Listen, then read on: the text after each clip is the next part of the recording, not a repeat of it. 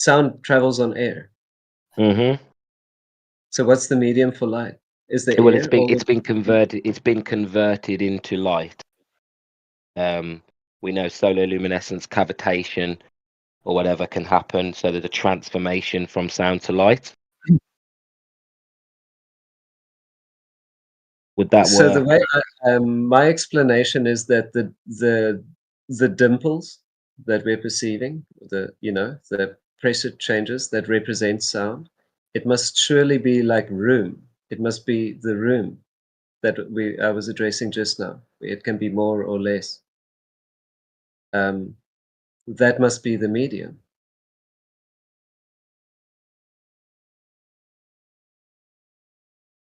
It's almost weird. It's weird how they do that, a right? perturbation or an excitation. Yeah. They tell us like all this time they tell us, hey, light is a wave, light is a wave, light is a wave. But no, it's like they leave that little piece out. The layman never gets some kind of a explanation for, well, what is the wave traveling on? What is it? What gets the light from the sun to the earth?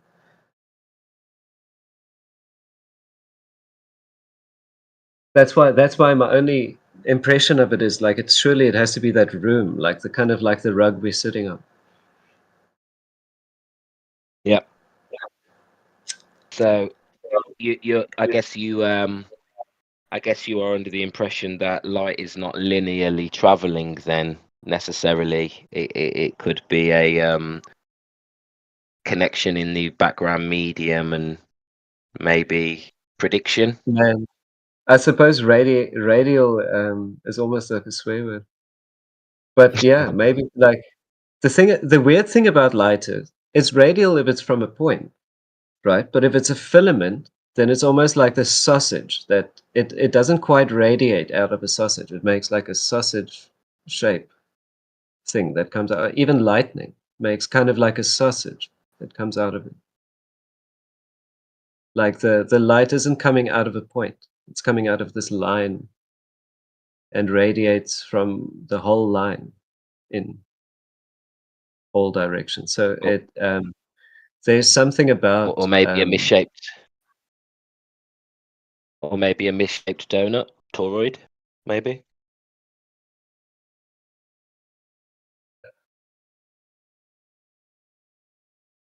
So have you seen this stuff about the polarization of light? Like lots of stuff uses light polarization now, and they found that there's a third polarization for light, and that pole can only be white.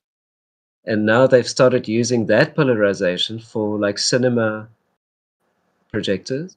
They have this white laser that only makes that light, and then the rest of the image goes through the other two stages of polarization, and then they can make much brighter 3D cinema. It's quite interesting how even light isn't like quite what they say it is. How like sound doesn't have 3 poles. Sound doesn't have what? 3 poles. Yeah, like polarization of light. Yeah. Like they use like horizontal slats and vertical slats, and now they have this other one, the third polarization that can't have any color. Can only be white. I know about this. Yeah, because there's an experiment with polarized lenses, and you put one in front of a camera, and it cuts off some of the light spectrum, and then you put another one, and it cuts off all of the light spectrum. But then when you put a third one in between the two, it reveals the light spectrum. So I've been working on the misapprehension that polarized lenses were blocking light. But now I've learned that actually it's changing the frequency of the light. Is that how you see it?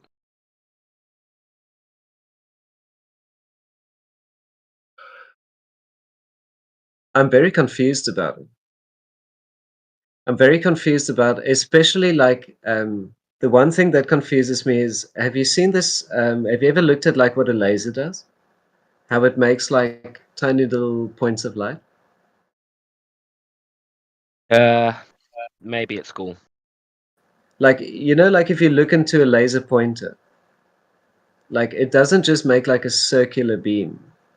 or like a circular dot on the wall. It kind of has little sparkles inside it. Right. Yeah, I know what you mean. Yeah.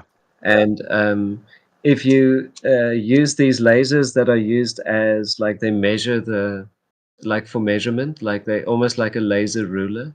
If you use those, that almost like accentuates that effect. It makes many sparkles.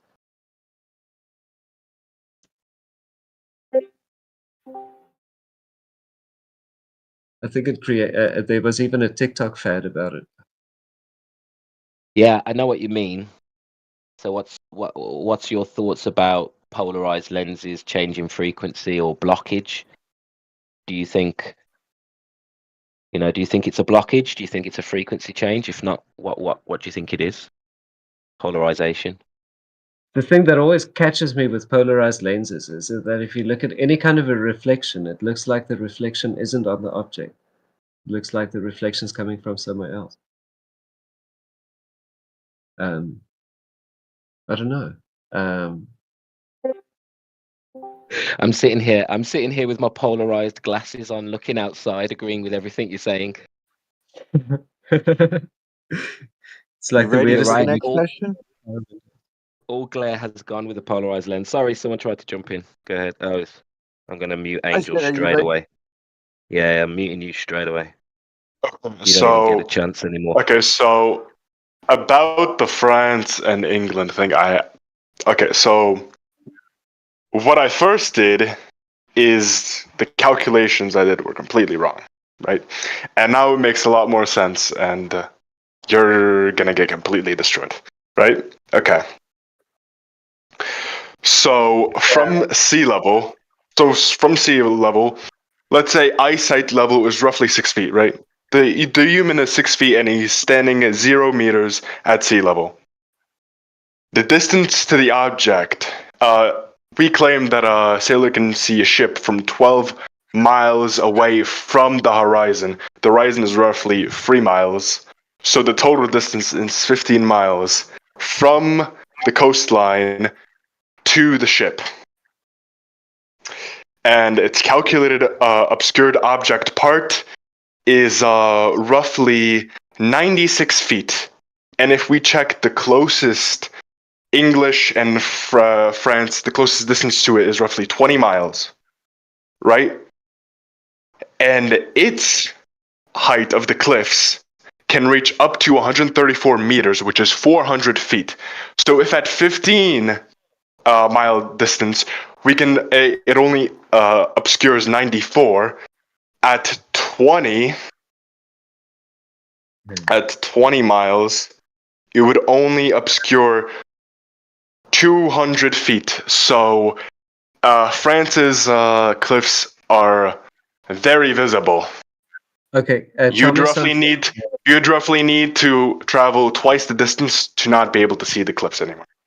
Tell me something. How much of it is obscured and how much of it is visible? If you go from 20 miles, distance to the object, eye level at 6 feet, distance to the horizon, 3 miles, the obscured object part is 200 feet.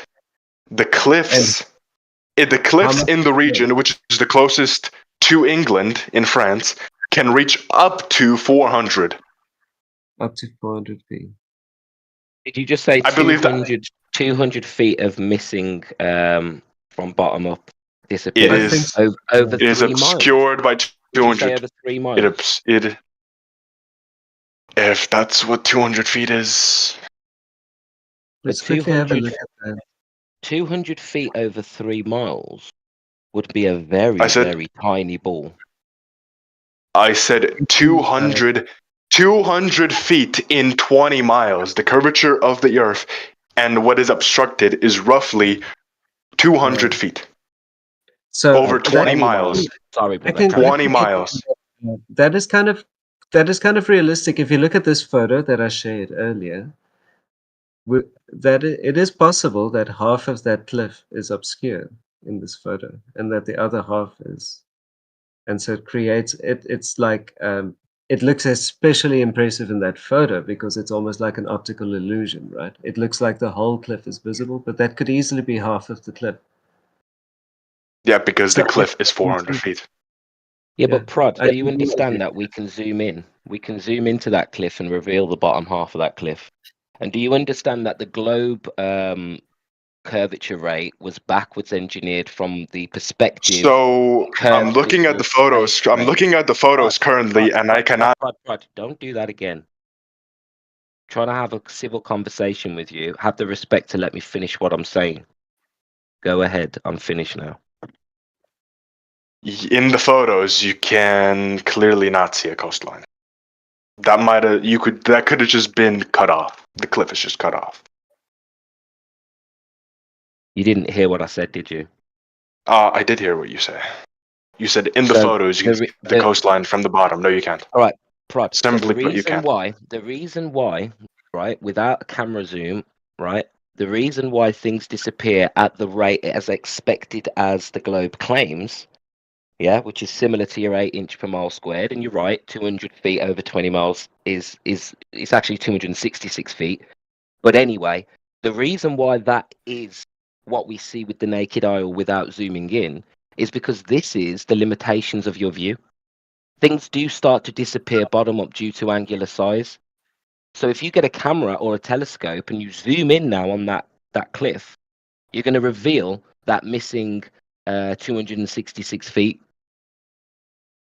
Okay, I'd love to see an image of England from France zoomed in into the coastline. I'd love to You see a won't see photo. England from France because of the thickness of the atmosphere, because of temperature. Oh, right. So we're And just gonna keep making excuses now. Okay. no, listen, No. perspective It's is a okay. You can't see the perspective is a coastline. You know you can't see the coastline.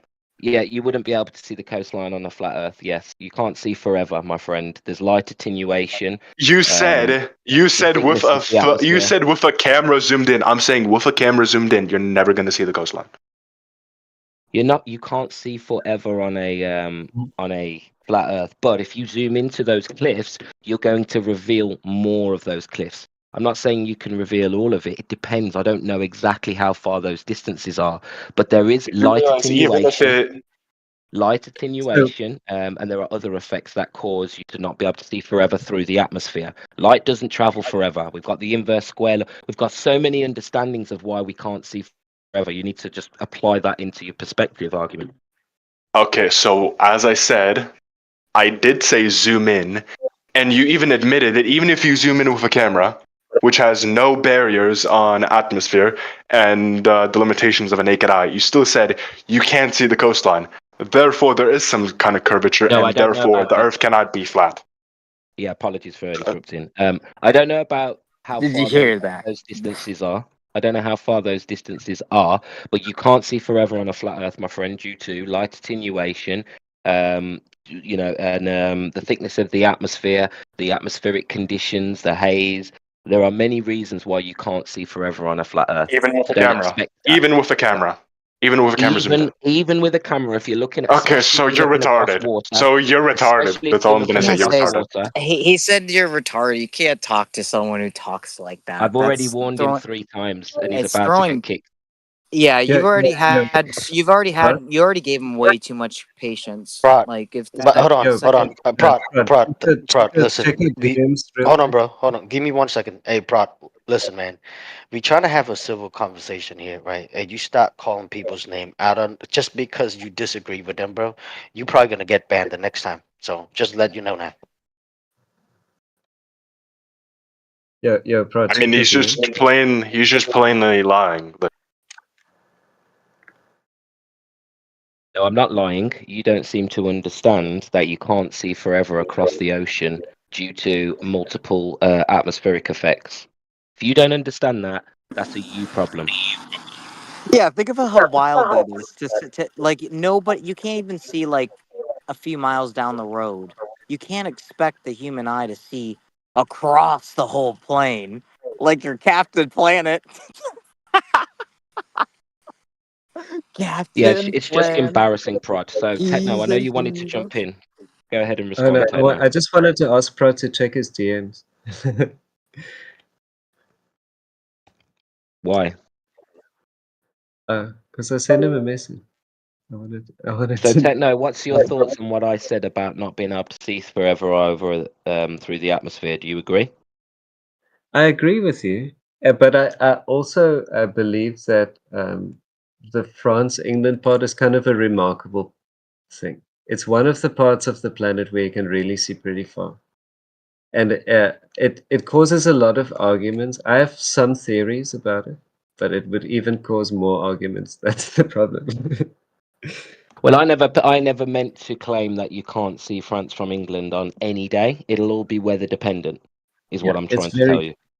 and these photos that you see on the internet, they're like very rare. Actually, that's not what normally happens. Exactly.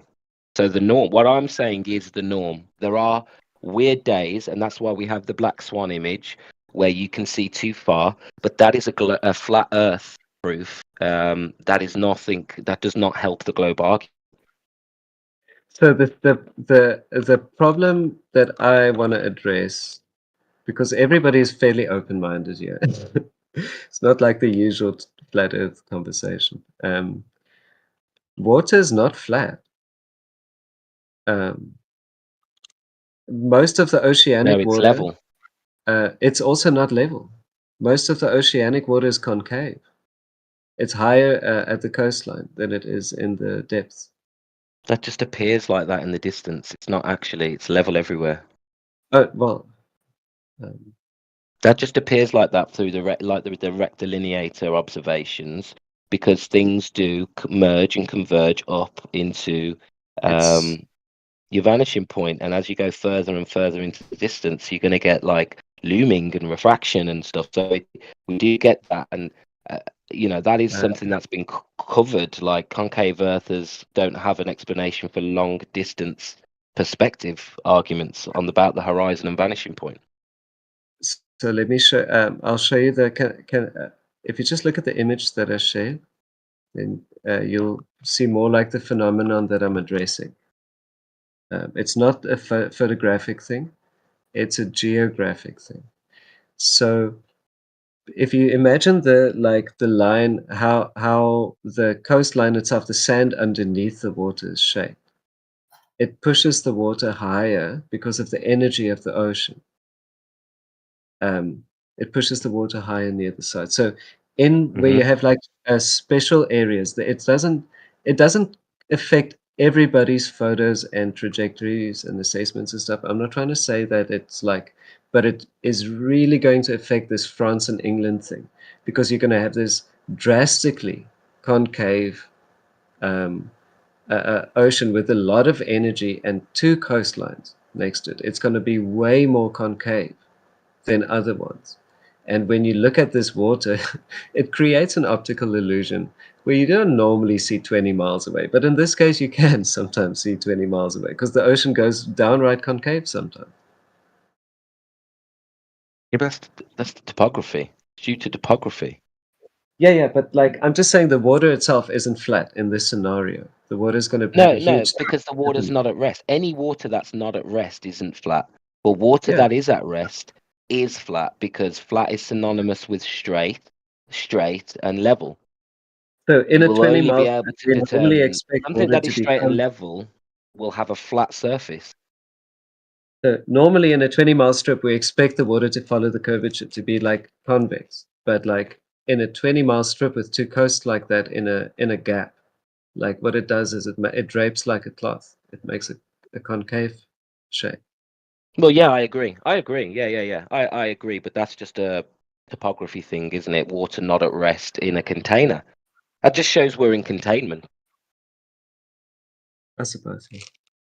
Water is contained, and at the edges you get the meniscus or the minutia, and this is it in larger scale. In a cup it just looks like a tiny little lit ridge where the container is, but on an earth, scale wise, it's going to show exactly what you've shown on that picture.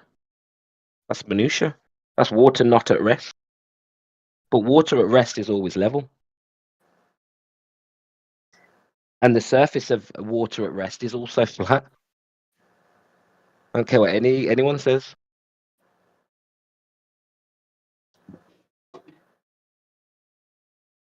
Well, it's flat, but you have to also calculate in that concave shape. It's got a dip in the middle. Yeah, due to the container. Due to containment. But that doesn't mean that water isn't at rest, flat everywhere, locally.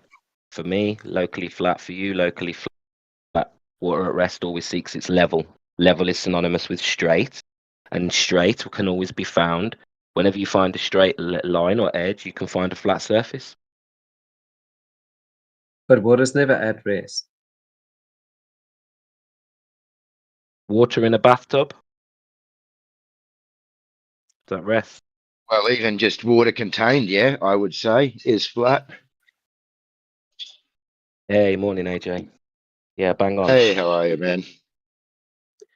So if I put a drop of something, a drop of, let's say, colored water into the water that's at rest, will it stay in one place? No, because you've disturbed the water by adding more volume, and then eventually it will go into rest again if you leave it long enough. Okay.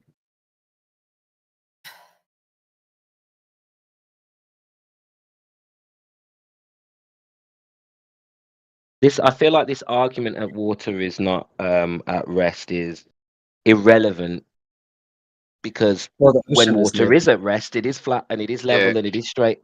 Do you know what I mean? So It it is doesn't matter when irrelevant. it's not at And, rest. Yeah, however, the ocean is never at rest. The ocean itself. I well, agree. regardless of that, we know that one of the consequences of pressure is that water always seeks to find its own level in a container.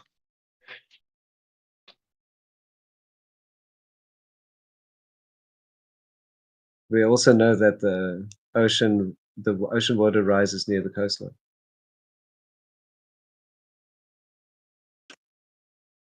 Known fact. And that's Yeah, we've proving just any been through type of that. sphericity. How?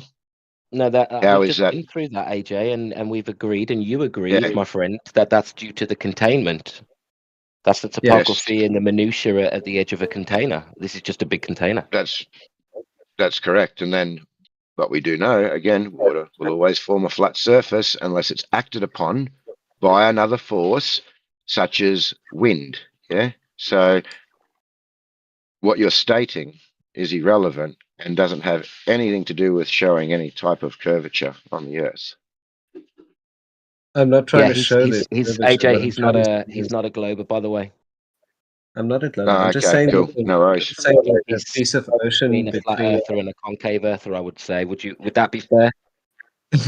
Well, not really, but I think that the little piece of ocean between France and England is a little bit concave, and that affects. It makes that look different from other pieces. Well, So, as a flat earther, I wouldn't be going into any sort of discussions with globers saying I think or I believe or look, this isn't level.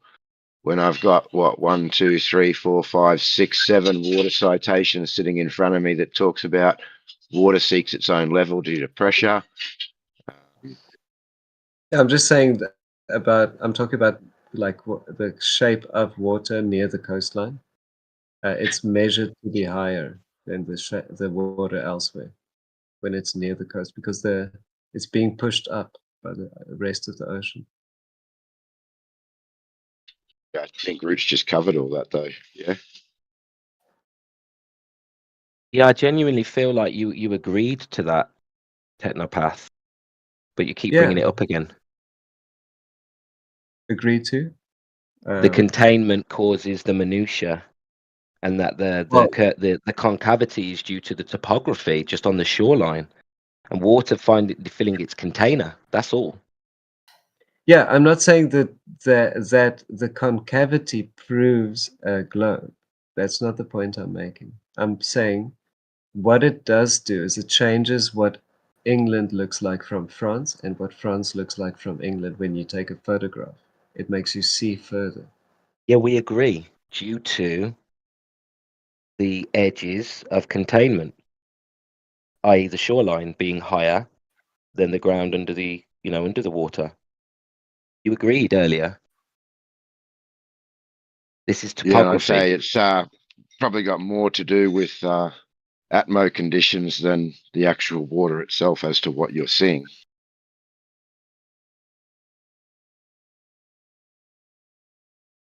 Yeah, we went through that as well, because Concave has claimed through the rectilineator experiment that in the distance, they're seeing like an upward sort of concavity, but things do, over long distance, things do bend upwards, and with the vanishing point, they bend and refract and curve into the vanishing point. So things above the horizon merge downwards and bend downwards into the horizon, whereas everything below that vanishing point will curve up into the horizon.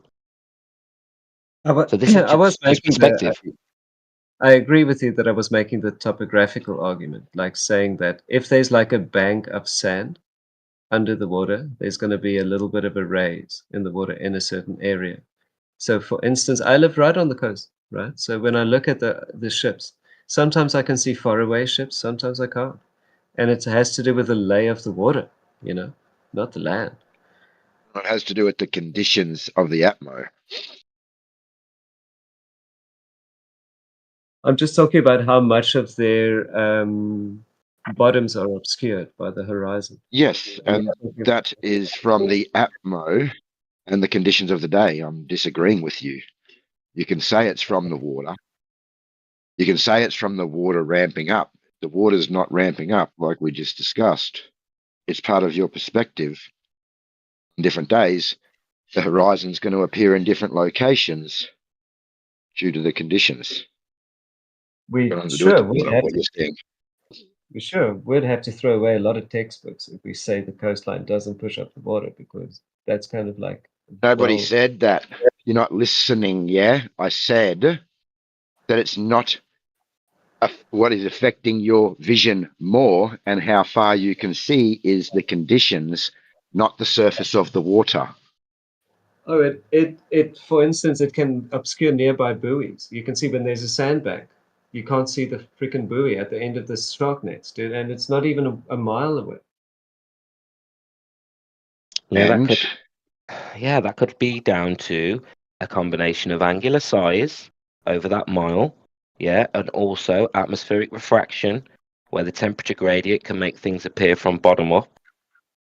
So But why what's can't I see the the problem? stuff behind it? If it's the atmosphere, I can see the stuff behind it. It would block out the stuff behind it as well. Like when you see boats move right behind the buoy that you can't No, that's see. definitely refraction, because you can do this on your driveway if you've got a black tarmac driveway on a very hot day. Yeah, put the camera down to floor level, and as you drop you put an object maybe a couple of meters in front of you. As you drop that camera down to ground level, you will see the object start to disappear from bottom up, and that's due to the heat coming from the tarmac.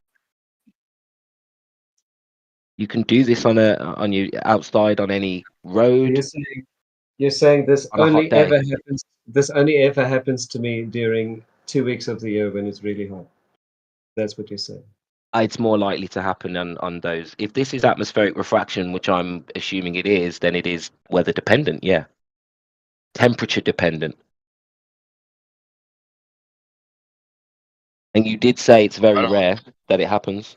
Yeah, go ahead. Whoever. I'll ask a question then. If what's It's not the rare where I live is very common what's because we've got lots of sandbanks that keep changing their shape. so over that distance, what's the drop into the center from the shoreline? What's the It's very small. height? It's very small. It's usually like it could be probably like it could accumulate to maybe something like a meter, like the equivalent to like the variation in the waves. So it's like it can make it. It'll be one wave lower than everything else, or one wave higher. You're claiming that the water is 1 meter lower in the Well, center to the edges. that would be the absolute maximum that it ever becomes. It's usually less than that. Like it can go. What I'm Completely saying is, disagree with you. water can ramp like that. Have you ever been to a water park? They do exactly that with a pump. Yes, and what did the citation I just read out state? Water in a container will seek level unless another force is applied. What would a pump be? What do you call a wave? What a wave, in your opinion? There's water climbing up 19 feet above water level. Did you just listen again? Water in a container will find level unless another force is acted upon it. Will you agree that the ocean has forces acted on it? Yes, it does. Okay, that's However, why it doesn't change the fact that regardless, doesn't change the fact that when these forces aren't being applied and we don't have waves and other things occurring, the fact of the matter is water is level.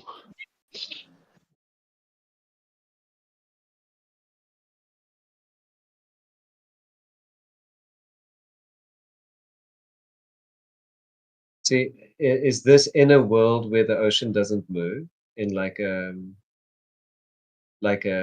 proverbial world?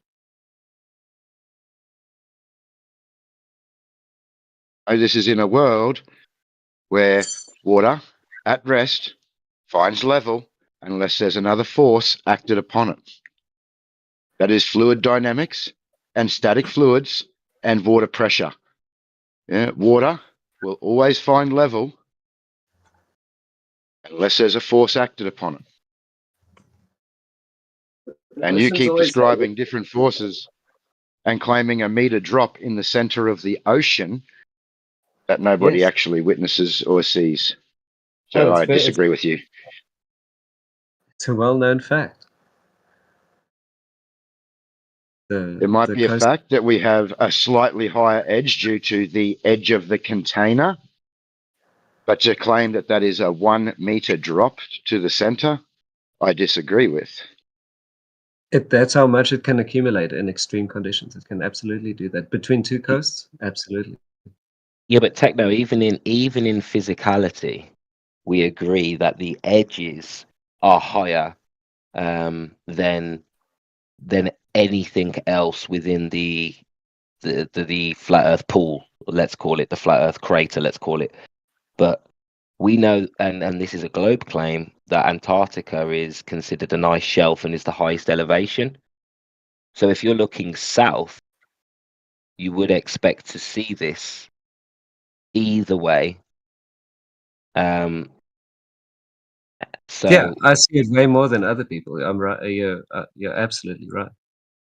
Yeah, so I'm just saying, like, physically, there is an ice shelf claimed even by the globers, and that isn't because of a concave Earth. That's because of, the just happens to be the highest elevation, and the water seems to be contained by it.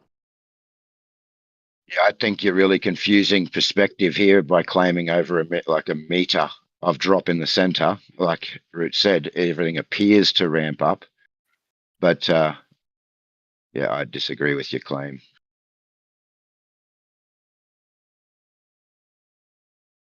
Okay.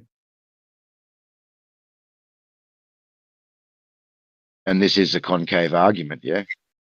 No, That, it's the water's ramping up. The water's ramping up in front of your eye line. Therefore, when you rise in elevation, the horizon rises with you, and this is where it comes from.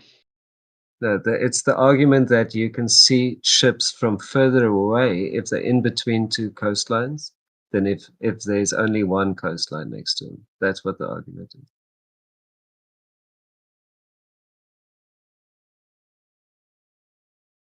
I don't think that's the concave argument, but Well, that's the argument I was making. It has to do with it's a topological argument for the visibility between France and England, why it's a higher distance than in other places.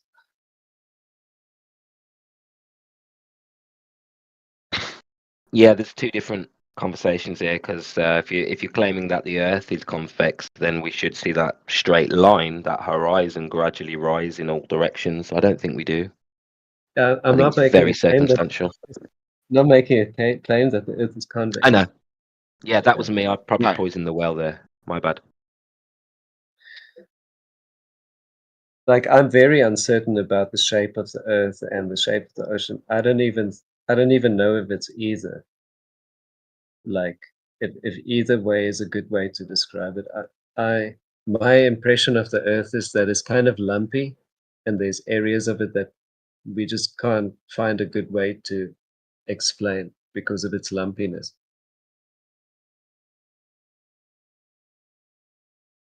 And for us, I don't think any of us would say we know the shape of the Earth, right? Nobody knows, right? I mean, you've been, in this conversation, I'm pretty sure long enough already. We're not claiming the shape. I mean, we're just saying that, Yeah, water at exactly. rest is level. Yeah, you might have a little, wave, water tension or whatever on the surface of the Earth, but it's not, you know, it's not curving away from you, have drop over distant like the 8 inches per mile square, like they claim on the globe. And that's all we're saying.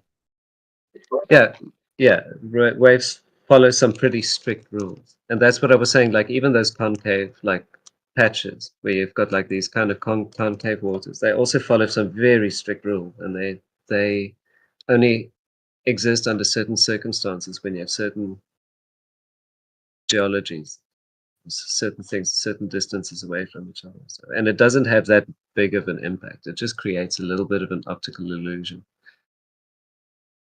There you But go. you're saying this Brilliant. only happens a We're all on couple the of same. days a week. A year, sorry, yeah. Is that correct? Yeah, yeah, exactly. Only when the conditions are absolutely perfect, and then they get that perfect photo. Yeah. That, Yeah. Well, I mean, I think you've just answered your own question, because if it's only happening a couple of days a week, it's not due to the drop in the center that you're claiming. Yeah, you've just said it yourself. Yeah, It it depends has on a the lot. conditions, and when we've got the right conditions, we can see further a couple of times of year. Well, the drop can be accentuated because of those conditions. That's what I'm saying. It has to do with ocean currents. Well, then that would be again atmo conditions and not the water. Yeah, Yeah, of if the course you have drop to have accentuated. you have to have a clear cold day to take a good picture. I agree with you. Otherwise, it's not like you're My not going to point see from the the beginning. outside. Yeah. And that's not clear cold days are rare because usually the clear days are hot.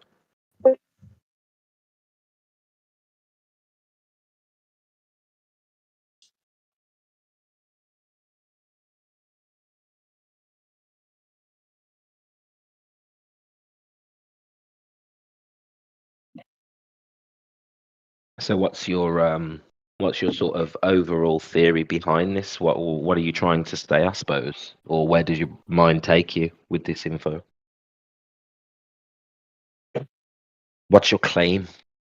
So I think it's like I don't think the best way to try and discover the shape of the Earth is through the shape of the oceanic water. I don't think it's the best way to try, especially when you're using civilian equipment. Um, I just don't think it's a great, and that was the point I was trying to make. Like, there might be better ways to do it.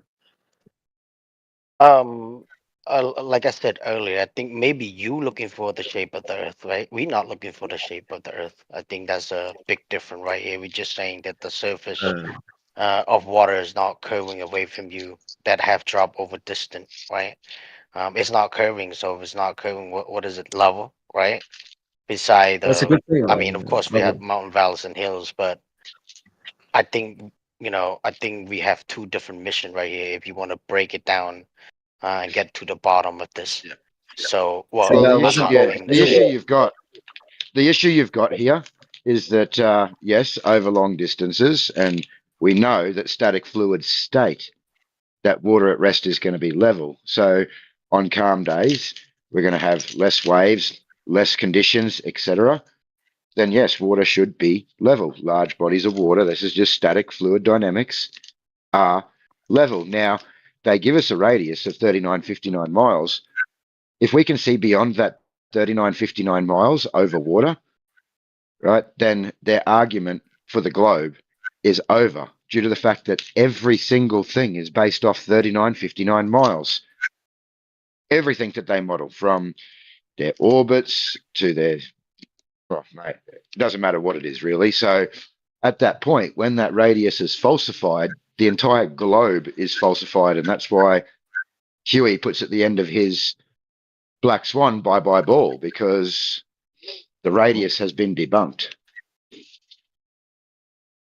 There is no globe from that point, as claimed.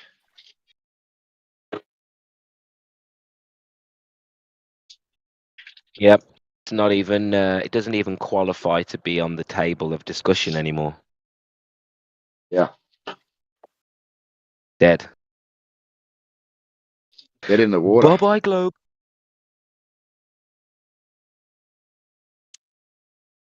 And I think that's enough. I don't think we need to take it any further. Like, obviously, I love the fact that we're, everybody's looking into it, and people are trying to take it further, but it isn't actually needed. Like, if the globe has been falsified, that is more than enough for us to work with and move forward with clarity. Yeah, That level, I that agree. level Well, argument 1000%. should be the basis. That level argument should just be the basis. The only flat Earth proof you need is that the horizon is synonymous with true level. Yep. Yep. Homeboy ran away. He didn't want to end with peace. I didn't think it was that crazy anyway. I did think he was a glober at the start. But, No, I think AJ. I think the more I listen to this dude, he trying to argue from two different points: concave Earth and also kind of flat Earth. So he got both his foot right on both sides, right? well, And I it's didn't kind of in the even hear middle. flat Earth. Yeah, he said he couldn't say whether or not it was a globe or flat, and that it was a bad description. That water wasn't the way to test this. But If you'd have caught the start of the debate, he started off debating a glober in here, and he actually destroyed him, I think. yeah, okay. And then I started speaking with him, and he brought up an interesting thing. Actually, I want to ask you about this, AJ. So he brought up something called vertical. This is how we got into it. He brought up this. He says, "Oh, there's something weird though," because I quoted It's that called vertical deflection. vertical deflection, yeah. But I quoted that the horizon is true level, and he says, "Well, the horizon isn't always truly level because of vertical deflection." Have you heard of vertical deflection? I haven't.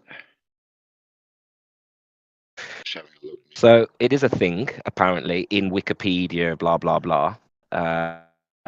That as you get, like, if you're going to build a massive building, he claimed, they don't use plumb. They basically Well, now try he's to. just being now he's being dishonest. Yeah, he's claiming a globe claim Yes, he because is. of just a very basically he's saying that it's not plumb due to gravity, which means Yep. he believes that it's being pulled to the center of the ball. No, he believes it's not being pulled to the center of the Earth's mass. He believes that the horizon will be deflected by the iron mountains or massive buildings. Nothing to do with the Yeah, center of mass of the I gravity haven't of the seen Earth. that. I haven't seen that before. We've got Magnetic Island in Townsville where I used to live, and it was named that due to all the magnetic rock. And when you go past it with a compass, it makes your compass go a bit silly. Yeah. But I've also built over there, and yes, you use plumb and plumb lines and horizontal. Everything's horizontal, and a plumb line is always plumb. Yeah. I've never, ever in my time of doing any sort of construction, or which I did for a while, have any concerns or heard any concerns from engineers, builders, contractors of any type that talk about, oh, well, this line's not plumb because we're next to a granite mountain. And Hang on, mate. again, they're claiming gravity. Yeah, we went through that, and that's how it turned into a debate because I asked him to define what gravity is. And he came up with some unique example of gravity. So he claimed that due to the space below you, there's more space below you than above you. You will be, because of density, you will be kind of it creates that free fall, but it was to do with the space, not purely density. I don't know if I understood that correctly. I don't know if anyone else was listening, but he had a unique take on gravity. Yeah, Well, but then I think that I think you also brought up electrostatic, and he said, yeah, I would love to go down to that rabbit hole or something like that, Remember? Like right after you mentioned, well, things fall whatever due to electrostatic, right? If I remember correctly. I was listening. Remember that part? Yeah. He admitted, AJ, and this is why I was being so charitable.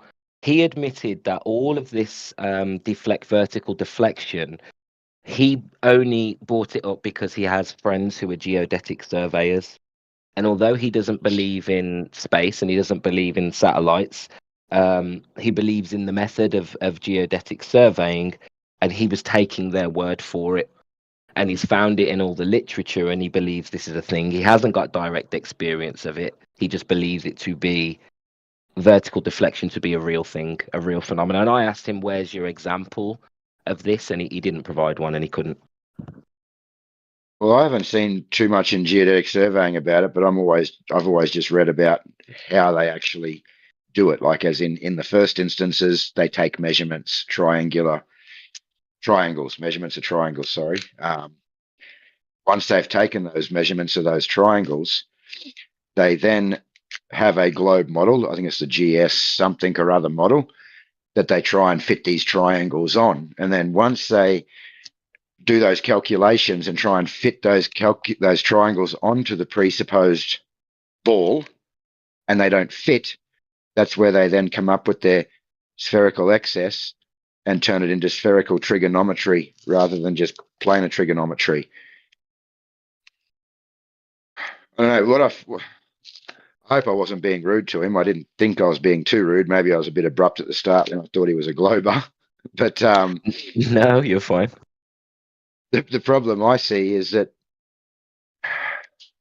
this is sort of what I was talking about the other night, like with you, and I know we don't 100% agree on Whitsitt. We've got a little bit of a different idea there. That's cool. But let's have a look at Professor Dave, for example, yeah? Now, like I said, Professor Dave's come out with a video stating that if they see an Antarctic sun, that's going to be because there's a fake one there. Now, he's got no evidence of that. But I think what Professor Dave's done is he's put forward solid claims of things that he can't prove, such as, this ice ring that goes all the way around. He's presented a map. He's got his sun, moon, and clock app as presented as a map. Yeah, look, this is what the sun does. This is what the moon does. This goes around like here. He's made the claims. You mean Dave Weiss? AJ? Yeah, Dave Weiss. You mean Dave? Yeah, sorry. Yeah. And I've heard him make claims over and over again. There is no Antarctic sun. There is no Antarctic sun. If there's an Antarctic sun, I won't be a flat earther anymore. Not possible on the flat earth. Now we've got all these guys going to Antarctica to investigate whether we have a sun. So if they see something like a sun that they shouldn't be seeing, his sun, moon, and clock app falls apart. His flat earth arguments fall apart. Didn't you say, Dave, that there was no sun? Didn't you say that? So, like when this guy comes in and starts claiming that plumb bobs are no longer horizontal because of gravity from mountains, and that this gravity has nothing to do with bending space-time, but has to do with the space above our heads, and he's claiming to be a flat earther, we're going to start getting all these arguments brought out against us from globers because it can't be proven. There's no evidence of it. He's saying that water isn't level, et cetera, et cetera. And I think he's just doing a disservice to flat earth overall. Just like Dave is, yeah? Yep. That's He's just very how I much. feel about it. Yeah, he's very much. He did in his defense. He did say it was all speculation. I should have probably let him know that, or that we were in speculation mode. Shouldn't cross paths with the debate. When it comes to true level, you know what I mean. You do have to sort of concede. So I should have made I that did. point, and I reckon he would have conceded, if I'd have pushed him on that. I did bring that up to him. I did say to him, you keep saying I think or I believe. I said, so this isn't something that you should really be going out and debating globers about, something that you can't prove and something that you just believe. But it doesn't matter anyway. He's lucky he came in here and didn't go and argue about bendy plumb bobs with someone like QE or someone else, because he would have got his head torn off. Yeah, he would have definitely. Yo, so I did like Who the knows a lot about deflection of the vertical is Indio. Who? Yeah, righto. Who knows about it? Sorry, Indio. T-Dub? Indio 007. He knows heaps about it. I got a question. So wait. So David Wise, right? Flat Earth Yeah. Dave. Yeah. Right? Like, so he went on an interview or debate and did that? No, so what he does claim this stuff in his interviews and when he's discussing things, and he said many times there is no Antarctic sun, not possible on a flat Earth. I've heard him say that if there was an Antarctic sun, he'd reconsider being a flat earther. But this is where his arguments are based, and now they're going to look at this Antarctic sun, apparently. This is when he had that interview the other day, and they were saying, is it flat? Is it flat? Is it flat? And he says, no, well, I'm a true earther, not a flat earther. And I think that's because I think he feels he's going to run into some problems here if they go and see something that they shouldn't be seeing when he's made these claims. Yeah, look, there is no Antarctic sun on the flat Earth there. So and that was the first video the next day that he popped out with, was a video showing a patent that NASA had for an artificial sun that they used for practicing their moon landings, etc. And then he went straight to the claim and said, well, we know there's an artificial sun out there. So if we see anything in Antarctica that we shouldn't see, well, then it's an artificial sun. But if you read the document, it doesn't mention anything about Antarctica. So you're sort of making a leap there, trying to protect the claims that he's made, because he's going to look like a fool if they see something that they shouldn't be seeing. Yeah. That's just my belief. I could be completely wrong, but AJ, what do you do when you sit there and say these things and then it gets proven wrong? Yeah, and then what we're going to have is all these globers saying, look, your model's debunked. Haha, see, you said you couldn't have that on a fucking flat Earth. You said you couldn't have this occur. Now, look, we've seen it. No, you haven't debunked flat Earth. You've debunked Dave Weiss's model of what he believed flat Earth to be, Yeah. That's what I'm saying. A lot of these guys, when they come in, they come out and start making all these claims and speculations. If you was debating someone else other than just a normal glober, it probably wouldn't have went too well. And then we've got a heap of other crap we've got to deal with because of the things that they say. No, water's not level. What do you mean water's level? No, water's not level. And then you're going to have 100 globers going, see, told you, flat Earth said water's not level. I mean, this is the way I see it sort of going. Yeah, but there's nothing to be. I do agree with you. I think Dave has said things in a silly way, and the way he's gone about it, it seems like he's nervous or worried or something. I do like Jaren's approach. Jaren's approach is more, I've got balls. I'm not afraid. I know there can't possibly be a 24-hour sun, but I can understand how there could be 24-hour daylight. So if you've got 24-hour daylight, sorry, that's not going to cause any damage to the not the model, because we don't have a model, but the accepted layout of how we see the realm. But he says, if there is a 24-hour sun, it doesn't all of a sudden make curvature a thing on the Earth, and it doesn't all of a sudden mean that we have a spinning globe, but it does mean that flat earthers in general need to now address this, think about this, and figure out, if there is a sun above the horizon for 24 hours tracked, and the flat earthers themselves see it, then it does open up, a new conversation. And I don't think there's anything wrong with that, because the globe is dead. Do you know what I mean? The globe is already dead. So for me, it's more interesting and exciting rather than any threat to flat Earth. To me, Yeah. Yeah, that's right. No, I agree. it's an See, opportunity for for us to me, go. I told you so, basically. Yeah. yeah. But if they do see something, regardless for me, I need to see that drop over distance and actual curvature. It's always been my argument that, whatever the path the sun's on, whatever the layout of the land is something that we haven't been able to verify, but we can see there's no curvature. So again, if you see something that maybe you shouldn't be seeing, that's cool. We need to work that out. But if you think it's got something to do with the globe, show us the curvature. That's it. Yeah. Yeah, exactly. My brain will not go to a heliocentric model if there's a 24-hour sun in Antarctica.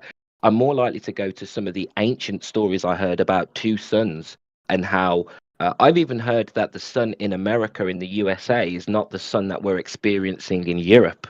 And I know that's a wild claim, and I've never Whoa. brought that up before, but I have heard in antiquity and stories of old of a belief that there are two suns.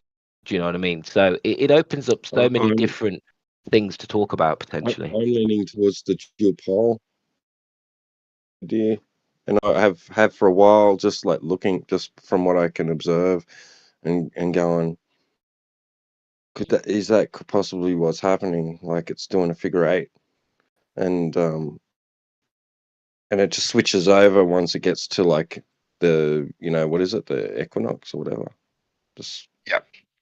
starts going the other Yeah, Like way, there are, right? and it's makes just sense. There so are a lot of imperceivable to us, but it's not imperceivable because of the sunsets that we observe. So sunrise and But there are sunset. Sorry, definitely, go on. like I was saying, what Root said, it's definitely in older stories and documentation that we do have more celestial bodies than we're told. We've got the Black Sun, we've got Nibiru, we've got a few other things going on. So maybe, or maybe it is making a different path, like you said, Twadwazzle. Or that would be my first argument. We don't actually know the path and the layout of the land. Yeah. Right, and if it is a dome with a reflection and an external sun reflecting light in, then the whole coffee cup caustic idea could give you a focal point in the sky, which you could misassume as the sun, a bit like how the globe is misassumed a celestial pole. Remember, we're in the southern hemisphere. We don't even know what the southern hemisphere is. So there's lots of Yes. different, reasons why we could misassume or assume we're seeing a sun if the coffee cup caustic thing down there. Well, I did see a video from there the other day that showed two separate suns circling. So I don't know. That was another one that came up on my feed about this Antarctic sun. They're coming up everywhere now at the moment with this Antarctic sun. And it showed, one sun on one side and one sun on another side. But again, is that just a atmospheric effect that we're seeing? What the hell is it? Yeah, that's gonna be I don't know, weird. but I'll tell you something, right? Like sometimes, like this today, right? It was cloudy and I couldn't see the sun, and like we were going to downtown. It was like 10:30 a.m. Right? And we're in the car, and we're driving down the main street. I'm looking at the sky, going, it's cloudy, but it looks like the sun is like bright. The clouds are brighter, like right above us. So that like not right above us, like because it's winter, but so at an angle. But I mean, at its midpoint, it looked like that's where it was, but it was too early in the morning for it to be there. So I was like, what's going on there? Yeah, but I get a lot of weird stuff with the moon here where I live as well, up in the mountains. A lot of the times we don't see the moon at all. But then the times that I have seen the moon, it's nowhere near where it should be. Yeah, I've pulled out a compass, had a good look, and I've seen it sitting in the west on the horizon nearly all night, from 8 o'clock at night right through till 3 in the morning, 4 in the morning, just sitting on the horizon on the west. Crazy. Crazy. How? That's what? How? Yeah. But I don't know whether that's effects. I don't know whether that's because of where we live. We don't see it too often in the mountains. Oh, that's right. So I made an interesting observation just sitting here on my ass on Discord, right? At the back. Like, so where I sit a lot of time and smoke, right? There's it's in a glass room, right? And it's off the side of the house. And so I see through the glass, right? And I see where the sun actually is, right? Well, not actually is, but where it seems to be. And then there's a window on the side of the house, right? Which I look through the window of the glass room and onto the window of the into the dining room window outside, and there's a reflection of the sun, right? I can see things in that reflection that I can't see where I look, right? Now, what this is weird, right? Because I'm looking at the sun. It's like not far from setting. It's like an hour away from setting. It's above the horizon. And it's got, towards the north sort of thing, like the northwest. And I can see it, the whole thing, right? And then I look into the reflection and it's hidden by a garage roof, partly hidden. It's like setting behind this garage roof next door, my neighbor's garage roof. So I looking in a reflection and seeing it obstructed from view. And then I look and it's not obstructed from view in like where it actually is. So it's like, wow, that brings another perception into it altogether. Like I'm not really seeing that. That's a reflection. That's a view of somewhere else where I'd be somewhere else, right? If I was standing, like if I could stand, and it would be inside my house, right? Think about this, right? For me to have that view, the actual view, the reflection I'm seeing, I'd have to be inside my house, and the house would have to be not there, and I would have to be seeing like through the wall and seeing my neighbor's garage roof and everything, and to see the sun actually being obstructed by it. It's weird shit. Yeah.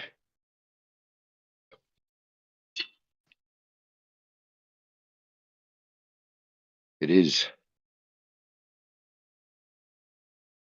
It just made me think about like sunsets. I mean, like right there, I'm seeing something that I can't see, and I could not possibly see.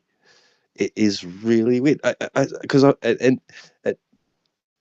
I sat here and looked, and I'm looking, and I'm seeing this reflection, and I'm going, and I'm looking at the real thing, and I can't see what I'm seeing in the reflection. It's just Yep. not there. It's not like, and then I realized it took me a while to figure out what was going on, and I'm thinking, if I was at this angle, but on the other side of the window on the wall inside my house, then I'd be seeing it. But if I was inside my house, I'd also be seeing parts of my house and everything, the inside of it, and I'm not seeing that in the reflection. I mean, it doesn't make much sense to me. It's really weird. Yeah. Yeah. I think this is where their argument falls apart, yeah, because like you said, we don't know what we're seeing.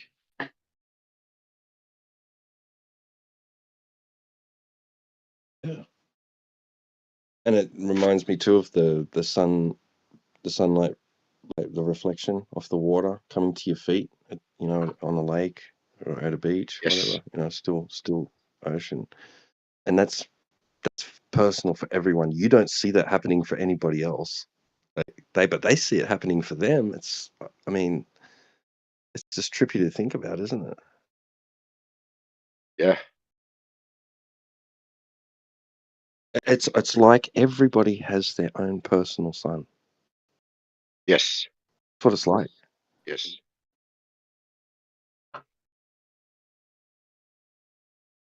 Yeah, definitely. Definitely Yes, is. and moon too, and stars, and all of it. Yeah, yeah. That's I don't know. I was ringing my brother-in-law when I was seeing that moon sitting where it was. He was seeing the same thing in Victoria. To what extent? He was down in Melbourne. I was ringing him, going, "Man, where the hell's the friggin' moon?" Oh, it's in the west. I'm like, what's it doing there? It's 8 o'clock at night. What's it doing over there? Right. And you think about the ground position too, right? Of a celestial body. Well, Yeah. only one person could ever at one time view that and go to that spot and look up and see that one at a time, not more than one person at a time can have that vantage point. Yep. Either, you know, to be at the ground position of a star or the sun or whatever. So why is it so hard for globers to accept this perspective argument? Is it because it kills all of their observations on the celestial sphere that they say we don't see on a flat Earth? Or is it because this is just not taught in school? The whole personal curved visual space thing? Why do you think it is? Well, I mean, that's what we're seeing anyway in that in their celestial sphere. We've got our own dome of vision around us, and look, I don't know. I think that like anything They that leave you that out, say don't that they? doesn't, They always leave it yeah, out. but I think that anything I think anything you say that they don't agree with, they're just going to say nah. Yeah, it doesn't matter. They're there to win the debate, I suppose, or I don't know if they even really believe their bullshit, but at the end of the day, I think that's what it comes down to. They're just there to debate and say, nah, can't be flat because of this. Nah, that doesn't work. What's perspective? Perspective can't do that, etc., etc. Yeah, I don't know. Yeah, I always notice that they don't give a proper rebuttal. That point where the penny should drop, that there is a personal atmospheric dome and then there is a celestial sphere, and you need to sort of take the two references into account, a bit like the Bisley model. I feel like where there should be a penny drop moment, they go quiet, and instead of allowing the penny to drop, they'll go, "I don't get it," and it's like they do that on purpose. They don't want to get it because they've not been taught from school to connect the two ideas. So they're afraid to, or I don't know. It's like this weird cognitive dissonance that kicks in because they understand it locally, perspective, drop over distance, things disappear bottom up. The stars, decrease in elevation on the horizon, but then they won't take that into account to the celestial sphere. So I'm thinking, is it my lack of understanding connecting these two too intimately, or is it they're playing silly buggers?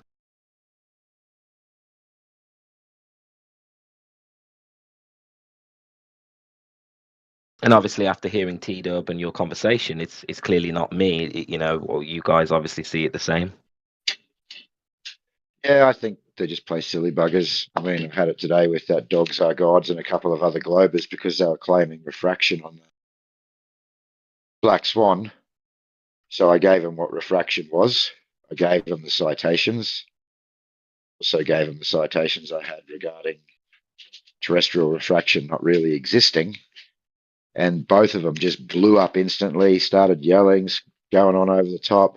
Nope, nope, nope. You just don't understand refraction. You don't have to have a boundary layer. You don't have to have two mediums. I'm saying, well, here it is right here. This is it, man. It's right here. No, it's not. We can have it in there. And it's just a big hand wave dismiss. And you notice when you say something that really goes against them that they don't really have an argument for, and they just lose their shit. Like you said, rather than having that penny drop moment. Oops, sorry, go toward. I read the other day, right, that light is already naturally curving, according to Einstein. Yes. It's following a geodesic curved path in space, right? And then on top of that, right, so the sun is massive enough, they claim, right? It does have enough mass to be able to distort space-time significantly enough to bend light, right? So it's already reaching us in a curved path because it's not going to just like want to start straightening out once it gets to Earth, right? It's bending, right? It's bending it through its own space-time, right? The light that's coming from the sun. And then on top of that, because of some technical loophole within the math, right? They say that light is bending, warping space-time itself. Yeah, if you read them both, that's even though it's massless. Massless, that's though, one of the, right? But they claim that this has to do that apparently because of the math. There's no other way, no Yeah. other possibility. Sorry, go on. And that's one of the major differences between Einstein and Newton, was that Newton said that light will just follow a straight path, or that any object will follow a straight path unless there's a force enacted upon it. But then Einstein says that no, light doesn't follow a straight path, it curves, and that things can take a geodesic path through curved space-time without a force being enacted on them.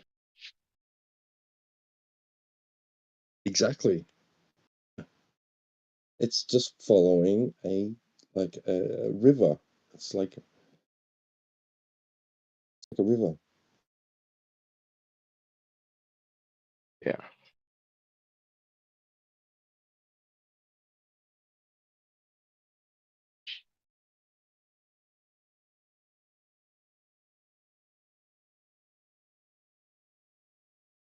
Well, I've seen And quotes of people saying that there's no 24-hour sun. Sorry, T-Dub, I thought you had finished.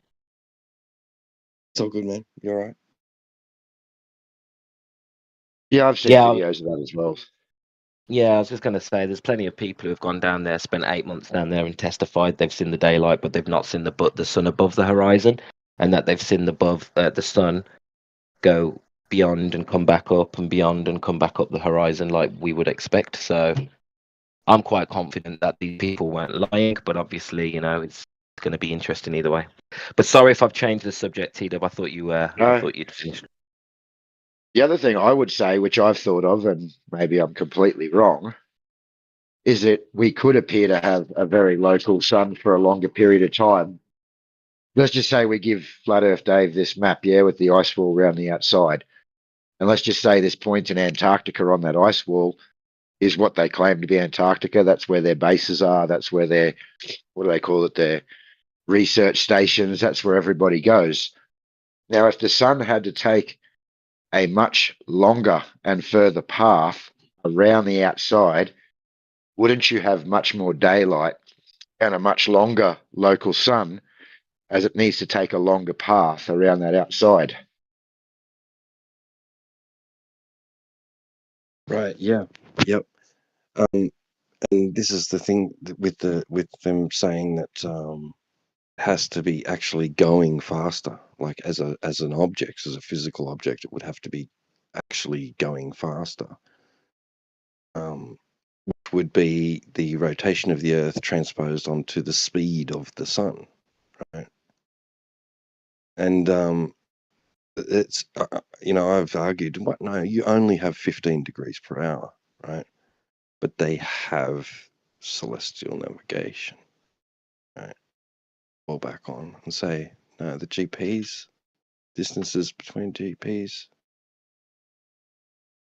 take that it has to be going physically faster. If it was a physical object moving above a plane, it'd have to be actually going faster. And they're right. It would, if it was a physical object in motion above a plane, would have to be going faster according to the accepted distances between GPs of the sun. They're used in celestial navigation. Faster or slower, depending on north or south, right? Speed would have to change.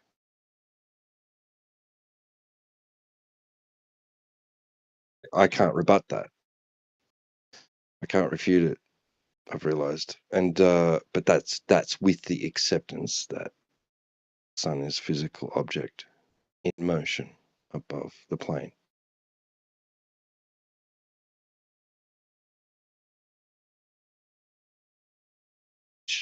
I don't make that claim. I say I don't know what it is. No, what I'm seeing.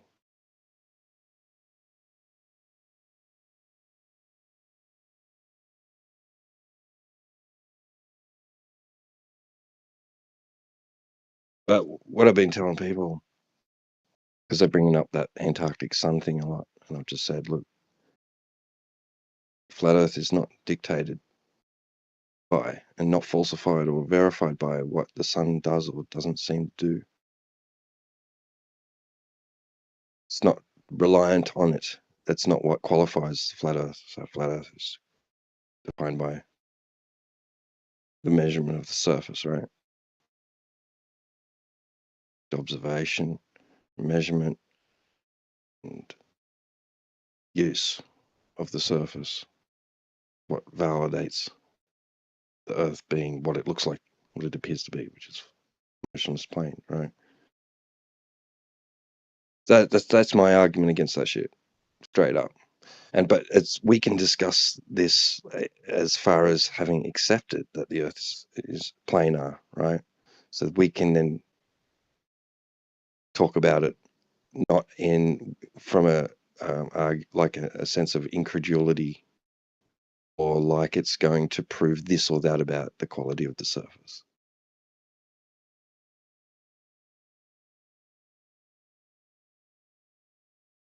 Sorry to monologue.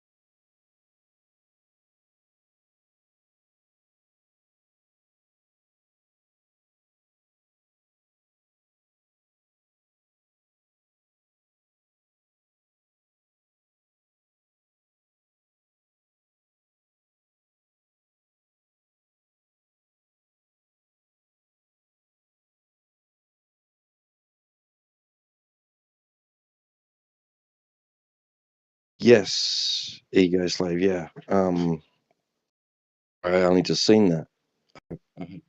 It's on YouTube. Yeah. Capricorn's inner, isn't it? And no, Cancer's inner and Capricorn's outer. Is that right?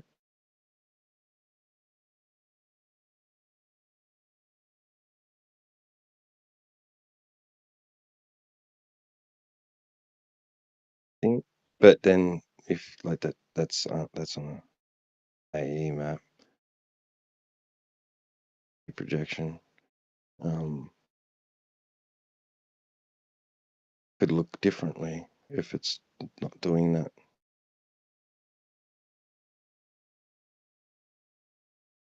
That's why I like the dipole. But I think that is still be still a factor at play. Yeah.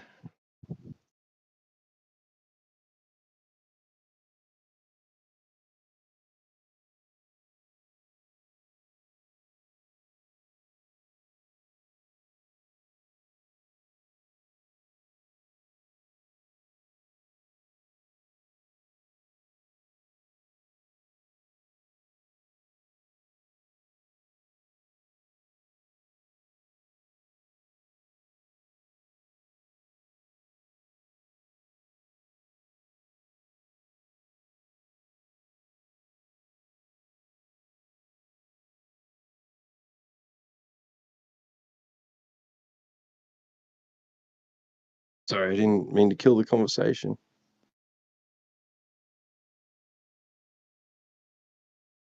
You didn't. I missed half of that. I was just talking to my wife about something. She just came in, so I had to dip out for a minute. Didn't kill it. Sorry, I was just rambling.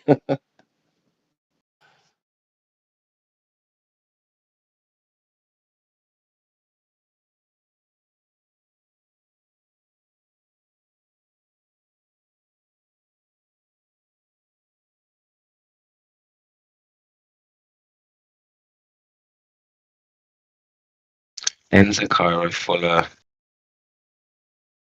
Enza Cairo Fuller.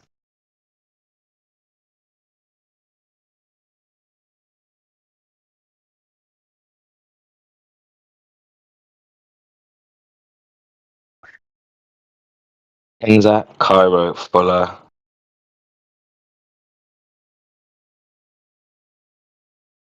Yeah, that's what I meant. Yeah, ego slave. Yeah.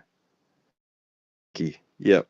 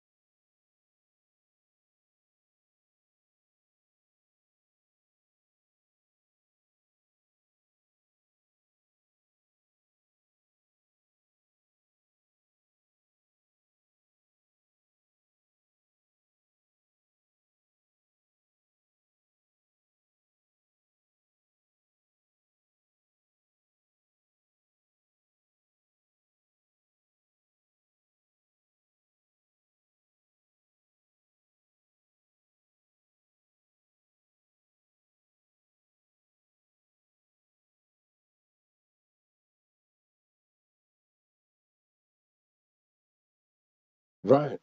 Yeah, that's interesting, I guess. Like, yeah. It,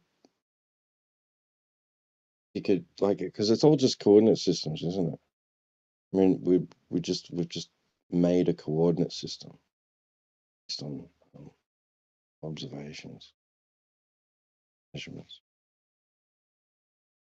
And then you can then take those coordinate systems and project it almost infinite number of ways. I mean, as long as you set postulates, that you're not breaking postulates, it's considered viable.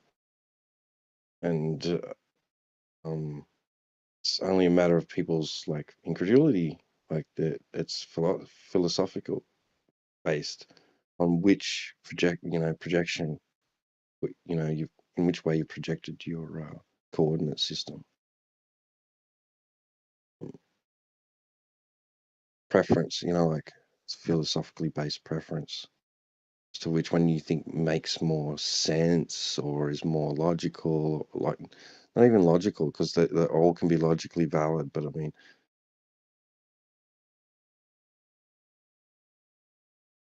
it is just what you are and aren't willing to accept might be possible on a scale that you don't perceive.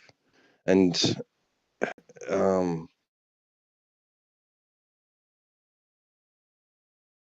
you get to throw out a bunch of crazy shit. Yeah, they might think a sphere seems more like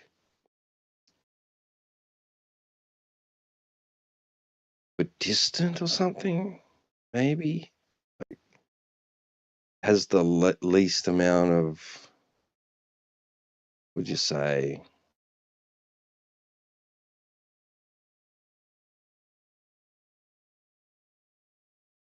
allowances, I guess. But then beyond that part of it, when they start stretching it out away from the surface of that sphere, it's really fucking complicated to the point where they have to actually vent and come up with allowances and or excuses, reasons, and more extra math to justify the previous math because suddenly something's not starting to make sense, all right? That's when they come in with all sorts of shit, gravity and dark matter, dark energy. People postulate ether and things like that to explain all these observations and fit it into a paradigm, a narrative, a model, a projection. You know?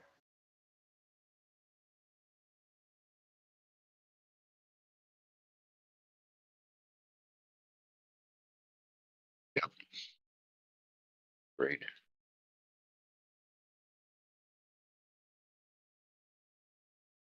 Twadwazzle, have you ever done the trip to Tasmania on the Spirit of Tasmania? I'd love to. No, you haven't done it before? I've been as far as South Australia, like the tip, like what was it called, Glenelg or something? Yep, Glenelg, yeah. Yeah, like yeah, that's as far south as I've ever been.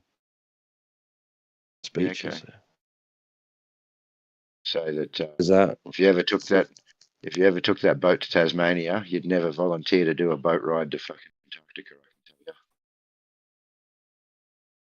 oh, is it really choppy?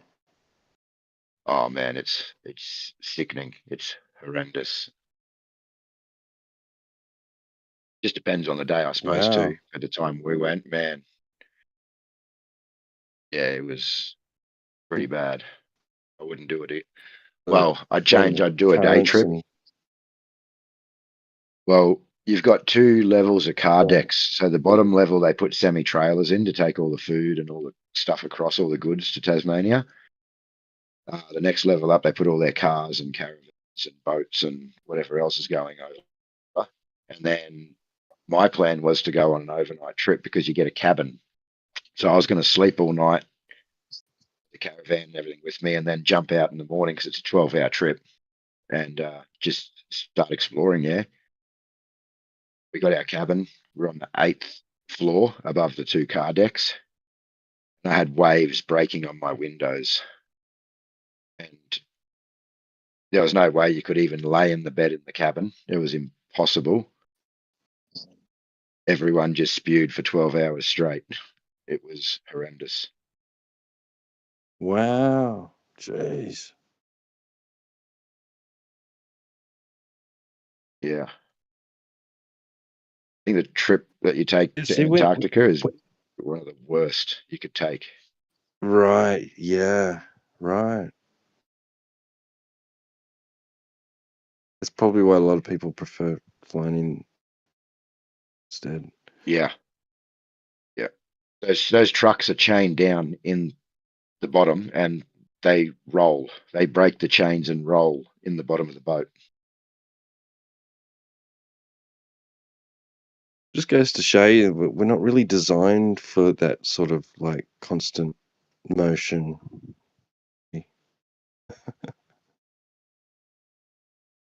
Not at all.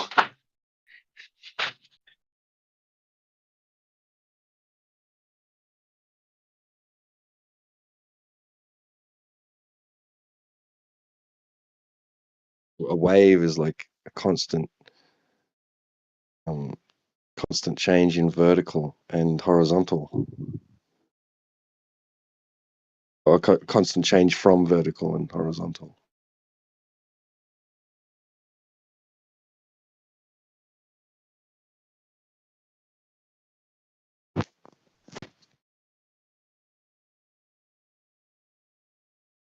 Yeah, you just end up laying on the bathroom floor because there's nothing else you can do.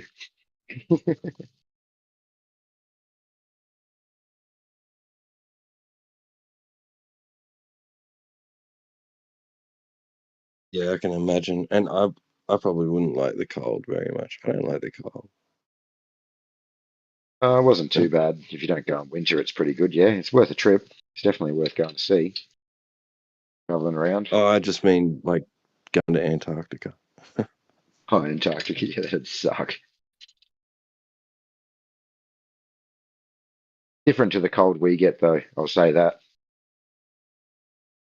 When I was in Colorado for that 6 months, we were getting meters of snow. Yeah, every night you'd have to dig your car out. It'd be completely buried. But the snow is that dry because the atmosphere is that dry. You're up so high that you can't even make snowballs. Yeah, it's like talcum powder. It falls apart. So we were getting like minus 20, minus 30. Shit, I could even claim probably minus 40. I'd have to double check, but that's what the sort of temperatures we were getting. But it wasn't anywhere near as cold as here at, say, -5 or -10 because of all the moisture in the air. It was actually bearable.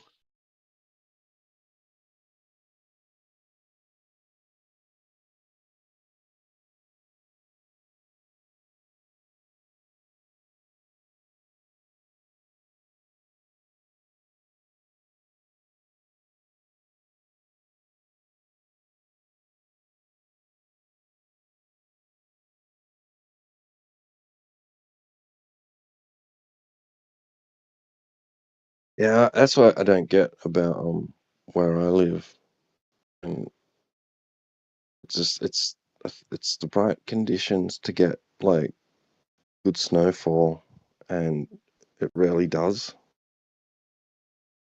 Like an hour away does get it, like, and still not as like as heavy falls as what we hear of from the States at a similar, right, opposing latitude.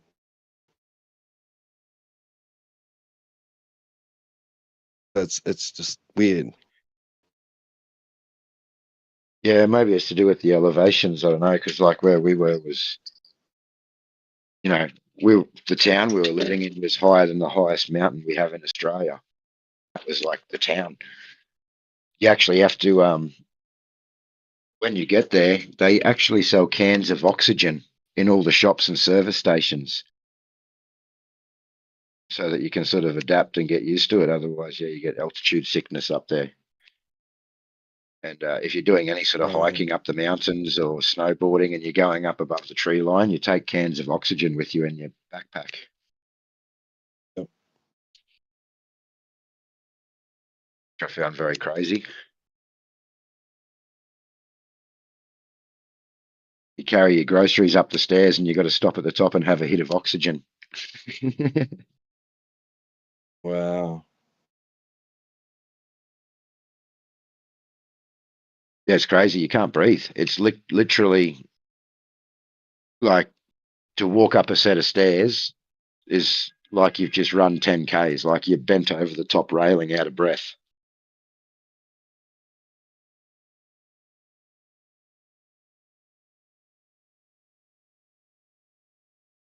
Yeah, the static electricity is crazy as well.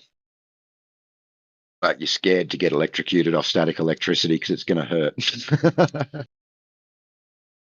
Right.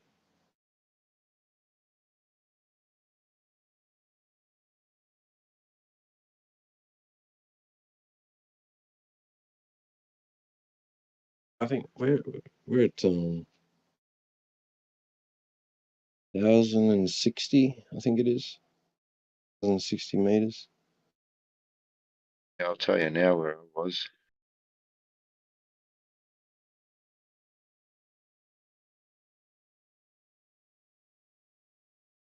So it's where we were living there in Frisco. It was 2,766 meters. And Shit. so at one of the ski resorts where we'd go skiing,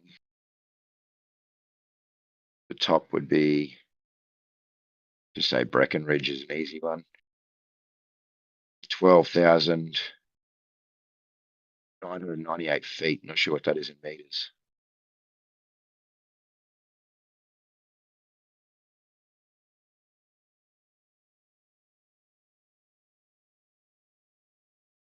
So yeah, peak 8.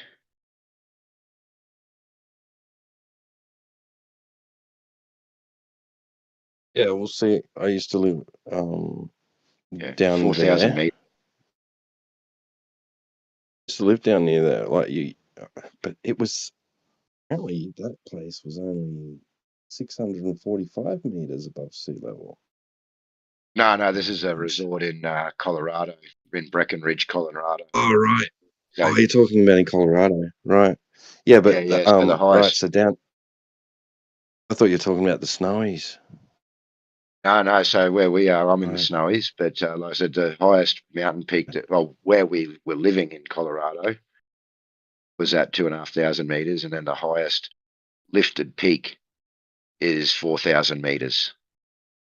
And you get up above the tree line. There's no trees because there's no oxygen. You just see the trees stop, and then the mountains are just bare on the top because there's no oxygen up there. So yeah, when you go up there, you take cans of oxygen up with you. You can.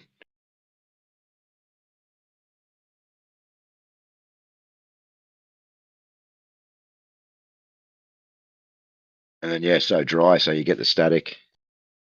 The snow's really dry, even though it's like -20, it's bearable because there's no moisture in the air. It doesn't sort of go through.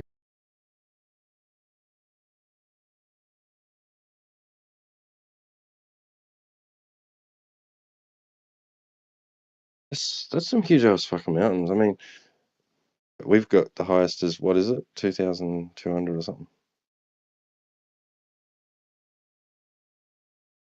Something like that, but the highest lifted point you can go to is nowhere near that. It's 2,228 is that Threadbow, meters. which is 2,000. Kosciuszko, Yeah, 2,037 meters. What is? Kosciuszko, the highest lifted point is 2,037 meters, All right. with a vertical drop right, of okay. 672 meters. Wow.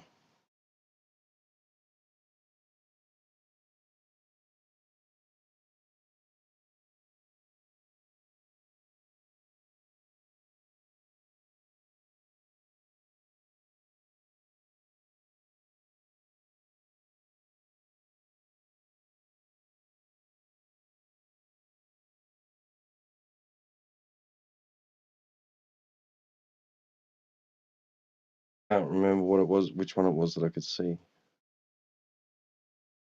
from where I lived. It was only 645 meters of sea level. Like, I'm so surprised. I thought it would have been way higher than that. Higher than that where I am now. But yeah, 4,000 though. That's just incredible. I couldn't even imagine like standing next to that. Like, even from a distance. Like, what would that even look like? So I drove to Aspen for X Games, and when you drive through to Aspen, it's actually like being on what'd you call it? Like the Roadrunner cartoon, yes? You've just got these massive mountains surrounding you everywhere with these big, huge, like rocky cliffs and outcrops that come out over the highway. And it's pretty unreal. Wow. And one day, yeah, as you're driving along these roads up there, you just got these massive mountains each side of the road. One day we're driving to Copper Mountain there, and there was a massive avalanche. You can actually see down the side of the mountain on the highway when all these big avalanche chutes that are cleared out from the avalanches. There was a massive one that buried like 10 kilometers of highway or some shit when I was down there. Like, took out a heap of cars, buried a heap of cars. And in the mornings, when you go up to the resorts in the mornings, you can catch all the lifts, but they do a lot of backcountry. There's a lot of back bowls, so you can take the lift to the top. You can snowboard or ski down into the back bowl, and then they'll take you out into the backcountry in a snowcat. You got to have like avalanche gear and stuff with you. And in the mornings, before you can go out there, once you get up on top of the peaks, you can see them. They're out there flying around in helicopters, throwing fucking dynamite out of the helicopters and blowing all the avalanches, so you can sort of sit on top of the mountain and watch them blow up all these avalanches and watch these avalanches. And then once they've done and they finish doing that about 9, 10 in the morning, you can ski over the back and jump into a cat and get up and do the back country. That's pretty cool, watching them throw dynamite out of helicopters causing avalanches. What?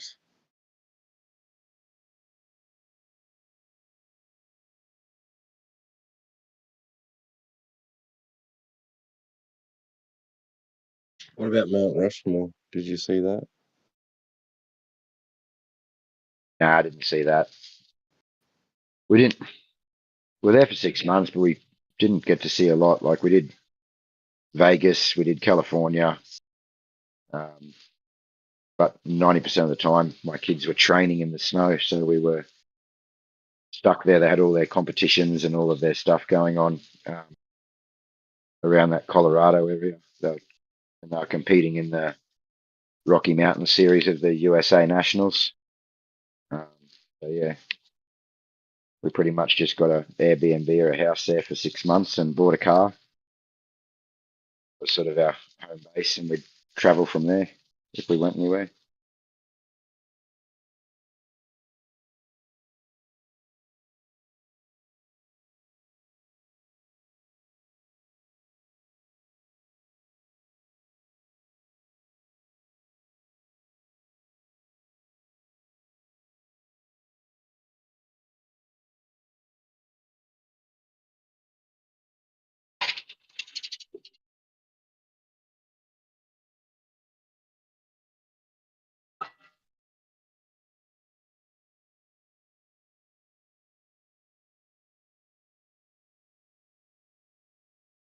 Yeah. It's amazing. Love to see that. That mountains.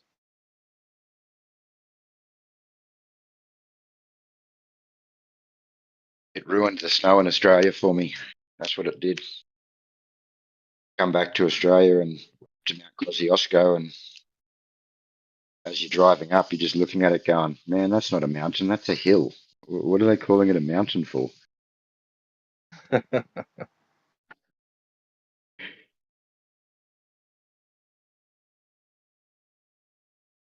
Yeah, we didn't really don't. Yeah, we're really not very exceptional there, are we? Here in Australia, you do a 3-minute lift ride and a 1-minute run down the hill. Sometimes 30, 40 minutes on a lift up to the top, and you're doing a friggin' 10K run down.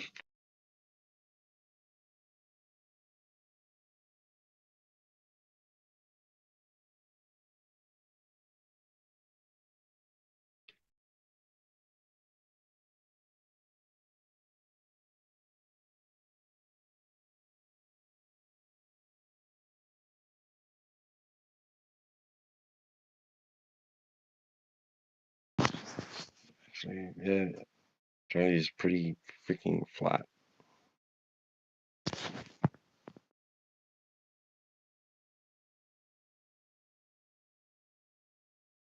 Yep.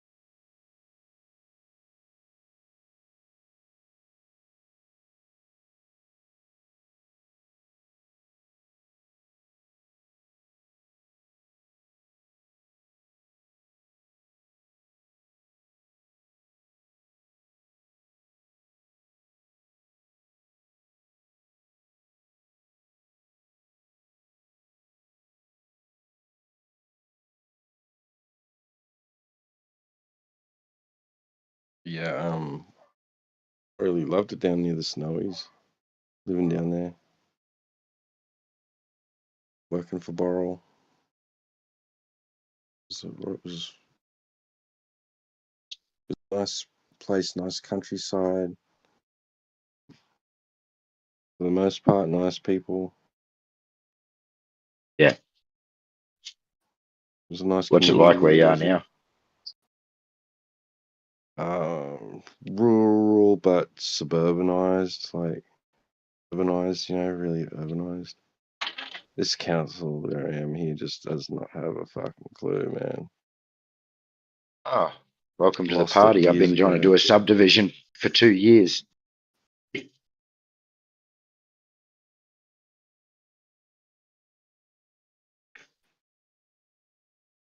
I just waited 2 months for him to give me one document.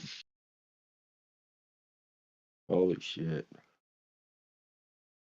I'm losing my mind. 2 years of this shit.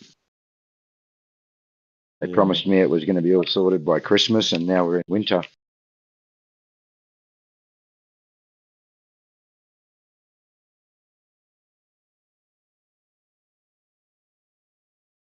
Maybe they meant Christmas in July.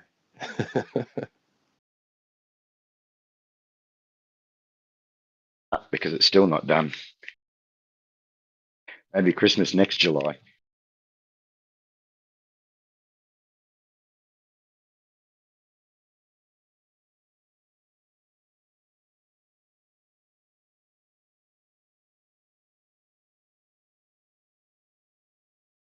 Yeah, his council like ruined this town. I mean, probably 20 years ago, I'd say, maybe more. When I first came to this area, like probably, holy shit, over 30 years ago, it was bustling, and it had 3,000 people, and it was bustling. It was like a little tiny like metropolis, like that had 20 corner shops or something like that. Little takeaway shops and bakeries, 3 bakeries, like 3 greengrocers, 2 supermarket chains, like pubs and clubs galore, man. I mean, so many pubs, and a golf course, and sports in the every oval, every freaking park was full of people every weekend doing something, sports activities and shit.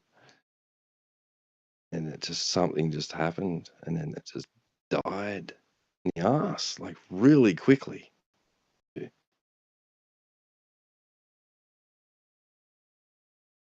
Because I don't know, that it seemed to be around about the time that this council sort of thought that this place was going to be some sort of famous tourist attraction, and then they stopped putting focus on the community.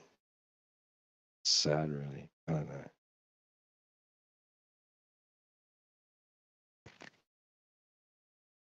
A ghost town now, but it's got a larger population, which is weird. Barely any industry. There's industry here. It's a farming area on the outskirts, and had a train line, had timber mills. What else? Brickworks, cement works. There's still cement works, but yeah, it was work. It's not.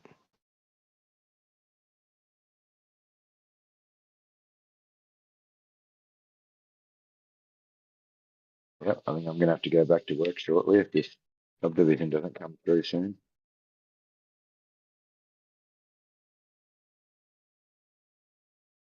No worries, man. Been taking it easy, but Cheers. fuck this Say again? council. I said, stuff this council, they're a nightmare. I've been taking it easy, thinking I'm getting my Yeah. money coming through soon from this subdivision, and it never happens. Mm. All right. Yeah, because I thought you were moving up north. Well, I am, and that's I was supposed to be gone by winter because all this subdivision was supposed to be finished by Christmas. I've got buyers for both properties, both blocks that are both locked into contracts, but I'm waiting on the council to finish the subdivision. Wow. Wow. I said, yeah, I thought it was going to be before last winter, and it was going to be Christmas. Now we're into this winter. We are a lot further ahead, but it's just everything's finally just been lodged and finalised. It's been 2 years of hell for a subdivision here. But we got lots of issues with like native flora and fauna, all that sort of stuff, because we are in the snowy mountains. They're really strict on all these regulations. But 12 months of each season where they'd go out and do native flora and fauna studies, and they'd walk around teams during the day and night, and they count blades of grass, they count all your trees, they count animals. Then they come back and say, sorry, you can't have your house there because there's a blade of native grass, or there's a native flower, or there's a bird nesting in that tree over there and you're too close. So that's 12 months. No, it's insane. They go around with this iPad zoomed right in, and he goes over to the ground. One day I was there, and there's this little tiny leaf on the ground. He comes in and he zooms right in with his iPad, and he's like, that's a native.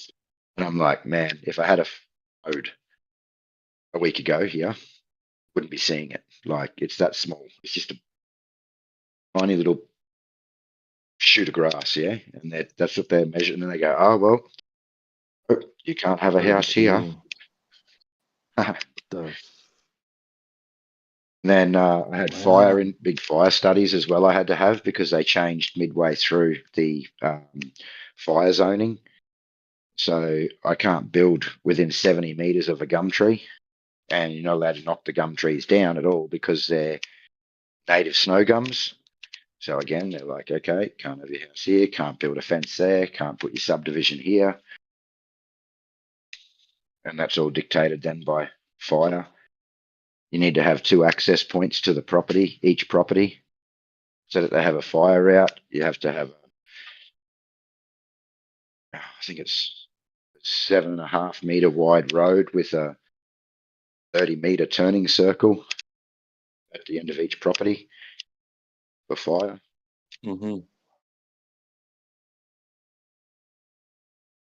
Just goes on and on and on. And then every time you ask someone for a new document or something that you need, it's another $5,000. Oh, you can't put your house there. We'll have to come and survey a new piece of the land for your house block. Can't have it there. There's a native grass. We'll come back out and we'll set out your new house block 5 meters over.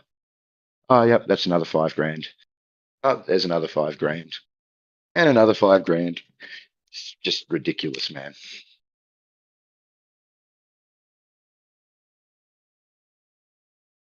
That's crazy. I knew that there was strict on, like, if you got caught like taking flora from the side of the road, or just even on a bushwalk or whatever, you could get into trouble. Like, you could get fined and shit.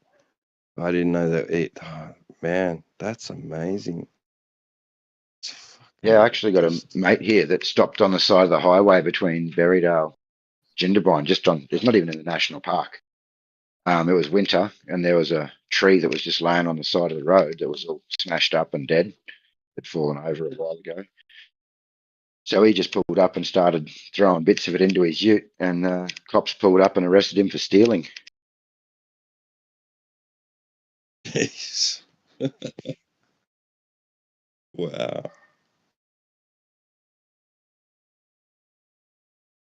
How dare you steal from the Queen? Not leave the country with it. Yeah, but they are also really funny about these dead trees, yeah? I would have more luck cutting down a live tree here than a dead tree because of all the animals that habitat in the hollow dead trees.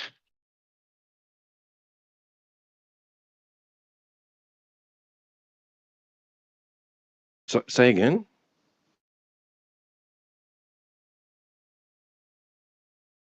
Yeah, so you would have more luck here cutting down a live tree, which good luck to that, than what you would cutting down a dead tree, because the dead trees are usually got hollows in them, or they're hollowed out, and the native animals use them for homes. So, like, I got a massive gum tree on my property near my driveway, and it's completely hollow. It almost looks like it's about to fall. I wanted to move it to widen my access in, and I couldn't do it because it's a hollowed out tree. So then you got to get someone out to come and inspect, and if it's not about to fall over, then Yeah, can't touch it. Right. But anyway, I got to go and eat. Eat up for a bit. No worries, AJ. Yeah, nice talking to you. Yeah, same. Boy, go and do the same. I should go and cook some food.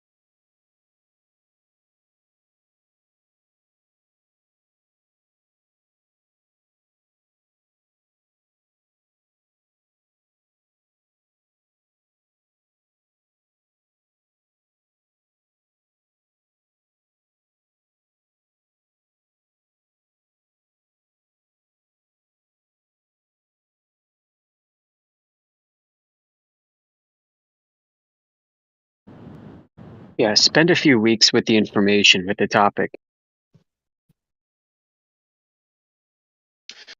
Either you come into this channel to critically consider and self-scrutinize and be edified, or you're not. You're up, Right, guys, Professor. just Let's hear quickly. this. Let's hear this great shit from you. Yeah, Professor wanted to jump in. Yeah, who's the Glober? What's his name? You. Whatever. Ezo? No. Who was the guy? The Australian guy. Whatever. Yeah. Don't worry about him. Is he still here? We Just don't know what you're ask talking about. your Don't worry about- question. No. I'm trying to rebuttal his point. Boy. The Australian guy, are you talking about Cyclone? The guy was talking about the reflection of the water thing. Oh, I don't know Did he about leave? that. Okay, was that anyway, me?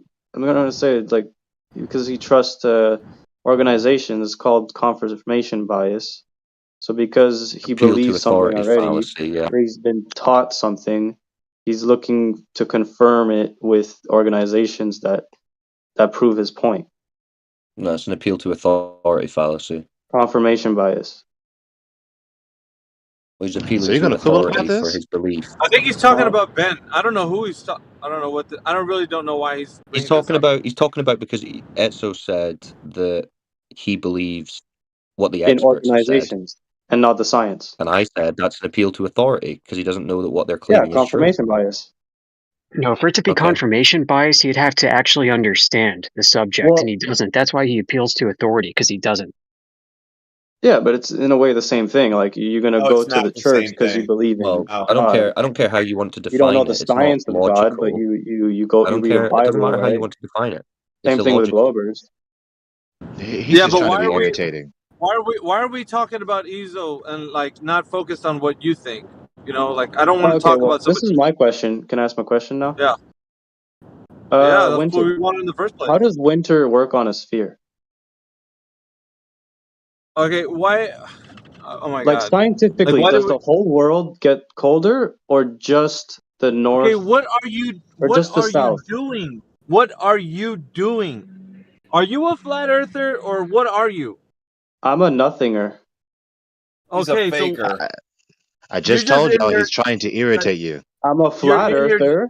I'm a listen, flat listen. earther originally, but now I'm a non-sphere, non-flat earther. I don't really care about the shape, but I like the science. I'd like to Getty understand Eggshells. how winter on a sphere world works. Yeah, no, we're not gonna do that.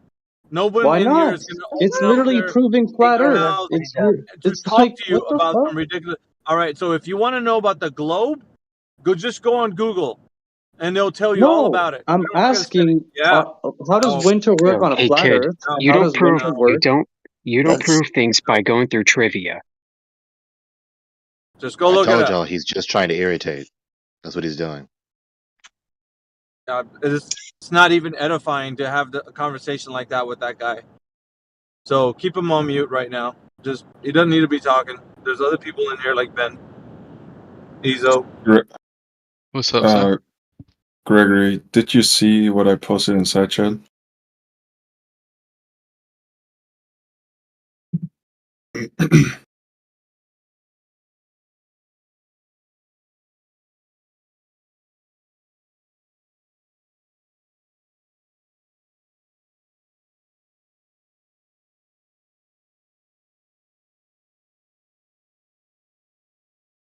So I basically posted this supposed counter argument, which says that the stretched reflection only comes from the ripples in the water, which keep reflecting the image of the sun, so that it looks stretched. However, if you have a calm surface, that then the reflection is actually round as expected on a curved surface. Next. On a mirrored. So, We don't have a so curved can you shoot surface, a that's the laser at the problem. back end of a disco ball and have it hit your eye?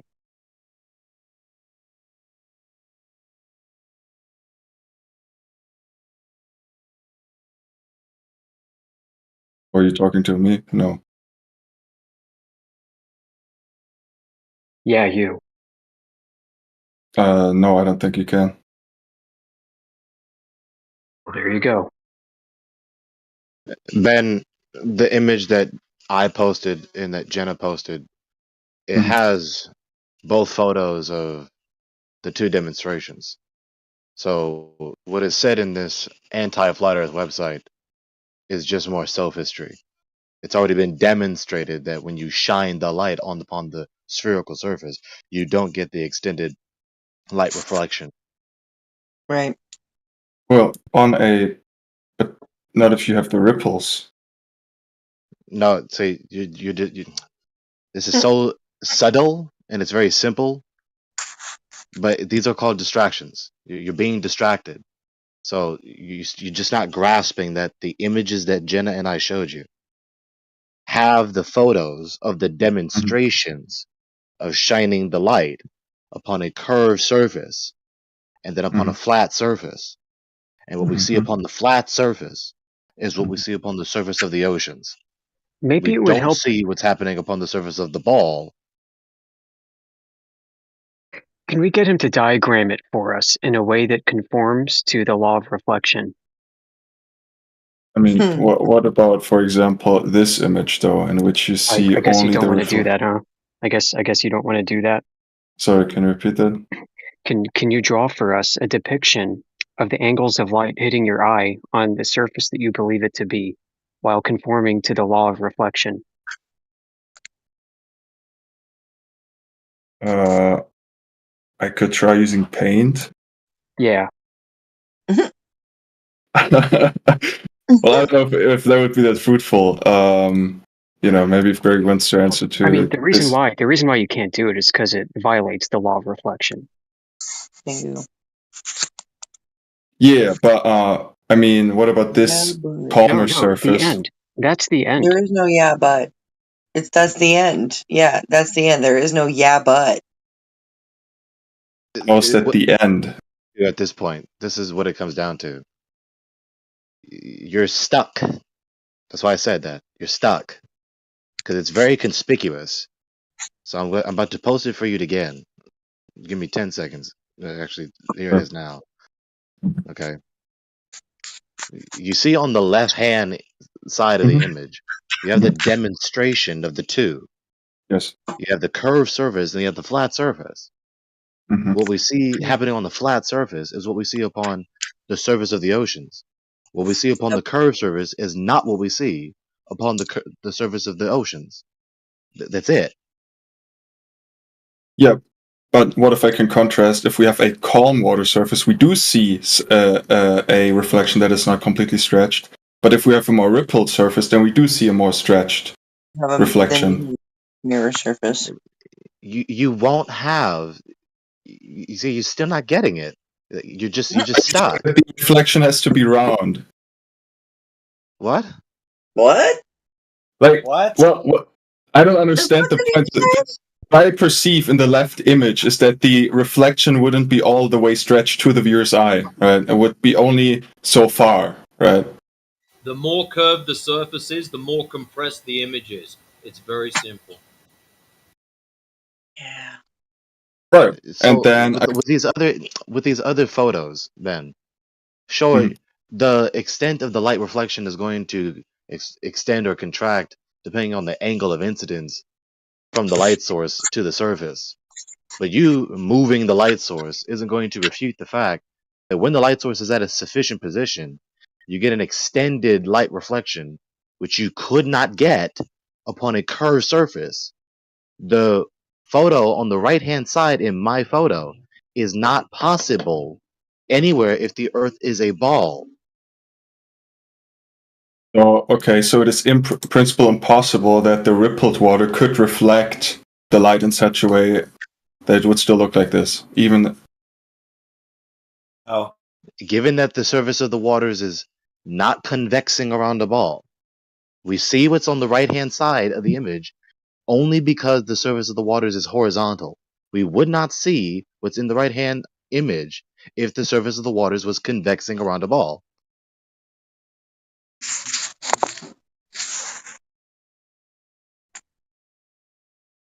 I got you on that, Greg. I posted them side by side. for reference. Mm-hmm. Well, you need to tell them that one is reflecting off the water right to a bar top, which is also flat, and it's the same sunlight. One doesn't go different, and then the flat surface looks different than the ball surface, right? Right, dude?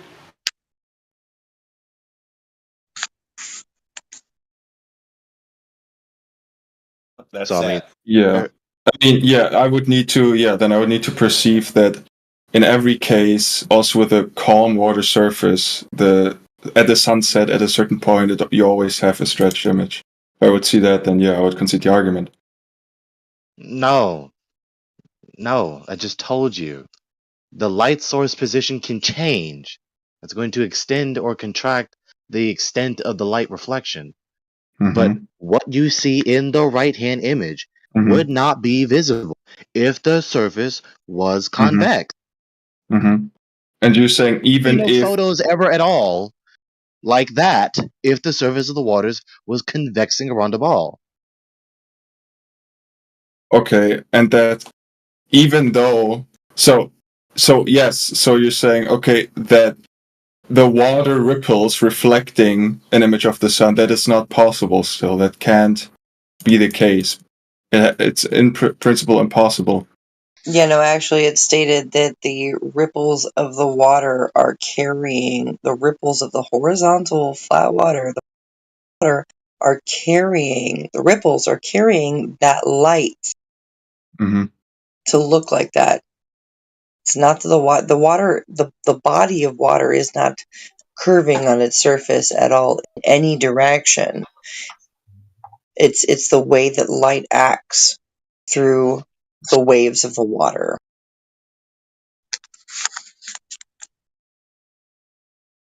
Okay, well, I guess I don't get it. Okay. Okay, well, that's fair enough. If you don't get it, you don't get it. Stick around, keep your 2 ears open, and you might figure it out. Next person who kind of gets it then, so that we're not just talking to the fucking air. Please. Bricks. Who's that Joker? Who's that Joker clown? He is gone. Oh, okay.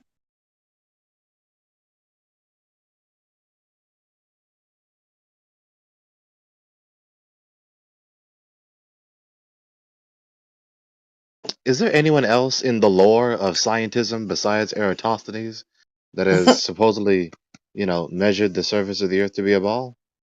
We still have Raiden in here if he has that for the globe. I mean, we already destroyed him on one. Maybe he has another one. That's just Raiden. an inane, nauseating circle. Don't even bother.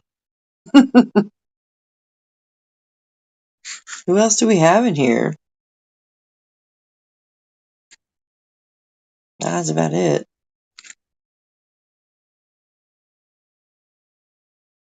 Who's Bugs Bunny?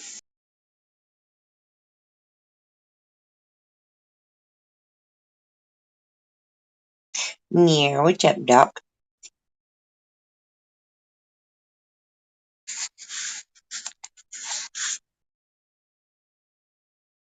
Maybe Bugs Bunny has globe proof. I don't know. I'm the only guy in here that's challenging your dumb worldview. All right, Yeah, you're you the can't only guy challenge in it. here challenging our dumb worldview. All right, so, sir, since Let me get this our one. dumb worldview is so dumb, I'm actually going to need you to provide proof of your dumb worldview. Yeah, hold on, Jay. Let me get this one. Just kidding. How can you challenge something and you don't even know what it is? Mm-hmm. What possible that's challenge? What I did. That's what I did, and you couldn't debunk it. So Okay, what possible challenge Did you do? can you, Jenny? I got this one. What possible challenge can you offer when you don't even know what the topic is? I know what the topic is, and I just totally destroyed. Okay, is flat? The, Let's test that. Is the word flat an adjective or a noun? as an adjective. Okay, so it's not a disk in space. That would be a noun, right? Right. Yeah. Mm-hmm. Well, I mean, that puts you at I more know, than I 50%. know, Craig, that you're stuck on first grade questions, but I'm a little further than Just that. You answer know the what I mean? questions, go through the process, trust the process. All right, so what's your challenge to flat Earth? You see a description of you see a surface, and you describe it Yeah. as flat. You're going to challenge that how? Yeah, look, the Photographs from change is space? this, right? That the sunset, when the ripples do the reflection thing, and then it looks stretched on the curved wall. There you go. What? So you're saying that your proof that the surface isn't flat is that it presents flat because of ripples. Yep. Wait a minute. So you Yeah, mean to go tell tell. us? Okay, go Go tell ahead. someone else that. Stand that Okay, crit is an adjective or a noun? What is that? what you're gonna do is you're gonna go tell somebody else that you've debunked the flat surface by telling everybody the flat surface looks flat. Yep. In fact, I'm recording this to show the world. Yeah, it's being live streamed on YouTube too. Yeah. The whole. The whole conversation live 24/7. This is why we do this, is because the best proof of the flat Earth is listening to globalists talk about the globe. It Yep. is a hot mess. It is hilarious. The public school system Hilarious. expertly failed you guys. Have you never seen the images of NASA of the round Earth? Have you never seen that? Oh, okay, I see. Yeah, did I just say this We're earlier? offering Photos you from a space. brain, and you're like, no thanks, I trust NASA. I got you, bro. I just said earlier photos from space, and you told me no, you were not going to do that, and you did it. He's pricked. And now you're claiming that as your evidence. Yeah, he resets. Loser. Global reset. Yep. Ben, No, look in the but open chat. yeah, no, but seriously, I'm an astronaut, and so I have seen the curvature Yeah. as in a rocket. Shut up. But seriously. You're an ass. You're an ass. Yeah, that's about it. Not an astronaut, just an ass. Do I have a flat ass or a round ass? I got an ass, but that's none of your business. Anyway, You see let me that, look at you this. see those 3 syllogisms in the open chat, Ben? Yes. Okay, consider those. Okay. Any and I'll all read it. appeals to supposed operations in the cosmic vacuum, this is the refutation of that. They have to have their mass attracting mass. You have to have that. You have to have that gravity, mass attracting mass in bending space-time, and mass attracting mass in bending space-time is refuted, so they don't have their ad hoc rescuing device of universal gravitation. Da, da, da. Okay, I'll read this. The globe is fucked. Yeah, you only need to spend 10 seconds on the point about existing in a cosmic vacuum. We obviously don't exist in a cosmic vacuum, so that's that. Just toss that away. Yep.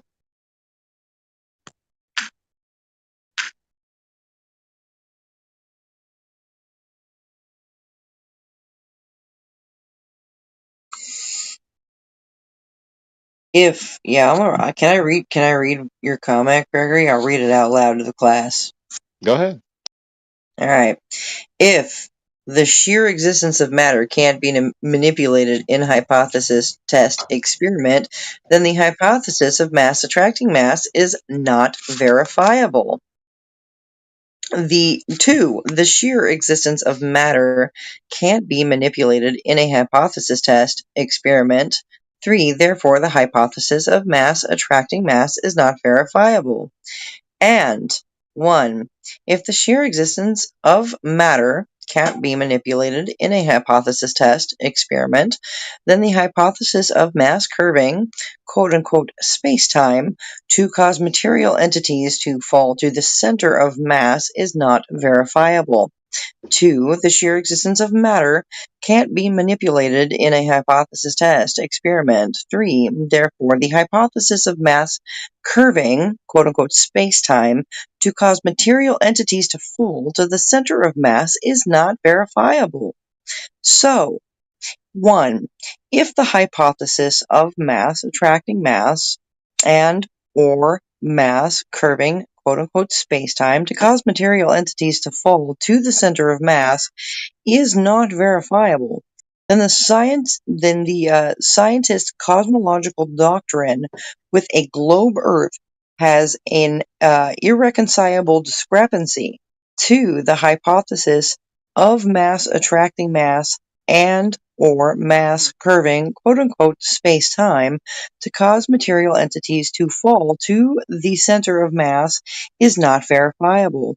3. Therefore, the scientist's cosmological doctrine with a globe Earth has an irreconcilable discrepancy, which necessarily implies the patently false implication that the cosmos would be dismayed in oblivion.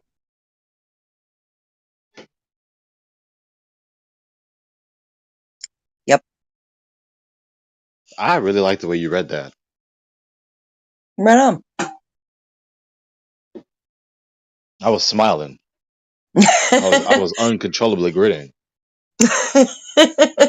So, I actually got like reading awards and shit when I was in like 4th grade, and then scored me at like a college / like above college reading level in 4th grade, because of my ability to out loud read at that kind of speed and to internally read even faster.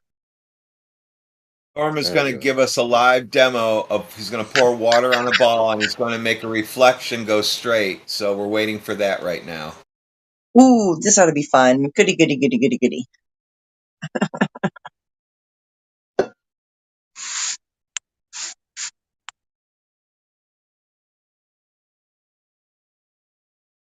Keeps typing though. I'm not sure if that's part of it. If you just keep typing or if you're going to do a live demo.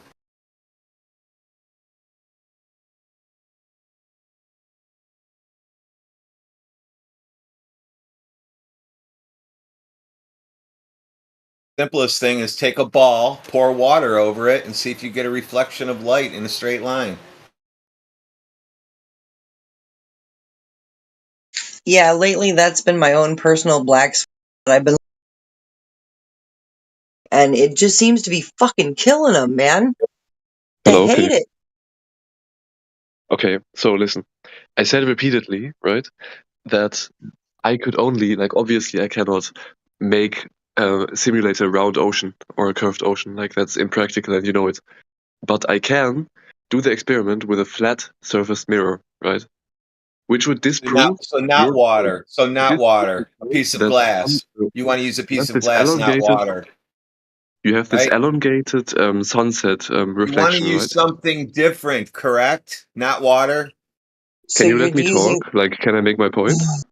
No, you can't because you need to answer my question You'll have first, to let me so I at least can explain my null logic, your right? Otherwise, it makes no experiment for sense. you. So I can null and void your experiment. Are you going to use glass or water?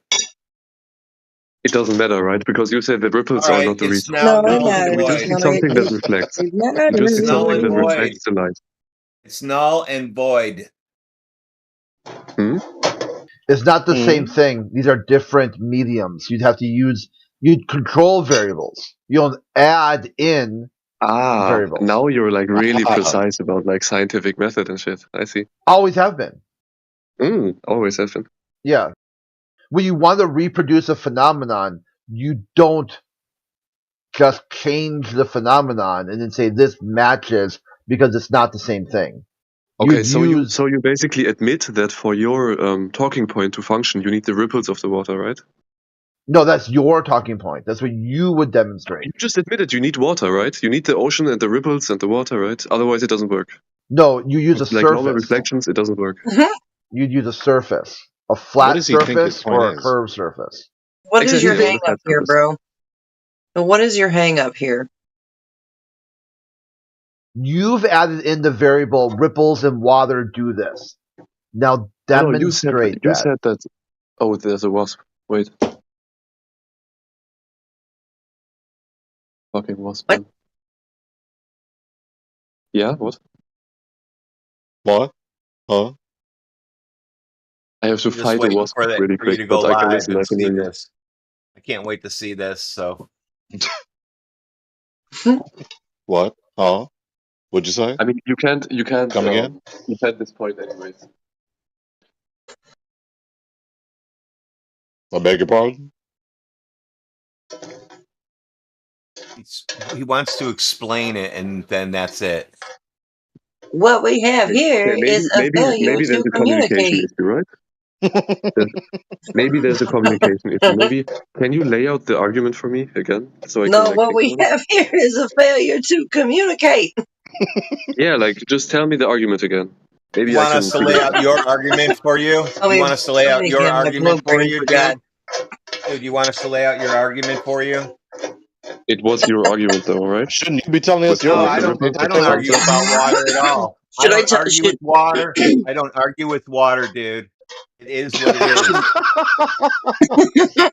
Should I tell him his argument again? Should I tell you what your argument is, bro? I want him to figure it out. Listen, your argument, I'll tell you your argument. Your argument is that you cannot see the extended light reflection on a sphere. You can only see it upon a horizontal surface. Exactly, right? That's why I want to prove it on a horizontal surface.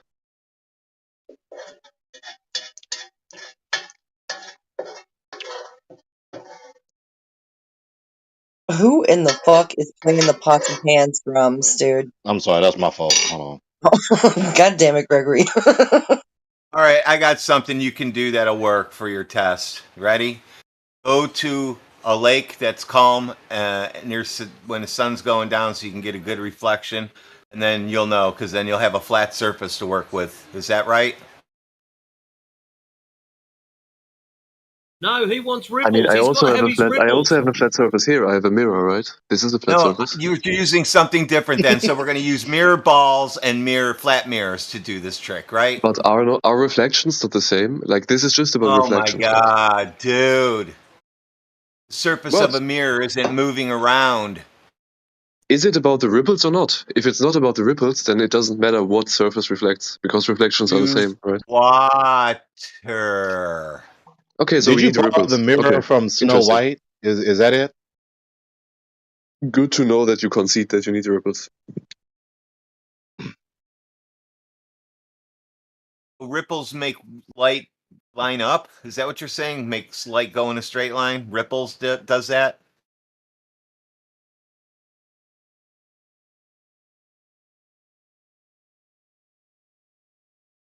So what was the point? Like, what was the point? He doesn't know. He's done. Boom. Buzzinga.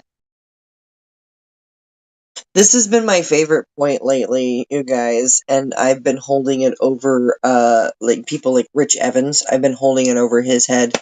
But he's just a disingenuous little shitbag, and he likes to try to take that and say that it's proof of a curving surface. Because he likes to try to hijack things and say, see, your evidence is my evidence. So I need the ripples to happen in order to see the extended light reflection upon the horizontal surface. Therefore, you can get the extended light reflection upon a curving surface? Is that it? Is that what I'm supposed to take from this?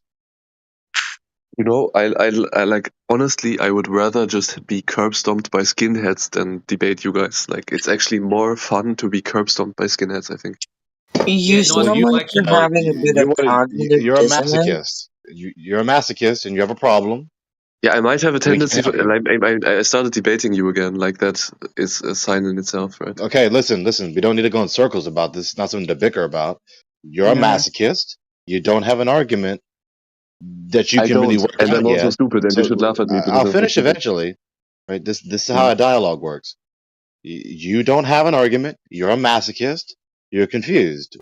We can only help you so much.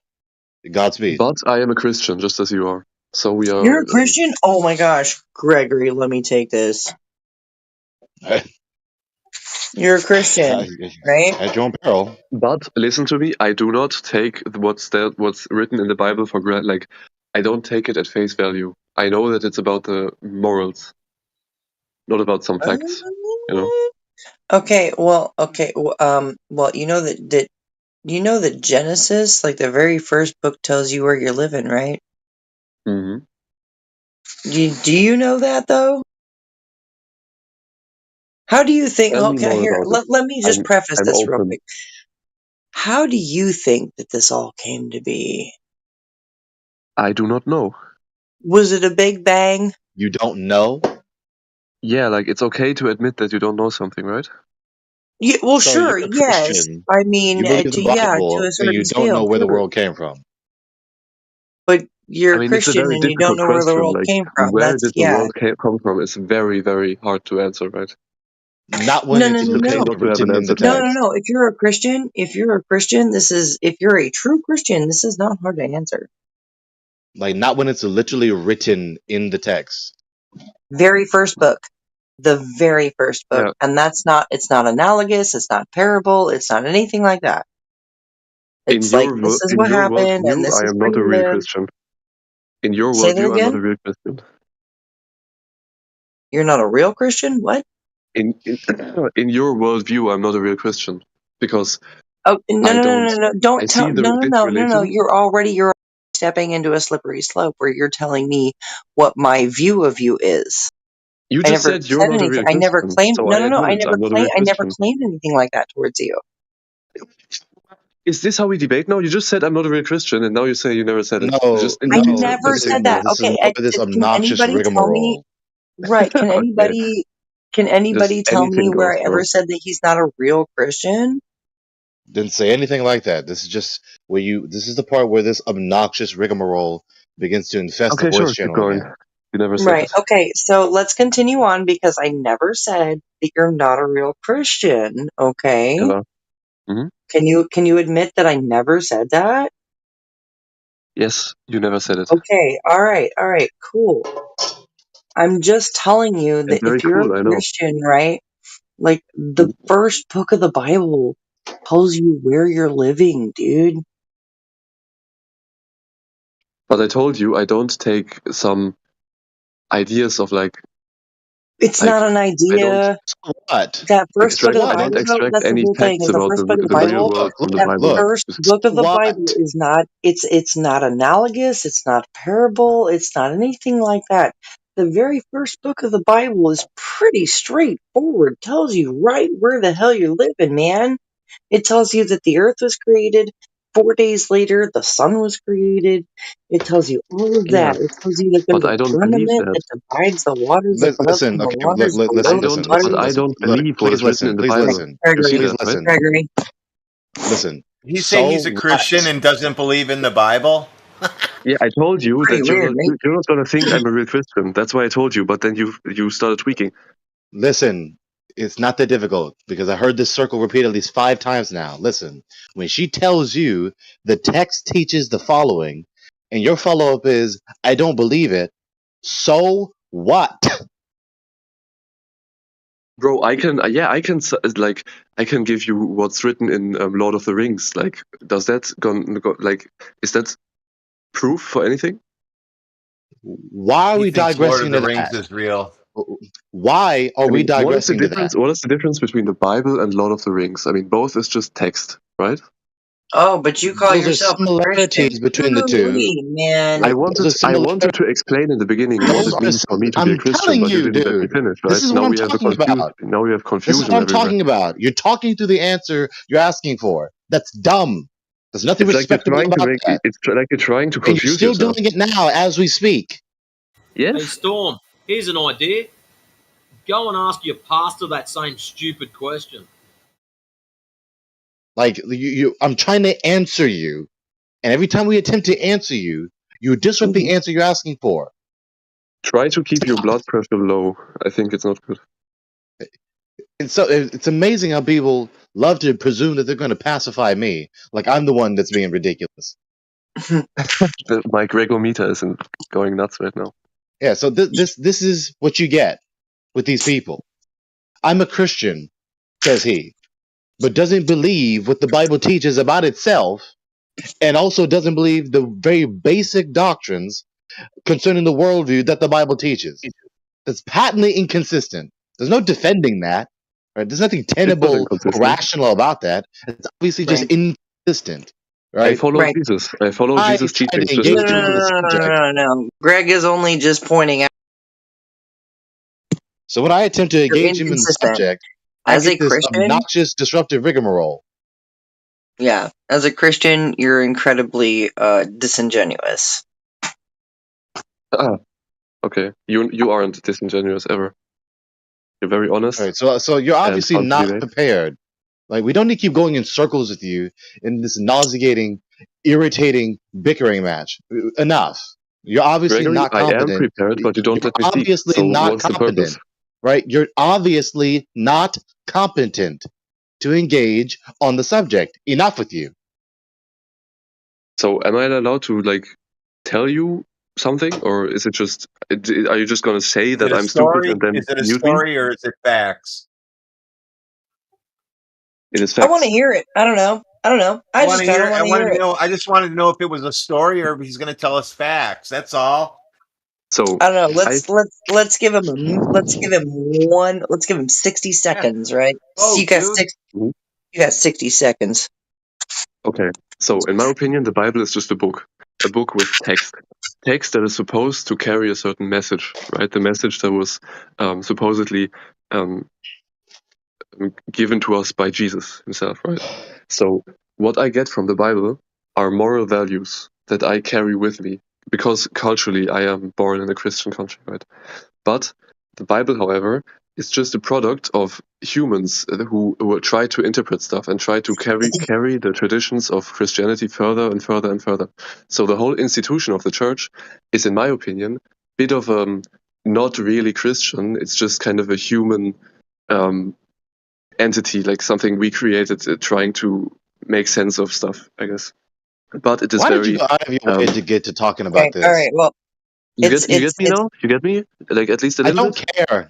I yeah, don't no, care. it's been You're about obviously 60 not particularly seconds. considerate. I don't And even the care. problem with yeah, it's been 60 seconds and the problem with that is um you are talking as though you like if I were really talking to somebody, you don't come across as somebody who studied the Bible. It's like it's just not I don't critically study the Bible, considerate. no. I mean, usually Christians, like most Doesn't Christians, study the don't study the Bible, Bible. but he doesn't study the Bible, but he thinks it's all made up. So Right, He what you knows so do, much dude, more that's you from the the whole either thing. Bible. read That it, He right. hasn't yeah, studied you it. either I've read read it bits and and it's parts. made It's up. okay. Bingo, Radwin.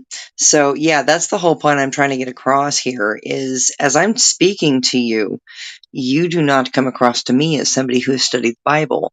I have studied the Bible. Damn. And you're sitting here telling me that it's got no bearing, you know? So you're telling me that the Bible has no bearing.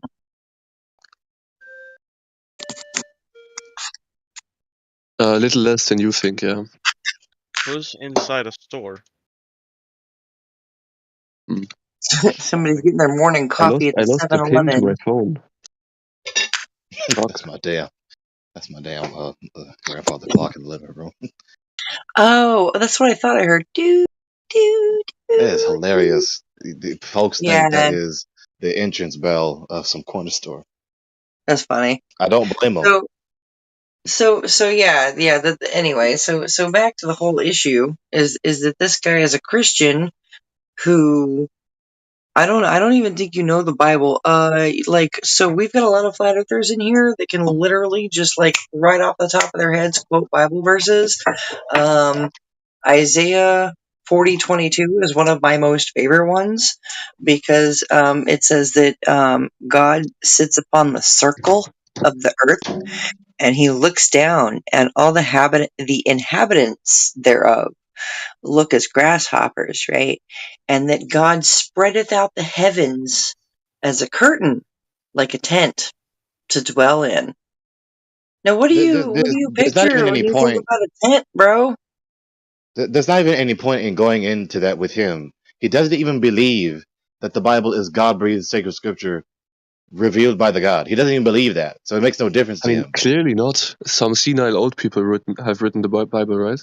So So do you realize that like the Ethiopian Bible has not changed? It's been the Yes. one. Why are we talking scripture to a We don't need to go three-dimensional into that with concept now? him. He does not care about that. He Right. thinks that exactly, it's just an Right. it's about the he values, thinks it's right? just a good help book. That's all he thinks the Bible is. So Yeah, until he it's about has the values. a solid foundation in a philosophical perspective, until he has forsaken his ridiculous worldview where he takes scientism for granted, he's not going to appreciate any of that. Yeah, let's move it back to who's the guy we we're just speaking to? What's your evidence that Earth's a ball? Sorry, what? We What need evidence do you evidence have of that Earth is curvature. a We need ball? evidence of globe curvature, Oh, he I mean, spoke specifically yeah, of a up. you globe need that that, has a right? But I don't curving out Stop. provide that. spinning I don't care. mirages. Stop. What? Okay. You chimed in because you said you were going to do a live demo and show us how light reflects in a straight line on a ball, and then you changed it into the Bible somewhere. Yeah, because you conceded the points before I had to like do the experiment, right? Okay, so So just to clarify, Storm, you don't have any evidence for the globe to present, no? no, I'm waiting for you to present evidence for flat Earth, Okay. right? Just pop No, yourself no, on no, mute no, no, now. no, no, no, no, no, no, No, no. that's See, right. Sorry. listen, Okay, well, right? go ahead, Like try. flatter. Go ahead, Okay, try. listen. I've had No to make curving. this very clear. Okay, flat Earth makes no claims, right? Typically, the definition of a claim is to have an assertion, typically without evidence. Okay, that's Well, the globe, buddy. That's the globe. The globe is the claim, the assertion without evidence. Flat Earth is not an assertion without evidence. Standards you know what of else, Continue. Jen? deflection. Flat Earth is Standards also of the axiom deflection. because, No. listen, you don't see curvature, feel the Earth spin. Nobody does. Yeah, you want evidence for observable reality whilst you believe cartoons from the government. You're bricked. Mm-hmm. Right. So you begin with the assumption that Earth is flat and stationary because that's how it's experienced. You can't go anywhere and see curvature. You can't do anything to show me there's Earth spinning. These are assumptions and interpretations based off of how you're experiencing your world. And how you experience your world is by seeing the sun move in the sky and not the Earth rotating beneath it. Ding ding. Next.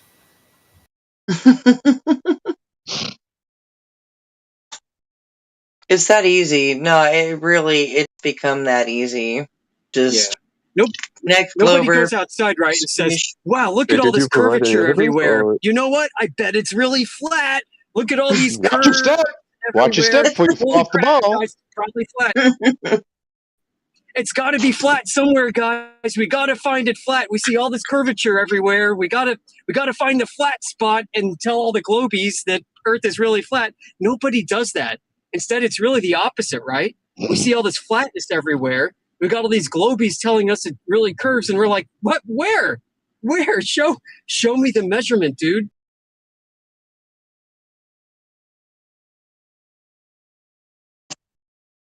so is there evidence for flat Earth or not? It's like a Yeah, sniper, the evidence man. begins with your observable reality. What Give me 30 observation do seconds. you have of a globe Earth? Like, Give me where 30 can I see seconds. Watch curving? this. The evidence You realize is that lack of observable curve of reality ball. is very different from reality, really, right? What? Like, you might see berries and see those berries and you're like, those look tasty. You eat them, you die because they're poisonous. Oh, it seems like the Yeah, we're observable not talking reality about berries. is How the fuck? Hold on. How in the fuck is this analogous to trying to find the curvature of Earth, sir? No, it makes sense, You Jenna. It trust so makes much sense. in observable Poison reality. berries sir. exist. Berries, poisonous exist, and Earth berries, are must be a somehow spinning globe. analogous to the curvature of Earth. Therefore, I've heard everything now. Yeah, that's a really so high-level, Depends more. intelligent argument, Storm. That's really good. What other So, high-level listen. arguments have you got other than Samsung berries? password, what is this? Listen, let me answer your question. Watch this. It's going to take 30 seconds. Do you see the two syllogisms? There in the open chat, the very bottom. I cannot open chat right now, I'm sorry. I'll read it for you. I will read it for you. If the surface of the given solid and or liquid object is not curving, then it's level. The surface of the given solid and or liquid object is not curving. Therefore, The surface of the given solid and or liquid object is level. Here's the second natural deduction. Every solid and liquid has a surface. Every surface is either curved or level. The earth is a solid, the oceans are liquid. The surface of the earth and oceans are not curved, therefore the surface of the oceans and the earth are level. It's very simple. Yep. There's really nothing refutable about that. That's unassailable logic. Yeah. Yeah. And could it really be that simple? I mean, that's the big question everybody asks. If it's this simple, shouldn't somebody have noticed? Like all the smart people of the Damn. world? I think that's honestly what hurts a lot of feelings, dude. Is like, damn, it was really that fucking simple the whole time. Like, no, there's no way it can be this simple. Right? And that's another thing I've pointed out like a long time ago is like, I swear to God, Globers believe that, oh, if it's not this complex, then it can't be fucking real. And I'm like, that's not even the case, man. Because it's actually really simple.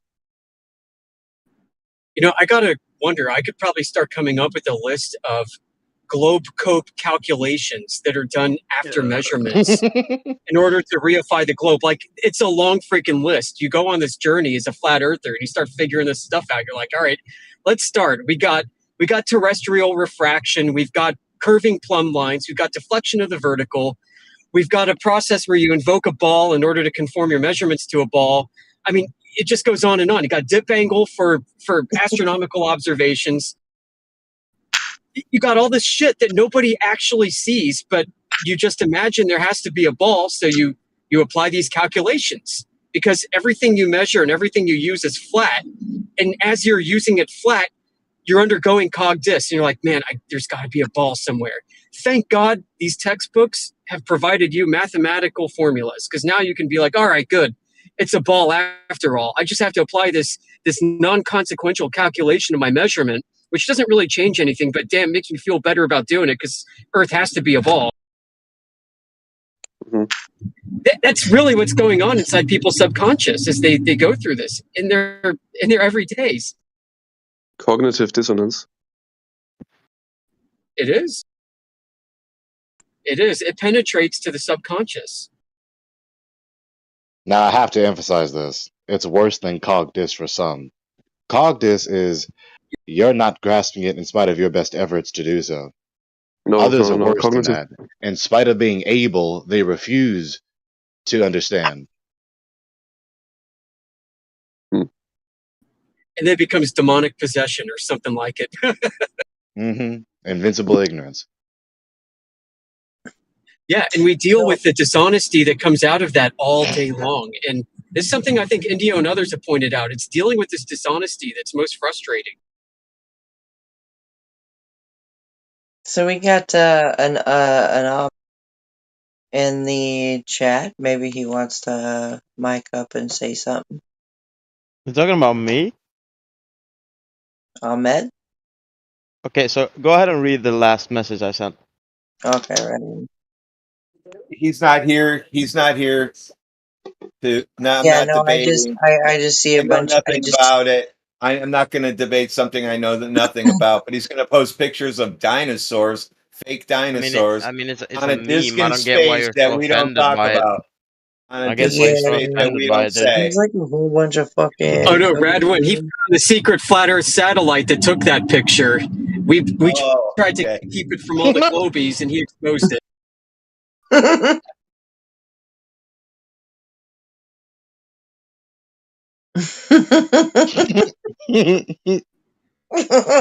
Oh crap! The jig is up, everyone. We gotta close down the server. Yeah, man, maybe Damn, you Julian just Assange was unlock released, my and he found our secret satellite footage. My can't even, man. Why would you be posting memes about flat Earth if you don't even understand Glober? What? That's called Why a would you good be question. posting memes about flat Earth if you don't understand Glober?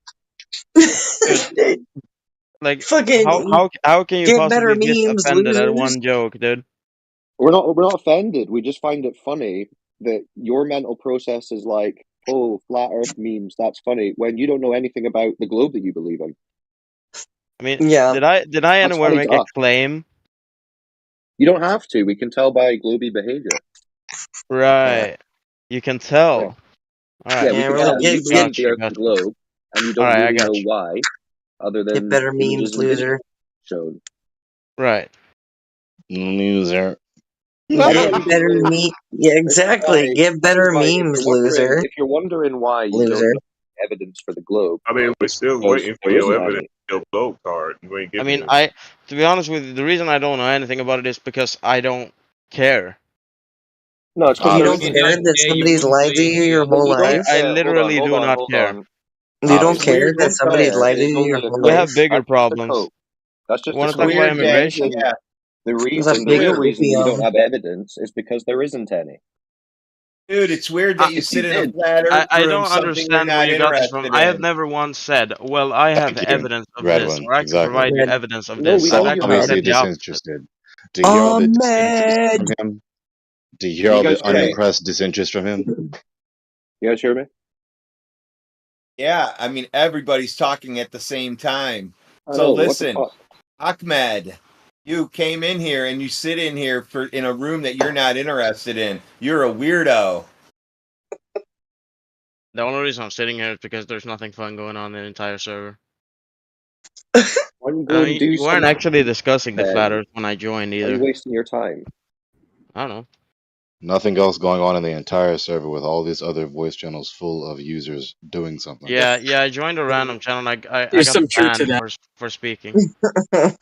Well, why don't you spend some time trying to figure out if your worldview is true? Yeah. Try to prove. I got an Do idea you for our friend live on a Ahmed. Hey, spinning Ahmed, globe? you want to have some fun? You want to liven up the server? Go to the other rooms and ask them about flat Earth and see what happens.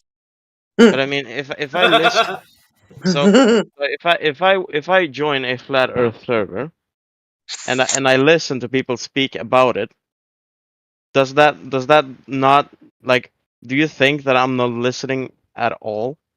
There's a difference between listening and I'm just posting not. shit in chat. There's a difference. Those are two different activities.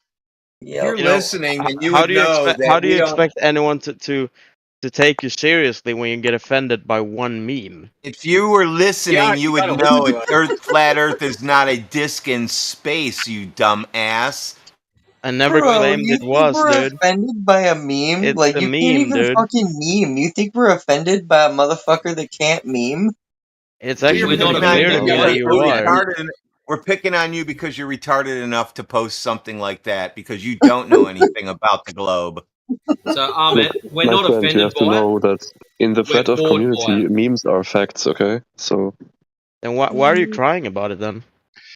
You see, what you've done, Right? Ahmed, is just corroborate our point, where you've dug in your heels for the past several minutes to quibble and bicker about this, rather than just saying, "Oh, I Right. misrepresented your position. Perhaps I should knock it off now." Yeah. The thing. Okay, so the thing about that is I never represented your position at all. We know that's what I just told you. And nobody cares about his dumbass. What else we got in here? What's up, Alpha? There's man? that. How about that for a There I got a is punctuation? good feeling about today, folks. that. He said, not today. Bro thinks he's the main character. Yeah. You know what I mean? Probably Fucking rates himself as a NPCs meme thinking lord. they're main characters, man. He comes in here like everybody's all eyes on him. What he gives a shit about Ahmed? All right, we got Piggy, guys, aka Mer. everyone is their own main character. Okay. Hey Alpha, how are you, To man? be How's fair, everybody doing? some of the best non-player characters were main characters.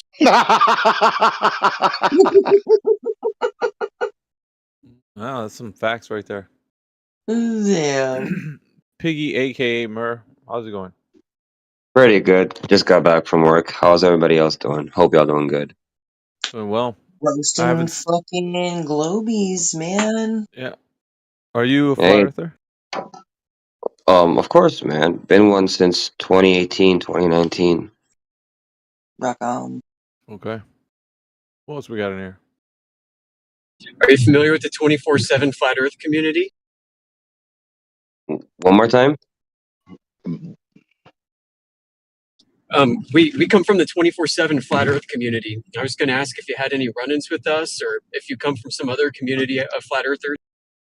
I used to be in the 24/7 Flat Earth server. I used to be in the FE Flat Earth server, and the what is it called? Great Awakening, something along those lines as well. But I left those servers.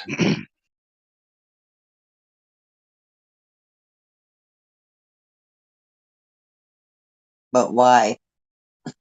Mostly due to trying to basically remove every distraction possible from my life at the moment, and only leaving some servers where there are a lot of people that are active that I can have good conversations and also test out my own theories and ideas as well as others, right? And see what happens.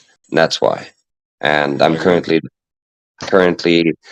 um, 1, 2, 3. I currently have 4 projects working that I'm working on, and plus IRL stuff and everything. So I kind of need to just put everything else to the side. Did you say IRL stopped? Yeah. I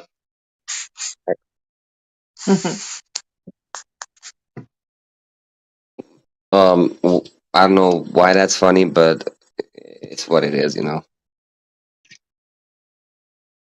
Never heard that one before. I'm a gamer, man.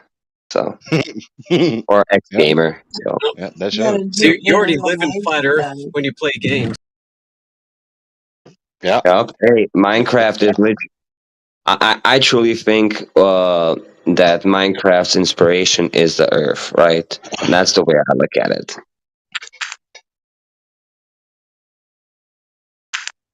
Yeah. Here's the irony. I just recently saw a post on Facebook.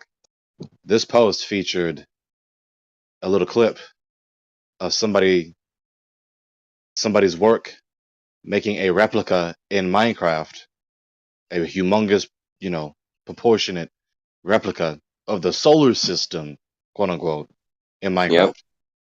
Spent 2 months on it. Oh no. How about that for irony? Yep. So people in creative mode, like you can do basically whatever you want. You can completely remove the block distance of how far you can build up and stuff like that, etc. But when you're just playing the base game, survival mode, right? Or survival mode. It's horizontal and it's almost endless, right? Minecraft does have an end, but it's going to take you a shit ton of time to get to the end. Mm-hmm. A couple years, I think, like 3 or 4 years it takes you to get to the end. Actual years. We got hot chocolate in here right now. Hot chocolate, are you there? Hello. Sex or chocolate? Hot chocolate says at work. Can't come to Mike. Sorry, boys. I don't think we have anybody else in here. I'd like you to welcome Mr. Randy Watson. Randy Watson. Sturm der Welt, are you there? I'm here, yeah. So, are you a flat earther? Nope. What's your best evidence for the Earth being a globe?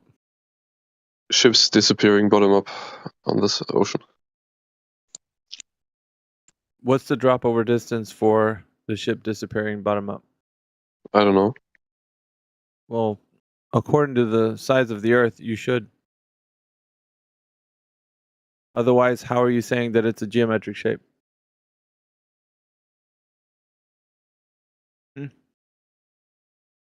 Storm? I mean, look, it might as well be a toilet paper, right? Toilet paper roll. I mean, who knows? What? What do you mean? Yeah, does it matter or no? Yeah, does it matter to you? Sidestep? Or do you just want to throw that ball in the bin just because you don't want to think? Yeah, I'm trying to set up my old phone right now. It's kind of Yeah, so I it's love easy when just they to anything but flat you Earth. got nothing. He's got nothing again. it's easy to just put your brain on autopilot, right? Yeah, that's been my whole life. I've been indoctrinated. It's crazy. We know Sounds good. that. Sounds good. You know, if you So lock can the you gyroscope on your phone and take an airplane flight, your gyroscope is going to remain level when you get off the can you airplane. can you untangle my brain? Can you help me understand that Hell Earth nah, stuff? dude. No? Your brain Oh. and the globe can sail off into the sunset. They don't give a shit. You wanted to And talk about disappear setting up your and phone, disappear so I bottom brought up, it to right? flat Earth and told you how you could prove flat Earth with your phone. Is that the same guy from earlier and he just went into another channel? Ooh, Storm? I don't know. Just here. I'm not sure. What's up, Joe?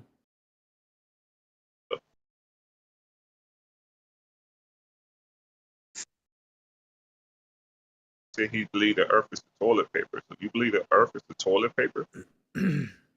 Like he didn't have an answer for what I asked him, so that's what he said. Toilet paper's flat. I mean, it's just because of the logic, right? If you see ships disappearing bottom up, it doesn't Not a really lot of prove that questions. Earth. It doesn't prove that Earth is a globe, right? It could also be toilet paper shaped, right, like a cylinder. Who knows? Really? So it's not sufficient proof for a globe.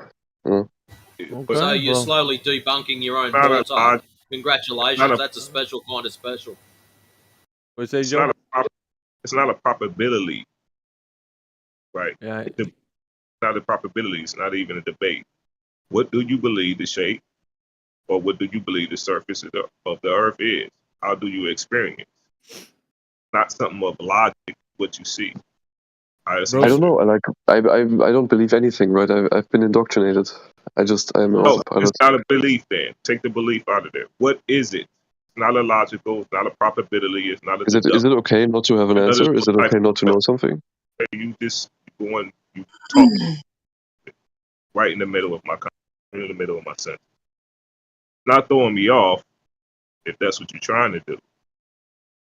Again, he just asked you, what is your evidence of this shape that you're saying that is the globe? Now, this is not a logic question. This is a what is it question in reality.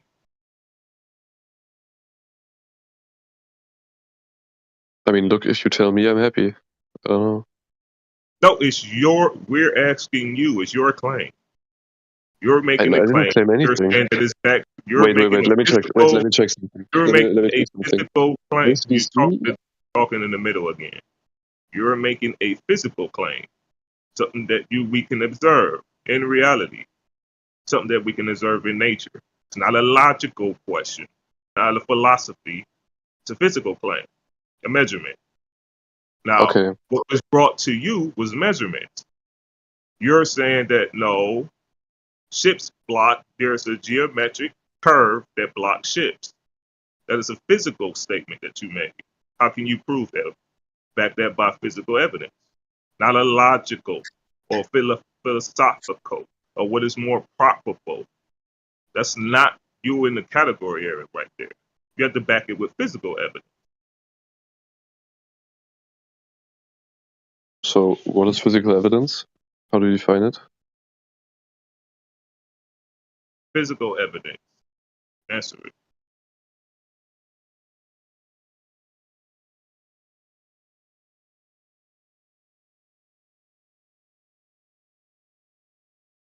You ran out of gas.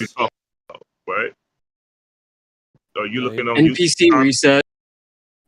Time to fire up a video game, right? Right there, Globy. They don't got. I'm not playing video games. As I said, I'm trying to set up my old phone. Oh, well, go watch Matone, go on Reddit, and go find physical evidence. But what is physical? I want to know what it is, right, before I search for it. So please tell me what it is. No, I don't have to tell you your claim. We don't have to explain the globe to you. Because if we're You not want me to provide physical evidence, and I don't know what you think physical evidence is. So wait a minute, sir. I'm talking again. You got to let me land. Let me land my plane, right? Plane.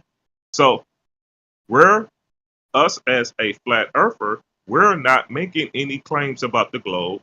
Please don't reverse the burden of proof upon us to make claims about the globe. But you made a physical claim about the shape of the earth. This is geometry. So you have to back your claims up with physical claims, right? It has to be physical. It must be based in physics, and it must be a geometric term. Because you made a geometric claim right now.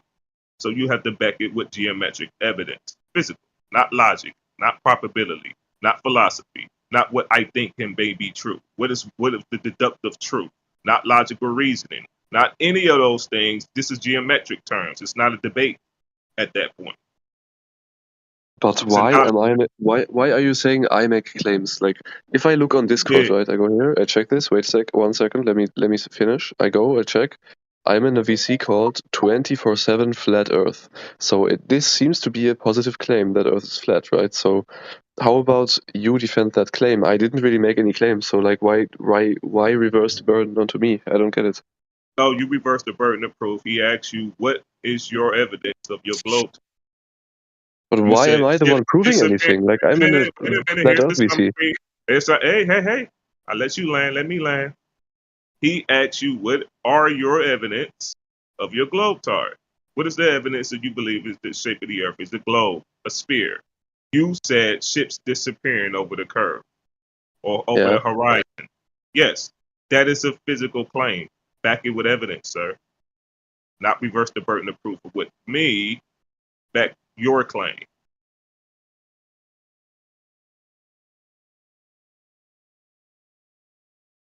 So how does it make sense on a flat Earth when ships disappear bottom up? Like, if you make it make sense, maybe I become a flat earther. Who knows? No. That's reverse the burden of proof again. Not No, how look, does it make that's sense. just. Wait a minute. This is not a. I just told you again. It's What is not this? a logical question. This is not you reversing the burden of proof upon the flat earther. No. Mhm. If the earth is measured flat, that's how it's basically measured. That's how it's navigated. That is the practical use of every aspect of life dealing with the earth's surface. Horizontal, sea level. All of these are flat earth terms. That's our evidence, but I'm not making any claims. You are. You're the one that made the physical claim that ships disappear over earth curvature, basically saying that an earth curve is physically blocking ships. You're making that claim. Don't say why is it making sense over the flat earth. That is reversing the burden of proof fallacy. You have to back Yeah. your claim with physical evidence, sir. Exactly. Like, Well, what are you trying to do when here? when Are did I you trying to say when? disprove flat Earth? Wait. Are you trying to disprove flat Earth with ships over the horizon, or are you trying to prove your ball? Can I wait? I'm not talking to you. Can I keep talking to the other guy? Like, let's Yeah, not make this. no. I will ask the question because that's Hello, basically what he's ultramarathon asking. man. Mute Like, this guy, please. Hello. listen. No, because it relates to you saying, "Can you I'm not explain talking it?" to you. I'm actually Right. gonna. So as soon as you say, "Can you explain it?" Right, you've basically said, "I'm Don't worry, trying to Tina. disprove the flat Earth." He's put his fingers in Trying his to ears like a disprove. 6-year-old. Oh, really? Oh, what a little baby. Yeah, they're all A entitled little babies. baby. What a little baby. And you know what Don't that? stockpile me. He's back on for Yeah. You more. didn't want to hear? Nah, you can't deafen when somebody's talking to you, and then open up your undeafen. You're just gonna be muted for that. If you're not gonna engage, then fuck off. Pretty simple. Right. And that's that's just a burden of proof reversal. Saying how can you explain it on the flat earth? That is a appeal to a burden of proof fallacy. Fallacious Well, argument. he was asked originally what his proof is, and he said what his best proof is, and he said ships going over the horizon. Right, that's for the globe, and now suddenly it's not about proving the globe. It sounds to me like he's trying to disprove flat Earth. Yeah, Exactly. it's an open forum. Anybody can ask No, he questions. wanted me to explain his globe claim and how do his globe claim make sense on the flat earth. That makes absolutely no sense. That's reversing burden of proof. It would be it would be in this manner, right? It would be this kind of logic. If you can't provide me an explanation, that somehow validates mine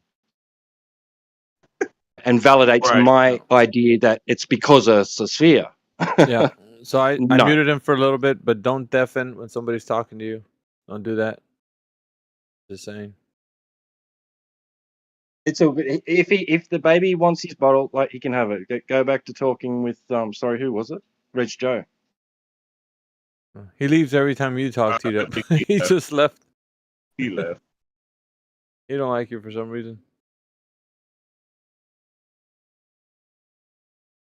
He don't like T-Dub today. He don't want to. Don't like no Tito. Crikey, T-Dub, I thought it was just me they didn't like.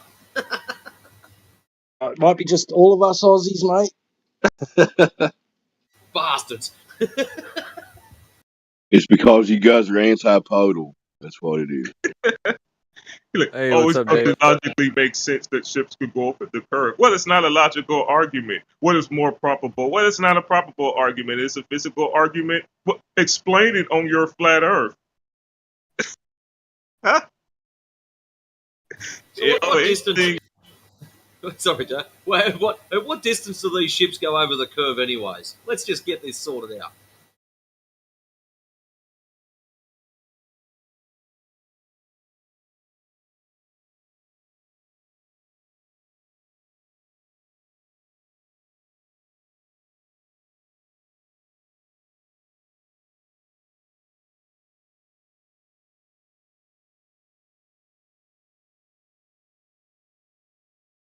What happens? It's the dead air Dave effect again, my bad. Almost. Those pesky antipodal Australians, they drive me crazy, don't they? Upside down Antipodal out of Ponders. Get it right. If you guys out reproduce the northern hemisphere, the ball is going to be off balance. I'll take your word for it.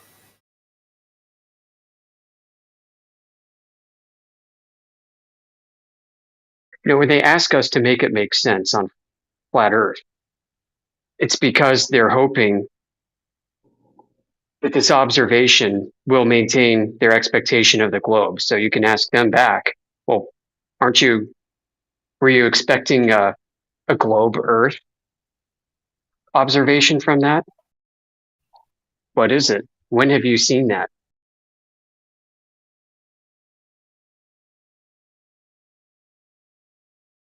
Because the whole idea is that this observation should not conform to their expectation. And that would be begging a question. Exactly.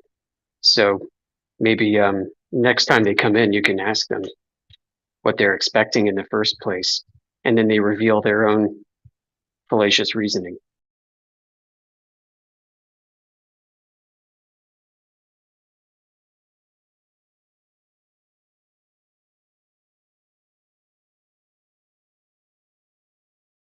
That's a good point, man. And what most of them will never admit that they're just been believing something they never really thought about. You know? Right. They reverse the burden because of a preconceived expectation. So what is that?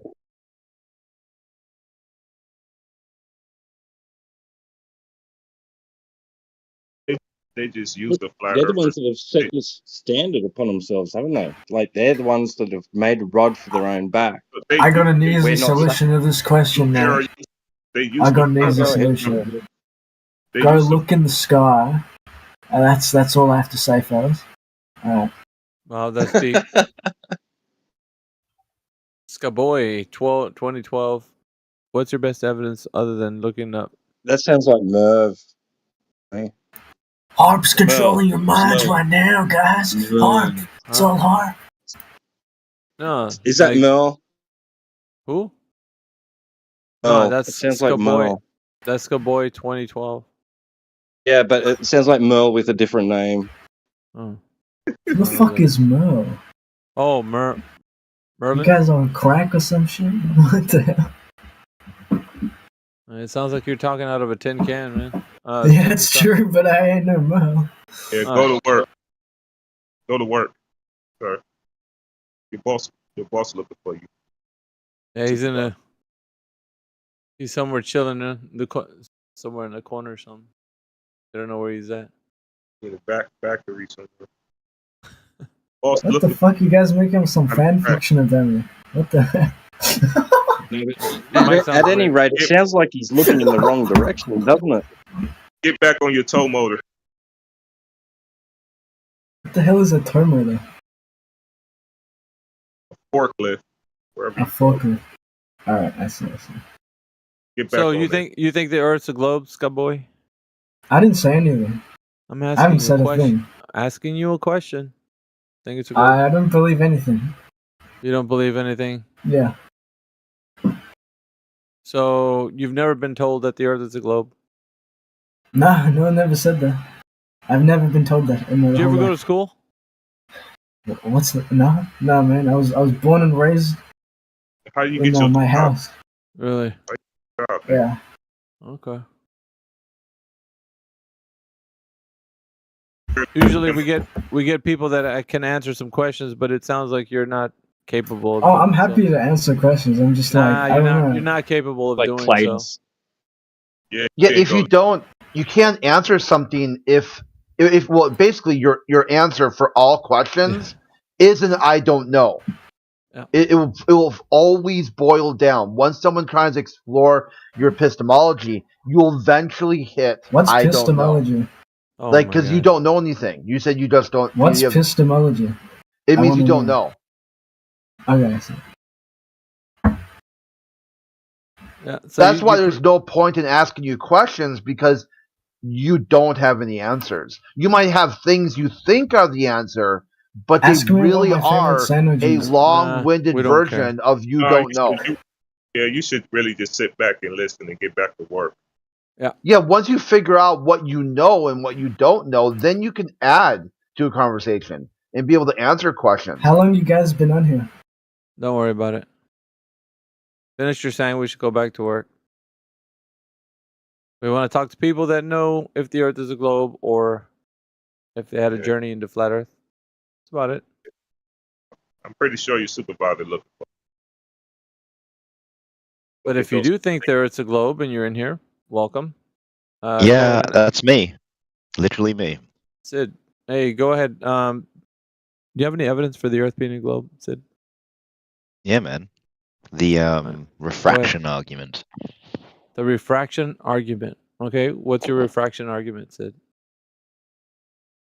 That it proves that there's a curve. Because the Like- you guys are like, what do you call it? The geometrical horizon, or is that what you call it? The Yeah, geometric horizon, sure. Yeah, you're like, well, you shouldn't be able to see that ship past the geometrical horizon, but the point is refraction allows for that to happen, no? Which is why the Sid. ship disappeared. Yeah, How much do you know about that argument? so much, dude. Okay, what's refraction? I'm not here going to list out definitions, man. I don't play that game. Out definition. Play that game. Yeah. So Yeah, basically, you said you know the refraction argument, and now you don't know the refraction argument. Is that right? Because if it's the idea is not that someone's quizzing you or testing your knowledge, Yeah. or do you know define your terms? How about that? Just simply define your It's terms. just it's like the bending of light, and therefore I'm Alright. giving you an off the top head definition. I can go and just read off a dictionary definition cheap, but my understanding would is be good. bending of light. All right, fine. Let's just refract. Okay. The That'd be change in better. direction of a wave passing through one medium to another caused by its change in speed. Cool. The medium in this Okay. case being the atmosphere, right? And what's the other one? Because it passes through another one. What's the other medium? Go ahead, tell me. No. You That's tell what me. we're asking you. Why do you guys do that? It's your claim. Yeah, you tell me. What's the other What medium? would you like me to tell you? The other medium. That it passes through? Yeah. You You got just it, read it Chico. I'm out. not sure. That it You just passes read from out- one medium through to another. To So another, what's the yeah. second medium? What is it, Sid? You It got passes this, man. through one medium. Yeah, off to another. Yeah. What's the second medium? You I got don't this. know. You got this. What? No, come I'm on. not sure. I don't know. Here's your argument, man. Go on ChatGPT and ask ChatGPT like you're doing. We give you some time. Are you going to have a discussion in good faith, or are you just going to just quiz the We are definition? What's going on? allowing you to Google it. We allowing you to. I'm not If you gonna. want, Yeah, but it's just a joke. Like you're just making me fucking like light. Okay, wait, the reflection okay, of light so is. I'm reading it wait, out. wait, no, wait. The reflection. Yeah. Did you wait? But before you start, this isn't a game. What we're doing right now is actually getting people to think about their arguments when they come in here. So either you know or you don't know. But at this point, My assumption is it's just going through. It's going through the atmosphere. And that's the medium by which the light is passing through, and it's hitting. What's it hitting? I don't know. Is it the water? It would be the water, right? The water would be the other medium, correct? Is it passing through the water? I mean, potentially. Well, I mean, is it or isn't it? Yeah. Okay, so refraction is when light goes through the air, it passes through water. That's good. I think you got it.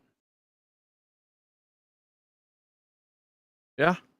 We all good here? Sorry? Are we all good here? I mean, you understand now, right? You just said it. I don't understand what you're saying, man.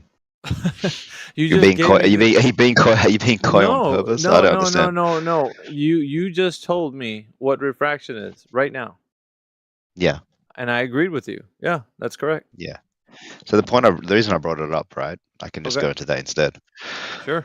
I remember there being an argument you guys used to bring up quite a bit. There was this Black Swan event, right, of the ship on the horizon. They're not ships. Black Swan is not it's not ships. I'm just correcting you on what okay, it is. was it the oil rig? The two That's oil correct. rigs you saw? Yeah. That's Okay. So correct. there was one oil rig that that showed much more height or outside upwards from the water, from the surface level of the water than the other, Sure. correct? Yeah. And that was down to refraction, right? Well, it's actually considered heat haze, which is a form of an inferior mirage. It's an effect. It's an actual phenomenon that's able to be understood. But they were right next to but they were both within proximity of each other, no? Sure. But do me a favor, okay? Because I just want to walk you through a few things, if you don't mind. I'm not trying to be a smart ass or anything with you. Just can you type in heat haze in your Google? Yep. Then can you read off what it says for the definition? If you don't mind, sir. An effect of a hot sun making it difficult to see objects clearly. Mm-hmm. Is that it? Mm-hmm. There's more. And that's all I got. Let's see. I'll do it for you if you want to do it on Google. Guys, if you pull anything up, let me know. Put it in the text. Otherwise, I'll do it. Give me a second, Sid. Okay. I have it on my phone, actually. Okay. Oh, it was actually in here. There it is. Give me a second. I'm gonna snip it. Oh, there you go. I'll put it in the text chat for you guys. You see what it says there? Yep. All right. What does that say? I'll read it if you don't want. Air rising above a hot surface with a shimmering effect. Yep. To obscure details of the landscape. I'm well aware of heat haze. Like I see it on the road all the time. Yeah, but effects that tends to obscure details of the landscape. Heat haze is just a different type of refraction, though, right? No, it's not. So these are naturally occurring phenomena. So we see What them I- and we cut it. Refraction and heat Hold on, haze are Cooper. both naturally occurring phenomena. Yeah, relax. I'm talking to Sid. You're gonna. What I have would to say to that is that like the shimmering effect is what's clear here is that it's not necessarily talking about the obscuring of the same effect as refraction, right? It would just be the shimmering sort of like hazy wavy thing you see There you above a go. stove or Yeah. that's fine. So okay, let's go back to the to how that relates to the thing Sure. then. So how does that relate to the platform, habitat, and platform? I'm looking on the side chat. Where is heat haze? Where is it regulated to? Hold on, let me see if I can go back and had it open. Where is it regulated to? I don't understand what your question is. Hold on. Let's see if I can pull this up here.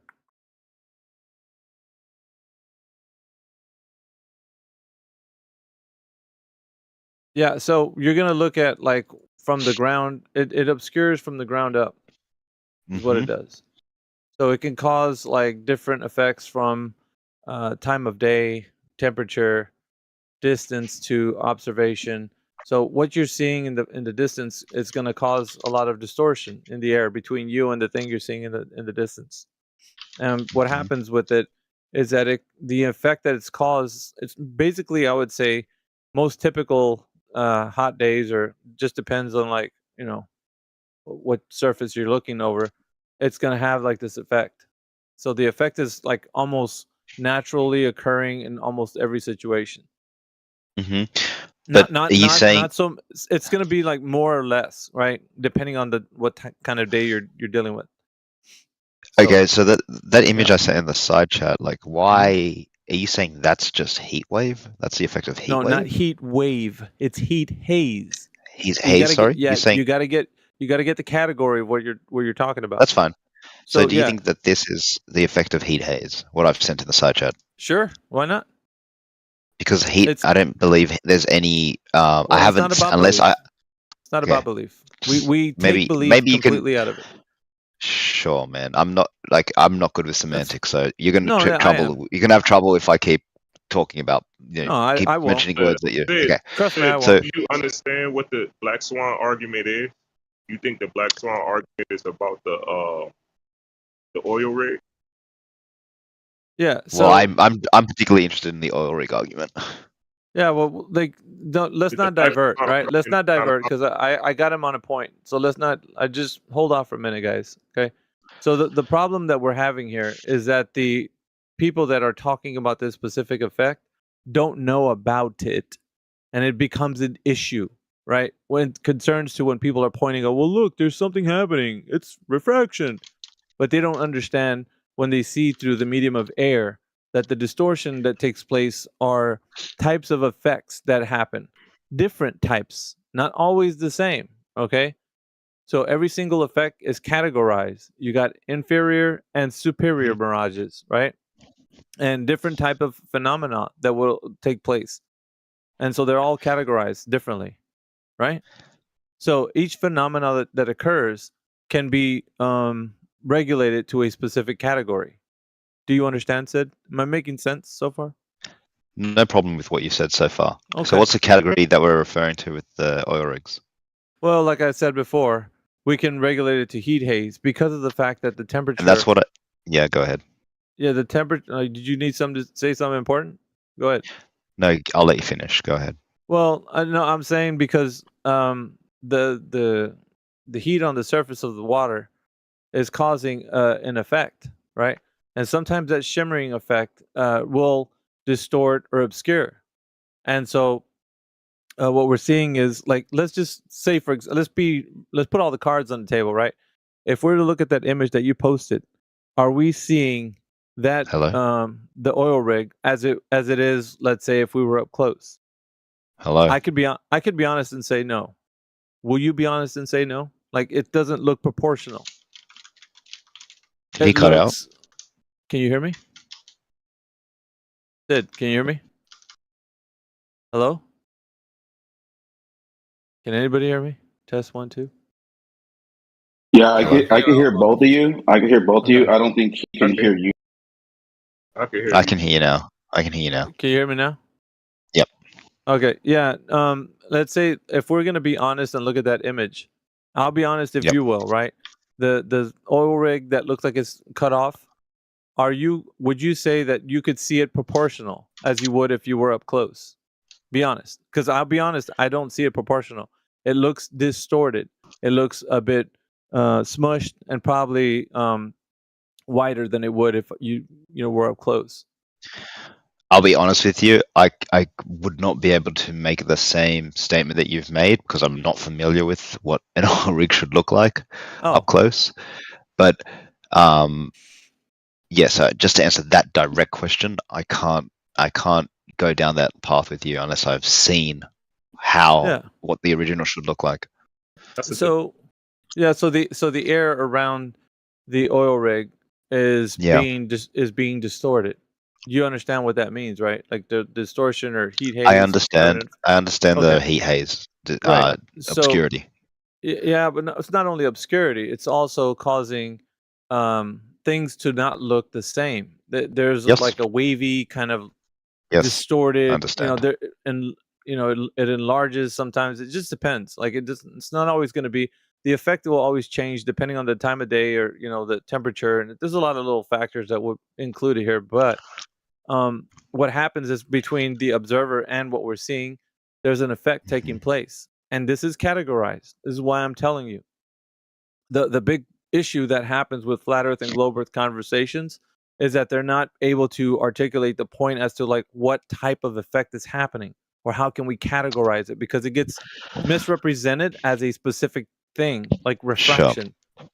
So I don't think this has anything to do with. I don't think this has anything to do with refraction. I think this, what I see here is, you are trying to say that this effect could be due to a heat haze. That's what you're going with. What I'd like to then ask is, what I've not yet been presented with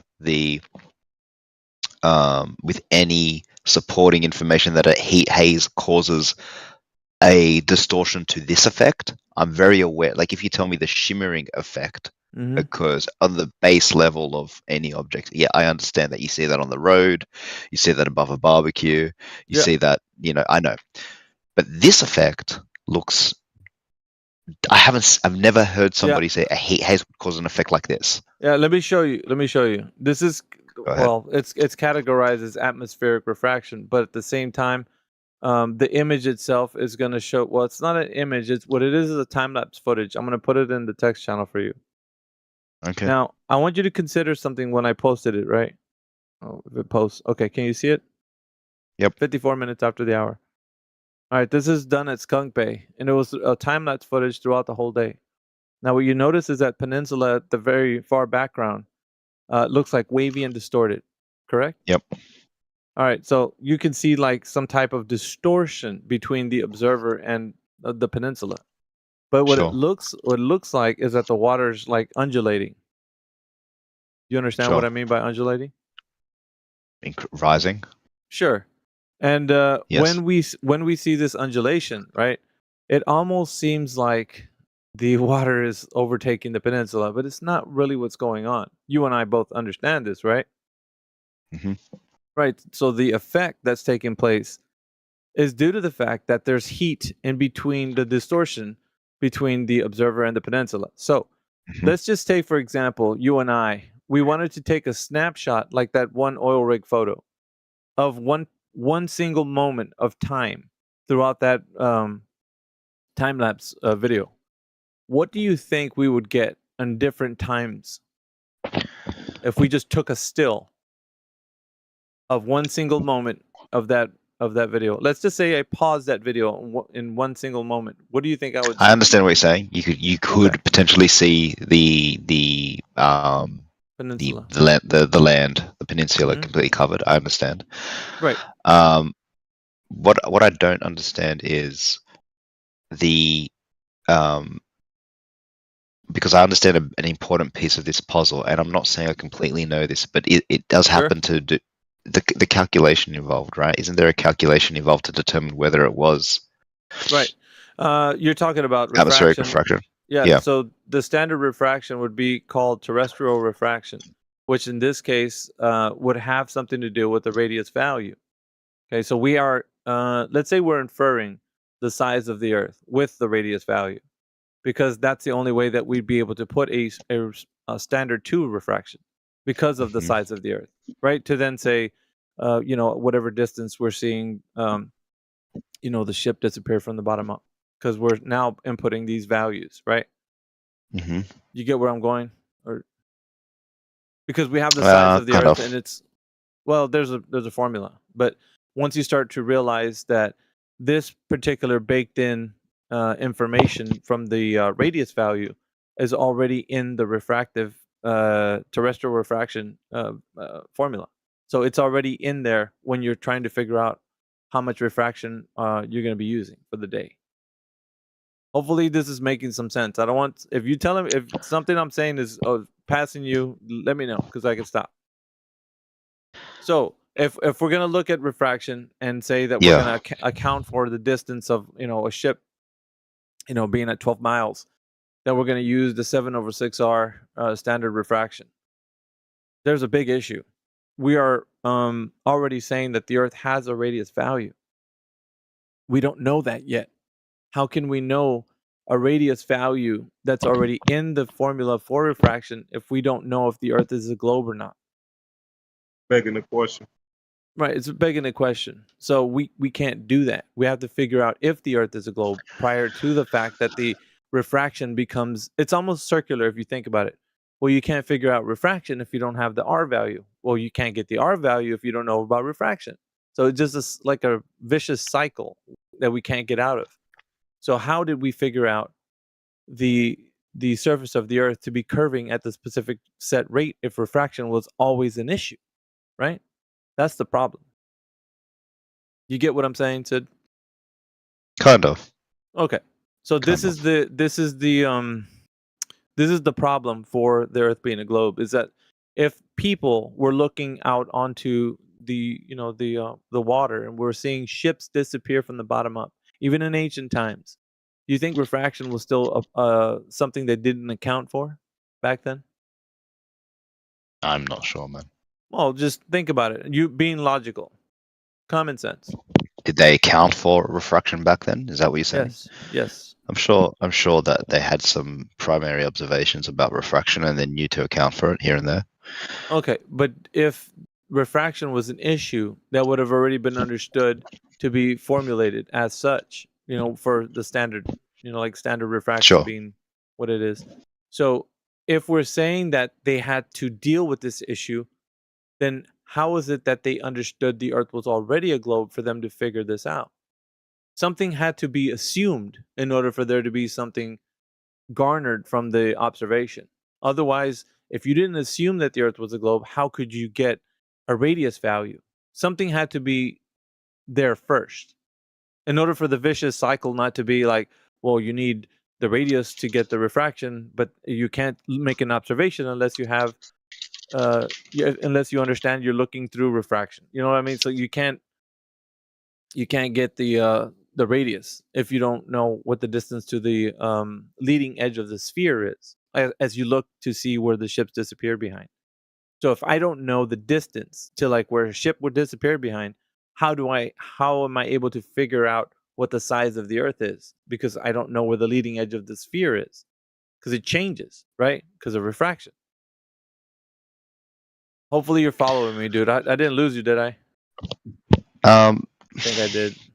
A little bit. I think I did. Yeah, it's a big one. But most of the issue that happens here is because of that vicious cycle where you have to think about the Earth as you're making your observation as already being a globe to work out the standard refraction. Like it's in terrestrial refraction, the R value for the formula for refraction.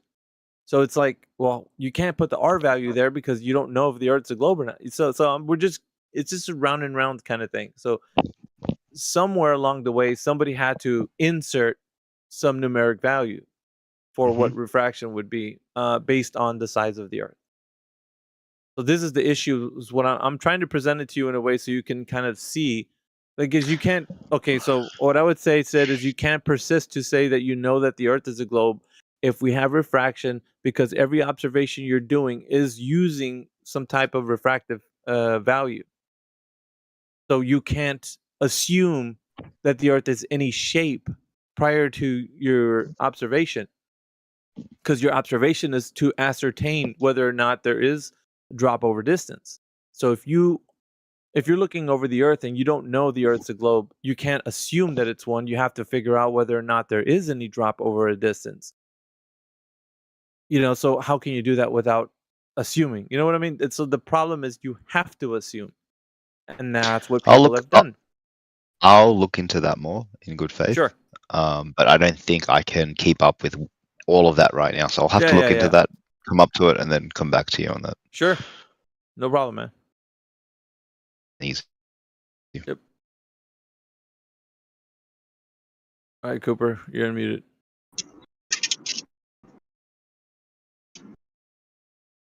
It's a big one, I know, but people get lost in the sauce.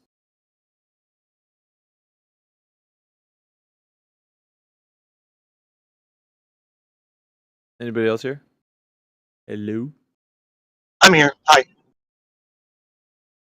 What up, Pimp? What's up, Turtle?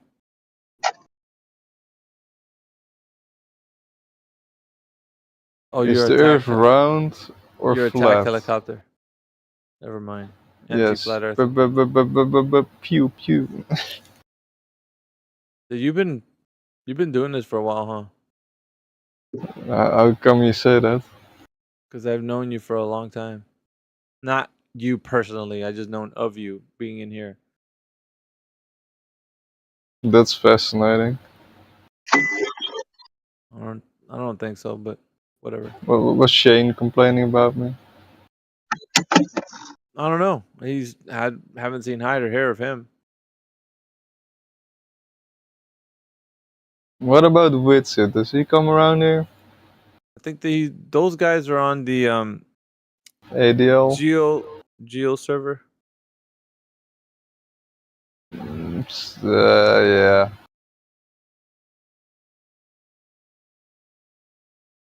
Or the Flatmans. Flatman? Yeah. He comes in here. I know Flatman comes in here. Dude has his own show, right? I think so, yeah. You're talking about the teacher? I'm not sure if he is a teacher. Last thing I heard from him was that he was... Wait, maybe it's someone else.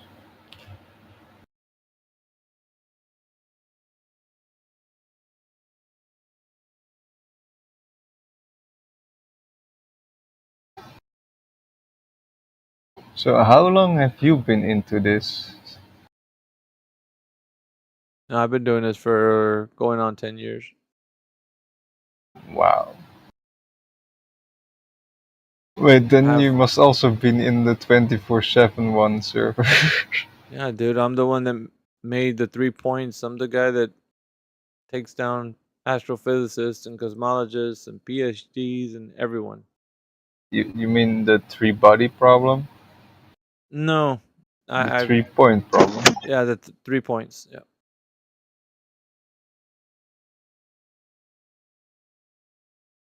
Yeah, I've been doing this for a while. Been debating many years.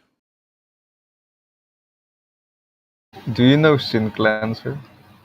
Yes, I do. Hell yeah. What, you like Sin Cleanser? It's my boy. Where's he? What server is he in?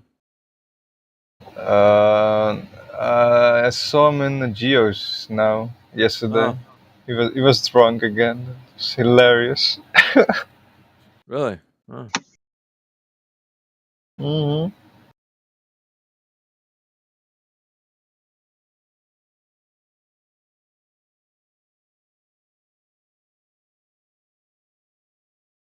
Yeah. Sin was hammered last night. He's pretty hammered last night. And they ended up just muting him. Funny. Wait, you were there as well, Apple? Yeah, I was there for a little bit. I was at the point, like right at the end, when they finally just muted him. And then they unmuted him, and then they muted him again. Bunch of savages.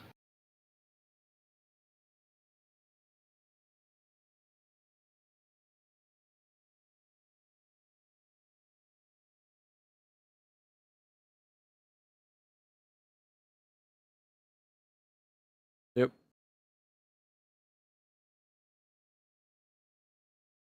Brenda's back. Ready to get destroyed.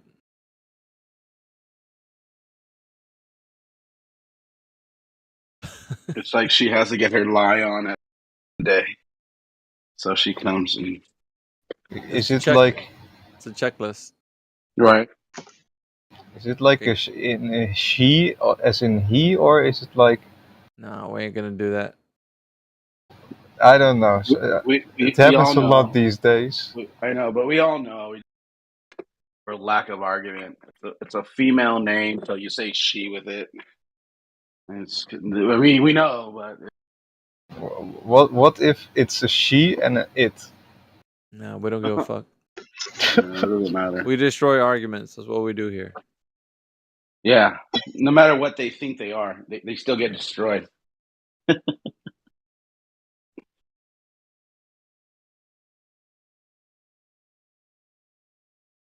Right, Cooper?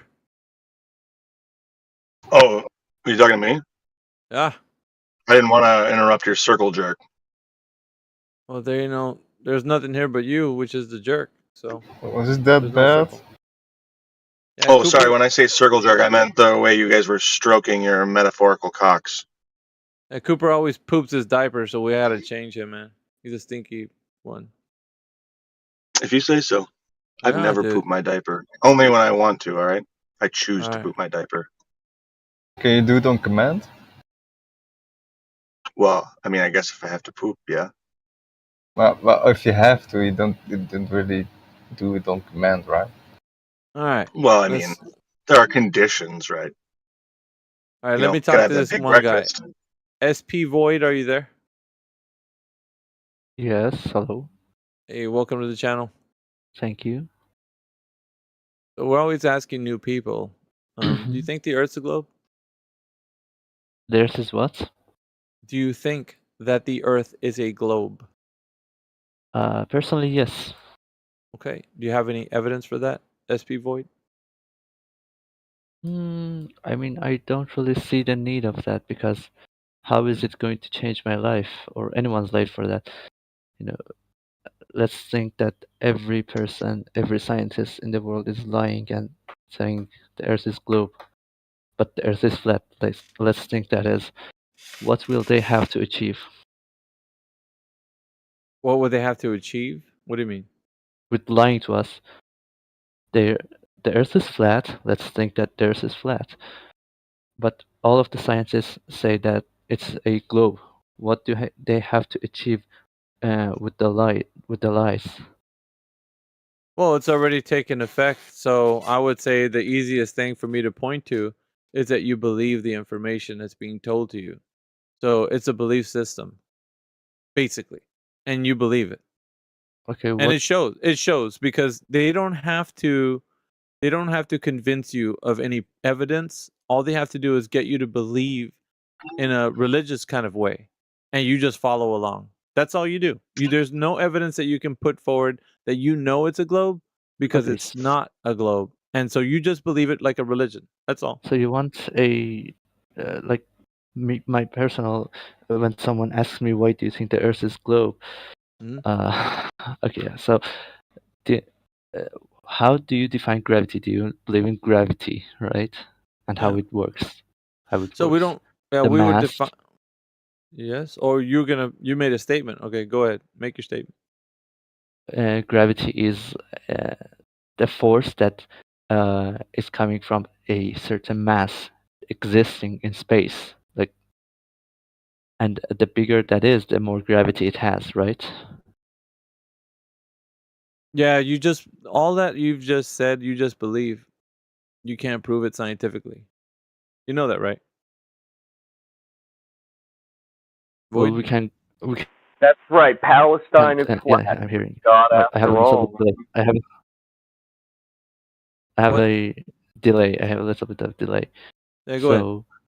So, you said that I just believe that, but Yes. if you want to really think of that, everything that is happening in the physics area of science, you can tell that about it. You know, you can say that we just believe that this is speed. We just believe this is acceleration. We just believe this is temperature. Yeah, I'm pretty sure in physics you actually work with things that are interacting with the physical world, right? I would think. Now, if This you is the don't same. think that, This is in this well, in this physics no, world. The no, gravity. no, no. What we're saying is this idea is more mainly conceptual, right? It's kind of like an abstract. It's an idea. Somebody has an idea that they think they live on an Earth that's a sphere. They don't know it. You don't know it. You think you do, but there's no evidence to back it up. So when you speak of gravity as in something that you can fundamentally or scientifically evidence, I would say that's incorrect until you're able to understand. There's two things, right? There's the theory and then there's the effect. So it's cause and effect, cause and effect. You can talk to me about the effect, like dropping something or seeing something happen and calculating its speed or measuring its speed. It doesn't matter how you want to do that. But you can't tell me what causes the effect. That is an abstract. Why can't I? Why can't I? You can explain it in what you've heard, but you can't Okay. science. You can't use it. You can't put it through any verification. It's just not So, going to be. You can't validate it. There's no way that you can do that. So let's say I don't know what current rhetoric do you understand for gravity? The theory. What do you okay. what do you think it is? So, do you believe that in science we are constantly searching for ways to define things and measure things, right? Yeah, but what is that telling me about the theory of gravity that I asked you for? I'm getting to it.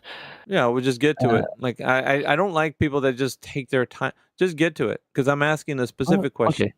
okay. So, okay. Sure. I mean, my English isn't very good, so I need the time to think for the Yeah, go words. ahead. Take your time, but just get to it. That's all I'm asking. Okay, sorry. It's good. In science, we're constantly searching for ways to measure things and explain things, and the only way that we Are you reading off of something? No, I mean I can show you my screen or Well, it myself. sounded like you and see repeated the same thing that you said before. It's almost as if you're reading from Yes, someone. because my English isn't very good. I can only use some small. I can only use some little words. All right, so just let's use little words then. I don't want you to don't say that part again. It sounds like you're reading from somewhere. Okay, So the sorry. the I'm so theory sorry. the theory of gravity. You understand what that means? The theory of gravity. What do you mean? Do you know what the theory of gravity is? Just yes or no. Do you know what that means?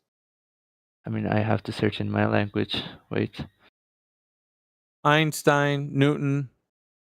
Okay, yes. I know what you mean. Okay. Which one do you think that we are going with right now?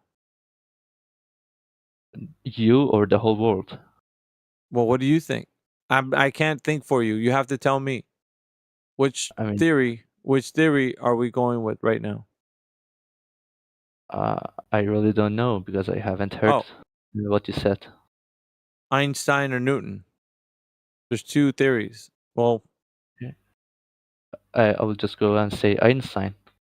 Right. When you And say we, do you think people in this? Do you say people in this server or people in the whole world? Which one do you mean? I meant people that think that the theory of gravity has been already understood by one of these. Okay. By these two theories, which is Newton and Einstein. But I you've chosen. understand now.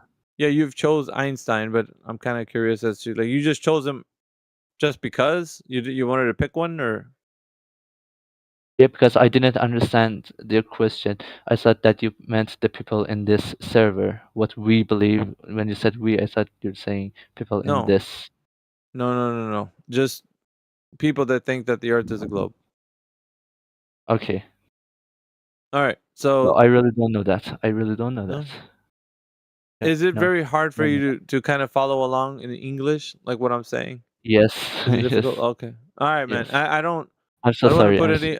sorry. No, you're fine. I don't want to put any much stress on you because, like, that's one thing where you can't understand English, and it's a whole other where you're just like not addressing what I'm saying. So I understand. It sounds like a language barrier. So Yeah. that much I do understand. So I don't know. I think maybe we can just work it out in text, perhaps. That would be better. Yeah, For you I anyway, can 'cause go and I can go and use Google Translate and come back. Yeah, If no, that well, is you could okay with stay you. in the text, Void. Just stay in the text and work it that way, because I think Okay. having a conversation in English is a bit too much in this. Yes. Thank you. Well, thanks for coming by. And don't leave. You can stay in here, type in the text channel, and then just Yeah, respond. sure.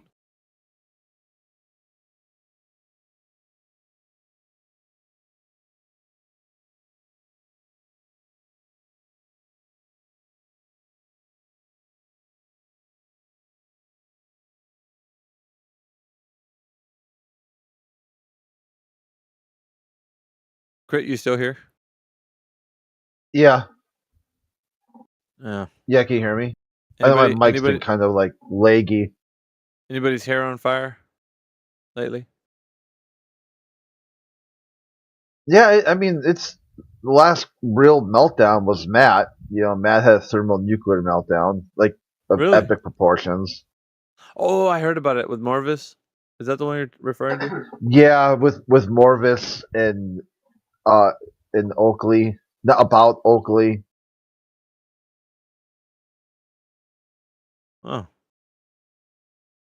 There's another server that some of us are on called The Greatest Minds on Discord, and the moderator, the owner, just kind of disappeared, and then one of the atheist moderators. It's got a lot of different topics that people are into, and so one of the atheist moderators just modded up all his atheist buddies with like temp mod, and all they do now is just delete comments, time people out, completely have shut down the server completely. So I've been like, messaging the admin. I'm like, hey, you need to do something here, because it's like the atheists just killed the server, and they're blaming everyone else. Okay, like some people say, hey, you guys are killing the server. Oh, we're not killing the server. It's the flat earthers who are doing that. And they're like, well, you've deleted all their content. You've timed out all their members. Some of the people, like before they left, they gave people a stat, like a VIP status, where your role is higher than the moderators, but you don't have mod perms, so they can't mod you. Only the admins can mod you. So I've just been like, dude, like, get out of the Flat Earth channel if you don't like it, and you're only in here to delete people's comments. So then eventually he said, hey, come to the main channel and talk about Flat Earth, since he basically said Chris going to keep derailing the conversation. Any Flat Earther who posted anything in the main channel, he banned them from the server and said that they were posting outside of the channel. Where is this? The Greatest Minds on Discord. Is that a Discord channel? Yeah, Brenda. Wait, they got 24/7 flat Earth in there too, or what's going on? Like I didn't. No, it's not the flat. It's an offshoot from another server where it was like kind of about identity. It was just like different people telling their story and say, hey, I'm X and here's my story. Like all kinds of different people with all different walks of life and whatnot. Let someone tell the story. And from there, this other guy called Facts, and then also Delete Discord, they said, hey, let's set up a server where people can explore these different people and ask them questions and see where they're coming from. And this was it was a great, for years. I mean, this server's been around for 4 or 5 years. No problems. No problems until they started giving atheist moderator perms. Suddenly now the server is just a dumpster fire. It's just a complete shit show. And it's getting worse. Is there something wrong with them deleting Flat Earther comments? Yeah, because they ask the question, they get an answer, then they delete the answer. And then say they didn't answer. Right. And then say, because some subjective reason, if you ask a question, you're entitled to answers. Yeah. So they delete flat Earth comments because they don't answer the questions. So I don't see anything wrong with that. Yeah, they did answer. That's what I'm saying. Then they delete the answer, then say now that the answer is deleted, there's no answer. Yeah, because they didn't answer the question. No, they did answer. That's what I'm saying. There was an answer on the table, and then the answer was deleted. There's a difference between replying and answering a question. Then that's the argument you put forward. You don't delete the answer and then say this question has not been answered. And then your proof of that is to time the person out so that they can't answer at all. Because they're not answering questions. Yeah, and then invite them to talk in a different channel. And when they go to that channel to talk in that channel, then ban them from the server for talking in the wrong channel. Sure. So if I ask somebody a question and they reply, but they don't answer the question. Here, we'll just follow your worldview here, Brenda, and just ban your ass. Fuck it. I mean, it's very easy. Yeah, I think it works, right? She didn't answer the question, and she just replied. Just get the fuck out. Yeah, just replying. Yeah, because Brenda doesn't answer the question, even though he says that he's answering. But that's my bad. Even though the answer is supposed to be there, but that's not answering it. So using the same logic, I think it would be, and then Brenda would be perfectly fine with that because very supportive of it happening over there. Why not here? Hey, we got Rob in the chat. What's up, Rob?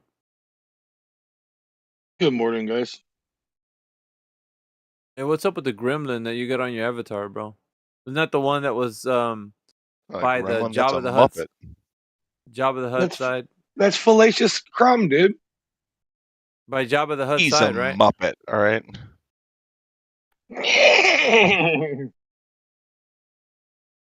Dude, that's old as hell. You are an old guy. That's a perk show. I took that picture this morning in the mirror. I believe you. Shit, I believe you on that one. You guys picking on Brenda? Oh, she's gone. No, I don't. No,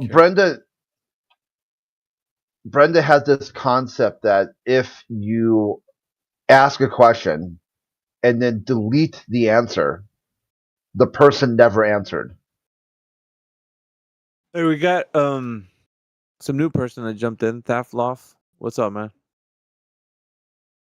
Saying what's up to all the new people. Thafloff, are you there?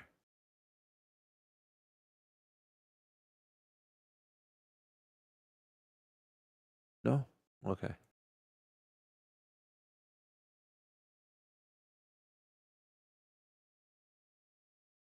Yeah. So anyway, I mean, before Brenda derailed, the whole concept was what are some of the biggest globalist meltdowns currently, and outside of Matt Nuclear going nuclear, not a whole lot, other than this other server where it's being completely destroyed by moderation.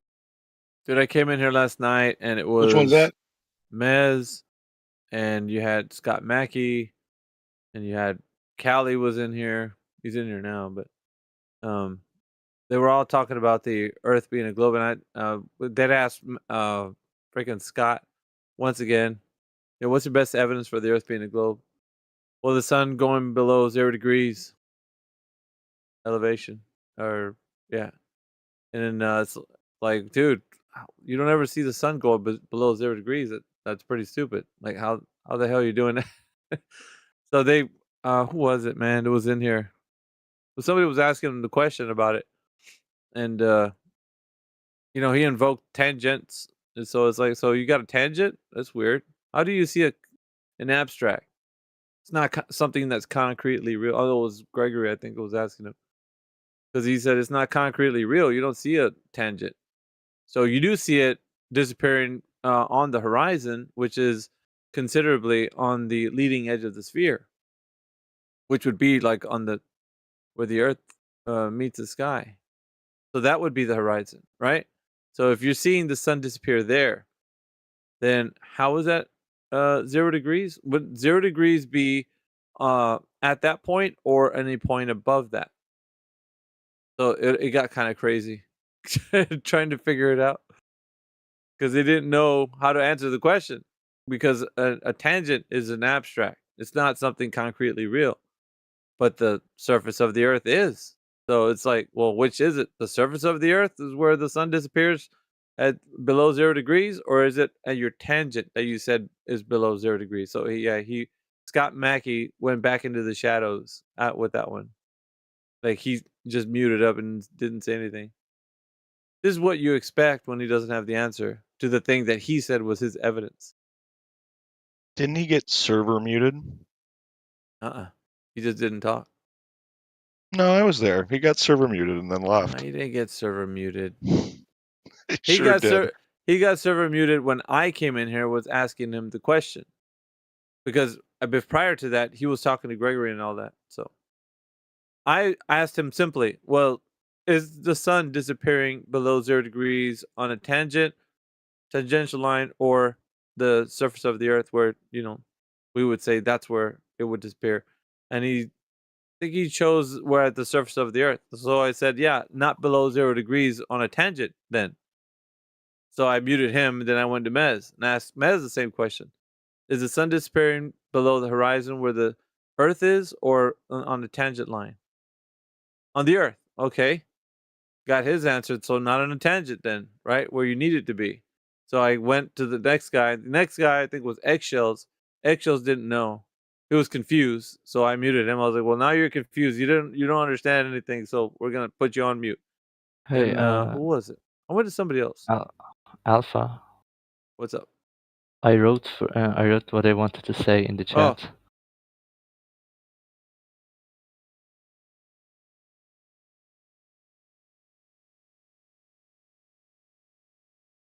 Yeah, that's good. I might reply. Somebody else might reply to you in text. I don't really do text. I mean, you can tell it to me. I understand, but I really can't talk fluently. Yeah, I think I think more of it is just going to be me getting frustrated because you're not understanding certain things, and I'd rather skip all the frustration of you trying I don't understand that word. And I'm not saying that you need to, because you have a language barrier. That's your kind of thing. English is not your first language. It's not your problem. So, but yeah, if somebody wants to reply to you in text, that'd be great.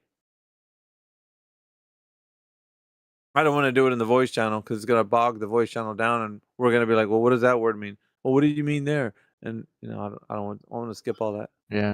A language barrier is really difficult on this conversation because many times even people who speak English perfectly, like their mother's language, they do not understand anything you're telling them. Like you are speaking plain vernacular at a very low education level, and not a single word is understood. You'll have expert speakers in English who don't know the difference between verbs, nouns, and adjectives. You're having to break that down. So I was gonna say it's these educated people too. It's not like you're guys who are just laymen. No, these guys are saying big words, but when it comes to when you're articulating your point for flat Earth, it's like all that logic and understanding just leaves their mind. They don't understand what you mean. All of a sudden, like you're speaking Chinese or something. It's weird. Mm-hmm. Yeah. I don't know if you understood all that. Yes, I really did. I just okay. I understand. I understand very well. Okay. I just didn't understand the point of that question that you said, what we believe in as gravity. Yeah, the theory of gravity. Yeah. I thought when you said we, you were saying we as like the flat earthers. I thought that was you mean. Yeah, that was what I thought at first. Yeah.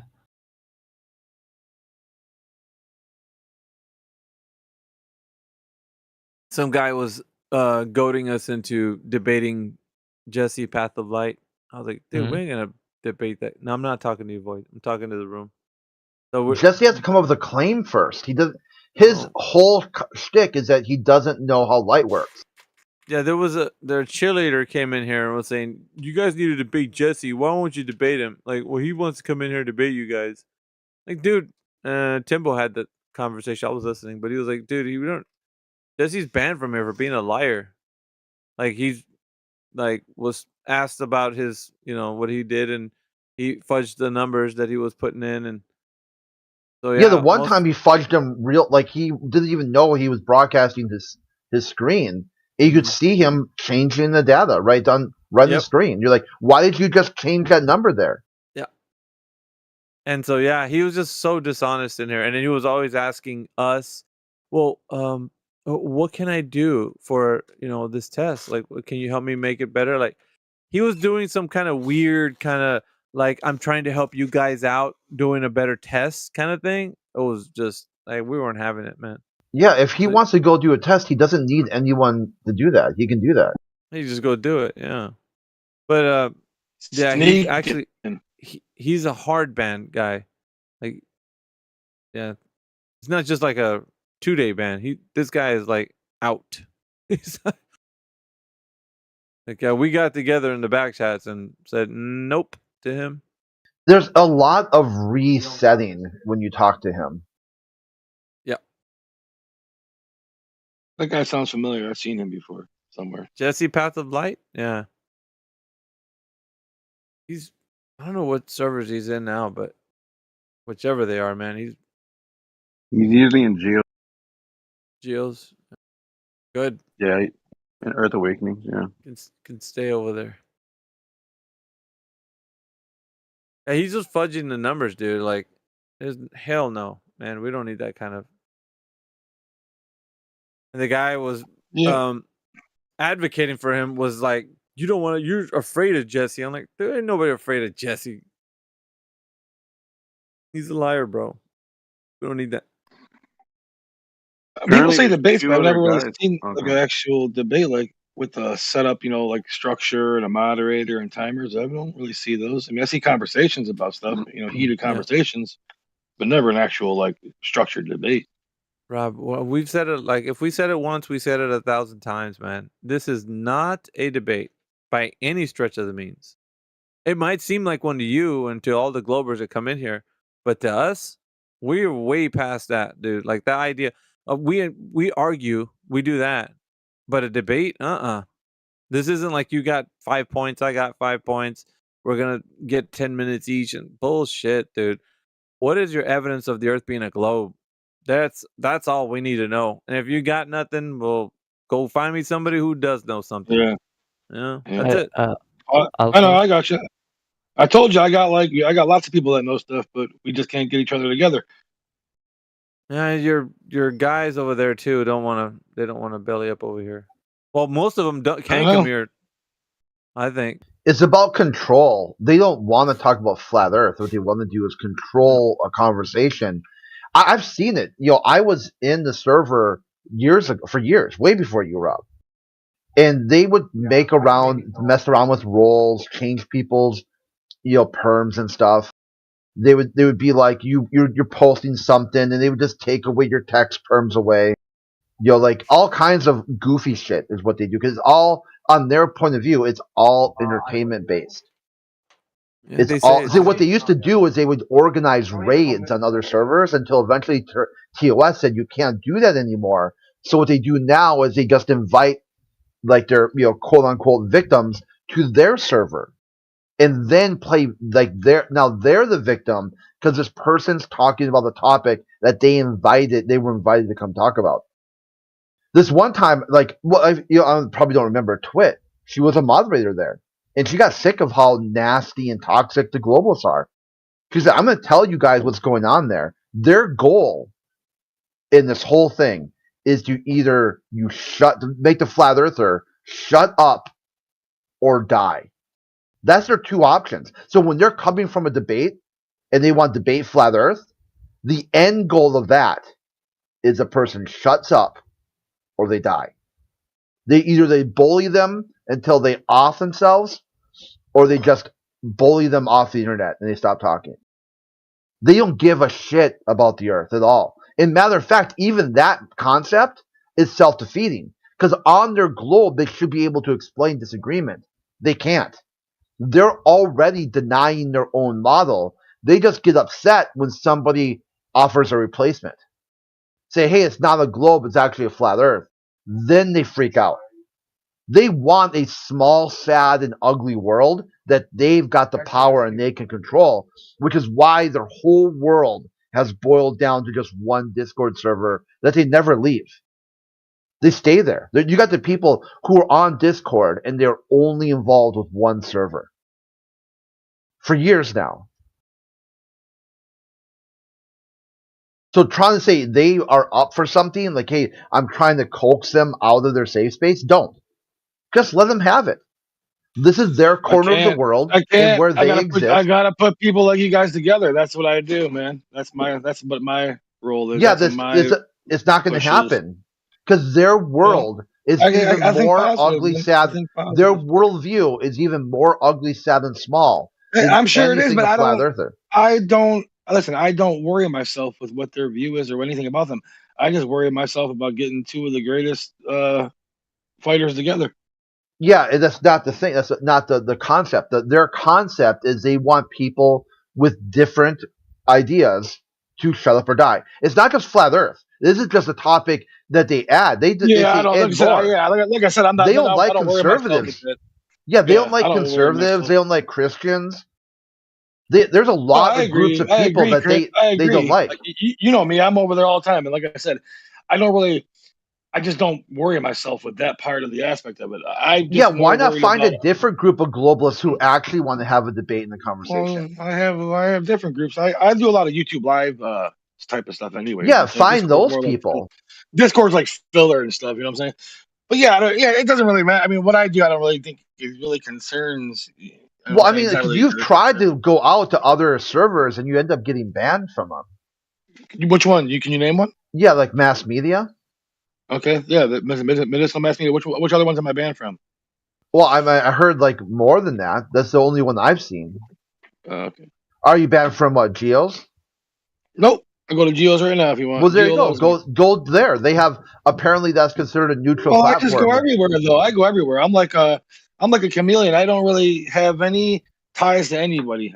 So go to that server and do what you want to do because Jesse's on that server. You could set up a debate with you and Jesse versus Jeremy and. Well, I'm not really here to set up one. I'm saying it's always on my mind, but I don't come here to try to coax you. Or say you mod it. Say like, hey, I want Jeremy and Jesse to debate the path of light, and you'll moderate it.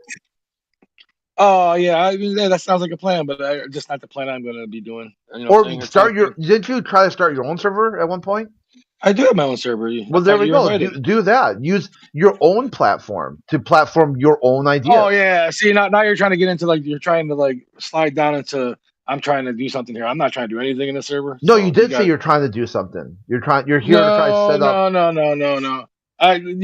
You're trying to. You're doing too much now, Craig. Because that's not what I'm not here to fucking try to control anything or take it. It was just I put out a thing because you guys have Nathan Oakley in here sometimes when he does his show. So I figured it might be fun to have some Globers in here one time and maybe do a show. But yeah, that was about the farthest it was going to go taking it. I'm not trying to push anything. You're just trying to do this now. Yeah. Okay, so let's follow the logic here. So Nathan Oakley comes here once a week, and that means who is the equivalent on the globe side who should come here once a week? Oh, I think it'd be awesome to have Jem's crazy panda people in here, dude, and you guys can fuck with them and shit. You know what I'm saying? You guys still have the mute button. You're still in control. No, I mean, who would you want to replace? Like, what would be like a globe side version of Nathan Oakley? Well, I don't want anybody to replace him. I think it'd be the more shows, the better. Day. The more entertainment, the better. I think to have Gem people in here, have medicinal mass media in here would be cool. You know what I'm saying? Like, just have everybody have different channels coming in here, and you guys are still in control. It's not like you don't have control of anything. So I mean. You're still a boss.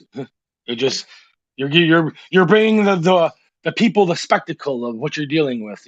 All these idiots you're dealing with. You're just putting them on like expose. Like look at like you said, all that shit you just named off. You can show it. You can show it. You can hear it. Everything will be seen.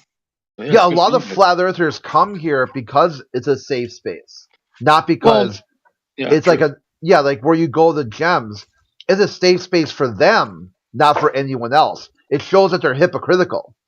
Oh yeah. Well, like I said, that's all part of the argument. They're really kind of, which is interesting because in their worldview, being a hypocrite is the greatest sin.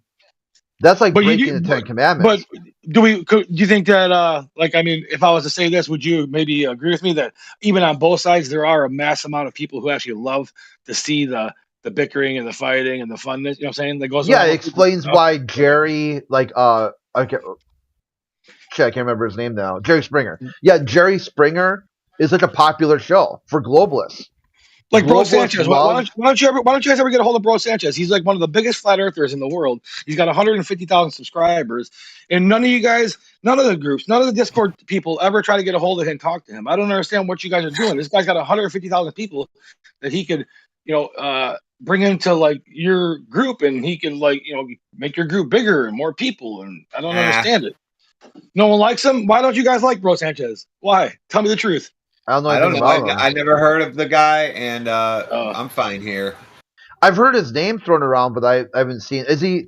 He's a flat earther. Yeah, he's a fellow flat earther. He's been on a journalism show. He's done a show with Witsit before.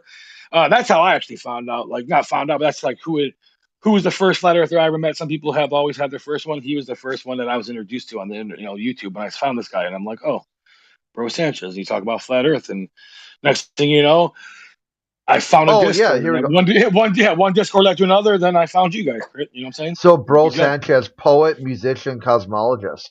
There you go. Yeah, that's what you see. A lot of creativity on the globe side, or I'm sorry, on the flat Earth side. Because a lot of artists, he makes beats. He makes beats. He raps and shit.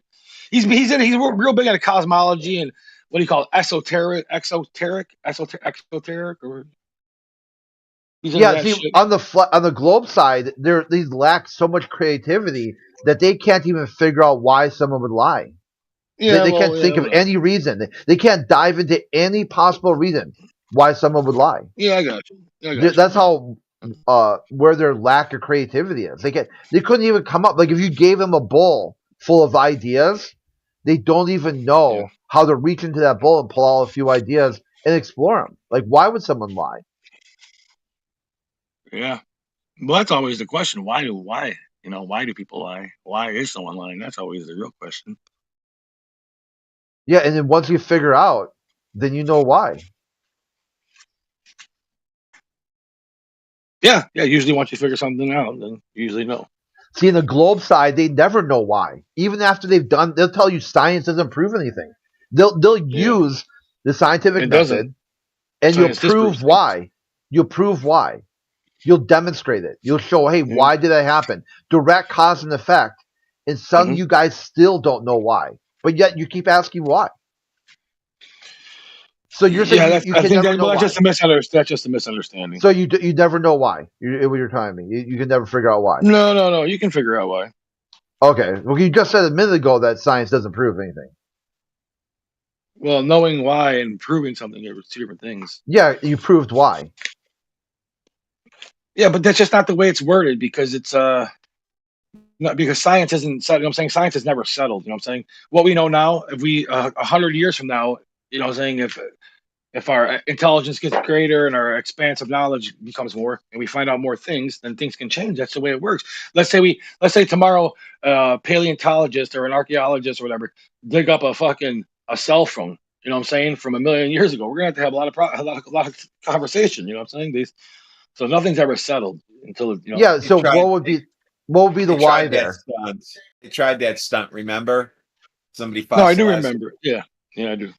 Yeah, so what would happen then? What would it be? Would it be time travel? Would it be ancient technology? We have to start thinking of some things, wouldn't you? Be sitting on top of the whole lot of guava, be watching my kids. I say none of y'all about this. You had to come up with a few things, wouldn't you? That was hilarious. Yeah, for sure, Crit. Hey, you know me, man. Like, you know what I'm saying? I told you enough now. Like, besides the flat Earth, man, I think a lot of different. I'm into a lot of other shit, man. You know what I'm saying? The flat Earth is the only thing I just can't get on board with. But I'm the type of. I already said it. I think we come from aliens. I think that the Earth was seeded, but no one ever goes anywhere with that. That's just not even on the table. Yeah, I watched an episode of Star Trek. That's cool, man. You can say Star Trek. You can say whatever, man. Yeah, Star did you Trek. see that? Here, let me find that one where you can watch it too. I don't believe we had a common ancestor. You know what I'm saying? And just all of a sudden it just split off one day. It just made another. I don't know. It doesn't make any sense. We didn't come. Saying you just don't start off as a primordial pool of soup, and then turn into a tadpole, then turn into a whale, then a whale gets legs, and the legs fall, and the tail fall. It just doesn't work that way. I'm sorry, it just doesn't. They can say it, they can explain it. Show me the fucking half fish frog. Show me the half whale human skeleton. They got dinosaurs that are 100 million, 600 million years old dinosaur bone, but they can't find any of this other stuff. I think that South Park gives the best depiction of evolution with Mr. Garrett in the classroom. It's bloody hilarious. Yeah, retarded gay fish frogs. Yeah, that's the one. Yeah. Yeah, I mean, listen, man. We can all speculate on how we got here, but the bottom line is, at the end of the day, I'm the type of person I just straight up. I understand that no matter what anybody tells you, no one knows the truth. No one knows how we got here, dude. Yeah, here the episode is called "The Chase: Star Trek: The Next Generation." So, here's a synopsis. In episode 146, syndicated TV show of the science fiction franchise Star Trek, on the 20th episode of the 6th season is dedicated to the cast member. Okay. The plot. Okay. Captain Picard, who is a student of archaeology, is visited by a former mentor, played by Nolan Lloyd, Professor Gene Gallon. Gallon, who Picard said is like a father to me, states he's come across something in his travels which could be the most profound discovery of their time. However, Gallon will not tell Picard about it, and unless Picard agrees to go with him, which means leaving the Enterprise and his Starfleet career behind him. Picard ultimately declines, although he is torn about this decision. Shortly after leaving, Galen's transport is attacked and boarded. He's critically injured and beamed directly to sickbay.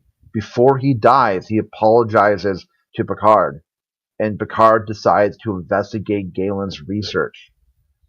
On board Galen's ship reads no results but seemingly on a block of random numbers. Upon studying these blocks, they discover it's fragments of DNA, which has been collected across the galaxy. Yeah, this isn't what I was really talking about, but I can see how you can say it might be along the same lines, but that's well, not. I stopped because I didn't want any more spoilers. That's like the first 5 minutes of the show.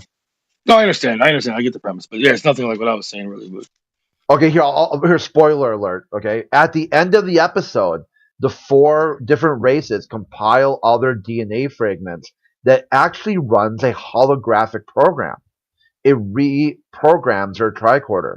This recorded of an alien human is projected and resembles all the other races. Each, like every humans, Kardashians, Klingons, Romulans, they all have features that this race Kardashians. Yeah.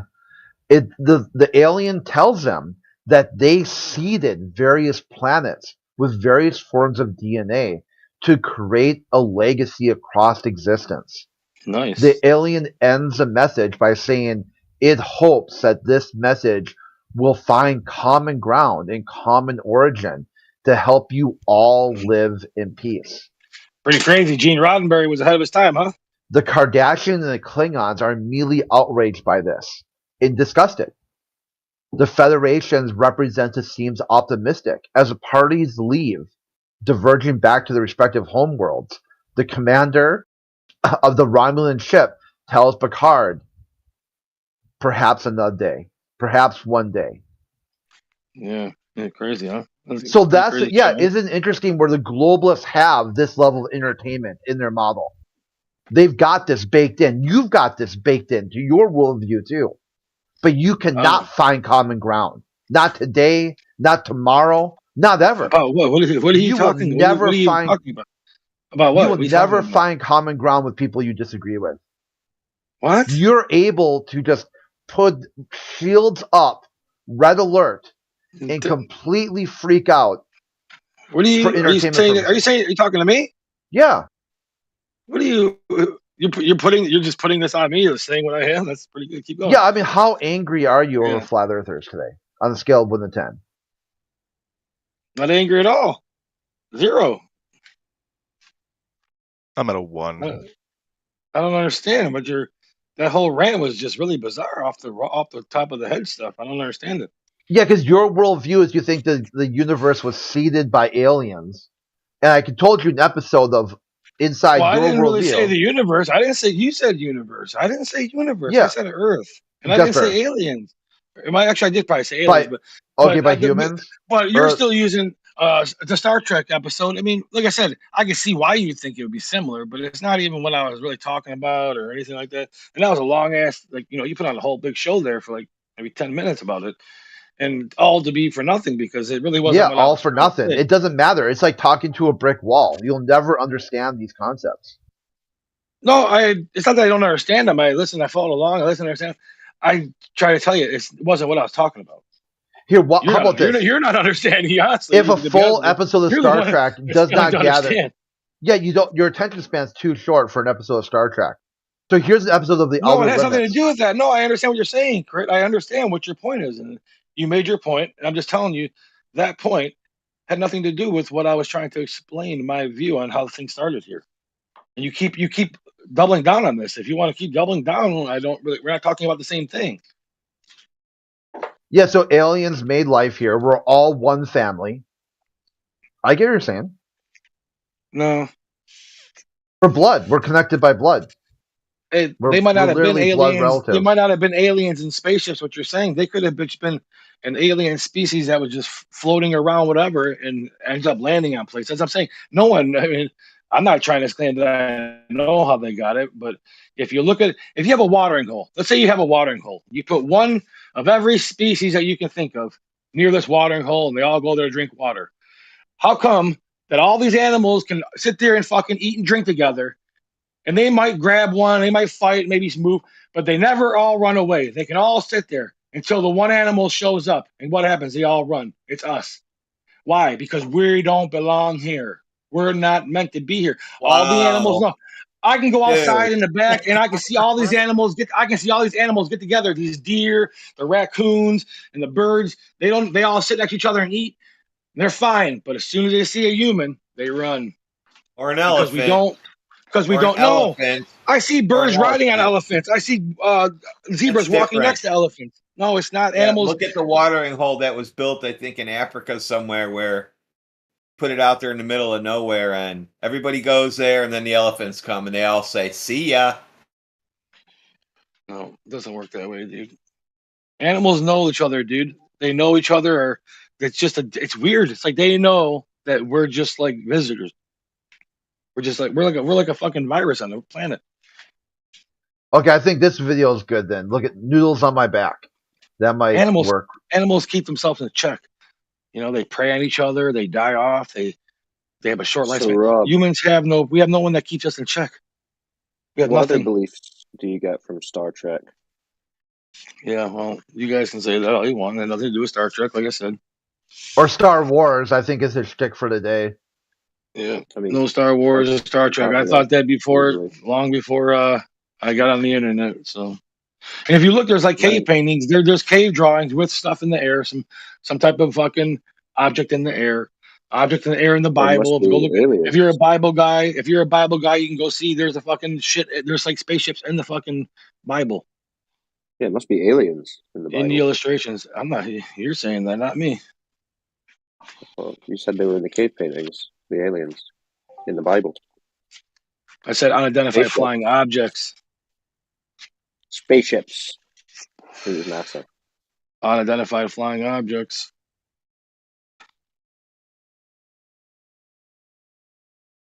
Yeah, I mean, if you guys want to believe it came from monkeys, that's on you. I ain't no monkey. Never was a monkey. Not related to monkeys. That's a glooby belief. Oh, okay. So you guys are religious people? You guys believe that some guy walked in water, lived in a whale for 3 days? Give me a break, dude. It's not even your religion. What are you? You're Caucasian. You're believing some Jewish religion, some Jewish God. Well, it sounds like your belief comes from Star Trek, so I don't know if you should criticize. Well, that's your opinion, like and stuff. I never brought up Star Trek. He did. So yeah, it's but like your your belief, opinion, man. that Star Trek predates. That's an old Star Trek, you know. That predates your. That's actually not an old Star Trek. That's like the newer Star Trek, the Next Generation. Well, middle Star Trek. The old Star Trek is Captain Kirk. So you're wrong on that again. And Well, I I didn't won't get nothing on challenge. Star Trek. I didn't get the seeding challenge idea your off Star Star Trek Trek, knowledge. bro. Clearly, you're a big fan. Another episode like that. Yeah, Where'd you know you how get it many from, then? sci-fi Okay. things have.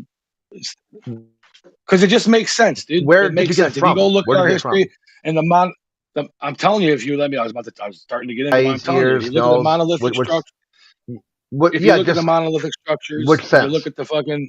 What do you mean? What Looking. sense? Common You sense. just How's look that? at something and it tells you aliens. No, Which it's not which just of the one. common It's not senses? one thing. It's a fucking accumulation of many of the things, dude, that you learn from my 44 years of being on this planet. You just see things, the pyramids, monolithic structures. That there's pyramids on every continent. You're waffling, and we Rob. yet not What's that got to waffling. do I'm with explaining. aliens? They were made by If I floating could rocks that finish aliens floated something, through the air. They're saying Aliens that's floated the racism. bricks through if the I could air and finish made something, I pyramids. could explain. You would have you guys ask questions in the middle of what I'm telling you. Yeah, would answer Rob, the because question. you're going off. You're waffling. Do you know that saying Not that aliens waffling. built It's not waffling. saying aliens built the pyramids is considered racism now? Cool. I don't give a fuck what is considered, dude. In my opinion, if you don't like it, then that's on you. Deal with it.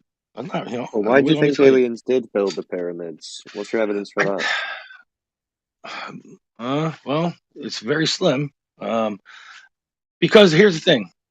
Okay, the supposedly now, if we're gonna go back with the pyramids, there's a pyramid on every continent on this planet, and these are all built at times where the people were separated by oceans and they had no ways of communicating.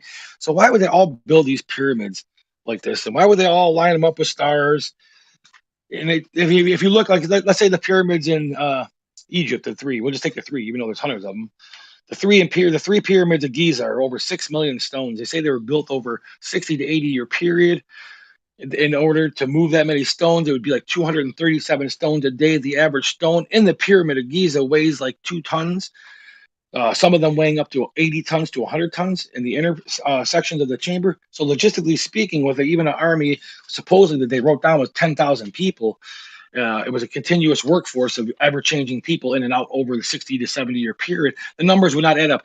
You'd have to quarry, move, and some of these stones came from 100 miles away, over 230. You have to set down 237 stones a day to complete it in the time they tell you it's completed, and that's impossible. I don't give a fuck what anybody says. You're not dragging them across logs. You're not gonna. I mean, you're just not doing it. You're not blowing through a fucking diddler-do and raising them up. So you tell me how they did them. I don't know. I might not agree. Where I might not agree. I mean, I might agree with you in terms of those stories about them dragging stones across deserts and all that, but it doesn't really sound like you've got any evidence to suggest that they are non-human or people not on Earth that are doing this. I don't know why that would be the conclusion. Oh yeah, you're right for sure. I don't have any proof of that. If I did, I'd be one of the most fucking decorated people on the planet right now. Yeah, no one has any proof of this because that would change history. So you're not going to find any proof. Maybe it's buried deeper. I don't know, but there's got to be something left around. No one built these things for no reason. They say they were fucking built for tombs. There's never been a king or a fucking tomb found in any of these things. Yeah, I might not disagree with that. I just don't understand why you would jump to something like aliens before just like, well, maybe there was a civilization that isn't documented that was worldwide rather than in these locations we're told. Like, surely that's more possible without any other evidence to support it than going straight to aliens. Oh, absolutely. Yeah. I mean, yeah. Aliens is a crazy leap, but it's a crazy thing when all of a sudden we have these ancient fucking technologies, and then all of a sudden we lose them for a long time, and then we kind of start over. Like we never continued from that time. Like we had a reset, and then we started over. We had to turn the lights on and get all this printing press going. When we were thousands of years before that, they started having a writing system. They started having they were doing math. Obviously, they did math because they put these stones in place, and you ain't doing that without math. You're not doing it. This is what I'm saying. Something's not right in the timeline, dude. Well, yeah, but I mean, saying that history as it's been presented as false is one thing, but that doesn't mean that, it's aliens. Yeah, I'm not. I know. I'm just trying to make the case for it because I think that all the evidence points towards it. Like when you see all these holy books, the earliest holy books from Africa, and all of the Middle East shit, even the Indians, the Indian people, the Hinduism, I think it is, or whatever. Them people, their stories directly says that we come from aliens, like we were seeded here. That's what their story believes. If you go read their book, the Purple Arm Goddess, or whatever, they actually tell you that. Citation for that. Yeah, I'd have to talk to an actual Hindu, they want to do it. But yeah, I know some, and that's what they believe. They believe that we're like cosmic beings. I think I'd rather hear Rob talk about his kayak to Antarctica than this. Well, it's your call, Chris. Your server, brother. I follow rules, man. This is your. Yeah, it was a joke, dude. Oh, sorry. No, I know it's kind of boring, but like, I mean, I just want you guys to know that I'm not like some kind of fucking clone, fucking Glober agent, fucking Smith idiot. You know what I'm saying? I'm not asleep, dude. I was awake long before most of you guys were, dude, because I'm probably older than you guys. I was into conspiracy theories in the 90s. But flat Earth isn't a conspiracy theory by definition.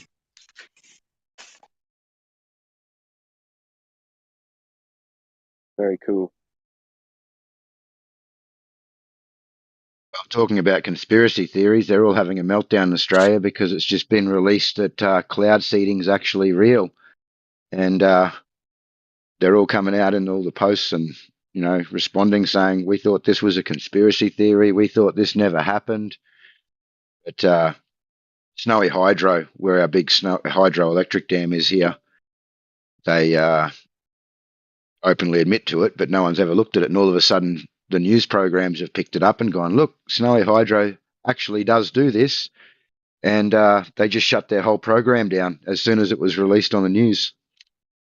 Said that they need to do some further investigation into it, so that they're spraying aluminium, iodine, what else? There's a few things, but it was all listed in there.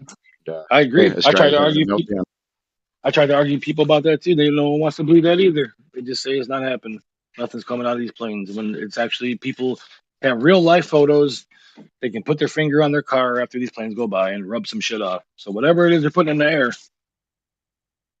Well, cloud seeding's been admitted by governments for like decades, hasn't it? I don't know why they're surprised. Well, it has, but it's always depends been classed as depends who you argue with. conspiracy.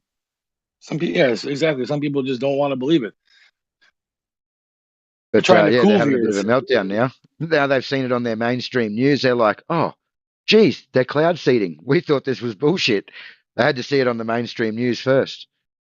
Cool. And for some reason, Snowy Hydro decided that as soon as it was released on the news, they're shutting the cloud seeding program down pending further investigation. We were predicted to have the warmest winter on record here. So far, we've had the coldest, man. We've had like -11 and all sorts of crazy temperatures. So, I don't know.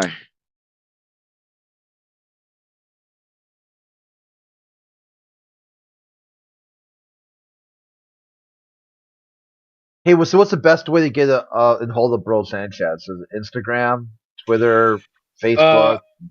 I email him. You can email him or go to Facebook, but either or. But if you want to email, it's talk to Bro Sanchez at Golden Wings.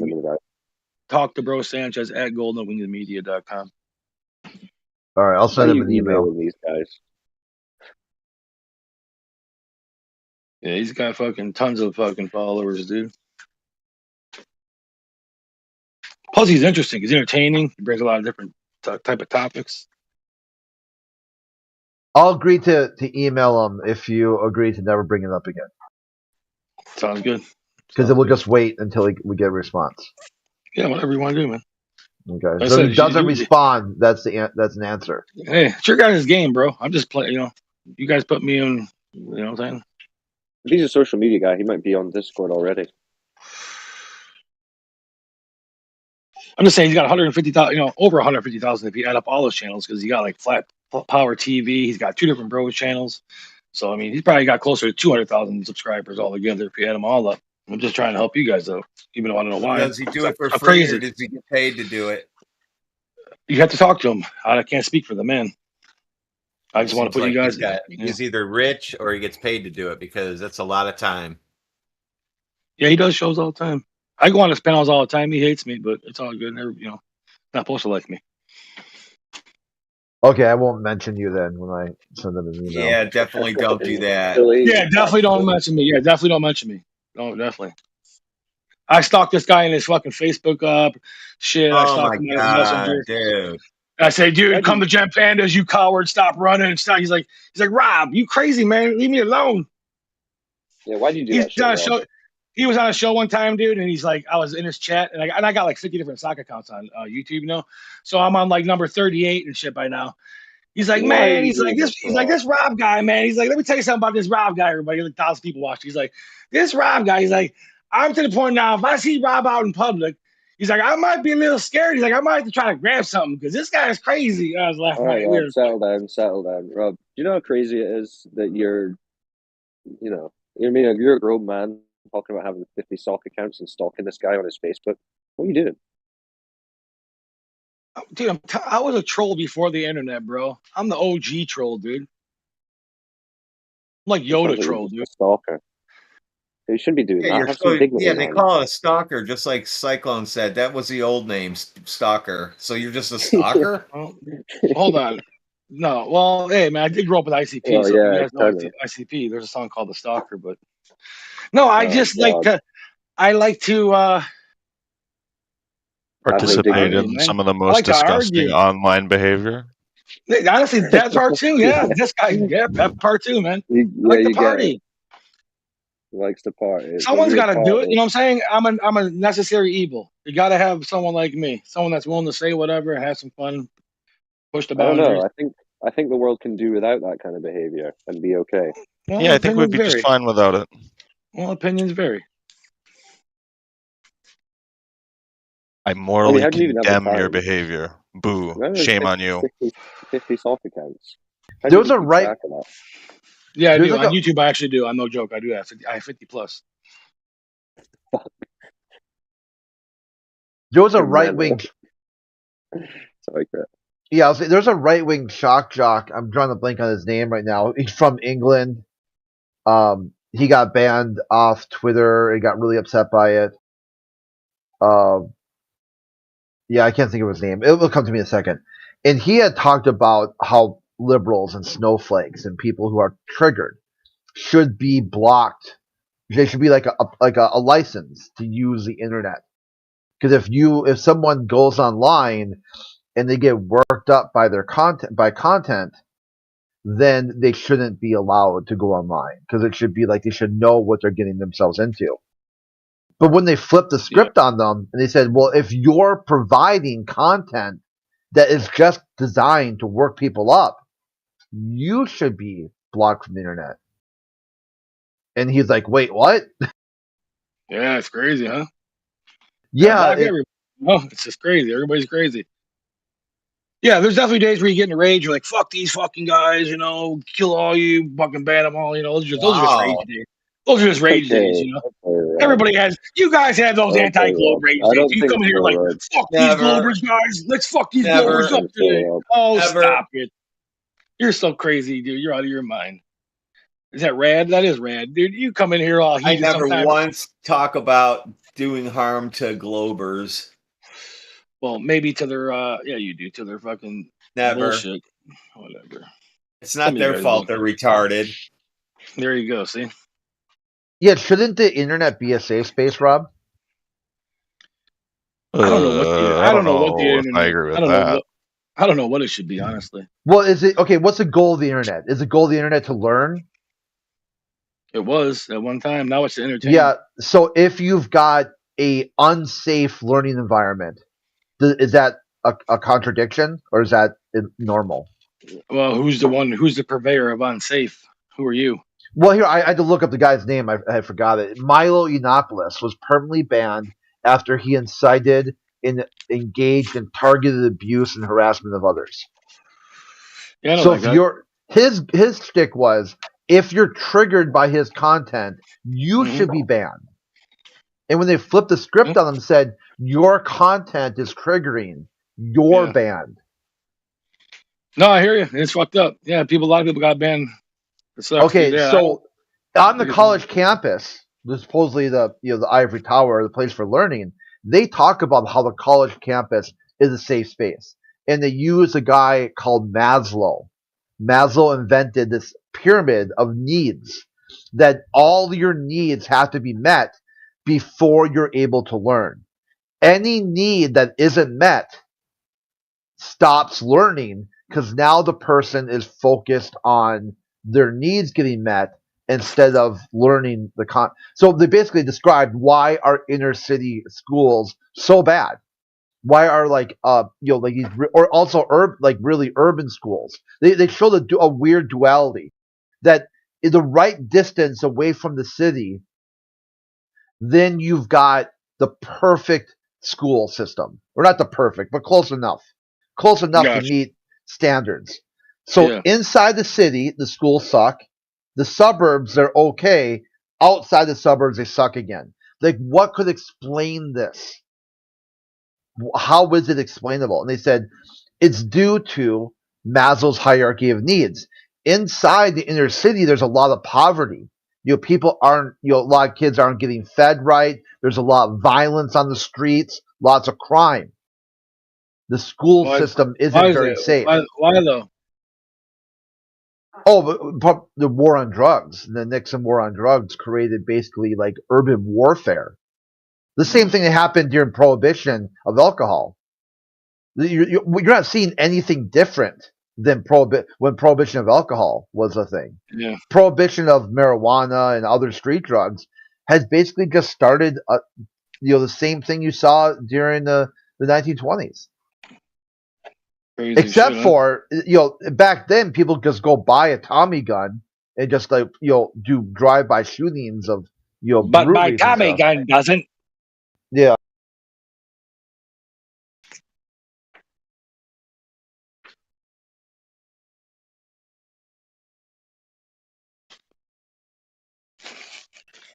Thomas, the little Tommy gun that could.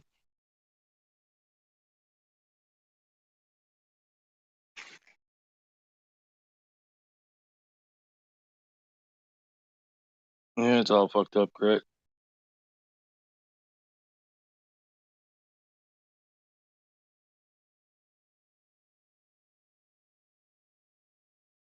Posted a picture of you, Rob.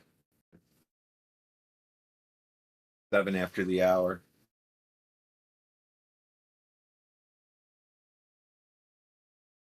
Oh, this should be good.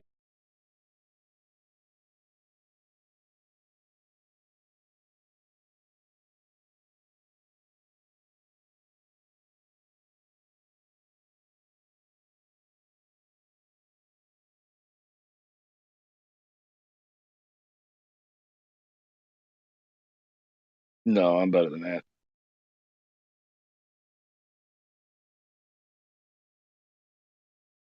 Here's the edge. Genuine question. These nuts. Did you fail high school? It's round, idiots.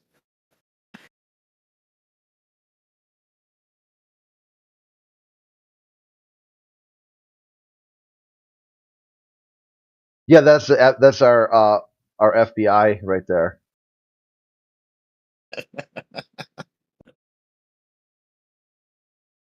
It's actually a picture of Scott Mackey.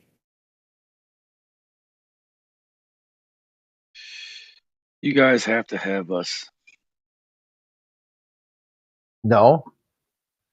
Prior to 2016, flat earthers were fine. All the way back to the days of yore until 2016. And then when 2016 happened, The Guardian did back-to-back hit pieces against flat earthers. And they did this because atheism just got destroyed. Okay, atheism was in full retreat. They were completely done. Third wave atheism was shattered. It was just pieces of garbage, just little pockets of just straight bullshit left over. Third wave atheism had went on the offensive, and their troops were caught in the open, and the theists fired for effect, and it completely annihilated any atheist speaker. So to try to get a quick win to remain relevant, they picked a fight with flat earthers. If he said, you know what, here's a group of theistic people out here who think that they're Bible literates. If we can just prove that that is the end goal of all theists, then they'll actually win instead of lose. And the people said, yeah, flat earthers aren't using the Bible, you dumb shit. You know, that had nothing to do with the Bible. Yeah. Flat earthers have been talking for thousands of years. You know, like they've got books written about it. They've got people who, you know, and so they didn't get it. So instead of like, oh shit, you're right, that's a wrong group of people to pick a fight with, they doubled down and did a second hit piece, calling it a dangerous online conspiracy theory. Damn, that's crazy, yo. Yeah, which is interesting because atheism is the ultimate conspiracy theory. Think of all the people who'd have to be I'm not in an on atheist. it. I'm not an atheist. I didn't say you were. Think of all the people who'd have to be in on it if their atheism is correct. Oh, I don't think that's true, but yeah, I'm not an atheist. No, all the astronauts, every single. Well, no, I think the thing about atheism, I think the bad thing about atheism, it doesn't require anybody to be in on it. Yeah, all the people. Yeah, like all the people. Like when America was founded, the founding fathers said, "In God we trust." No, they didn't. They said, yeah, they did. No, they said, "You are created." In God we trust did not come into a term until 1957 or 3. Yeah, that was added in by Eisenhower, who also started NASA. Yeah, the founding fathers never mentioned the word God is never mentioned in any. The creator. Yeah, creator's not God, dude. Yeah, it's the same thing. Well, that's your opinion, bro. Capital C creator. They're two different words. They're two different God. words, man. Well, they're two different words, so you can. That's the one I use. Capital C creator when I tell you people this place was created. So yeah, I agree. Yeah, so there's a creator. I just don't. So they would all have to be in on it. I just don't claim to know who he is. I just don't. If atheism is right, every single founding father would have to be in on it. Well, that's cool, man. That's like your opinion again. Well, if Earth was seated like he thinks it is, then would the creator be a god? I don't know if he's a god. I don't know. No, I'm asking Crit. The aliens would be the aliens would be the creator. Aliens would be God, though. No, they would be lowercase c. Okay. You know the difference between uppercase C and lowercase c, right? I think when you're talking, but like when you're like talking about like in this context, you kind of have to like differentiate between like a creator and a proper noun god. and a noun. Like yeah, but it's hard to do that. It's hard to hear the capital when you're talking in voice, right? Well, that's why they have a founding document that they wrote. Like right here, crit versus crit. Is that the same thing? Are those two words exactly the same? No, they're not exactly the same. What's the difference? One is a proper noun, I guess, and the other is one would be me, critical. Right? Yeah, or critical hit or something. Yeah, or it could be like the Native American tribe. Sure. Well, I'm not familiar with that tribe, but I believe you. Okay.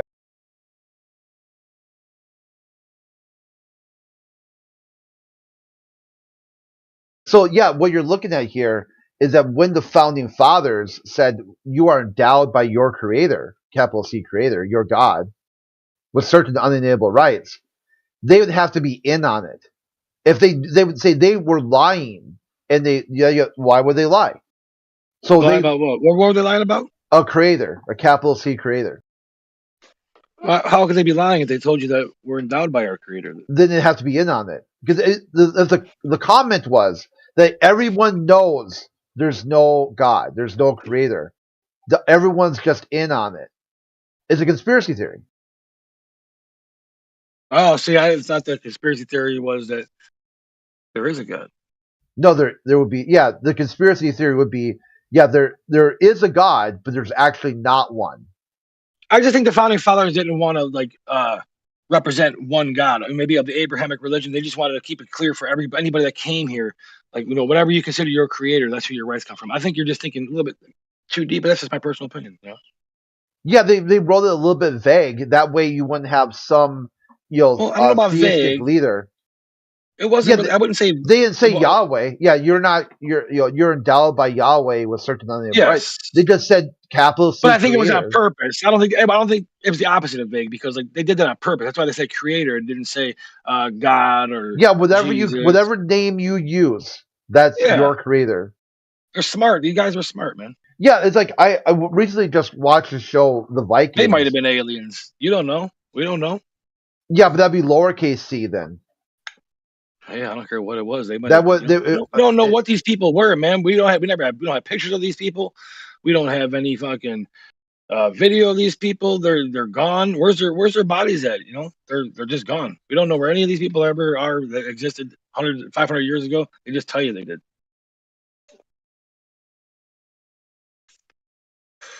We're going off what people tell us. If you do you see the difference between the noun creator and the verb creator?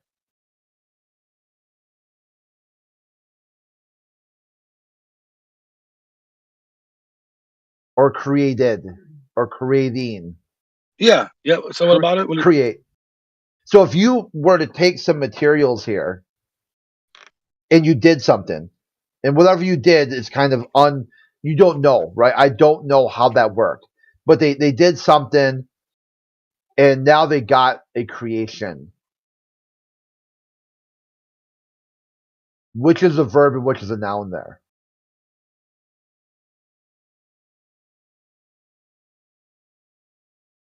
The creator created the creation. Can you parse that out at all, or is it confusing? I think you got noun,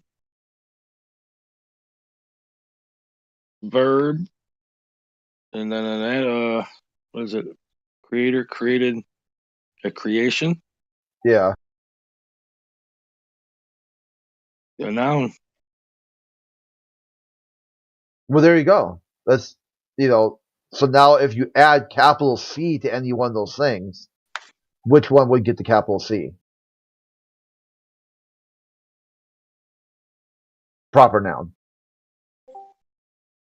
It depends because you said if we're speaking of the aliens that created us, they wouldn't be capital C under any circumstances. There wouldn't be a capital C in the equation.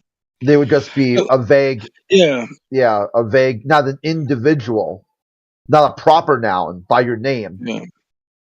It'd be a lowercase c creator. Yeah, if I want to start doing that, I'd have to expand my bullshit story into like, oh well, maybe there's like these people, an ancient group of people who do know how we got here, but we don't know them. But there's no way, you know what I'm saying? That's just So capital C creator means a very specific person or thing. Well, if you're using it as a god, I know what you're trying to do. You're trying to link it to God. So let's look at it. Let's look at the document. Let's pull it up, the Declaration of Independence. What do you think? Do they capitalize that word, or they just leave it lowercase? Or is everyone in on it? Or would they be in on it? That would be the other choice too.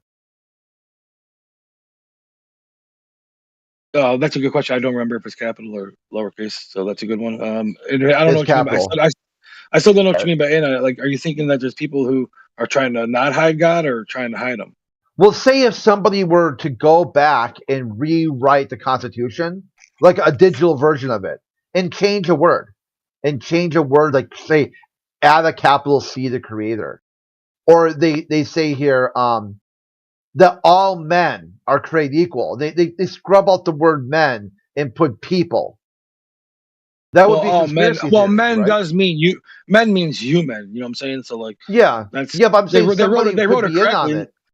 But all children of men are men and women. Remember, women are men too. Yeah, man. They call it mankind. Yeah. Yeah, not monkey kind, mankind. Exactly. Yeah, I don't believe it came from monkeys, dude. So that's not my story. I ain't no fucking descendant of no long lost monkey 40 million years ago. Have you ever invoked your inner monkey before? Well, I don't even know. What do you mean? How do you invoke inner monkey when I'm not a monkey? How can I don't know. It was kind of a vacuous.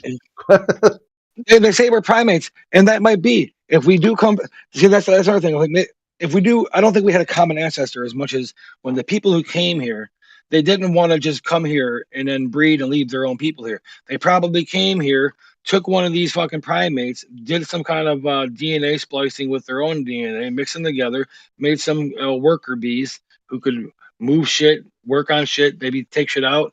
You know, maybe the whole planet was covered in gold. Who the fuck knows? We don't know because we don't have any records of that shit. But they're obviously here doing something, and all of a sudden we just show up out of nowhere. We got arms and legs, dude. Fucking, this is just retarded, dude. Now all of a sudden, so we were here for 165,000 years. They say the modern human, but only in the past like couple hundred, 300 have we turned the lights on, and in the past like 60 or 70 we got internet. This is like ridiculous, man. Yeah, it doesn't make any sense.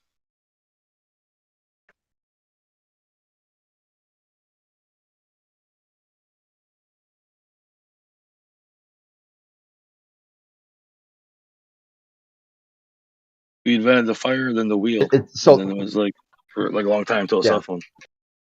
Okay, my mic laid out there. I will just go with the duality there, where you had sense and nonsense.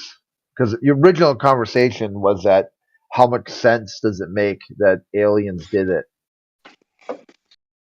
Yeah, in my mind, I think it makes more sense than any of the biblical stories. I think the biblical stories are actually talking about the people that came from whatever you guys call it, the sky. So, yeah, I mean, if you look up some of their books and stuff, or go even read the ones they took out. They took out of the actual Bible, the Book of Enoch, and all that. They tell you straight up that's where we came from. So, do you you going to be a Mormon now? No, I'm not a Mormon. I'm not any. I don't follow any religion. Just your own, kind of like your own religion. No, I don't really follow. I just don't kill people. I don't rob or steal, and not because I have a religion. So you follow 10 Commandments? No, those aren't any commandments. Those are just natural human instincts and rights. You know what I'm saying? Some people don't live by that. That's on them. I don't need a book. Yeah, I'm saying, but you, in general, you follow the 10 Commandments? If my actions happen to align with them, it's nothing more than coincidence. I don't follow anything. I just live my life. So if you were to say, like, if you're going to do something, do it with all your heart. Don't hold back. Like, no half truths. No, I'm not telling nobody to do nothing. No, I mean, for you, do you follow that or you don't follow that? I don't follow nothing like that. No, I don't have any of those.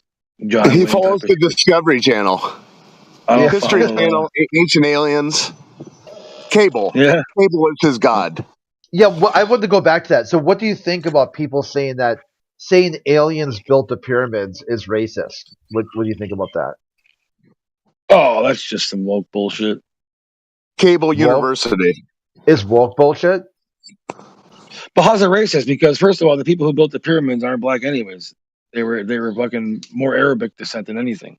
Well, that's the new working theory that Egyptians aren't sub-Saharan Africans. Are African. Yeah, they're African. Not all Africans are sub-Saharan Africans. Not all Africans are black. Africa's a big place. Yeah, I'm looking for the TED Talk here. So they're basically what they're saying. I don't remember paraphrasing now. The speaker had said that misconceptions about history have led to xenophobic and racist ideas. And then she compared that to misconceptions about who built the pyramids and saying aliens did it is therefore racist and xenophobic. But I'm not sure what the title of what it was called. Oh, so yeah, no, I've heard that. I've heard, well, not even know about that one, but I've heard similar shit about it like that, yeah. Yeah, but you've heard this stuff before.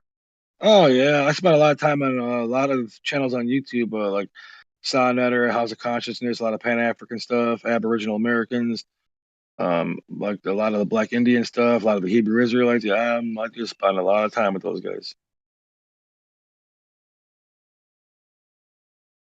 And they all claim they did something.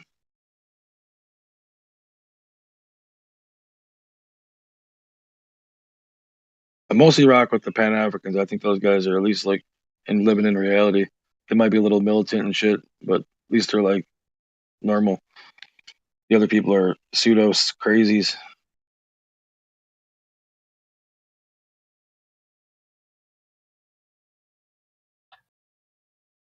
Looking for that.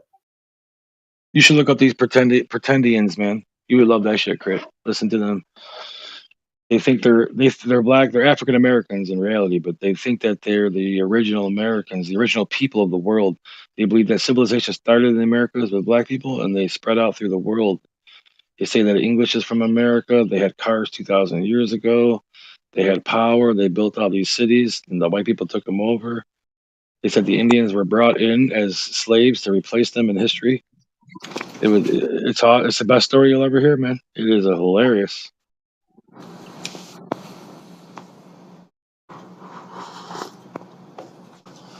Yeah, I heard about that mitochondrial Eve. Have you heard of mitochondrial Eve? Yeah, that's the first. Isn't that the first person who ever lived? They came from Africa. That's why I try to argue these guys, and they say it didn't happen. Yeah, they don't believe in the out of Africa theory. They don't believe in DNA. Like South Africa. Like I don't know what modern day country that would be, but let's see here. I think it was like Ethiopia or something like that. Oh, okay, yeah. Something like Ethiopia or Somalia or something. There ain't no doubt about it. That's where people started coming from. So these guys want to try to argue about it. I love it when someone says, "Ain't no doubt about it." So, what do you mean, "Ain't no doubt about it"? Rob, check yourself, bro. Oh, sound sorry. delusional. Yeah, you went from little too slangy. Little too slangy. Yeah, obnoxious. You don't get to go from quoting ancient aliens to say there's no doubt about something. That might appeal to your fellow History Channel U alums. Ain't no doubt about it, he says. Oh my God, dude. Yeah, they've got the whole story embedded in your psyche, don't they? No, it's not about a story embedded in your psyche. It's historical facts and evidence. These people deny the transatlantic slave trade ever happened. You can't deny that. There's over 634,000 pages of documentations that say it did. Yeah, that one source I posted shows the possible location of mitochondrial Eve to be like Tasmania, Kenya, or Congo. Kind of like that area where those countries all meet. Yeah, Rob's throwing a dart at the map and saying ain't no doubt about it. Yeah, wherever the dart lands, there is no that's where doubt about it from. that the first people came from Africa. That's just the way it is. How do you figure that one out? The Bible said that. No, DNA History says Channel that. Archaeological finds. Your naivety is off the charts, Rob. Your naivety is obnoxious. The oldest human remains that we have found on the planet come from Africa. That's the bottom line. That we? Are you French? Yeah, the human people, the human species, the humans? We as humans. Oh my God, dude. Yeah, you're delusional, pal. But even the crazier thing is you're highlighting your naivety. No, bro. I'm not naive. You're just not. Oh, you're not thinking naive. critical. Because how about to end with this? Critically, it's an adverb, Einstein. Yeah, but why is it that we find the oldest remains in Africa, but we don't? Who's we? We don't find the oldest civilizations in Africa. Well, the same reason we find Tyrannosaurus Rex skulls in Wyoming. Are you part of that we? No, you're just not answering my question. Okay, so you're trying to discount me before you French with all your we's. You're naive, bro. We as a species. No. Is that the name of the hymnal you've pulled out from the pew? We as a species? Oh my gosh, this is just absurd. Oh my gosh. You don't want to have a conversation. History Channel didn't tell me this. No, the Discovery Channel didn't tell me this while I was sitting in a lazy boy. Oh my gosh. I don't watch the Discovery Channel, bro. Stop the gap. How did you know that pyramids were built by aliens floating rocks into a pyramid shape? That's what people. That's some of the stories you see on YouTube and shit. People. We. Goofball, dude. That's cool, man. That's the best you got. Now, I pity the fool. You think you imbeciles make us angry? No, I pity you. Is that cool? Whatever you want to be cool is cool, man. I'm not a judge of what's cool to you. No, okay, it's the coolest then. You're pitiful.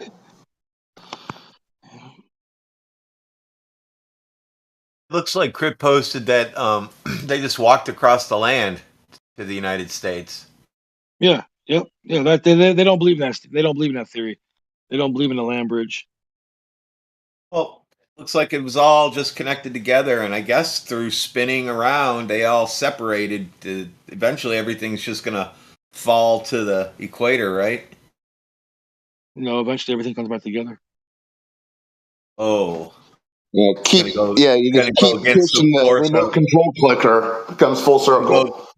Go against the force of that acceleration, huh? It's the tectonic plates moving. It's only going to go so far, anyways. They're not going to go. Get a life, dude. Get a life.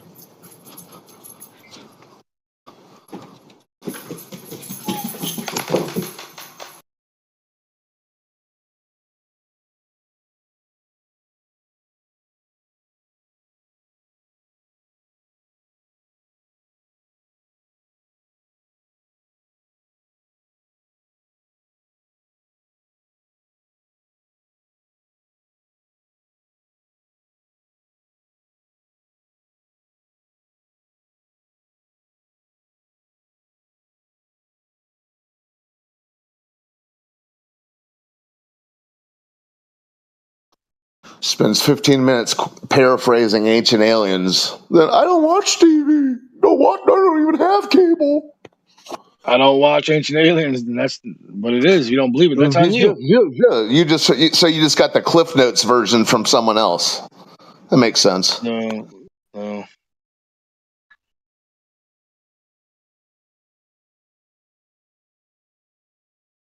do you get your information from? Did you wake up one day and just think about all this flat Earth stuff, or did you get your information from somebody else? Well, I lived decades with them pumping this outer space travel narrative into my brain. Okay, who did? So who'd you learn it from? Then I woke up. I don't know. TV, textbooks, and cinema.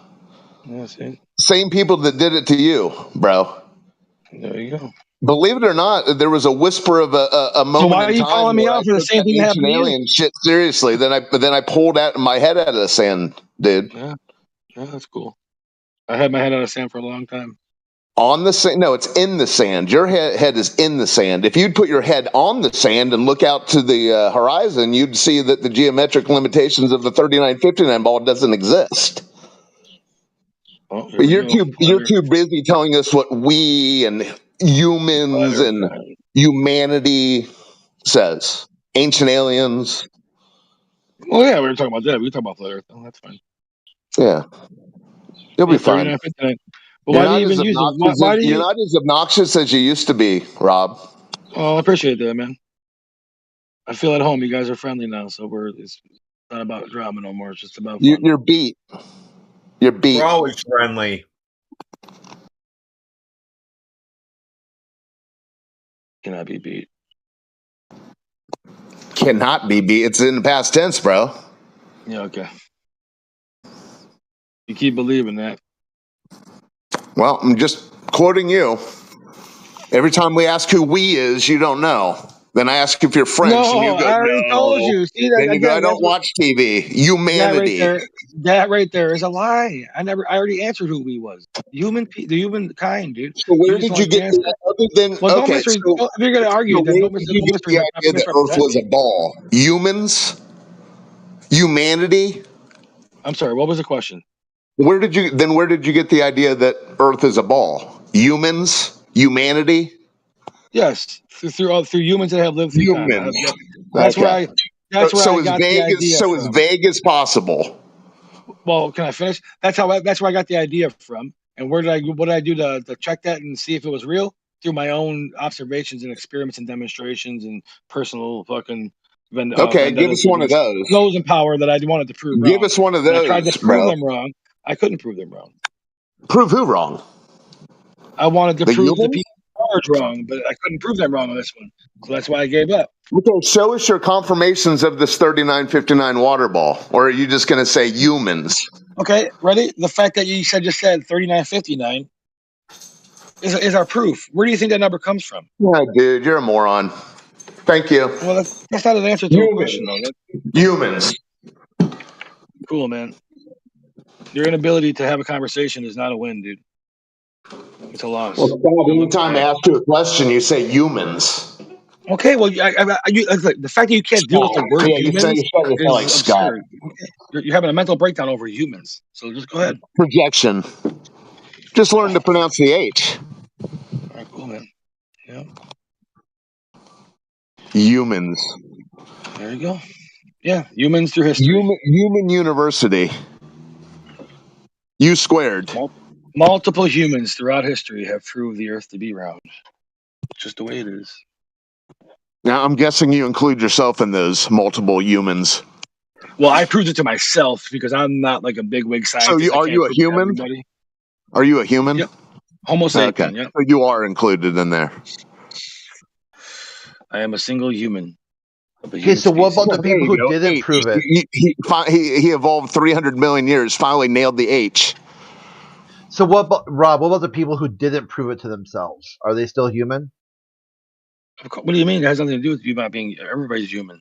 You're talking about? Well, I mean, yeah, it seems like a loaded question, but there are some globalists who have a very difficult time recognizing flat earthers as human. Oh, that's on them, dude. I don't speak for all of them. I speak for myself. No, you were saying plural. No, I used it. No, I didn't use the word. So when we get down to the bottom of it, it's one confused human, not humans. No, I was speaking when we were talking earlier. I was speaking in general of the human species and things that we have accomplished as a species in general. Again, you're just trying to misconstrue my words and use them for something that they weren't meant to be used for. Okay, it's not vague. It's only vague to you. Okay, well, I'm sorry if I could elaborate. Well, I asked you to clarify. I asked you to clarify, and you went down to a singular human.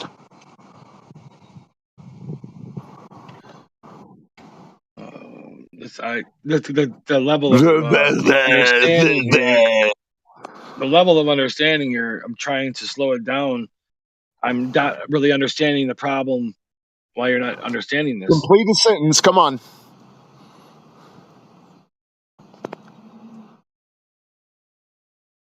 There's no misunderstanding, Rob. When you're being pinned down, you just shrivel up and you go back and forth between plural and singular. No, I just try to think a little bit deeper because I want to make sure I get out what you want to hear. Define I want you to understand what I define deeper. I want to actually slow down, listen to what your exact question is, so I can try to answer the best of my abilities. Okay, so when you're doing this and you're asking, have you answered? Have you answered yet? Apparently not, because you still are not satisfied with the answer I have given. You tried. So no, I have not. Yeah, I'm trying my hardest to answer the question here. And like I said, I spoke of humans. I spoke of humans in different terms as in this conversation that we have went through here. I have used the word humans many different times, and you keep making fun of my dialect of the way I say human. I don't understand. I mean, whatever. Maybe I'm from somewhere. Well, now you're making fun of it. Well, yeah, because you brought it up. I just figured someone who had evolved 300 million years. I'm from Michigan. I'm from Michigan. We're almost Canadians. No one's perfect. Yeah, no one's perfect. No, I'm close, but no one, not all the way. So you kept on dwelling on the word humans and the way I was saying humans, but then I was trying to state. You know why? Because you started this whole thing. You said you go, oh, that's just the way it is. That's what we know. That's dude.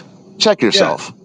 Yeah. Do you not realize this little house of cards you've found that you now stand upon, saying we know that's the way it is?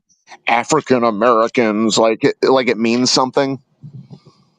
Well, that was a lot of blends. I don't even know where to go with that, but I'm just everything I say is. Well, you don't realize the guaranteed. house of cards you stand upon, do you? I have no house of cards I stand upon. I stand on a bedrock of humans.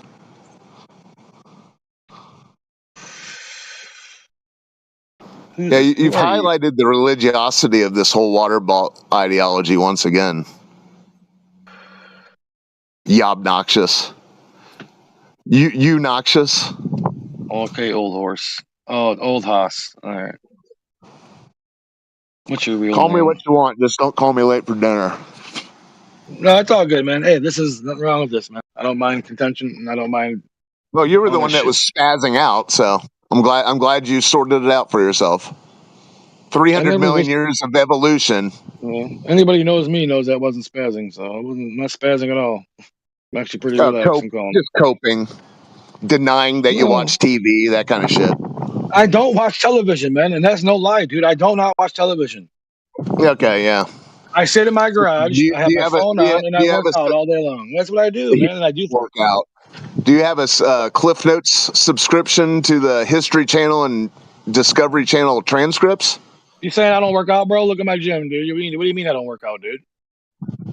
Yeah, Robin. I mean, I've always wondered. Like, I normally don't care. I mean, so you don't have a job? Like, he works out. I'm a stay-at-home dad, man. I told you know that, Crit. Yeah, but I mean, don't you have to look after your kids at some point? Well, yeah. My garage is a mile away. I'm in and out. I'm doing things all day long. Yeah, my son's inside. My daughter's in school right now, and yeah, I got things to do all day long. I take care of business. That's why I'm not on all the time. You know, this is actually pretty long today because you have a conversation going. So I'm gonna try to, And you go through the smoke too, right? Because you don't smoke in front of the kids. I don't smoke. I don't smoke cigarettes no more. I quit cigarettes. I don't smoke cigarettes no more. Oh, that's good. Yeah. So in between reps, what is it you're hoping to accomplish then? Just wild conversations. I've always been attracted to wild, crazy people. I just love it. I love insanity. I love chaos. Also, you must really like Globers and crazies.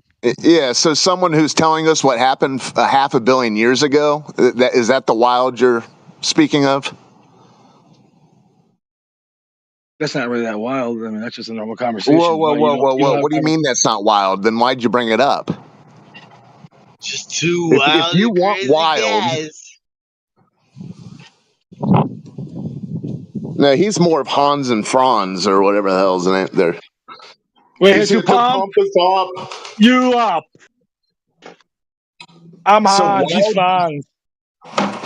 Yeah, the fact that you don't realize how wild it is for you to pontificate about something 500 million years ago because you saw it in a Cracker Jack box, that's wild. Yeah. Well, that's cool, man. That's the way you're fucking... Well, that's what you wanted, right? Wild. No, I didn't say that. You said it. No, that's I asked you what your goal was in between reps. You said wild conversations. Well, you're pontificating about 500 million years ago goings on, so I would say that's pretty wild. And the fact that you deny that that's wild, that too is wild. So we're right on. Right on track, man. We're right on track. You know what I'm saying? Yeah, we're right on track. This is awesome. This is getting wild. Okay, so mission accomplished. Always, man. You don't teach your kids that the Earth is a ball floating in a vacuum, do you?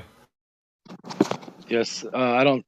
Humans do that for them. I don't teach my kids anything. My kids, they thank God. They already have everything known. They came out super smart, dude. They know what's going on. I don't teach my kids anything is the best line I've heard today. Yeah, man. I let them just live off a free world, man. Whatever they want to do, they just do. That's the perfect way to raise kids. Oh shit. Yeah, man. They got the normal schooling. They believe the Earth's globe and shit. Yeah. Why do you let them believe in nonsense?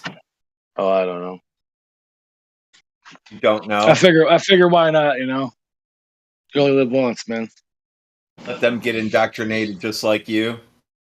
Yeah, send them to church every day. Don't teach them anything, but send them to church every day. Well done, Rob. Get back to your bench press, bro. I'm the least indoctrinated person you'll ever meet, dude. I I'm literally a fucking gun wielding fucking patriot who does. I'm indoctrinated. That just makes it's like laughable to even put that title near my name. It just would be hilarious. So where'd you get the idea to pump iron?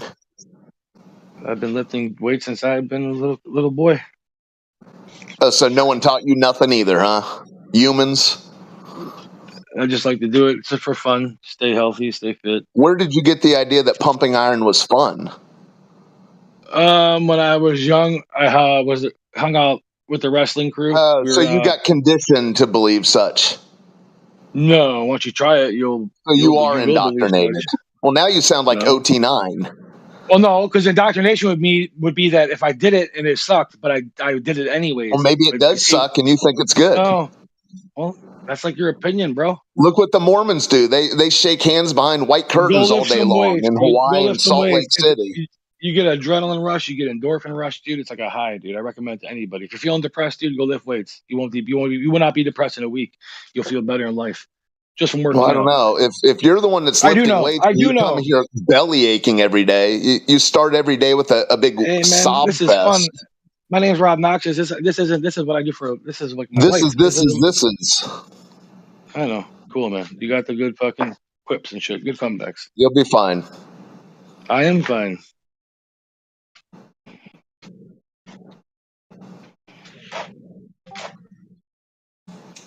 This guy's just looking for a fucking drama. Looking for a fight. No, bro. I'm just trying to help you out, letting you know that your head's way down in the sand. Anytime I point to your indoctrination, you rationalize. It was a long time ago. It was a guy in the woods. It was a little green guy with pointy ears. I mean, dude. No. How are you going to tell me about anything when I'm your elder? I tell you, little man. Everything you did, dude, I did like 20 years ago, bro. Remember that. You still haven't figured it out. You're still chanting African American. I did figure it out. 9/11 is still an inside job. The fucking the whole fucking collapse of the economic system was all an inside job. I'll let you go. Listen, I'll let you go back and pump iron, but I will highlight just how indoctrinated you are. You're going to have a spaz when I tell you something. There were no planes on that day in September. I know you're a no-planer guy. I got you. Oh, okay. Here comes his indoctrination. But I saw it on TV. At the Pentagon.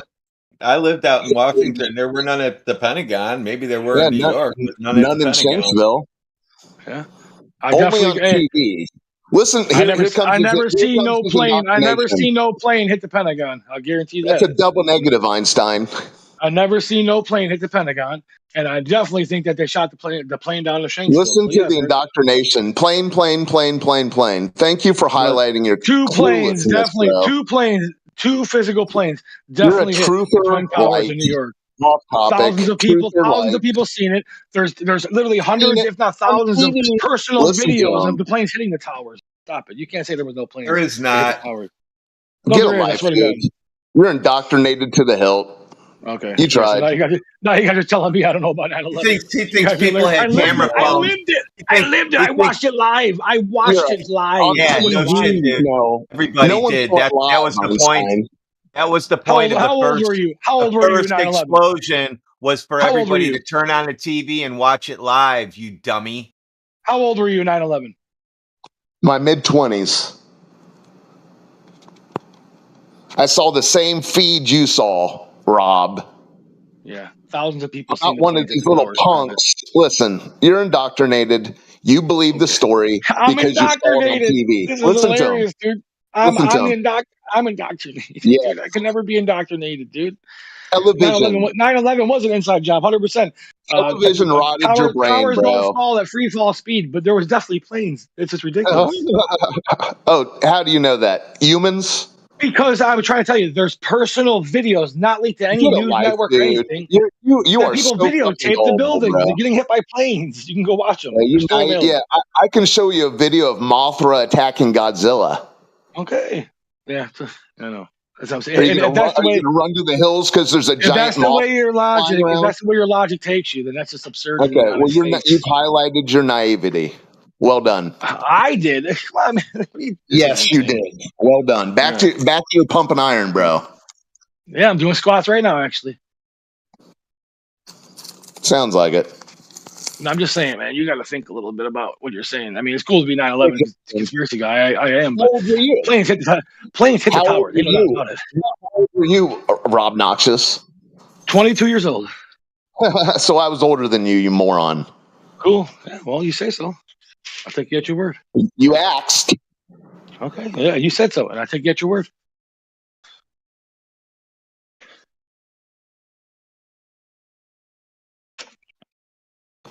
You're indoctrinated in more ways than you could ever realize, Obnoxious. You spent all your energy being obnoxious your whole life. Okay. I've been woke before you. I was woke before you even went to sleep, brother. Free cookie. Oh, who's this guy? He talking like the Cookie Monster.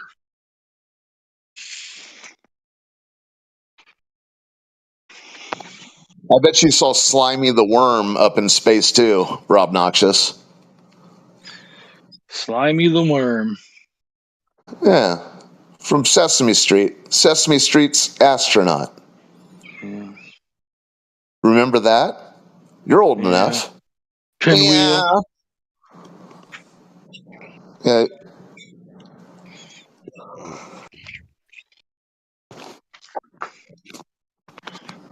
Sounds like you need to get some spotters in there, Rob. No spotter.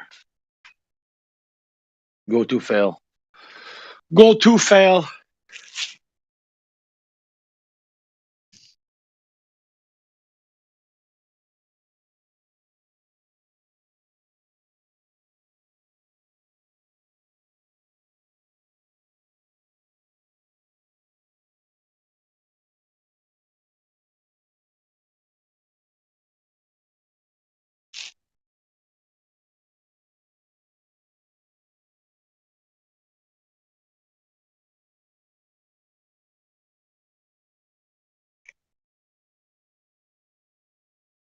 What about Building 7?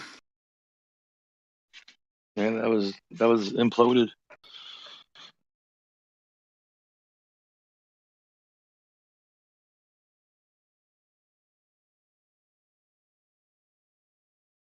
It had all the fucking tax information from the Department of Defense or Justice or Rob whatever. takes the story a la carte. I love it. 25 years later, we have Truth or Lights creating their own a la carte story. Okay. Okay. 1 or 2. Okay. Yeah. Well, you're trying to like claim some type. You have no claim over any of this stuff, and you're acting like you do. Listen, all I did was highlight You that didn't you think of this shit. All I did was when pressed on anything, you point to the TV. That's all I did. No, I didn't try. No, not at I all. did. Not at all. Not at all. I just don't make I shit was up. So there. I unlike watched you, it unlike you who wants to.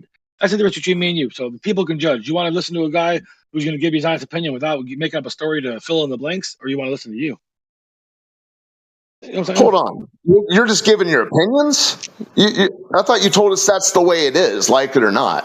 Oh, okay. Yeah, that might have been something I said, but it doesn't pertain to. Just because I said that doesn't pertain to everything.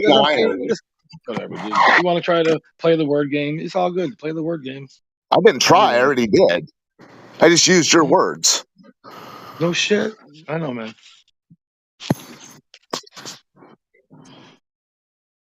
You're not quick. You're not the one, man. You're not quick, buddy.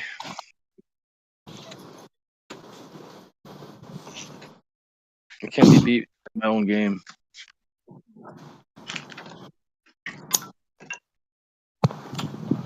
You're correct, Rob. There is no prying someone's eyes away from the television screen and believing the sanctimonious bullshit that's fed to you. No, there is no defeating that. Willful ignorance is undefeated. I don't watch TV, man. Okay, yeah. Well, a half an hour ago, just to the audience, he was paraphrasing Ancient Aliens from the History Channel. You said I was. TV. I wasn't paraphrasing any Ancient Aliens. I don't watch Ancient. Know of the show? It's been on for 20 years. I actually probably have watched it about 15, 20 years ago, but I don't watch TV no more. I haven't watched TV in the past maybe 7, 8 That's a years. double negative. That's cool. Like I said, well, you don't understand how people talk. That's on you, man. You can try to decipher it. Get back to me. Tell me if you understand later. I can do something then and not do it now and still be true. You just want to make What? these. You want to make this contention and these arguments where there really isn't. If No, I have watched time out. Ancient Aliens, doesn't mean I watch them now. Yeah, Doesn't all mean I I got did was anything ask from them. you what your purpose was. You said to talk about wild shit.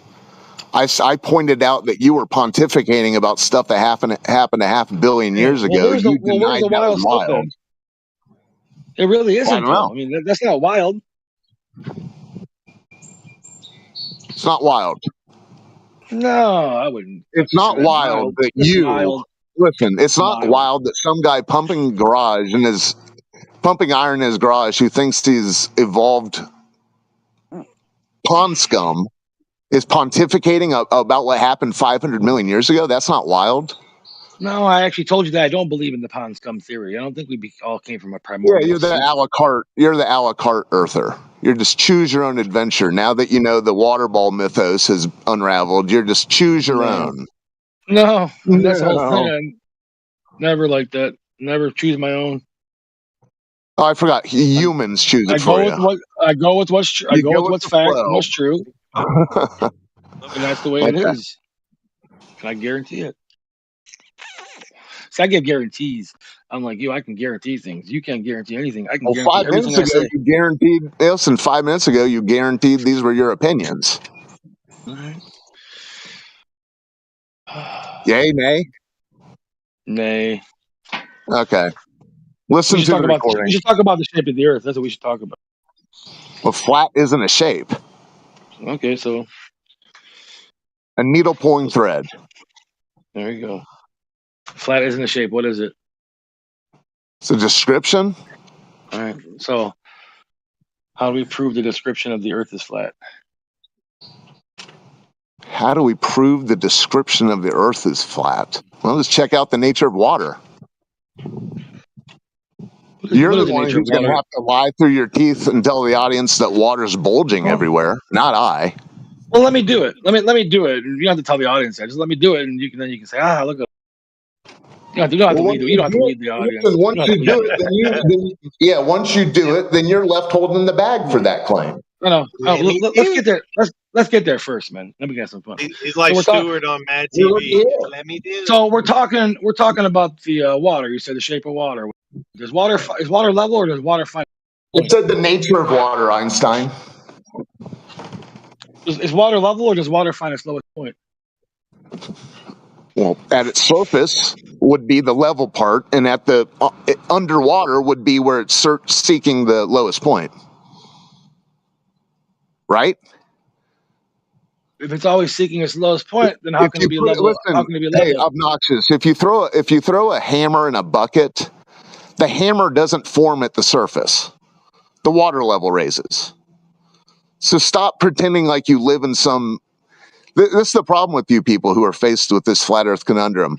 Everything what do you mean, you've experienced, humans, everything you've experienced in your life, you have to go against it and come up with some on-the-spot absurd rationalization. And that's you right now, human. That's about as much projection. I haven't seen that much projection since I've been to a drive-in. Well, there's only one projection at a drive-in. That's a big one.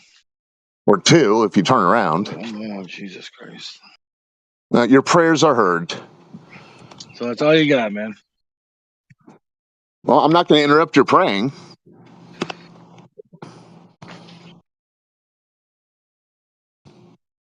You're the one that's denying everything you've ever experienced, not I. So I asked you a question. If you put a hammer in a bucket, does the hammer form at the top of the bucket? That doesn't even make any sense, man. Well, it only doesn't make any sense because you know the answer. Me even asking if that occurs makes no sense because in reality that doesn't happen. Does a hammer form at the top of a bucket? Yeah. No. What's I'll what think does about the that one. water do? That one's gonna What's that's the gonna take water me a do? while. Well, it's gonna take me a while to figure. I have to decipher that one. So I I'll guess get it back to will. that. Yeah. That's a serious question, and I can't just answer that right off the top of my head. Well, everyone, all 8 billion humans know the answer except for you. Yeah, maybe I'm the one that has the right answer. Okay, so maybe you're the one that's out to lunch. Could be possible. I could be wrong. Yeah, maybe you shouldn't be pontificating about stuff that happened 500 million years ago while you're lifting iron. Well, it's not pontificating. It's registered. Speaking with certainty that these are the things that occurred. Things that we know. I don't think the blood's getting to your brain as you're I'm doing just your talking about the things that we know occurred. I'm not talking about the lifts. things that we did know occurred. Everything we're talking about is things that are known. I'm not making any claims that are bold. We know what was going on a billion years ago. Okay, Rob. It's registered in layers of rocks. It's registered in the fucking archaeological finds and layers. There's a reason why Mount Everest is. Hey, you know why Mount Everest is the top of Mount Everest is sea limestone. Mount Everest was once under the sea.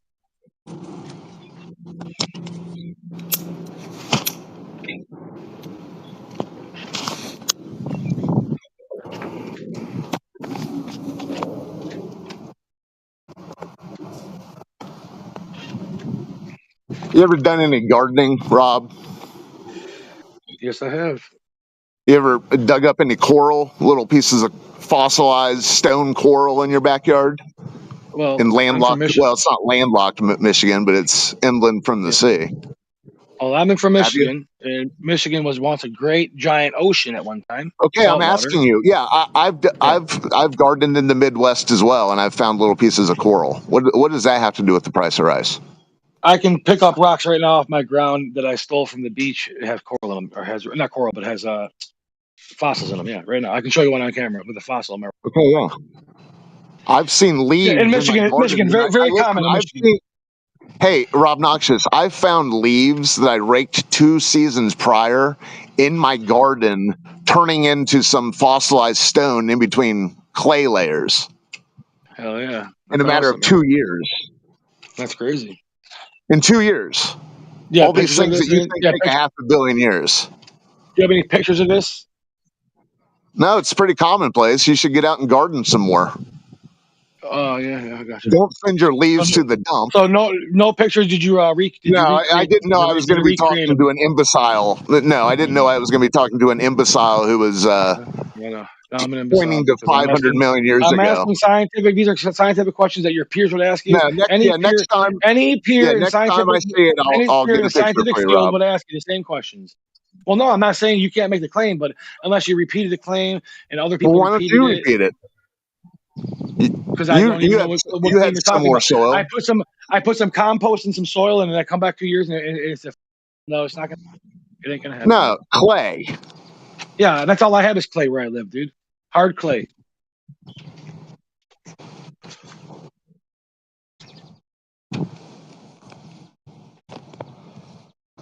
Yeah, fossilization is a process. Yeah, and I saw it occurring within 2 years. That's cool. Well, you should have documented it. Yeah, it is cool. Did you see that buried tank that turned into stone? What was it? I didn't hear you. Was that who? Oh, Brad. What did you say? It was a tank stuck in mud, and they left it behind. I think in one of the wars, I forget which one. They went back and to go get it or whatever, and it's just a stone in the mud. It's not metal anymore. I'm not familiar. Be interesting to look at.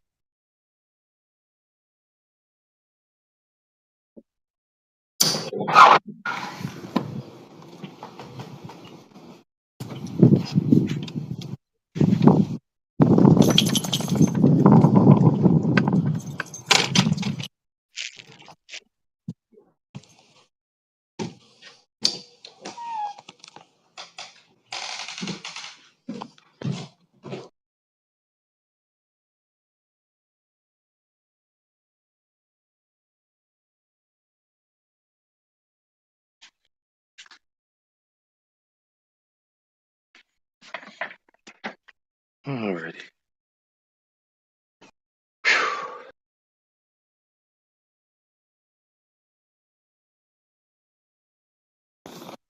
We learned a lot today, Rob. I learn a lot every day, man. You Yep. should try it. Just because the It's fun. TV told you there were planes, it doesn't mean there were. And just because a textbook told you that fossils take millions of years. I didn't say that. You did. I didn't even say how long people take to make fossils. You did. Nice Okay, try. so when And was the Mount TV Everest underwater? and the TV didn't show anything So about. when was Mount Everest my idea of underwater? planes. When long was time Mount ago. Everest underwater? Okay, so fossils take a long time then. No, I didn't say anything about fossils. I said the rock. I didn't say Meanwhile, anything if you about would get fossils. out and I said the actual rock on the top of Mount Everest. The rock that Mount Everest is made of on the top of it is sea limestone. And limestone comes from the sea. The only way to get that high is if that was underwater one time. You cannot deny that. It's facts. Well, That's it's a funny repeatable. because That's a repeatable that's not experiment. exactly how in the textbooks they told us mountains form, but okay. It is. The mountains form when two plates collide together and push upwards. Okay, At one time, okay, so according to your story, they collide against each other, and then one pushes the other one up. That's what's in the textbooks. No, that's what's happening. You can measurable. That's why Mount Everest. That's why those mountains, You can measurable. the highest mountains on Earth. Okay, are Rob, the but youngest take a ones. step back. Take a step back. According to the textbooks, the mountains form because the plates are pushing against each other, pushing one up. Yes. Yeah. Well, one goes under, one goes up. Yeah. Okay, so Mount Everest, according to your story, could have been below sea level. Well, it probably was a lowland sea at one time. Okay. And yeah. When they came together, they kept pushing and pushing over hundreds of millions of years and got higher and higher. And just like other mountains around the world, like where I live in Michigan, we have the Copper Mountains, and they're some of the oldest mountains on the planet. So they're really low now. Oh my God, dude! Let's stop it with the Appalachian Mountain, Rocky Mountain, Himalayan. Stop it with that. We'll stop it with what? Telling you the age of mountain ranges? You can tell the age of mountain ranges by their size. You can tell the age of mountain ranges by their size. Yes, you can. Oh my Lord! Which one's older, the Rockies or the Appalachian Mountains? I don't want to interrupt your prayer. Which one's? Yeah, I have no problem praying. I'm not the godless atheist. Which mountain range is older? Yeah, Appalachians. Because why? Their size? They're smaller than the Rockies. Yes, they're smaller. They've been worn down, eroded over time. Oh, okay. So here we go. Oh so my not God. the size. He just uses Yeah, anything. not the Yeah, size. they're eroded. They grow from the ground. It's like the Devil's Tower or whatever in Wyoming. That grew from the ground straight up. These guys got all kinds of crazy shit. Well, I never said that about Devil's Tower. Obnoxious. I don't know if you realize it, but you're talking out of both sides of your iron pumping mouth. I got questions about Devil's Tower, but no, I'm not. I'm talking reality, and you guys don't like it. It's all good. I wouldn't expect anything else. Anything different. You're telling tales, bro. Of how mountains are formed. This is not a tale. It's reality. Okay, so where did you get that? Where did you get? If you're not indoctrinated, where did you get that idea? You know why the mountains in Michigan are all gone now? Basically, Listen because of the glaciers came through. They tore them off. That's why there's giant boulders the size of houses all through Canada and Michigan. Now we're on Ice Age stories. I seen rocks the size of houses in the bottom of Lake Michigan, dude. They're just sitting down there. These giant rocks that, how the fuck they get out there? Because they were moved by a glacier. Wow. They rolled down a hill. There's no hills, man. You're not understanding. Well, there could have been a long time ago. Yeah, and the glaciers tore these tops of the Copper Mountains, which is the mountains in northern Michigan and UP. They tore the tops of these mountains and fucking laid waste to them and laid them flat. You can go up and see the scrapes. You can literally see the scrapings on the whole Niagara escarpment. You can see all the scrapings from where the glacier went, all the way around from northern Minnesota, all the way down to the UP of Michigan, all the way down to the tip of Michigan, across to Ontario to New York. You can see a whole Niagara escarpment. It's all exposed, rock, scraped off.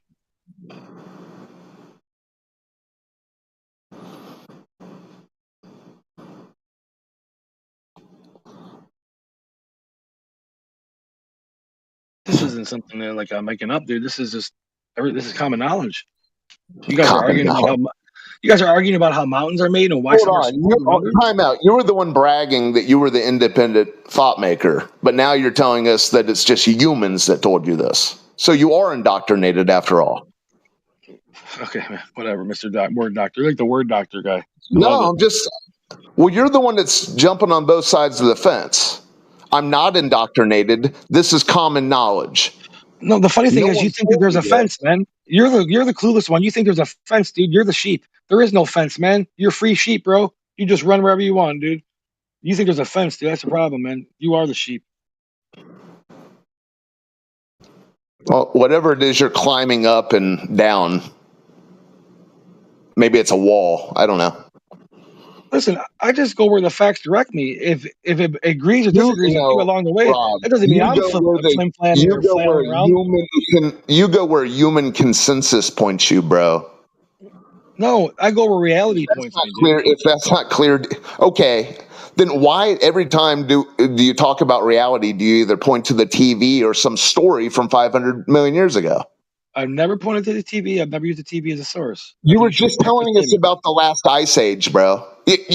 You just told us you watched 9/11 live.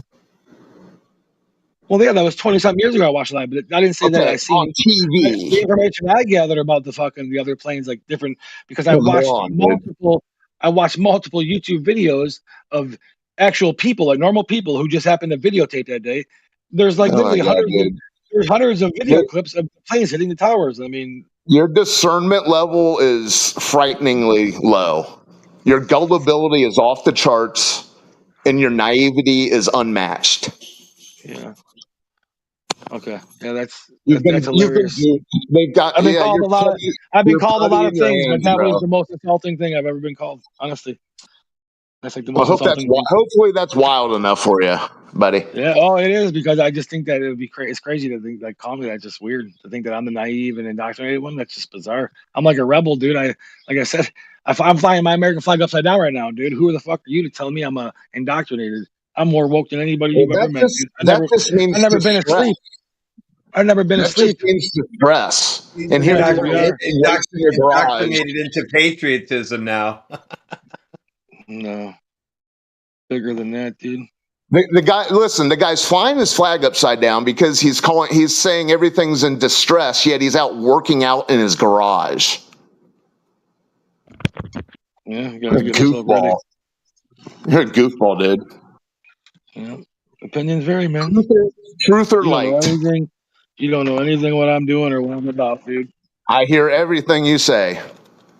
Yeah, well, you're just trying to put your preconceived notion on what it is instead of listening. Actually, you know what I'm saying? You're hearing the words, but you're not really listening. You're just hearing them and coming on back with. As soon as that's done talking, you come back with a quick retort just to keep it going. You don't want to learn to know somebody.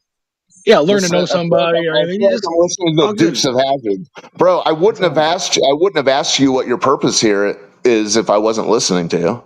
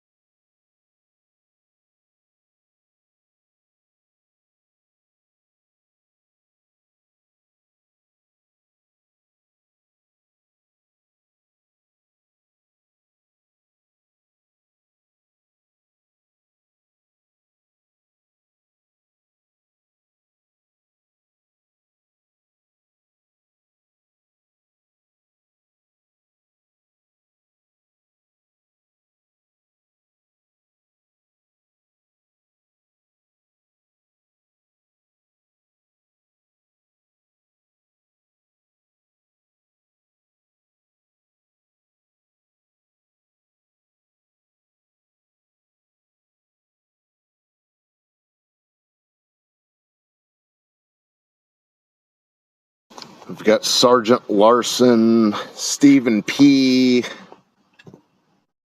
and Turtle. Welcome to the fray.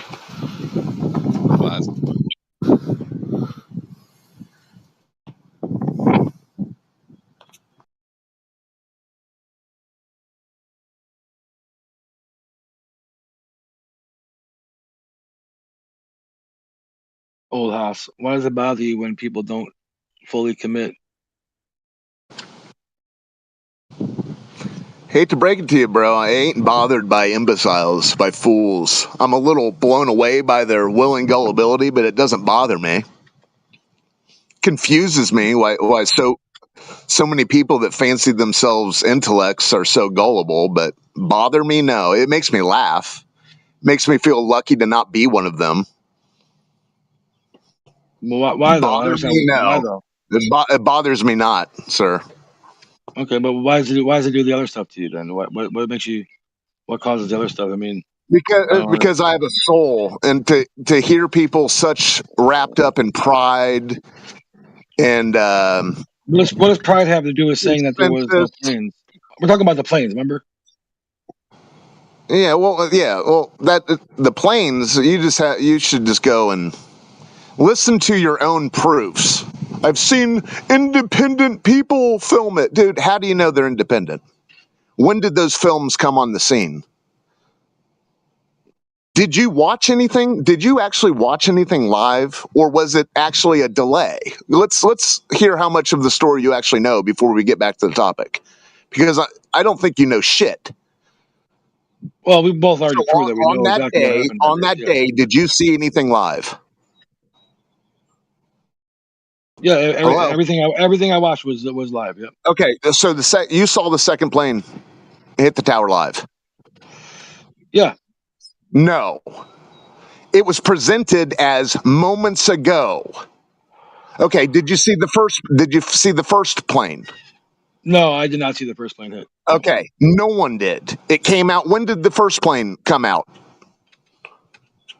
When did that footage come out? When did that footage that you say is common knowledge, when did it come out? Oh, I don't remember. Oh, I guess not. And who shot it? Who filmed it? Multiple people filmed the first plane.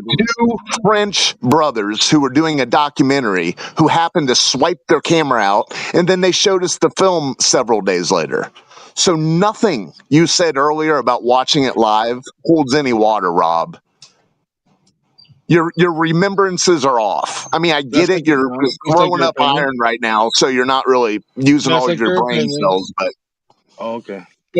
Okay. So now when the person works out, they don't have brain cells. That's it's fine. Listen, everyone listening who's actually delved into the subject knows what I said is true and knows that you're blowing smoke. Well, we haven't got to the false part yet. What you're saying, I'm not saying I disagree with, but you said you saw it live. All I'm doing is pointing out to everyone is that you're talking out of your ass. That's what I just highlighted. When you said it live, so did you see it live? See what live? The incident was live. It was being filmed live. Dude. The thing that you just brought up, the planes. I seen the second plane hit live. The second plane I seen hit live. Yes, we did. Yes, we did. The first plane, no. No one's seen the first plane hit live. Go back. They presented it on television as moments ago. No. Maybe on your news network. Bro. You're confused. No, yes, it is. I was watching live. Okay, here's how it went. Hold on, old house. Let me tell you how this really was, man. Okay, because now I'm done. I can focus, dude. This is absolute. What you're saying is not true. The bottom line is, I was watching the news after the first plane hit. The news was focused on the towers. As they're talking, you see the fucking plane hit the tower. Now, as soon as it played the tower, it took a second for those people at the fucking at the desk there to say, "Holy crap!" or whatever. Another explosion just happened. Okay, so not live. We've seen the plane hit the plane. We've seen the plane hit the tower behind them on the screen, and the fucking people at the desk. Because the people at the desk. Bingo. No, it was live. The delay was on the desk. You got caught. You're an idiot, dude. What are you doing? Go back and look at it. It was not live, Einstein. I studied it for 20-something years, dude. You studied it for 20 years, but you don't know who filmed the first plane hitting. Yeah, well, but you just proved that you just showed us that you had no idea about who filmed the first plane. I said multiple people filmed it. No, the one that was presented to the masses, Einstein, not the ones that came out over the last 20 years. Okay, well, you know that one. What do you? I mean, there's multiple videos. So what good was your 2 decades of study? Did all the good in the world because I know exactly what happened that day. You still think it was live? No, go back and re-study. You're confusing what live is, dude. You're just not understanding the word again. Tell me what live is. The unwillingness. Tell me how much of a delay live. To understand the conversation. Tell me how much of a delay live is. There was the delay was between the people at the desk. The video you're seeing was live when they had the filming. They were filming the tower burning. The tower was burning next to it. As you're filming that, you see the plane hit the building. As soon as the plane hit the building, the people at the counter or at the desk were like, "Oh shit, another explosion," because they watching the same film. So that's the delay you're talking about. You're trying to make a mountain out of a molehill. It wasn't presented on television it was not presented on television as live. They said moments ago. Oh my gosh! You get here. I'm gonna find you. We can find. There's multiple videos of this happening. You can go watch the video. Oh my lord, dude. Anyways, all they have to do is throw up. We've seen with your moon footage. All they have to do is throw up LIVE on the screen, and they've got you. Groveling. Okay. So now what is this schizo we're rambling about? 4 letters. You're just trying to make a mountain out of a molehill when you're like ruining a real thing. You're ruining a real conspiracy. No, I'm exposing that your research was done in vain. You're exposing yourself as a pseudo-nationalist, dude. You're a psychopath. Oh, shut up. You're trying to say, "Oh, I know, even crazier thing. There was no planes and all that." Dude, come on, dude. You're not a leader, bro. You're not a call leader, dude. And you know there were planes because you saw it on TV. Nothing to do with TV, dude. Rob. So when they show in the one documentary or YouTube video where it was analyzed from the Fox helicopter that was flying towards the buildings, and it zoomed in on the towers, and then a plane hit. And when you pan back and you rewind back where that actual wide pan view was, the plane could never have been there and have been in and hit the tower in 2 seconds. So, debunked. I'm sorry, man. I lost you. You said you zoomed in on a tower and the plane hit, and I lost you. What'd you say? Did you not see that in your 20 years of study? Yeah, the disappearing plane photo. I've seen that. Yes. No, dude. No, that's not what he's talking about, Einstein. Well, I just said he cut off when he said that the helicopter was doing it, and then my fucking internet cut off. So what was the question? Sorry, Red. The footage that you saw of a plane hitting, when zoomed out, it shows that there is no plane there. You were duped. Yeah, you fell for a TV show. All right, cool. Yeah, this is some crazy level pseudo shit here, man. I keep my shit based in reality. I keep my arguments based in reality, so when I get called on them, I don't look stupid. You've been pointing to. You want to argue 9/11? You want to argue how a passport can end up perfectly intact miles away? I told you guys that. That's a good one. Well, that's a good one. But you can't argue no planes. Listen, Rob, I started this only to highlight how indoctrinated you are and don't even realize it. I'm the furthest thing from indoctrinated. This is hilarious, man. Yeah. Why do you keep pointing to the TV then? I don't. You keep saying TV. I'm talking about YouTube. Where have you seen these things? These things you're speaking of, where have you seen them other than the TV? My phone. Okay, well, the phone is the modern day TV, Einstein. Oh, okay. Well, now well, thanks for making that clear. So you do watch TV. You do watch Ancient Aliens on your phone. You do watch the Discovery Channel. Nope, I do not. 1, 2. I know. It burns, man. When you got nothing in your tank, you don't let your here's what kids you watch do. you don't let your kids watch the Discovery Channel or the History Channel. How are they going to learn anything?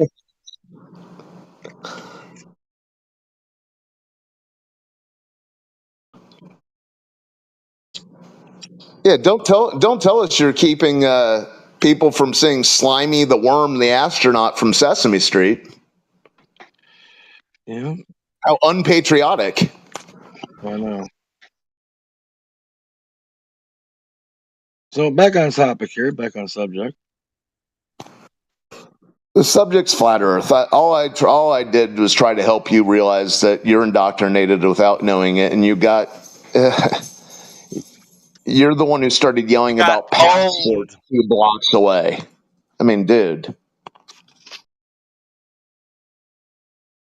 Yeah, and I will just keep saying that it's funny to say that I'm indoctrinated. You'll keep saying you saw it on TV.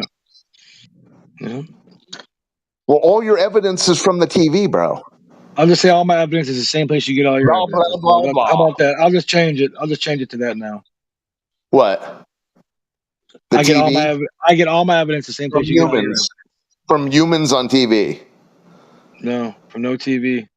I get it through Well, Telegraph. how the hell do we have such radically different conclusions if we're emails? Do I have that much more ability to discern the bullshit? I get it through DMs. All my information comes through DMs. Yeah.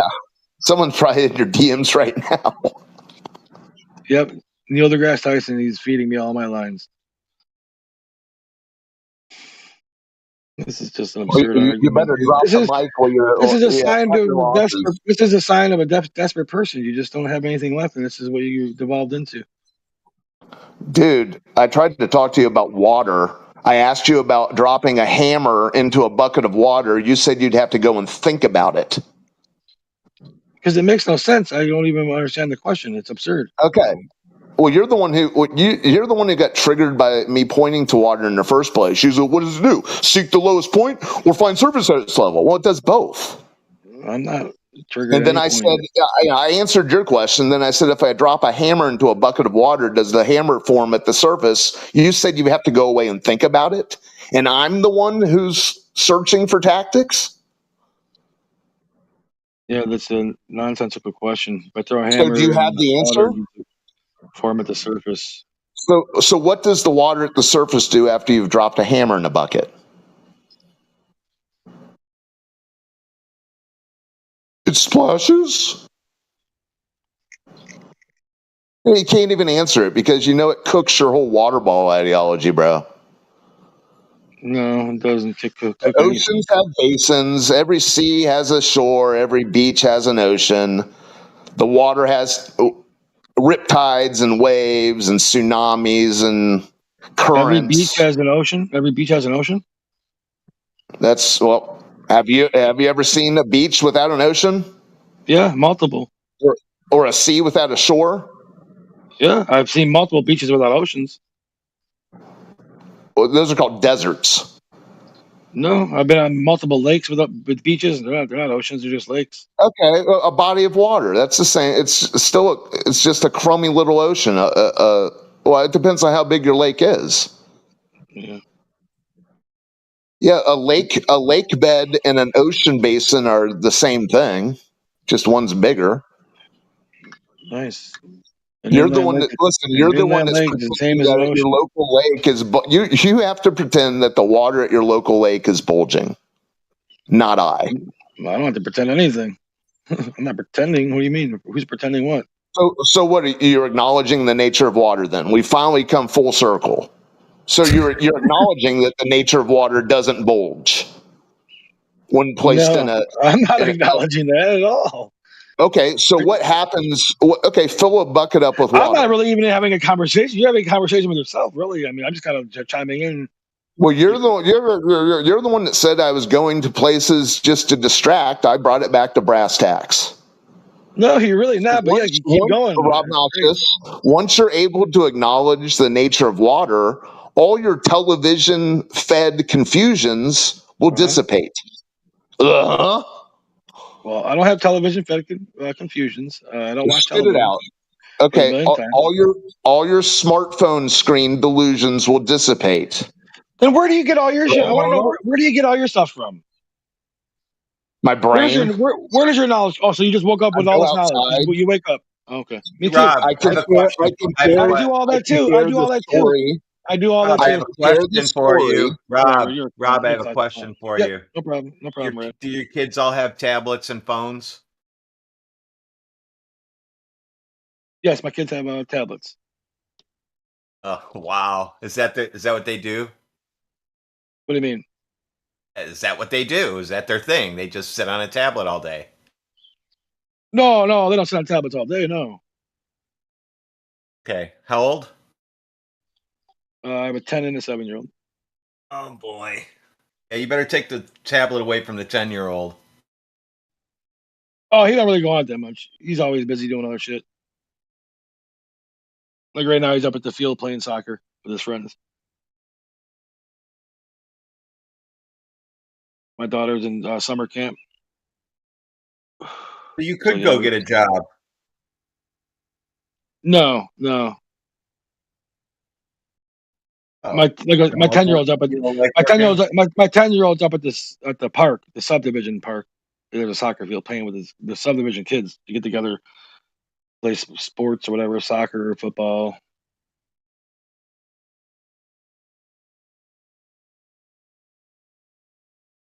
Yeah, I don't. I make money other. You know what I'm saying? I do like side jobs. I make money other ways. Have investments. So, yeah, I'm all good over here. I have no problems, no issues.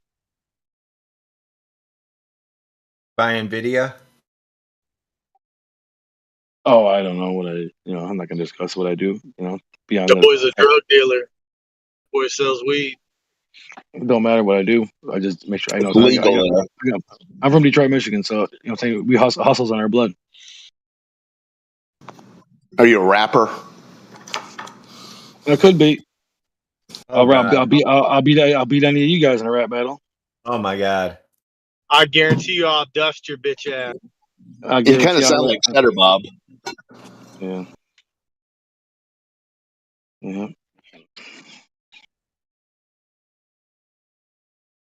We're all M&Ms where I'm from. Anyways, Rob, if you weren't, you asked about pride earlier. If you weren't so proud and stubborn and obstinate about all these things that we bring up, it's funny because I tried to bring up that one topic that I don't want to go back to anymore, but the parallels between that and the flat earth, you're being fed bullshit by the TV, whether it's the History Channel, Discovery Channel, or the news from 25 years ago, and you don't even see it. So all I'm saying is, if you actually, that's why I asked you what your purpose was. If you actually want to pull your head out of the proverbial sand, you don't have to be so just knee-jerk reaction to everything that you thought was. Just because you thought you studied something for 20 plus years. Oh, more than that, like 30, probably like 30 now. It's probably that's 30 what now. plus. Okay, approaching 4 decades. Maybe you forgot. Maybe you left something out. Maybe in between 30 and 40. Yeah, for sure. But no, because I'm trying to stress. I can't stress you enough. No, hold on. Between 30 and 40, it happened less than 30 years ago. No, but I'm saying I've been pretty much into this shit since I was since Slimy the Worm on Sesame Street. No, I've been into conspiracies and anti-normal. I always question everything and shit. I was always a fucking pessimist. Just the way I live my life, I was always into conspiracies. Even when I was 12 years old. Yeah, look into the conspiratorialists. Listen, Rob, look into the conspiratorialists that are telling you that water bulges at the local lake. That's one hell of a whopper. No, that's not the truth. Because that's how you are interpreting it. No one's saying water bulging. The water's just curved. It's not bulging. There's no bulge. It's just curved. Same difference. No, it's not. It's your perception. It's not. It is. No, it's not. It really isn't. Yeah, it really is. Okay, well, you can say it all day. It doesn't change it. Just the same way I can say it all day. It's going to change you. But it's not. You can go. It's measurable. You can go look at it. You can measure it over and over. You can get 5 different people to measure the same thing. They'll come up with the same thing. And pick a lake wherever you want to go. Well, every lake I go to that I get on the water of, I can see clear across to the other side. It doesn't matter. It's still curved. Okay.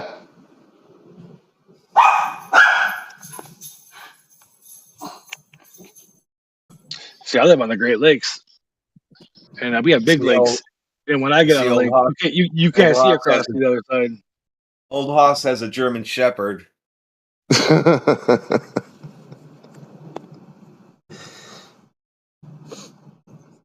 That dog has the spirit of a German Shepherd, but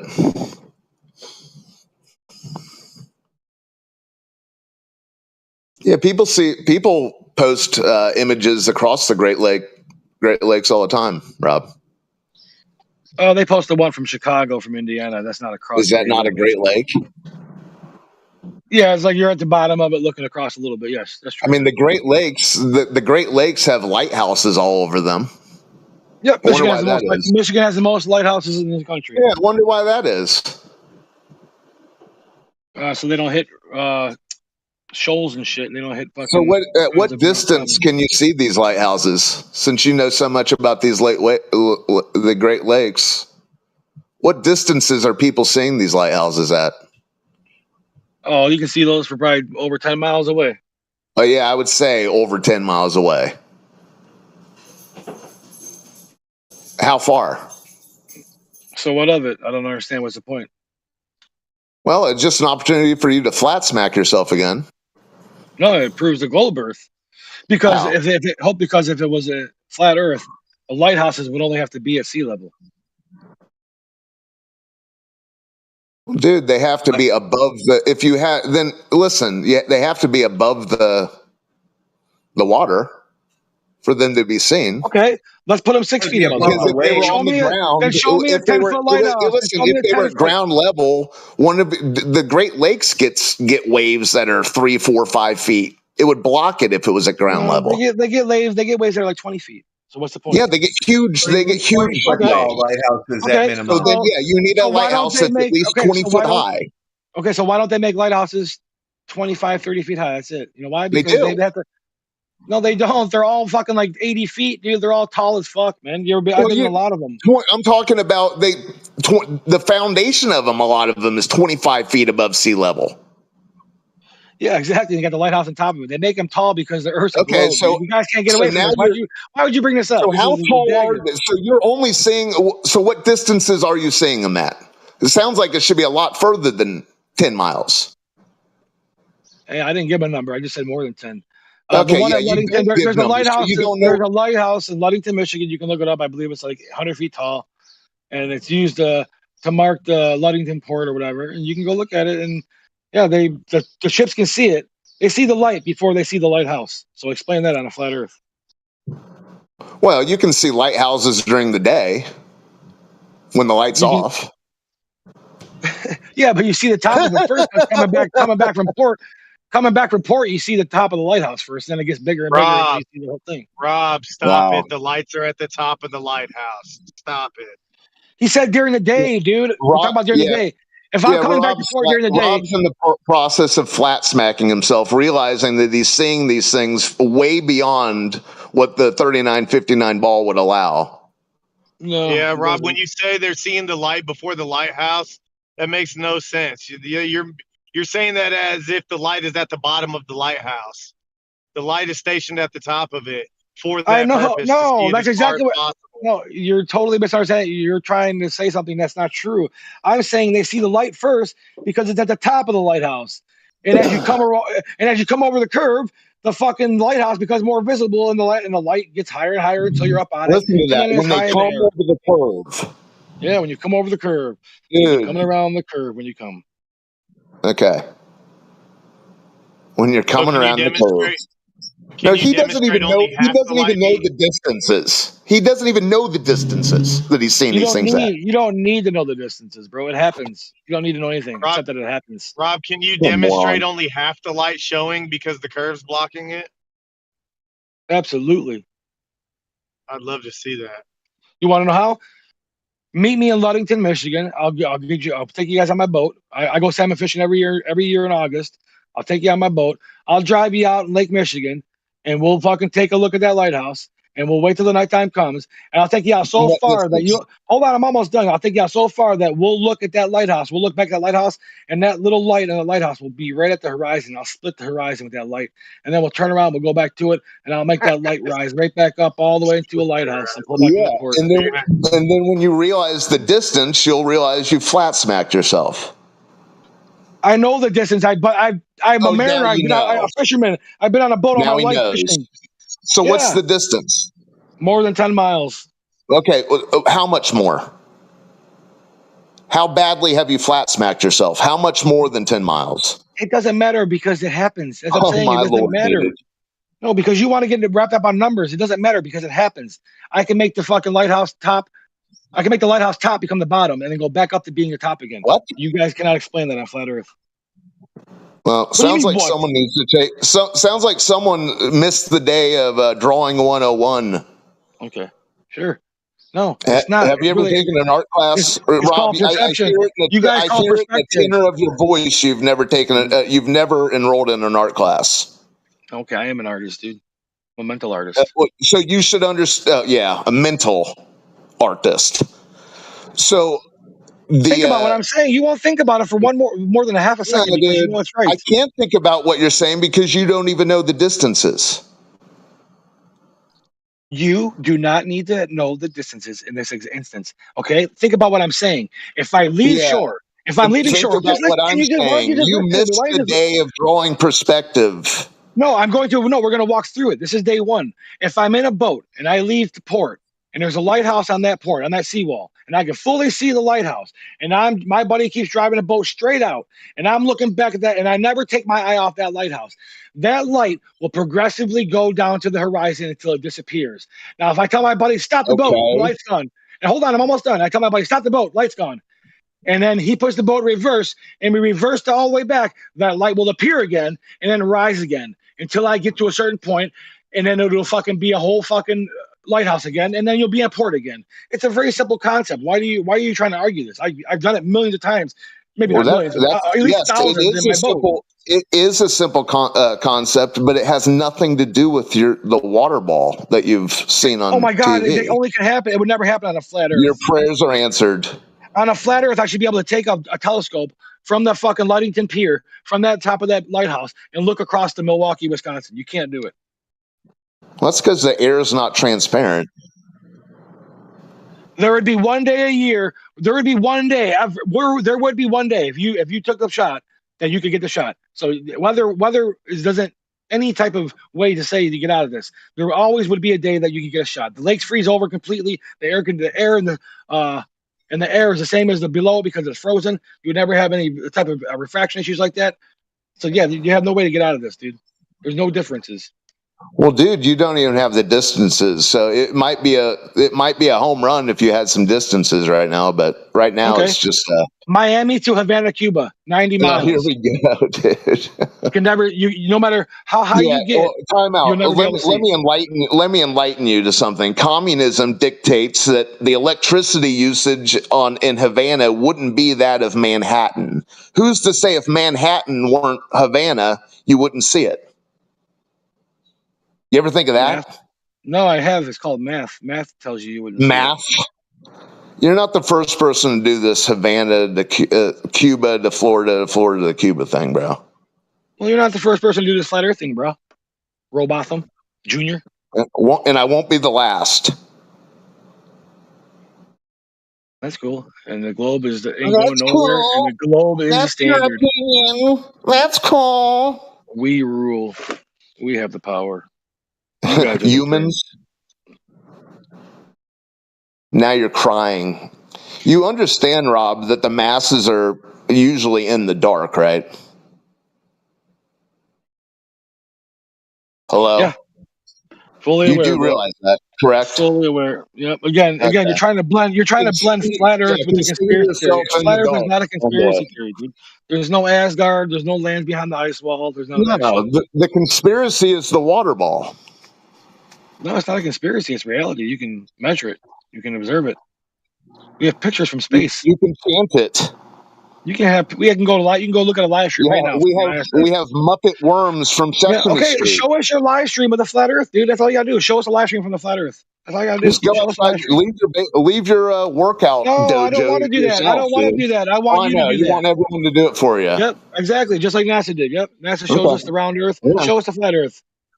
Your You mask can't is do it. falling off. You're highlighting your I religiosity, never wore a bro. mask. Never wore a mask. Never got jabs. Nice try, dude.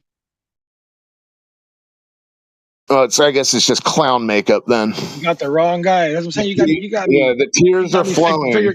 Figured all wrong, dude. You think that I'm some glober, dude? I'm some nerdy ass glober with a pencil protector. Bro, I don't I listen. ain't the one. I know exactly who you are. You're some half-wit who thinks you're obnoxious. Wow, that was deep, bro.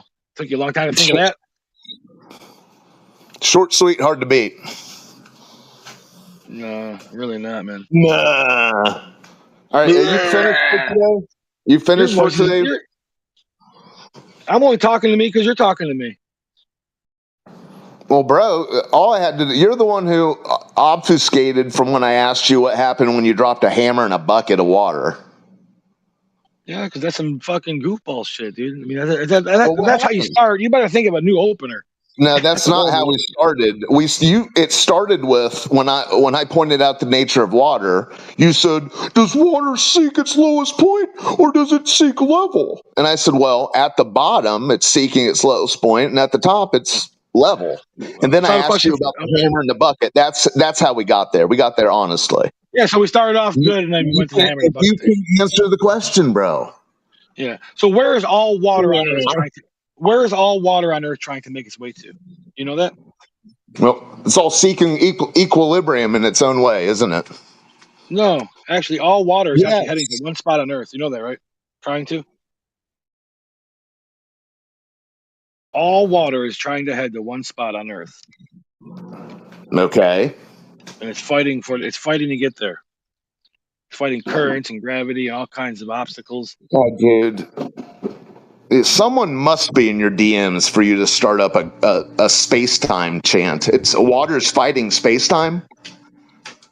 No, water is fighting. Witter water? Witter? Water is fighting to get to the lowest point on Earth, which is the Marianas So water is fighting space-time? I didn't say that. You did. Water? You said water is fighting gravity, bro. That was you. Witter water? No. Water? I didn't say that. You said that. You didn't tell me that water is fighting gravity. It's all fighting to get to the lowest point on Earth. I'm going to ask you one more time, then I'm going to mute you. It's being hindered by light. It's being hindered by landscapes and currents. Water fighting space-time, like you said? I didn't say space-time. Yeah, you said gravity. Well, that's not space-time. So what gravity is water fighting? No, gravity is forcing water to make it to the lowest point. And the lowest point that we know of is... See you, Rob.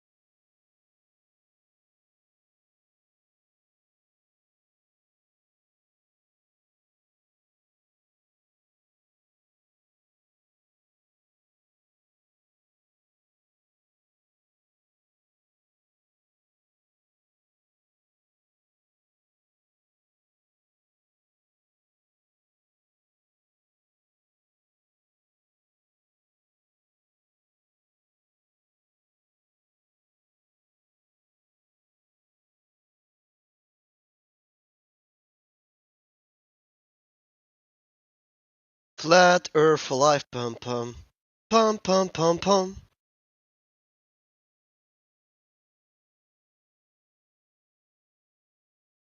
Yeah, man, we all live on the same flat Earth. Not really. Oh, where do you live? I live on the globe.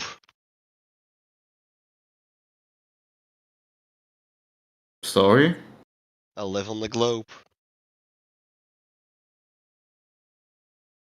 I didn't get that.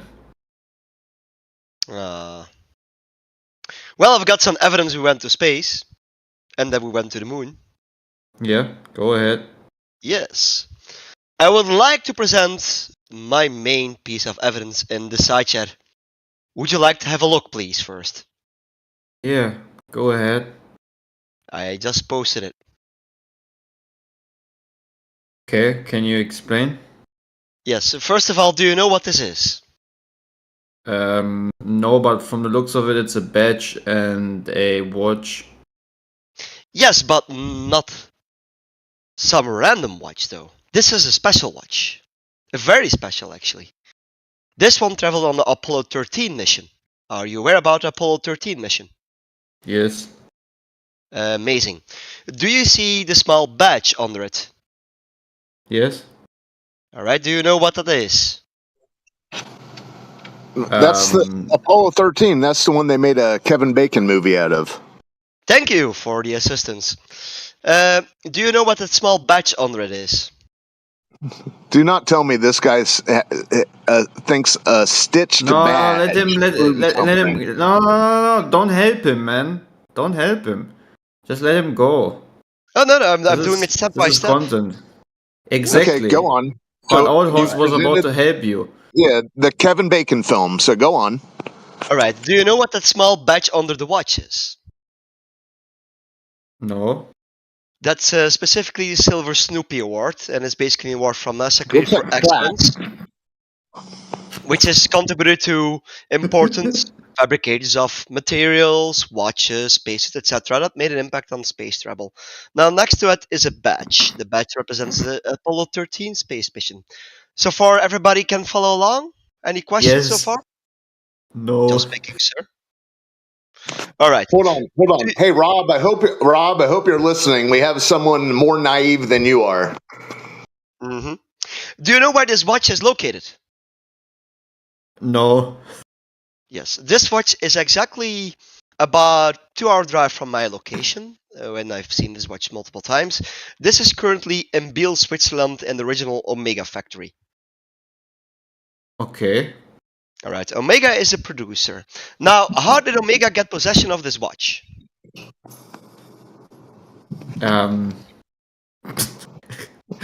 Maybe they bought it. No.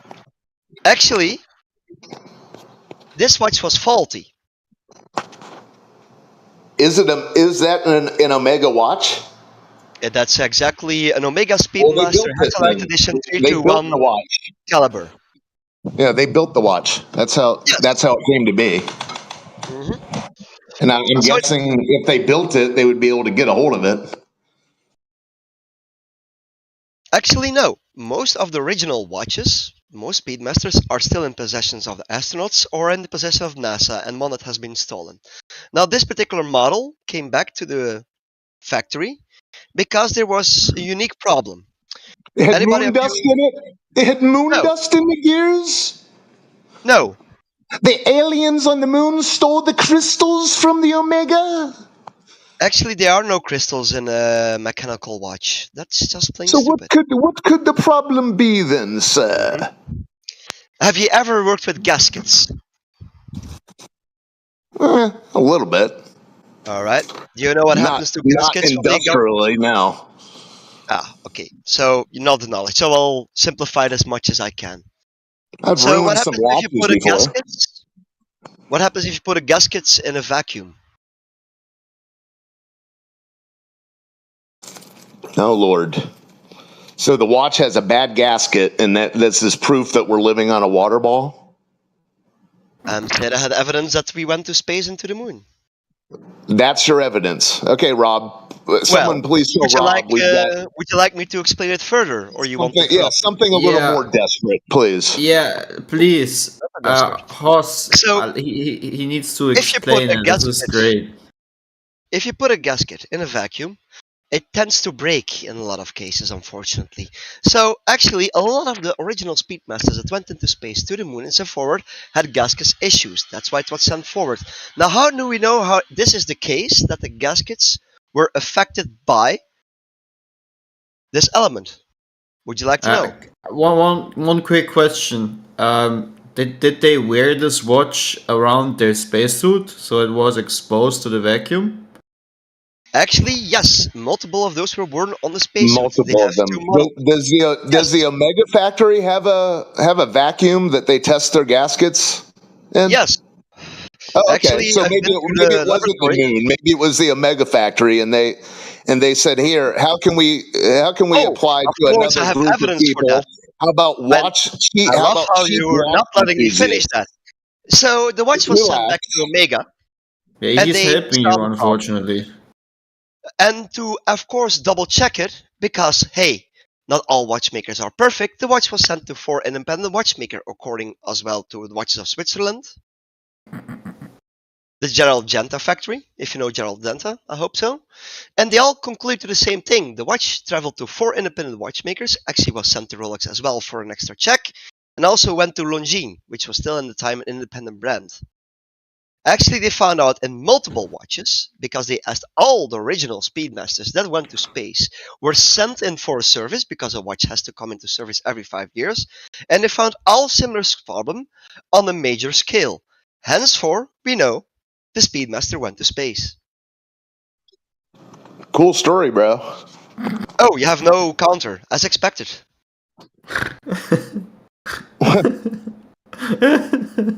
That's an easy W for the globe It's again. okay. Yeah, Omega guy, I get it. It's fine. So you're coping. Do you have any counter evidence against that? No, I suggested that perhaps they just threw the watches in the Omega Factory vacuum. Oh, absolutely not. It was verified by 4 independent watchmakers. Oh, wow. Major companies. That sounds like some Watches of Switzerland. 4 independent watchmakers. Those sound like some real square dealing fellers. Yes, I have a question. What is the one more thing? What is the issue of the watch again? What happened to the watch? Gasket problems. Gasket problems. Okay, I have a question. I have some. One second. Hold on, I have bro. a question about this. I have some watches. I have also, coincidentally, a watch from Switzerland. But my question is, do any other watch except for the ones who went to space can ever have a gasket problem? Not in that particular crack in particular way, no. Gaskets tend to wear off over time, of course. And it was a specific silicone that was used on that specific models. Actually, if you want to see the original gaskets, you can travel to Biel in Switzerland and see the original gaskets that were replaced, because actually Omega has a great archive when it comes to that stuff. They didn't throw that stuff away. Do they make you smoke that little piece of crack before they tell you the story? Wow, this is your counter. You're really getting desperate. Yes, it is my counter. Eureka! It's so funny. Flat Earth is seeing you guys cope. No, your naivety. No, I believe you. I'm bringing you evidence. Listen, you haven't brought any. You haven't brought any evidence. You've just given us stories. Listen, I want to see the data. I want to see. I want to see the. Can you stop talking so I can ask a question? Data. You can actually see the watch itself, specifically on file in the Omega Museum. All right, listen, guy. I want you to present the data. I don't want you to tell me where to go to get it. I want you to present it. If you're not going to present it, you'll stay on mute. I love the copium. So first of all, you can see the watch itself and the. I'm not going to do your homework. Show me the data. Show me the experimental vacuum data and show me the real data that's claimed to be. Yes, you can actually see the data on the Omega website itself. You're welcome. No, show it to us. Post it in the chat. Go ahead. You want to experiment yourself, of course. This is your claim. Go ahead. You're presenting your evidence. If you don't have anything to present, just say so. Space. Voila. So it was just story time. So, listen, I will give you exactly the paper that was also made by NASA as a first argumentation. So bad caskets. The Speedmaster guy. The burden of proof is on you. Go do the work. Present us exactly what you want us to see. Okay. You can read it, the problem about gases in the vacuum. You're welcome.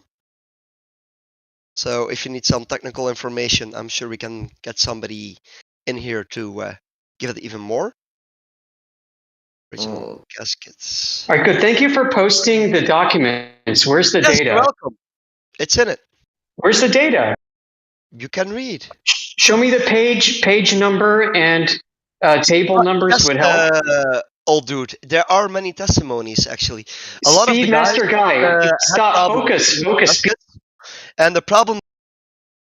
You don't get just to talk through me. Speedmaster, show me the data. Where on this paper is the data? Well, you can read, can't you? I want to make sure that I'm reading what you want me to read. So show me the data. Well, my friend, I gave you the argument. All right, so he's not going to show the data. He's just going to pitch papers and say, you read it and you interpret it the way you want because it says exactly what I'm saying. And I've proven myself. Like this, in what realm does this fly? Seriously, like, would you present this to your boss as like a finished product? Your boss wants you to present the data and you say, well, here, boss, you can read through this paper and figure it out yourself. That's not how this works, my friend.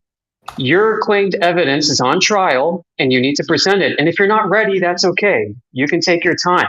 We will be here. We're not going anywhere. Do the people at Omega know you're doing this? I love the copium. So I gave the data. I gave the You didn't give anything. No, you did not give the data. You presented a paper that you're claiming data is in. I don't know that it's in there. I'm not going to spend the next 20 minutes digging through this to find something that may not even be in there. I have looked at the PDF and it's not in there. It's That's just why he's not giving it to us. Yeah, so he doesn't give us the data. He gives us the results, right? The conclusions, but not the actual data that went. So we need two sets of data. We need what is claimed to have happened, and we also need the experimental data from the lab. Problem is, it's just not in existence, I guess. Otherwise, he would have posted it a long time ago instead of telling us that we're coping, even though that's projection in itself. Right. And the next step is he presents a NASA paper. Well, NASA, verified this? NASA verified NASA. This is circular reasoning. So my next question after this would be, okay, you presented the data. Now, where's the validation, Speedmaster guy? You gave us circular reasoning here, where you have the fox guarding the hen house. You have the principal agent problem. You're giving us evidence of NASA validating NASA. Doesn't work. You need to find us an independent third party. Because right now, nobody can validate this. Nobody can validate that NASA did what they said they did. So you got two problems, Speedmaster guy. You not only failed to produce data, but you failed to produce independently verifiable data. You gave us NASA validating NASA. Sorry. All right, I'm going to go. At least he gave us a good story. Yeah, that was a new one. Four independent watchmakers. It sounds like a... It's a very specific crack in the watch, and the specific crack in the watch is the reason it can only be coming from space, because space makes a specific crack in the watch. This crack doesn't work on the Earth. You only get that bad casket from space with the specific crack. So there you go. 4 people have proven that this crack can only happen in a vacuum of space. It's okay, I blame it on lack of education. Bro, you're saying that we're coping? even though it's a blatant or projection, because you have been several times asked to just get to the point and provide the gravy, but you're just as usual as every Glober does. I think the last time Glober was challenged, I asked him about the moon being upside down when viewed from different places on the Earth, and I asked him how he can verify it, can he pause an experiment. Didn't do that, he actually ran away. So yeah. Hello, ladies. Maybe you want to do the same. Run Isn't away. it funny? It's funny though that the mission where they didn't make it to the moon is where the watch fails. Right. Anyways, yeah, I'm trying to do a reverse search of this and just see when. I'm wondering if some article has recently shown him this, because that's a first. What? Someone else said hi. Who else said hi? I mean, Omega, like Speedmasters being on the moon and in space isn't like a new thing. No, it was the Kevin Bacon one. The Kevin Bacon film. That's 13. I don't know. What? The movie, the Kevin Bacon. Yeah, I didn't learn about Ed Harris. Watches being used from the movie. Well, you said that you mentioned that watch going to the moon. Well, they didn't make it to the moon.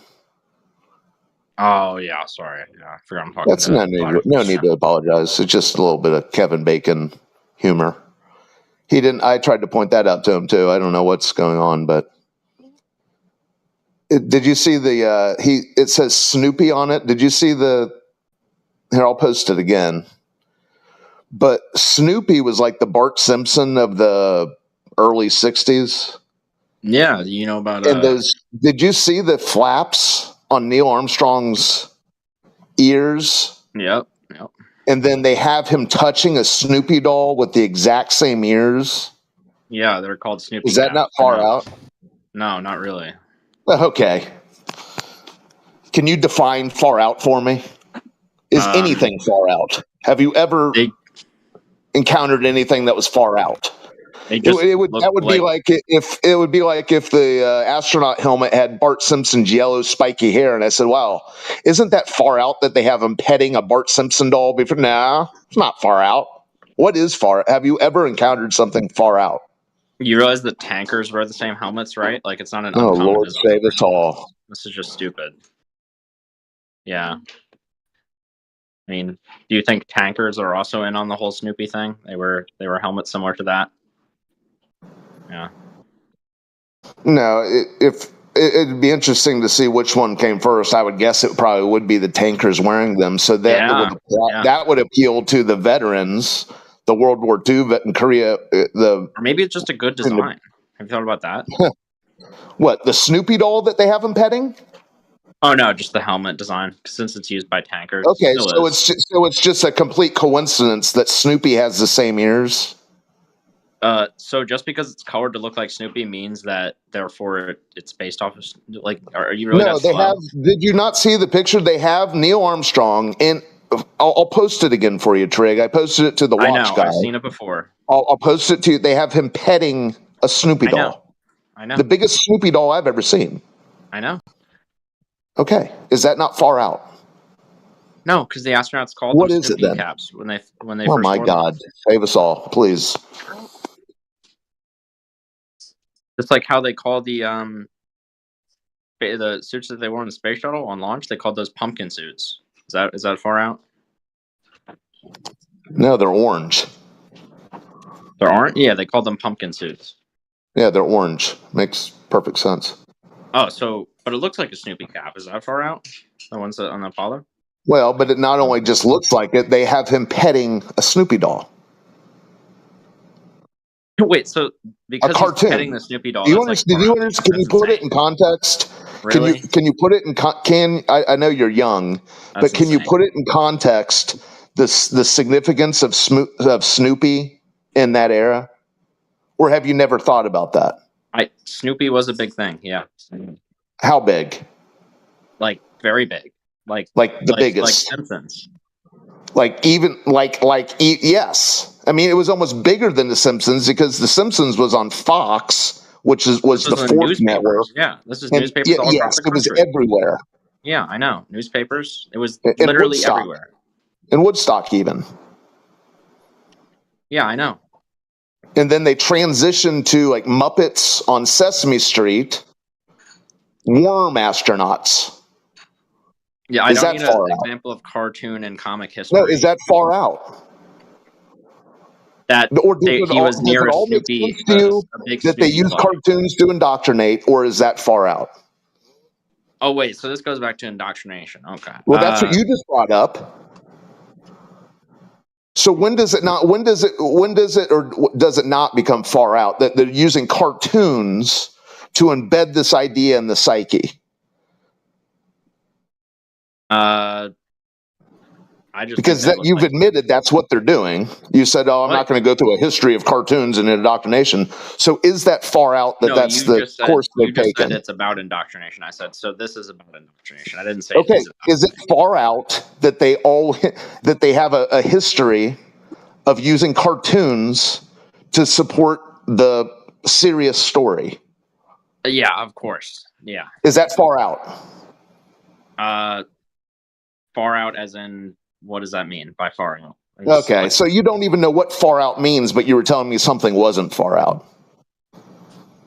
Yeah, it depends on what you're trying to say. It's I rest my case. It's far out that it's not being used for indoctrination, or that it is being used for indoctrination. That it is. Well, you'd have to prove that they have an agenda to, need to indoctrinate you with. I don't have to prove that they have an agenda. It's just every time they do something, they show a cartoon of it. They show the people who are learning about counting to 10 shapes and colors. They feed them with astrophysics and space travel. And then back when society, young and old, was obsessed with Snoopy, a dog that laid on the top of his house, who was friends with the village idiot Charlie Brown, apparently. Are you mad at Snoopy because you couldn't learn how to count very easily? Listen, there's no one to be mad at. Pigpen. I'm not even mad at Pigpen. I love Eric Girardi. I love Snoopy. What I'm saying is, isn't it far out that they use the arts, they use cartoon, they use children's things that appeal to children, Muppets and stuffed animals? Is that, I forgot, you don't know what far out is. Anyways, when you figure out what far out is, you'll realize that that's pretty far out. Yeah. You can rationalize it however you wish. So are you mad because they took the cartoons from I'm not mad. If I was any better, I'd be twins. Ain't mad. Yeah. You're just disappointed, like you're. I'm disappointed that humanity, as Rob calls it, could remain so gullible. But it's funny. Yeah, I would like to see you go to like the It's a little shocking. That would be like me saying, "Are you mad that Santa Claus is at the mall now?" I think it's funny.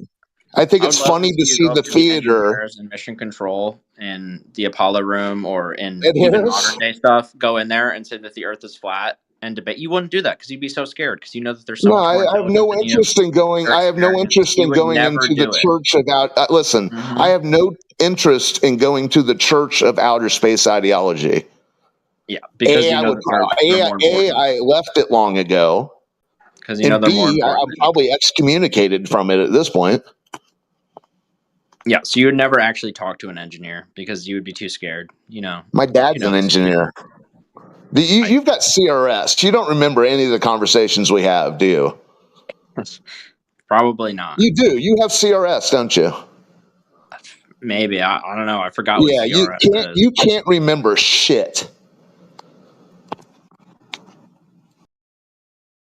I guess that's what happens when you hear the same stuff every day. I guess that is what happens when you're lost in an outer space ideology. You never talked to an engineer. Dude, I was raised by an engineer that holds patents. You've got CRS. It's such a shame that you feign intellectualism.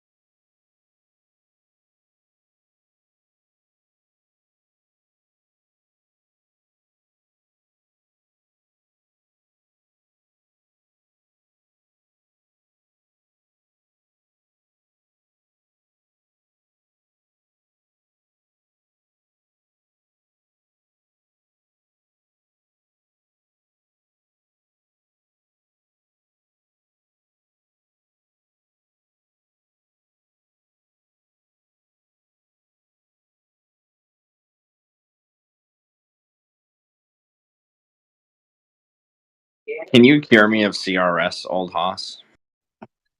No, that's a you problem. Find some books and memorization and things to get your brain working. Play the memory game. I don't know. Yeah, if I become a flat That would earther, be a you. That would be a you thing. But yeah, I don't know. I don't think your attention span is that of a gnat. But if anything is referenced to you that occurred more than 72 hours ago, you have zero clue of it. And you're not. I know a lot of people like you. I mean, most people are like you nowadays. So I don't know what the cure would be, but it would be a you thing to figure out. Now that you know, and knowing's half the battle. So good luck. I mean, yeah, I don't know. So do you remember all the things I've talked about before? Probably not. Nope. Bring something up, and I'll let you know if I remember it or not. I mean, that's kind of cheating though, because you can just say you remember. Oh, dude, listen, this isn't a gotcha game. I was referring something that happened in the past. Gotcha game. Well, okay, so if it is a gotcha game, now you know you're stricken with CRS. I asked for an example of something that you think I've said in the past, and I can verify it. I mean, I have screenshots of some stuff you said because I thought they were funny. So we'll see. Yeah, good luck to you, Trig. Hey, you're a funny guy, old Haas. I like you. Yeah, you're funny. You're fine too. I don't know what your attitude problem is, but it's like I have no problem with you. I have no problem with any of these people.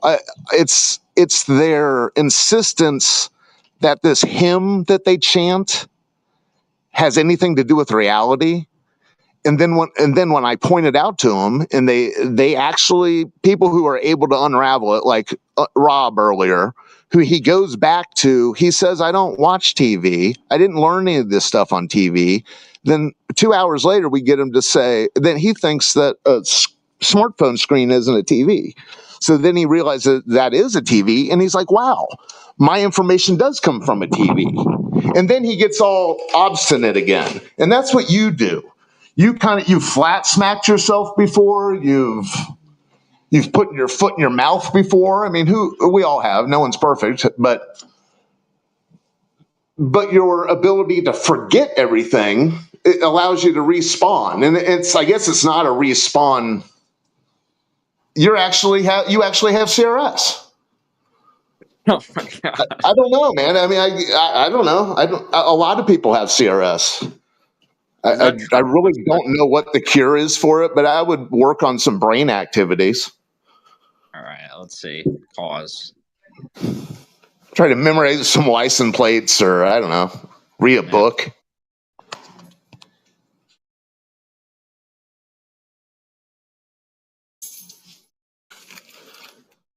But I mean, that last guy with his watches. I mean, come on, man. Yeah, what was that about? That's why I was joining to figure out what his. He says he says that 4 independent watch manufacturers were perplexed by a bad gasket in an Omega watch. Therefore, Earth is a globe. Yet the very mission that watch, whatever the ensemble desk decor thing was from 13, the Kevin Bacon film. So, yeah, I don't know what it was about either. He says, watch go bad, therefore Earth ball.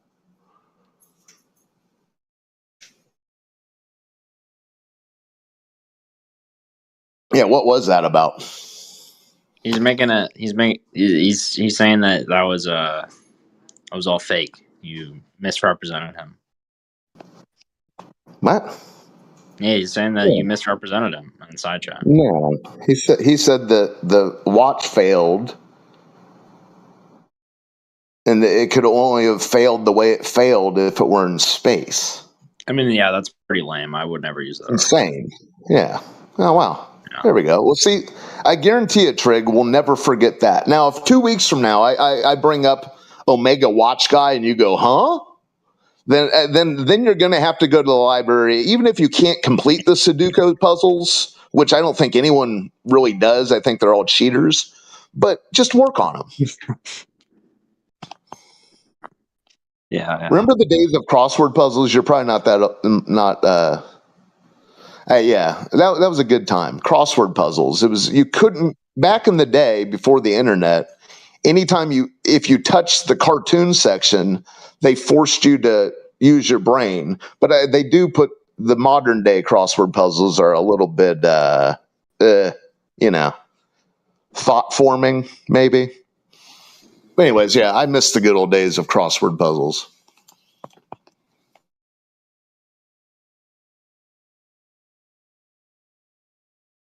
Rich, why were you so talkative on the other server?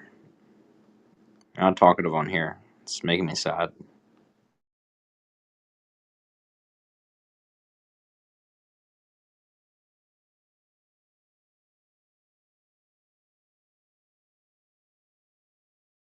Rich is like a fake debater. He actually never debates. He's just moral support for me. He's coping. He's sort of like the non-garage workout enthusiast that Rob Noxious is. It's Revens.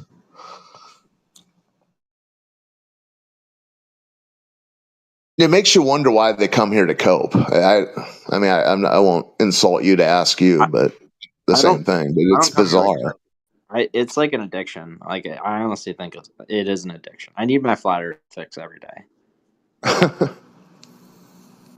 My parents know it. They talk about it like they're like, this guy's crazy. He goes in there every day.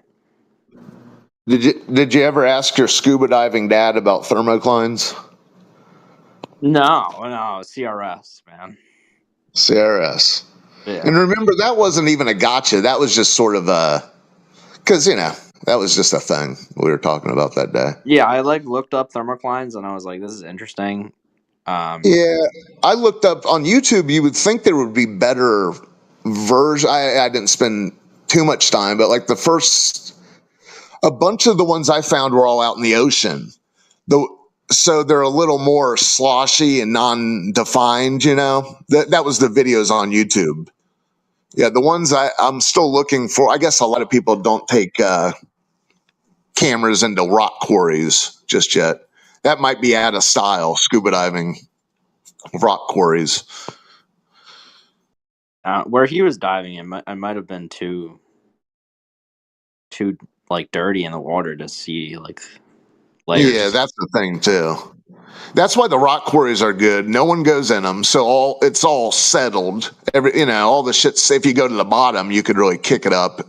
Yeah. But and they're not too big, and they're uniform. They're a dugout, not completely uniform, but they're a big like rectangle or some other shape. It's like whatever. Like you can go out like 40 yards from the shore, and it just drops off into a hole. And they usually have like a platform out in the middle. But yeah, if you go down deep, so yeah, those are like the prime places where a thermocline would exist. Yeah, but anyways, he was like trained to dive in places where the only way he could navigate was by having like a rope attached to his back and being guided by. What a fun. That's why I retired from it. What a fun hobby, huh?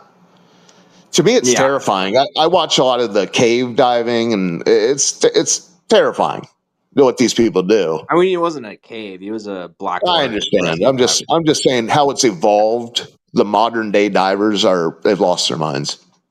Yeah, they're crazy. You have to be like a psycho to do that stuff. Stephen P, are you a new Battle Zone? Exactly, yeah.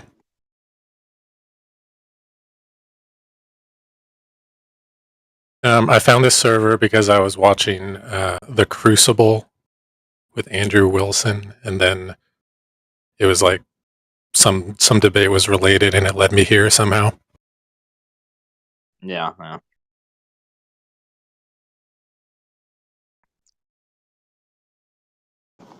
What was that debate about? I don't know that guy's name. Wilson?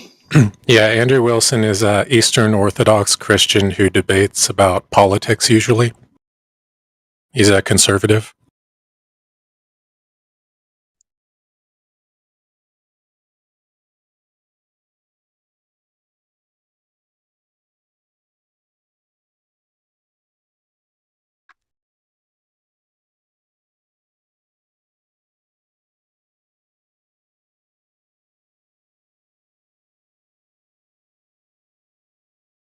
My cytokines are being released.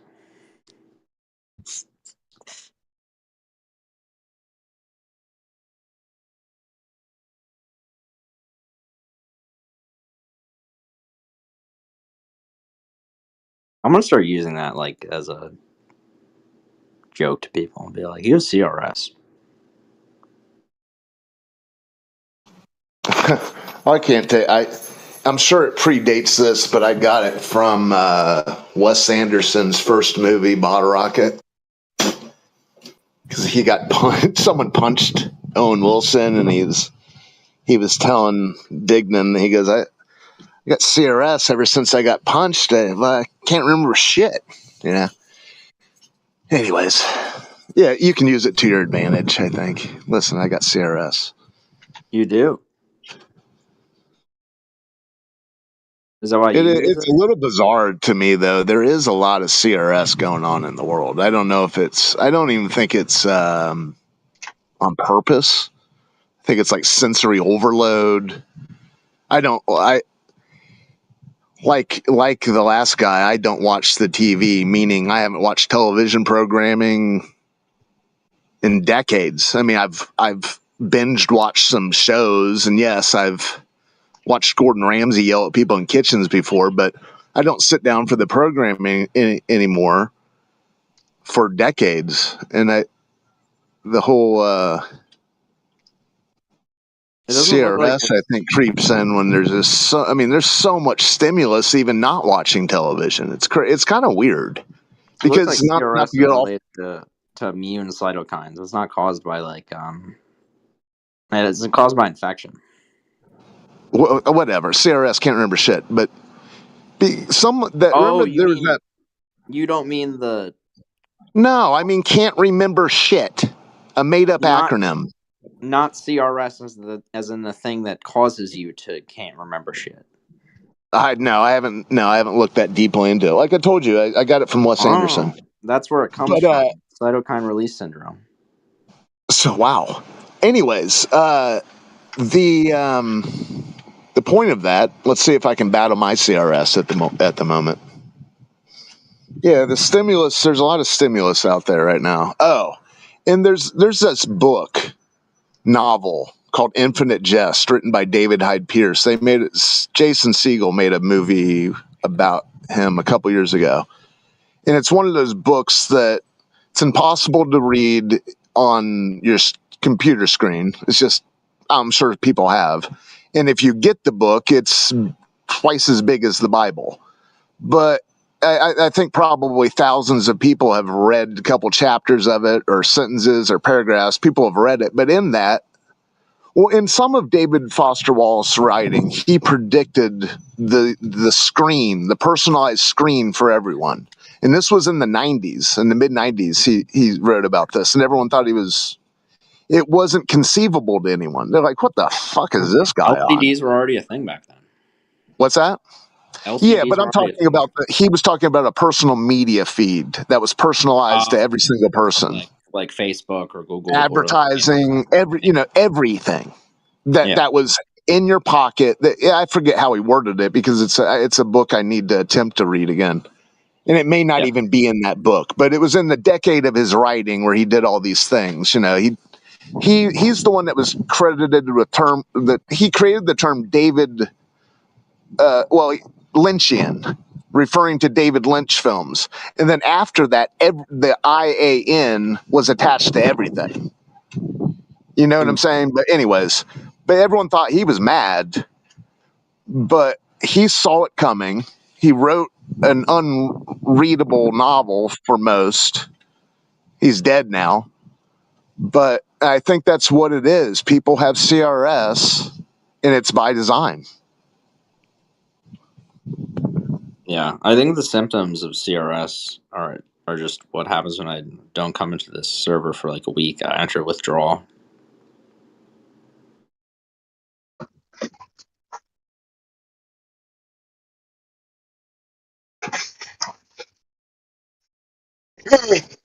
Okay, so last hour we had a busted gasket on an Omega watch as the best water ball flying through space evidence. Anyone else have anything to? Yeah, that's really bad. Throw off the table. I wish I was here to have heard that. That was insane. You can go back on the YouTube. It might be out there somewhere. That's like, I really do. I don't like the Globers who like say moon landing, therefore globe, or pictures from space, therefore globe. You will never catch me ever saying, look at these pictures from space, therefore Earth globe. Like, that's just stupid. Did you do it when you first arrived? A very, very long time ago. Did you try it once at least? Yeah, of course I did. Like, I tried to offer pictures from space of waterball Earth, and all I got was this lousy T-shirt. Yeah, and then that's I quickly learned that's a step in the right direction. But it is like you can't. There's no point in using them since. But isn't it funny that that's how they keep their hooks in the masses? Well, yeah, these images. I don't think is that far out? No. So, but you realize that it's no, I won't go as far as to say it's illogical, but you realize that it's pretty empty to hand someone a picture and say this is evidence of where I live. Yet that is how they have everyone by the horns, and you don't think that's far out. When you yourself, who's applied critical thought to it, knows it doesn't hold water. Yet the masses, that's what the masses rely on, images from space. Well, yeah, because I mean, like, okay, so that's how they have the hooks in everyone. So is that's not far out to you? I would say like most of the NASA could basically say anything, and the vast majority of the population would probably believe it. I mean, like, do you think that's pretty far out? No, I don't think it's very far out. You don't think it's far out that someone could issue a decree and then everyone would line up behind it, click their heels? You don't think that's far out? Wait, not far out as in like I don't think that's outside the reach of that's reality. Wild. Being that we're approaching the beginning of the middle of the 21st century and people are still that naively obedient, that's not far out. I mean, yeah, it's like that's the only thing that they can really understand. Like a lot of people, like if I went up to a random person and started talking about like operation of like rocket engines and how extreme the pressures and stuff are, and I said that like I didn't start off by saying that like these are a real thing, they would say like, how is that possible? How do you have 4,000 Kelvin or degree Kelvin? Kelvins aren't degrees, but like metal, how does that make sense? Or metal's right next to it. Why doesn't it melt? It's magic. So the masses have latched onto something that's illogical on its face. It's illogical if you don't know about it. Out to you, the so-called civilized, enlightened society. Yet they'll do whatever, like you said, they will do whatever they will obey whatever decree the authority, the space travel club makes. That's wild. I mean, it's just wild. Hey, I just want to join the space travel club, man. I get it, man. It's wild. I get it. I get it. So I'm going. That's why I'm going to college. So I'm getting an engineering degree.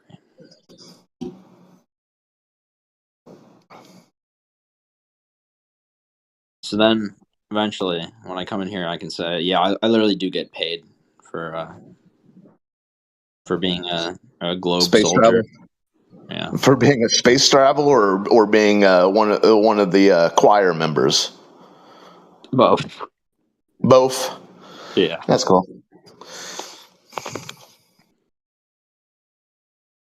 Hallelujah! Holy shit! Where's the Tylenol? I don't know. I forgot it's CRS. I'm thinking like, okay, let's like grant you that Earth is not a globe, right? So what is happening on a flat Earth? Like, is all matter like piling up at the bottom of the universe, and there's like a physical surface at the bottom that things are piled up on, or something? Hold on, I think you're misunderstanding. The flat Earth only entails that the surface is flat. It doesn't care about anything else. You're not a flat Earth. I'm not asking you. I can already tell what the response is going to be. Yeah, I don't know. Hey, Cali666 Voodoo Doll, if you drop a Cheeto, some ants will come and march it away eventually. Is that what you're asking? Ants will come and march it away? How does that apply to my question? Well, you said, what's happening? Is everything just piling up on top of each other? Yeah, like your Cheeto crumbs, your Cheeto crumbs will either get stuck to the bottom of your shoe, end up in your carpet. The ants will come. You might get some rodents. That's just incoherent. Well, I'm just telling you what happens to the stuff. I don't know. Then the rodents, they'll either get caught in a trap and end up in the trash, or they'll live a long, happy life and shit out the Cheeto, and that will get eaten by a fly, and then maybe some maggots will. That'll be the bed of where some maggots will grow, and yeah, I don't know. Have you ever seen that Damien Hirst sculpture, kinetic sculpture, Cali666? I would think someone with that name would be what are you on the cutting edge of the avant-garde. Well, not even making sense. He did some piece of art called like, I don't know, A Billion Generations or whatever, and he had a big hunk of meat with some flies and a fly zapper all encased. I don't know. I mean, go check that out. Hardcore irrelevant LARPing. Like, what are you talking about? Well, dude, you're the one that's asking what happens to all the stuff that falls on the ground. It all goes different places.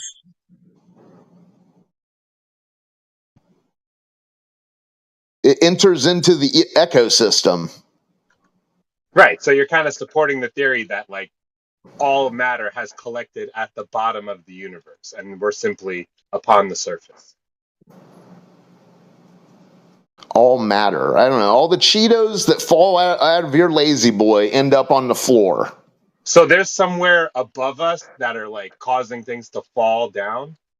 Who knows, like, dude? Is it the bottom? I'm not omniscient, dude. Yeah, I'm not omniscient. I know you're just a voodoo doll, but I'm not omniscient, sir. Mysteries abound. I just want this to make any sense, dude. Because right now it's just totally vague. It's fine. Really vague. No, I think he's doing a great job. Yeah, your question was fairly vague. You want to restate your question? Yeah. Where is flat Earth in relation to the entire universe? Because there's a sky above us, right? That wasn't no timeout. That wasn't your original question. It's pertaining to the same idea. It's pertaining to. Ooh. Yeah. You complained about vaguity, and now you're not going to clarify your original question. Got it. You are a little voodoo doll, aren't you? Now you got a cheerleader Glober LARPing as a flat earther with you. It's kind of cool. Come on. 666 is in a spiral. You gotta love it. Yeah, he was LARPing as a flat earther and was telling me that he's a flat earther, and then all right, so don't do that to me right now. That's all it is. Wait, what? I'm really trying to figure this out. That's what a voodoo doll sounds like when it laughs. It sounds like one of the Three Stooges. That's pretty childish. You were asking where all the stuff goes. How old are you? Not calling the kettle black. It's pretty funny. Is that? Yeah. That's funny. This dude just admitted to being an auto glober, and now he's like LARPing as a flat earther. I'm not LARPing as a flat earther. I just think Old House is funny. You probably came in here like, yeah, we went to the moon. It proves the Earth is round. We went to the moon. I actually didn't. I was just talking to him about how I think that's stupid to say. Probably because you were the one that did it first, bro. You're probably auto glober. But I wasn't talking to you. It's weird. You're freaking LARPing.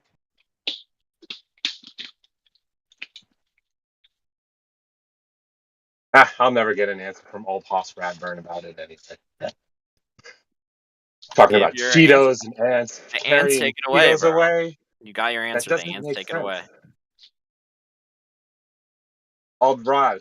What is your name? Old Ross?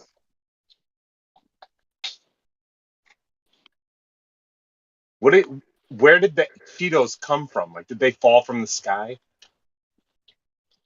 Oh no! Come on, dude. You know it's incoherent stuff. Don't act like you make sense. It came from your shopping list. Your one-word shopping list. Cheeto. This is such a generic, like, Must simple feed question. ants.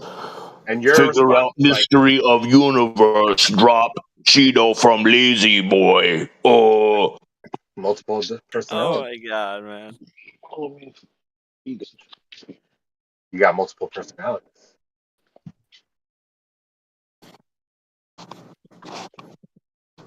You're a fucking idiot. After everything you just said, you think you're allowed to say something like that, dude? You don't make You're a any sense. voodoo doll. Punk. You little 666 punk. Someone told you were clever. They were wrong. You know, I asked you a question, and all you can do is talk about Cheetos and ping pong, ping pow. Like, I don't know what you're talking about.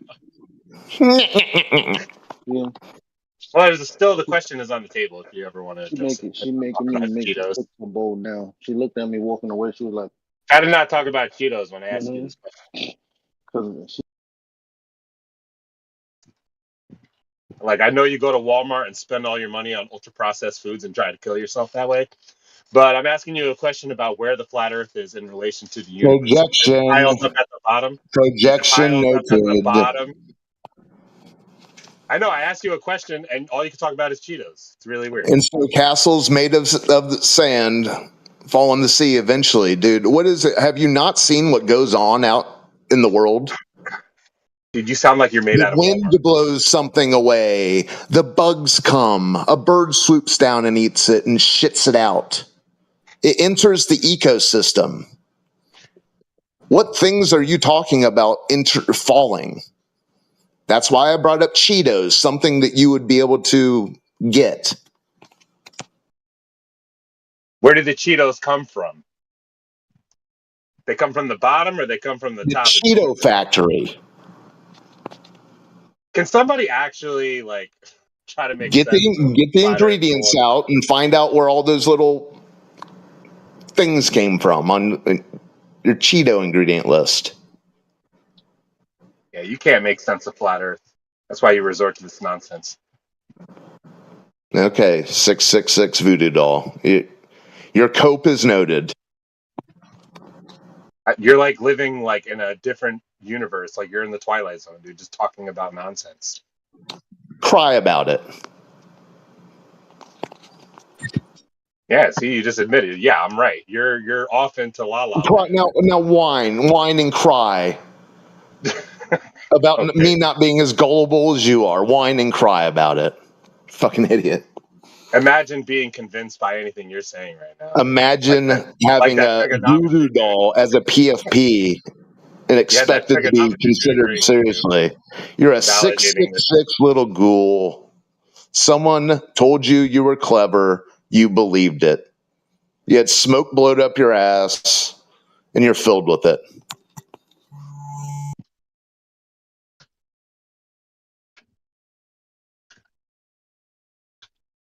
So anybody that hasn't been destroying their brain with random substances their whole life, where is the flat Earth in the universe? Like, is all the matter compiling at the bottom? It's right outside, bro.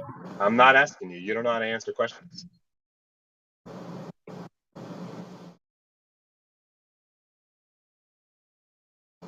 You know, is flat The Earth at the answer, bottom? my friend, is blown in the wind. Are we upon like something like? Are we elevated up or are we at the bottom? Who knows? I told you. How many times do I have to tell you that I'm not omniscient? Then stop responding, dude. If you don't have a fucking answer, shut up. Well, There's more than you in the room. Anyone who has the answer to these things would be claiming omniscience, and then they would be blowing smoke up your ass, you little voodoo doll. Where was your parents to tell you if you don't got anything nice to say nothing? That's a fucking, yeah, and everyone gets a trophy, huh? Dude, you just don't You're a understand. fucking You're not goofball. saying anything. You're just saying bullshit. Well, then why the hell are you crying about what I say?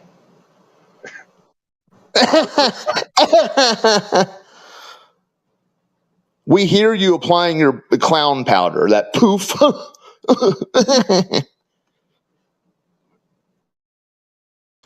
666 voodoo doll. That's all you are. Little fluff. Why'd you have to pump up your mic and make it so like good for you to do this? Like I actually didn't. like say It's good factory settings, homeboy. I doubt it, dude. Your mic sounds crazy. Sounds like you walk around with a stage mic. It is what it is, ain't it?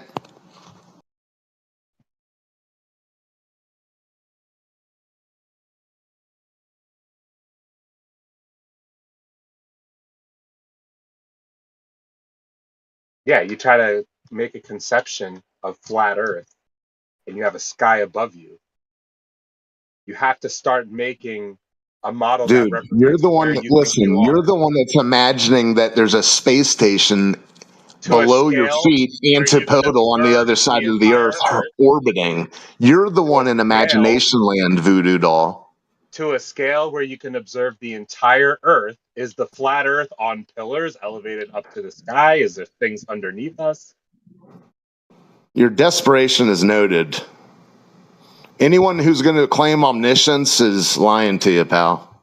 Why do you think you can't answer this question? Why can't you just face it? Because I'm not omniscient. You can't face the question. Cheeto boy. I hear No, you that's you, rustling in your homeboy. bag of Cheetos as you That's say this you. bullshit. Fucking That's Cheeto boy. you, little orange fingers.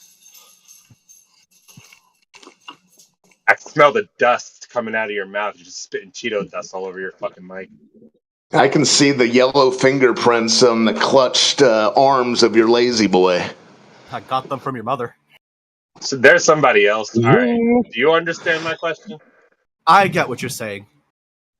Like, where does the flat Earth actually start? Like, are we floating through space, or is this like the very?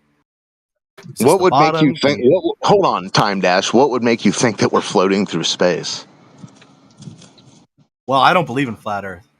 No, I'm asking. I don't care what you believe. I don't care if you believe in Santa Claus. I don't care if you believe the water ball they showed on TV. Okay. In any instance, what would make you think we're floating through space? I don't care about your question. Moving on. Well, you brought it up. I didn't bring it up. You did. You're the one you that said, asked me. You said, "Are we floating through space?" I said, Well, "What would give you the impression?" That and sounds what would like give you a the impression that we're question, not floating a through space? statement. So could you do you know? Could you what? Do you know? So what would give you the impression that we're I'm taking flying that as through a no. space? So why would I answer any of your questions if you don't know anything about flat Earth? Are you okay? Yeah. I asked you what would give you. Where did you come up with that idea to even ask? Well, he asked the question, so I wonder if that's true. You asked the question, and I asked where it is you came up with that idea. What was the inspiration to even ask? Well, is that true? Where in reality would you get the idea that we're flying through space? Well, so then are we on the bottom then? Is that what you're suggesting? The bottom of what? Well, he asked if the Earth's surface was the bottom of the universe. What universe? The one we currently cohabitate together. So you're implying that we're floating? I'm asking the question: is the ground the bottom of the universe? Whatever the Earth is in its entirety, unknown. The stars are above us. If you have no idea, why would I answer any of your questions? I mean, surely you must have some opinion. How did you come up with the question in the first place? That's the question. Can you think about the question before you just blurt out anything, please? Yeah, think it out next time, Time Dash. I already have. You, old Ross, you need to think out the question. You're yet to respond to it. I answered it. Asking the same thing. He's telling me he's making statements. I didn't make a statement. I asked a question. About what? Dude, what the hell, man? Open your ears. Well, you said the open your ears. Where are we? You said where are we in the universe? Correct. And I said what universe? And you said the one we're both occupying. Cohabitating is what I said. Okay, it's close enough. You're just appealing to ignorance. You don't think you can know so where that you would are. imply that seems to be that. Let's just relax. Now you're implying that we're floating if we're in some sort of universe. Anything. I asked. So how are we cohabitating this universe, you and I? How is it? What is your understanding of our cohabitation of this universe? Are we existing? Yeah. Well, there you go. Okay, so what does that have to do with outer space? You're in a physical place. You have a location. Okay, yeah, and what does that have to do with the outer space mythology? We're both here on Earth. Yeah, okay. The sky is above us, correct? Okay, right, so is the sky what's below us? Standing on the ground. Yeah, what's underneath you now? Grass and dirt. Keep going. I'm guessing a water table eventually. Okay, keep going. Clay. Clay. Okay. So what's at the very bottom then? Oh, who knows? I don't know. Another water table. So the mainstream the mainstream narrative only gives us like 7 miles, doesn't it?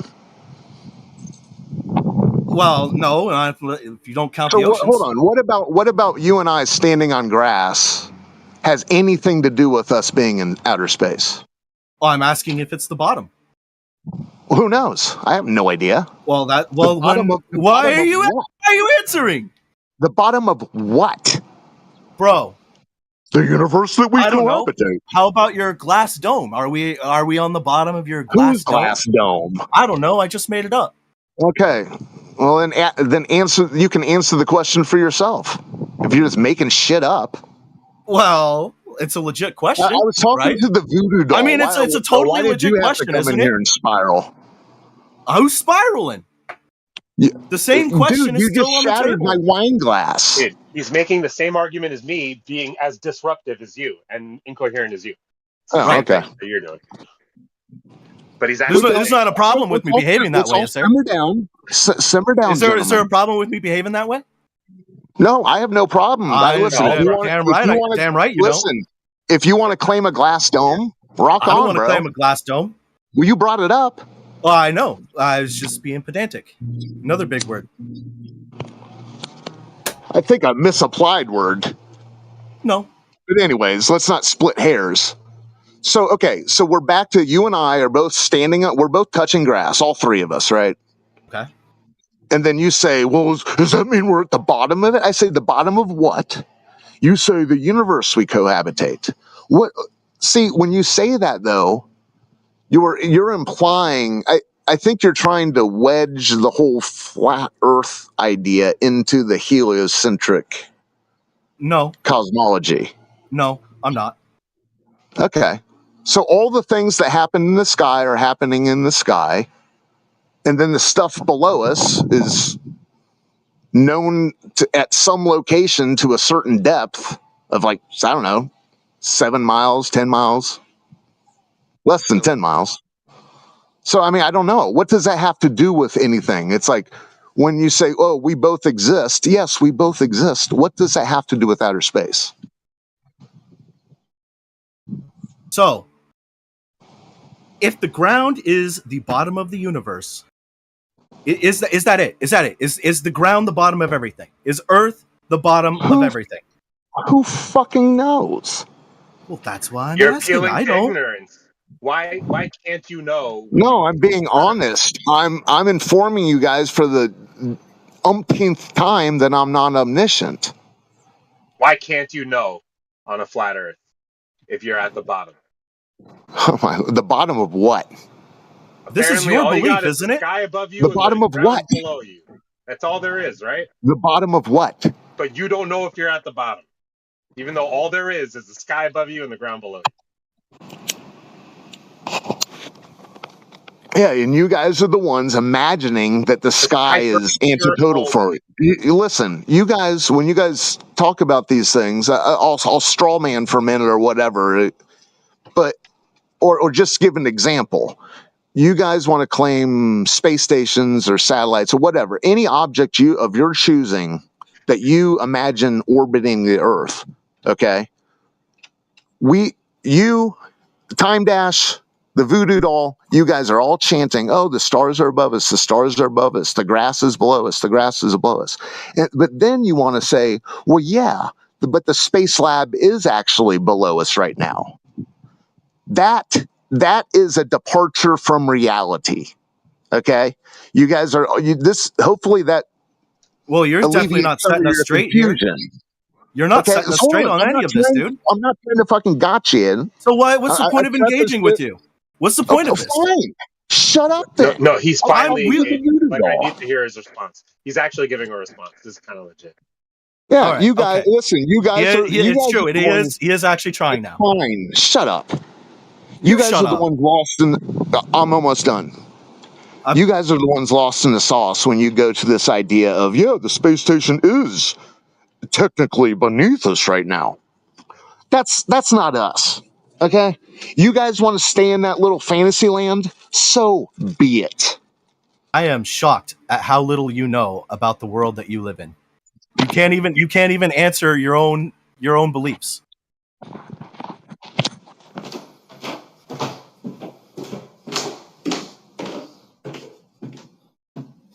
Yeah, the result of this hyper empiricism, where like you really can't know, even though it appears you're at the bottom, and this is the known universe. It's like you still don't know. That's really unfortunate for the worldview. Well, whatever, call it what you want. You guys are the ones imagining that we're standing on something that's hurtling through outer space. Well, at least we can imagine something. Yeah. Okay. Thank you for sharing your imagination. Where's yours? Are you the guy controlling this little devilish voodoo doll? No. I've never met him before. That quite succinctly. Yes, you're lost in a belief. I was listening to him ask you questions, and for you to struggle to even come close to what he was talking about. It's like, come on, man, hurry it up, chop chop. The problem is that he thinks I'm trolling, but if there could be more answers for my questions like this, I might become a flat earther again. But it's because I'm met with so much of this fucking not trying to answer kind of stuff. Dude, you're a voodoo doll. Here's the thing: you're a voodoo doll. You don't think for yourself. How this could work? You're leaving me alone to wonder how this would work. I don't think flat earthers talk to one another about like the actual mechanics on how flat Earth actually works. So for him to like state something that could be wrong, everybody else could like, he could have some trouble with the flat earthers. Like okay, the mechanics how Earth works. Okay, let me ask you this: how do I navigate on Earth? There's plenty of ways to navigate at this point. Okay, if I'm gonna use a map, and I wanna navigate between just two cities and have the exact roads, maybe even smaller roads because I wanna drive through nature. What is the map going to represent as a grid system?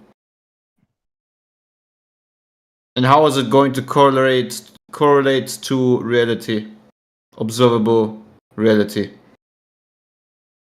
A map? So the means of what I'm trying like to say is... Are you talking like a two-dimensional map? Yeah, I'm talking about applying, right? Applying or let's say applying the Earth in a realistic circumstance in regards to reality, which means this basic things such as traveling from A to B and what the utilization of the equipment would be and what it's going to represent.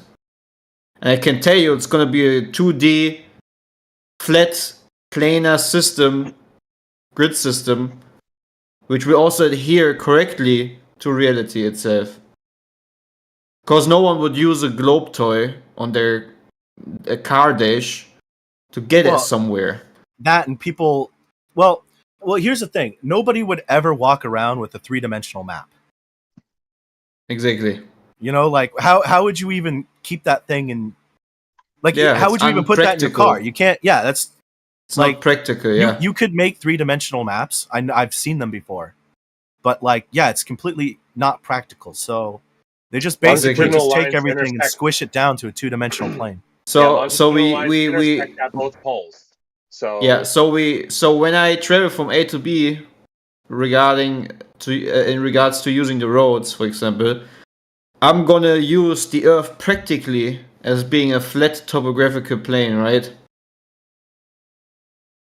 And it will get me from A to B if I'm using a map. Exactly, there we go. Everything when it comes to actually practically utilizing Earth will always be from the standpoint of a geocentric planar topographical view. There's nothing in reality that anybody in here as a globie can tell me where he's gonna utilize the globe toy that he can spin on his table. All right, great. I will grant you that Earth is Thank not you. a globe. There you go. Earth is not a globe. So where is the flat Earth in the universe? Well, this is a false assumption, which is your problem, because you're making up in your mind some kind of disk in space, which is, probably because you have been duped by misinformation that is targeted to, make something look bad, which So is putting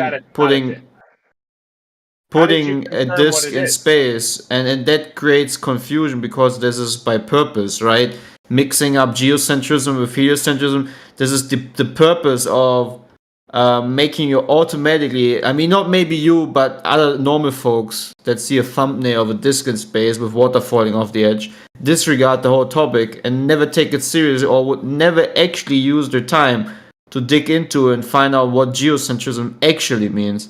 Can I respond to what you're saying, please? Okay, how did you confirm that it's not a disk? I thought that you can't know. Saying you know what it is not is a positive claim, so you must have evidence supporting that it's not a disk. No, I didn't say right it's now, not a the disk. known universe, if real fast, 10 seconds, if all we observe is the only thing that exists in the universe, the Earth and the sky, then what shape is that? What shape is the Earth and the sky if it's not a disk? Well, simply it could be just a firmament, a dome-like structure, like a clock, and this is just me saying something as a speculation, but I don't go out and say this is the fact. So it's in contrary to what you say, because I think that it's just more logical. How do you know that we're not in space? So you're saying that you've confirmed it's a positive claim to know what it isn't. Okay, so you know that we're not in space. So where is flat Earth? Like what are we in? Well, space. One second. You're using a term which is space, which is a belief or is a claim that was made up. I don't care what the globe is. I don't care. Yeah. But space is something that someone came up with. It's irrelevant. Everything. We're not talking about space. Bro, everything comes from the idea of someone thinking something and then putting it out of his mouth. So if someone says, "Oh, we live on a spinning, wobbling tilted space ball flying from Eric's spinning void of darkness," and you then cut away the ball and you say, "But I'm going to keep the space," and then you put a disc in that space, then it's your imagination, it's your problem. I grant you, the Earth is not a globe. Okay? You just said space is not the case for where we are. Where are we? I'm not defending the globe. I just want to know. We are on this Earth. Okay, we're surrounded by the sky. We observe the sky. No, we're not surrounded by the sky. The sky is above us. When I stand outside, the sky is in front of me. It's below. If I stand on a mountain, the sky is below me as well. But that's irrelevant, dude. I'm asking. The sky is below you when you're on a mountain? Are we in? Yeah, if I look down and like I below see your air, feet? Then somebody else looks up and they look up into the sky and they see me on the mountain. Yeah, I'm looking down through the sky at the people that are looking up through the sky. Well, so you're looking down at the valley where people in the valley are looking up to the sky. I mean, you split hairs all you wish. No, yeah, split all the hairs you need. Bringing this up. Don't bring that up. Okay, let's stick to the topic. You said that flat Earth is not encompassed by the sky, so what is it encompassed by? Again, he's asking for us to be omniscient. It's very bizarre that he keeps doing this. You're appealing to ignorance. You're saying you can't know, but you're saying you know what it is. I'm being honest. I'm telling you, I don't know. Anyone who would tell you that they know is lying to you. You make a positive claim that you know what it isn't. That should be supported by evidence that it's not. You're not surrounded by the sky. Okay, so how do you know that you're not surrounded by the sky? Because you're surrounded by something else? How do you know that you're not surrounded by... I'm not surrounded by the sky, man. Right now I'm surrounded by the room I'm sitting in. The sky is a glimpse through my window, and I can't even see it right now because there are clouds. So I'm not surrounded by sky. The only thing I can say is when I go outside there is sky above me.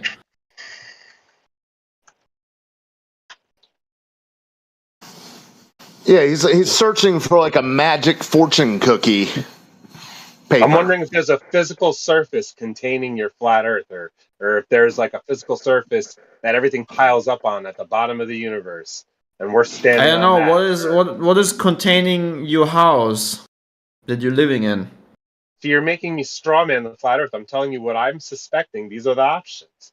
You have I mean, everybody. I mean, a crazy person can suspect that they're riding on a cat. You know, whatever. I'm just asking. Maybe, and this is the problem. Maybe we live in a time where people think they have been so sophisticated that they think that to everything there is needs to be an answer that explains it, because they can't accept the fact that there might be within the realms of limitation, and they are a lower creature compared to other creatures maybe that are in existence, or to one who created all the creatures, and they just can't accept the fact or live with it that they're just not going to know everything to its detail. Maybe that's the problem.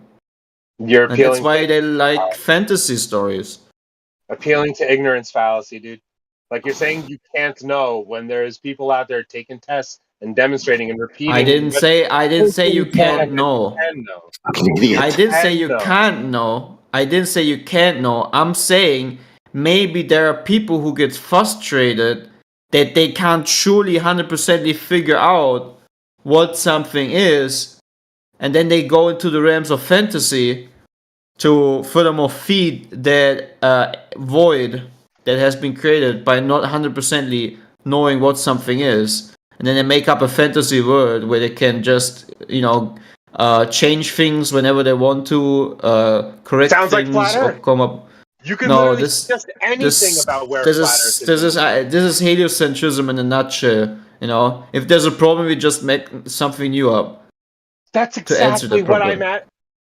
When you don't make a claim to steel man.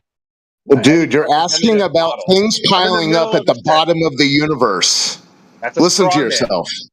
Yeah, listen to yourself. Give a straw man because you don't. You're asking about things piling up at the bottom of the universe. When I asked the other guy, your white knight cheerleader, what the universe was, he says it's the space the place or space that we cohabitate. So you're still, at the end of the day, in any way, shape, or form, you are unable to frame this in water. Time out, dude. Your attention span. Ramble, dude. Stick to the topic. I'm gonna get to my point. In any circumstance, you begin at the starting point of this idea that wherever we are is embedded in space, as seen on the sci-fi television shows. You have shown the crystal clear inability to break from that. What is your evidence that there is no such thing as deep space? What is your evidence? Oh, my Lord. You're the one asking about, so is everything piled up in the bottom of the universe? What are you talking about? Dude, you just made a positive claim that deep space is what we're in, if deep space is what we're in, how the hell would anything be piled up in the bottom of it? Yeah, two conflicting models there, exactly. Yeah, Star Trek in reality. In reality, if that's Earth were where flat, you are. Your stay. psyche is embedded in this idea that no matter what, the Earth is in a void of nothingness. What about physics? Infinite, so to speak. And you are just what do you? Does someone have a string on your back? You're the first voodoo doll with a string and a ring. Can you actually let me respond, please? Thank you. Dipshit. So, what we observe in physics, what about what we observe would cause there to be a very large flat surface? Like, what needs to be the properties of these fields, like quantum fields and physics, the properties of matter? Like, what is causing the Earth to be flat? That's the question. Is it the shape of the container that matter is falling into? Are we surrounded by water? Are we literally designed? The little ants harvest your Cheeto droppings and spread them out. There you go with your Cheeto stuff. You're not addressing my question when you do that. Well, you're asking once again from a God's point of view, some sort of omniscience to have these answers. I have to propose I don't have these things. Sorry. Because you're yet to give one that you think is most probable, so we can hone in on that. I could speculate until the cows come home. I can speculate until the cows come home. Why don't you substantiate this water ball mythology that you're so convinced that you live within, sir? Stick to the topic. Who's making you engage? If it literally sounds like you don't want to. You are. I just engaged with you. You asked a question. I responded. You keep asking. Listen. You keep asking for an answer that could only come from omniscience. So, are you able to substantiate this mythos that's been presented to you in textbooks, TV, and the cinema of this water ball hurtling through space? Is there a dome around us? Are we at the bottom? Who fucking knows? Form a flat the bottom of what? The bottom of what? Where do you see a level surface in nature? Like, what's causing perfectly horizontal? I don't know. Every lake, every placid lake. The bottom of what? Are we talking about Earth, or are you talking about practice? Dude, Earth is on water. Ground. A lake bed. A lake bed is Earth. What could make dirt flat? Listen, the thing they've pushed on us is a ball in space covered at its surface with 70% water. Don't act like you don't like it. Is making what about nature? You do have a pull string on you, don't you? You unbelievable. Hear my question. You're refusing to address my simple question. Dude, you're splitting hairs. You said, where in nature do we see a level surface? I said, water. Oh, is the water Earth?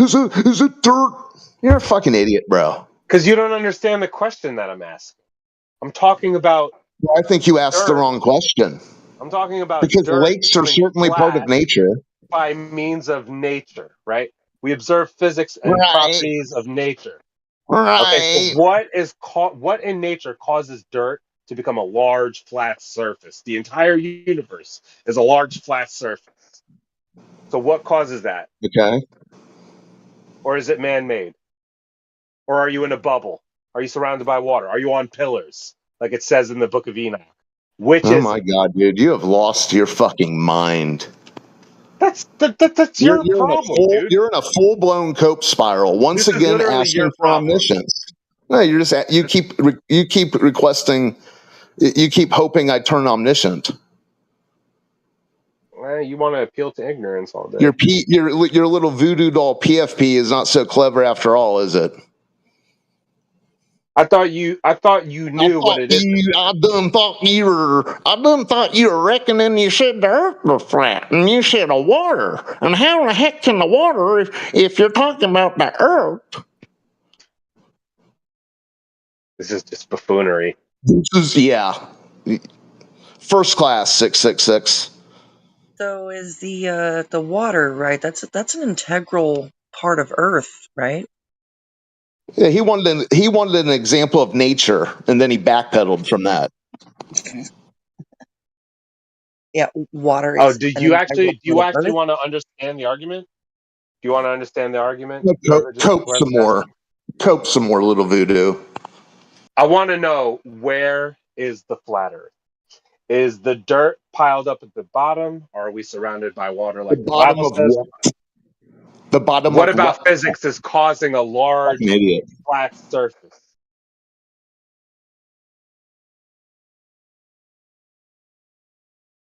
You don't know how to engage, old Ross. You're freaking out. No, I'm engaging with the voodoo doll just fine, Scott. Don't worry about it. It sounds like you're preoccupied too. Why not just focus on whatever I'm you're not. Actually, I'm not preoccupied. I just poured a cup of coffee. Sounds like you're all over the house, dude. Sounds like you're like busy. Yep, called multitasking. I'm enjoying the wind right now. The wind blows things around, doesn't it? You ever been out west and seen a tumbleweed? Are you relegated to your basement? You're diverting because you can't help sitting up there. You asked where nature. You asked what nature causes things to be flat. Well, the wind blows shits around.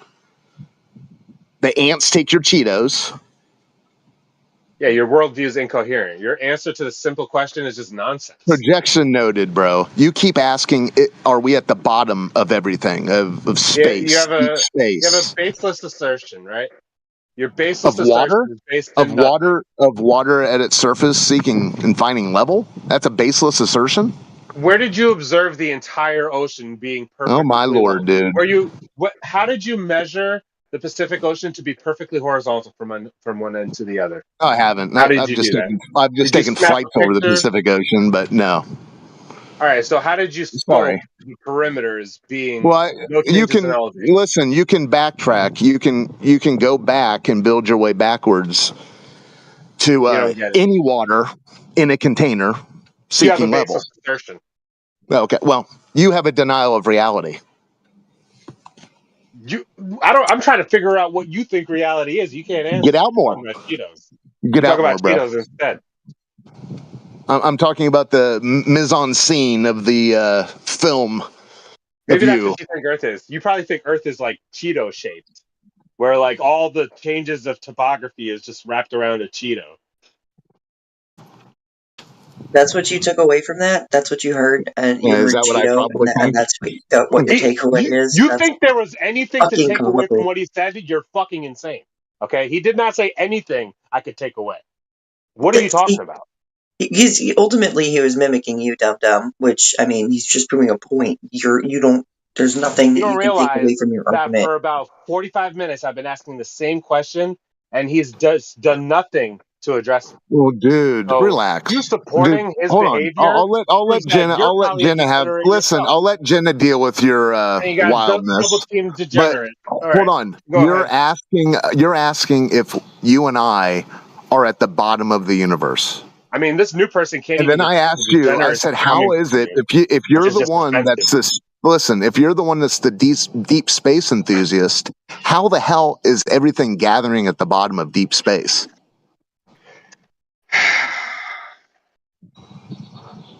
Gathering at the bottom of deep space? That's not what the globe model says.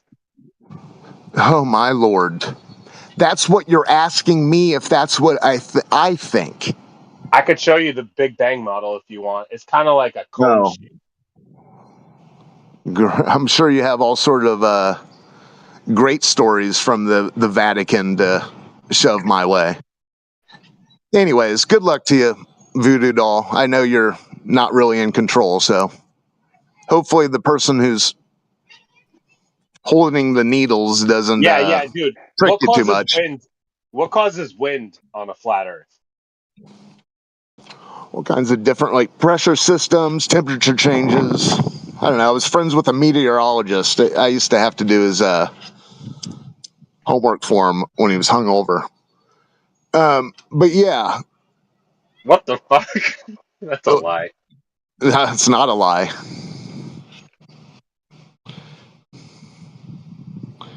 What did you say causes it?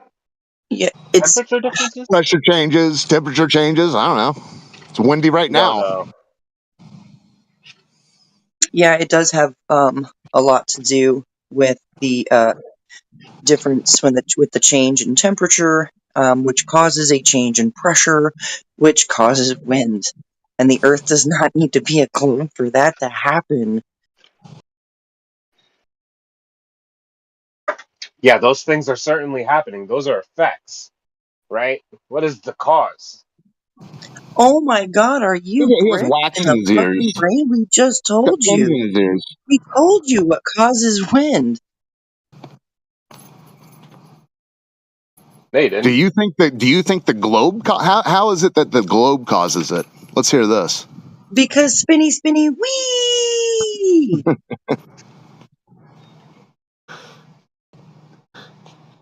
Yeah, there's like all types of citations about Yeah, how no, shut the Earth fuck up. rotation and Shut up. The Shut up. vagities. You're already triggered. I literally have a response if you don't want Dude, to. you couldn't Okay, have all been right, more I'm gonna let you vague. respond.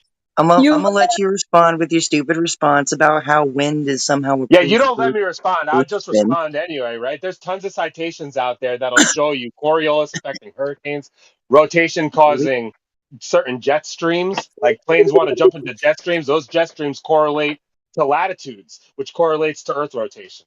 And I could pull all those citations up right now. But you want to deny that exists because you want to appeal to ignorance, because you want to Yeah, believe the Earth there's is flat. Okay, Because appeal to the nothing future. makes sense. How about you? How about Nothing you makes present sense on Earth. present all your citations then, Hotshot? The Earth rotation is what you said. What? Latitude correlates to Earth rotation. That's what you said. There's jet streams that planes will catch. And depending on their height above With the wind. surface and their speed and their latitude, they can know what is going to affect the jet stream as Latitude Earth in respect to rotates. what? So you don't believe this is the case. Good for you. Latitude in respect to what? I actually happen to know that that's not the case. I spent 3 years in junior Air Force ROTC in high school, and I happen to know about this. I can And you're pull up a wrong. citation for you right now. I got you. Oh, a citation. Wonderful. Yeah, you probably don't read those often. That's why you just mock one. So good for you.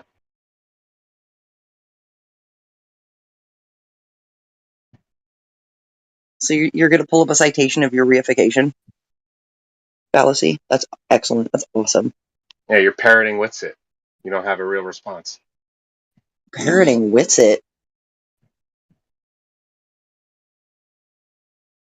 We've already explained. You're like, how does wind work? How does Earth have wind? Oh my And we God, you're told you such a how Earth goofy. has wind, Dude, and you you're are so coming saying degenerate. that I don't the even know. wind is no. Shut the fuck No, up, you're Kelly. very, very bad. Shut the You're fuck bad, up, dude. Kelly. You're trying to sit here and tell us that wind is proof that the Earth goes spinny, spinny, wee. That's fucking bricked, dude. That's fucking dumb. Yeah, you're just sophist right now.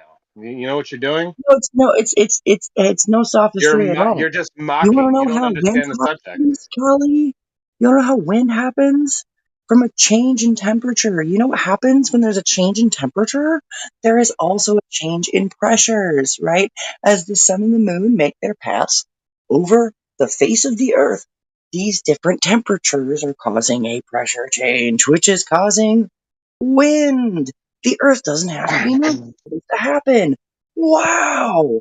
Wow. Why do I strongly dislike you? Were you listening Because that I'm time? right Were and you you're listening? wrong. Were you And listening? I'm a woman No. and I'm right and you're wrong. No, it's you just don't understand. I have it. Listen, dude. You cry about when people are honest and claim non-omniscience, and then you cry about when people give you answers. There That's goes why your you don't study. like it. There goes your study.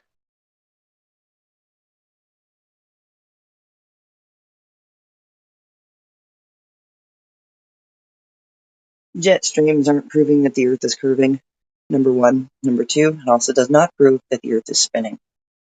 No, I really only had a little bit of Climate time this change, morning. dude, Callie. Your naivety is just off the charts, bro. That's so ironic coming You're from no you. better than Greta Thunberg at this point. How dare you? How dare Climate you? change. Yeah, what's the temperature supposed to be, Callie? Climate potato is angry. That's all you got. You're literally Yeah, pretending like what's the temperature supposed to be, Callie? it literally feels like I'm in like fucking High School Figurative. Musical with you. That would be like, figurative. You guys are LARPing or something. Not literal.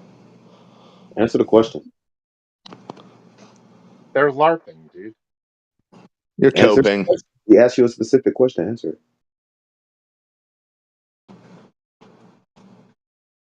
I'm just posting citations. Yeah, so what's in crying about climate change in the process? Get a life. Hook, line, and sinker, 666. You know what I find interesting is that it doesn't matter which direction the flight is going, whether it's going north, south, east, or west. The plane will experience things like headwinds, tailwinds, crosswinds. Doesn't matter which direction the plane goes, it's going to experience these things. The wind is coming from different directions is the point, not one singular direction because your Earth Would is you going read spinny, one of the spinny. articles I posted? You literally just mocked for the past 5 minutes. Do you want to better understand the conversation and read something for Do once? you? Do you? Because these are not proving that the fucking ground beneath your feet is curving. It also What do doesn't you think prove that the proof means? ground you stand on is spinning. Honestly, no. I think you're so goofy. I'm sorry. You're just totally goofy. Oh, you just brainwashed, bro. Yeah, yeah. No, I really don't respect this person. I don't think they're even honest. I think it's funny that you think that Earth needs to be a globe for any of this to happen. It has to be a I think you're I got a globe. question for the flat earthers. I think you're LARPing as a dumbass, honestly. Yeah, I have a no. question I for don't the care flat what you earthers. think, because you're wrong. Hey guys, let's keep the personal shit out of it. Don't be triggered, Carly. It's not your fault or our fault that the Earth is Dude, not a globe. literally the past 5 minutes. Anyway, And no, now I you was choose to gonna say that move it on. you're a I was clown. gonna move it on because some guy had a question. Read the article I posted, okay? Please. Who's the guy that Help had a yourself. question? So my question is to the flat earthers: how do you believe gravity operates? There's no evidence of gravity. It's not testable or repeatable. There's evidence Yeah, of gravity would refute flat Earth, so therefore they just throw up their hands and say gravity doesn't exist. Haha. No, we talk about things like Okay, so let me specific rephrase the gravity. question. Hold on, Matthew. Why are you gonna come in and poison the well? Are you that triggered? Who's upset you today? I'm Just put answering the yourself on- question Okay, yeah. honestly. Let me just You rephrase literally the say question. gravity He didn't doesn't ask for exist. your answer. Matthew Learns, did he come in and say, I would like to ask a question to the triggered globe heads? No, he didn't. He said No, the I flat enjoyed earth- making fun of you guys by showing how ridiculous your answer will. Yeah, just by being a little melt. Okay, All right, so well, okay, if gravity doesn't exist, how do you explain what we perceive as gravity? How do you explain clouds floating? hold on. That is How are that's you an defining egregious gravity? straw man and like red herring. Like just answer the question. Hold on. How are you defining gravity? I thought we were saying gravity didn't exist. I'm just asking for an explanation for what we observe. Well, you're asking about an explanation for a word that you'll need to define exactly what you mean by that word. Yeah, but I'm operating based off of a definition you guys don't agree with. Well, that depends what it is you're saying, right? Because there's different things, right? We're not denying that things go up and down. Like if you drop your phone, it falls. No one's denying that.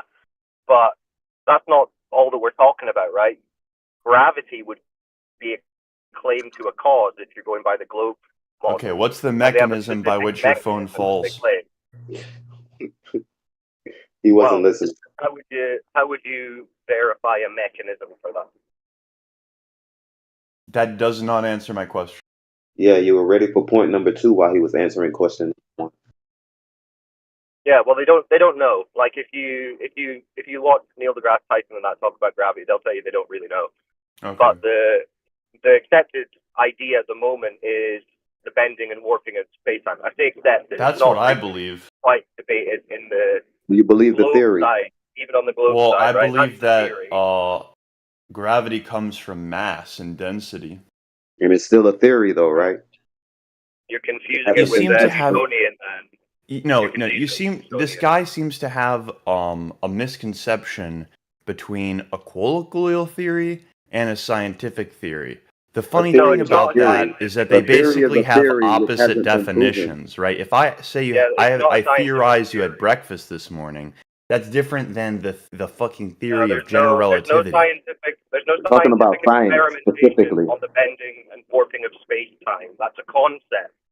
It's a theoretical concept that has theoretical math behind it. That's all that is. So you suffixing theory behind things doesn't change like anything. No, it means you still have a demonstrable misunderstanding of what a theory is in science. Okay, well, do you have any evidence for space-time and it bending and warping? Wait, no, you're claiming that is your theory. No, wait. Why do you believe in the spending of warping and space-time? Because you answered his question by saying flat earthers. Hold on, guy. Why are you spazzing out? Why are you spazzing out? No one was speaking to you. Let her finish. The inverse square law. Is that it? Yeah. I mean that's one example. What do you mean? I mean, I'm asking about space-time, which is your claim to a cause of gravity. Where is that? Yeah. Where can we detect space-time? Well, any object with mass causes the space-time around it to curve, and we can observe that through the continuous interaction. Is that physical reality or is that a concept? It's a physical reality because objects follow curved paths. Objects moving near the curved space-time follow curved paths, which we perceive as gravitational attraction. Okay. Could you show us this physical space-time since it's physical reality? What? Show us that fabric of space-time that you're talking about bending and warping. In reality, I mean, you can see that simply by looking around an object. You can see the space-time warping, like stars behind an object. Could you show us? Have you got a photo or something? With the space-time in it? Since it's physical reality, according to you. And silence. Here we go. I found one. Here you go.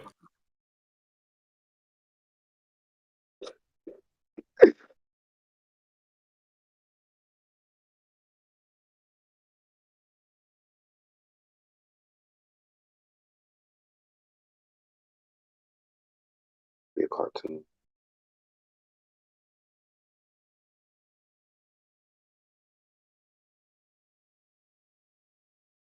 Did you post something? Yeah, Nope. I sent you some images from the James Webb. You sent him some cartoons? I thought you were posting it. Post them in the text channel because I'm driving. Am I capable? I don't think I can do that. Should we tell him? Somebody gonna tell him? I mentioned his cartoons before you posted them. I mean, anything I post, you can just call it fake. So what? But, like, is this of you can look up in the sky during the nighttime, and it does like the same exact thing. Right. Well, I've looked up at the sky and I didn't see any space time. I just saw stars instead. I do it on the regular. So where did you see the space? So what is by space like looking at the stars, dude? I don't know what to say. Yeah, because you don't know what you're talking about. That's why. But you're saying you could see space time though. Yes. It's described as a concept. What does that look like? How is it? That looks like the warping of Hold on, objects guys. Stop behind jumping other in. objects due to their gravitational attraction. Wow. So when you go outside, have you seen that? Yes. Or is it just through images? Liar. What's the difference? So so you went outside and you said, oh, what's the difference between an image that you have no idea if it's real versus what you experience in reality? Do you need us to explain that difference? I mean, do you know the difference between an image that you don't know if it's real and an image that you do? Because it doesn't seem like you do know the difference. Yeah. Yeah, you can verify and go and check out what they're right. claiming is true and see it for yourself. That would be verifiability, yeah. So what is it? I mean, I did guess you see something yourself with the night sky, or did you see an image on the there's internet? a difference between like a science believer and a science doer. So consensus. Yeah, well, you're in the believer camp at the moment. And other people like actually get out of a telescope. Let's talk about things that like, you can verify. You can do this with like a $30 telescope, I'm pretty sure. Wow, you can see space-time with a $30. You can see space-time with a $30 telescope. Yes. Yes. Yeah. Yes. Okay. Could you show us an image of the space-time through a $30 telescope?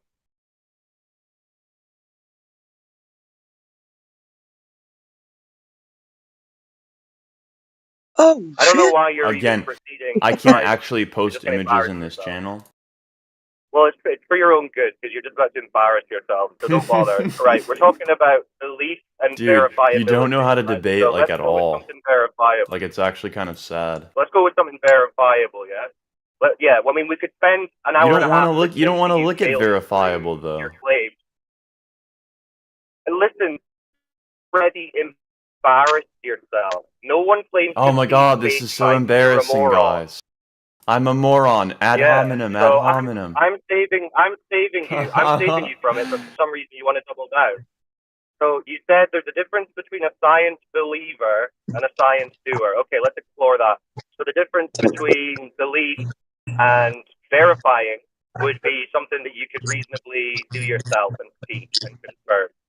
So what can we verify as members of the public about the Earth being a globe? Like curvature, motion. Which of these things can we verify? Just one. Well, you need all of it, but you can start with one.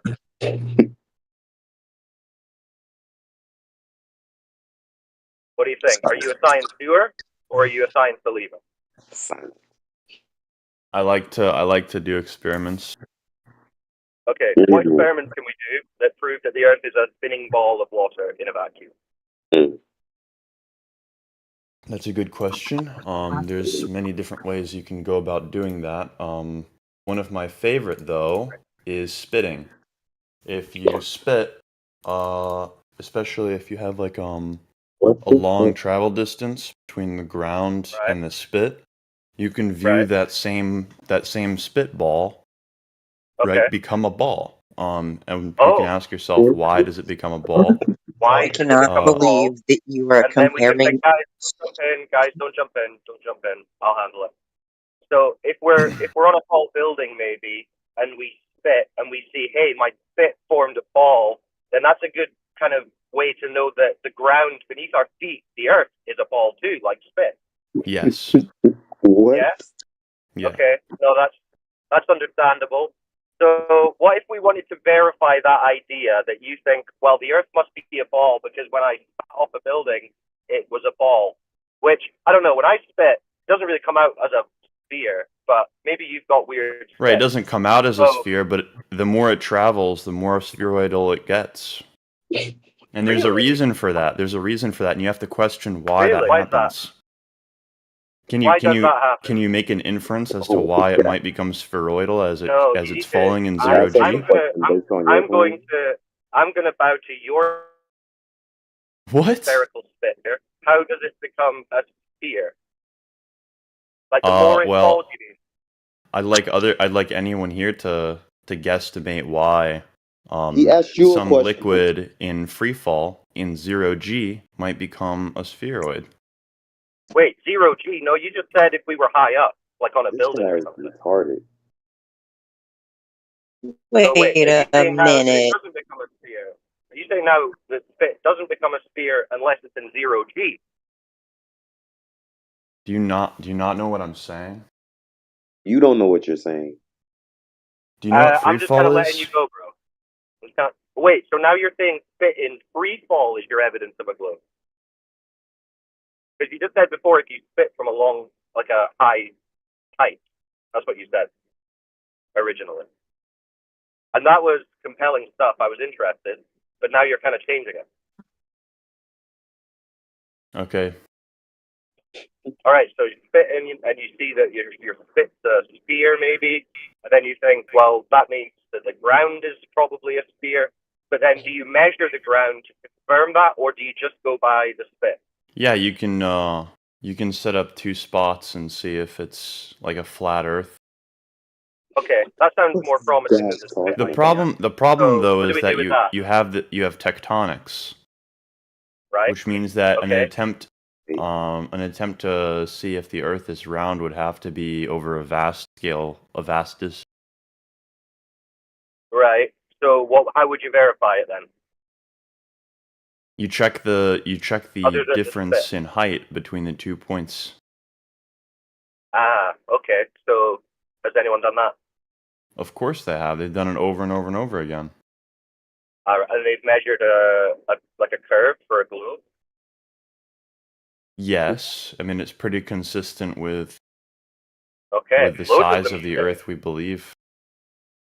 Right, and you say loads of people have done this? Yeah, for hundreds and thousands of years, I'm pretty sure.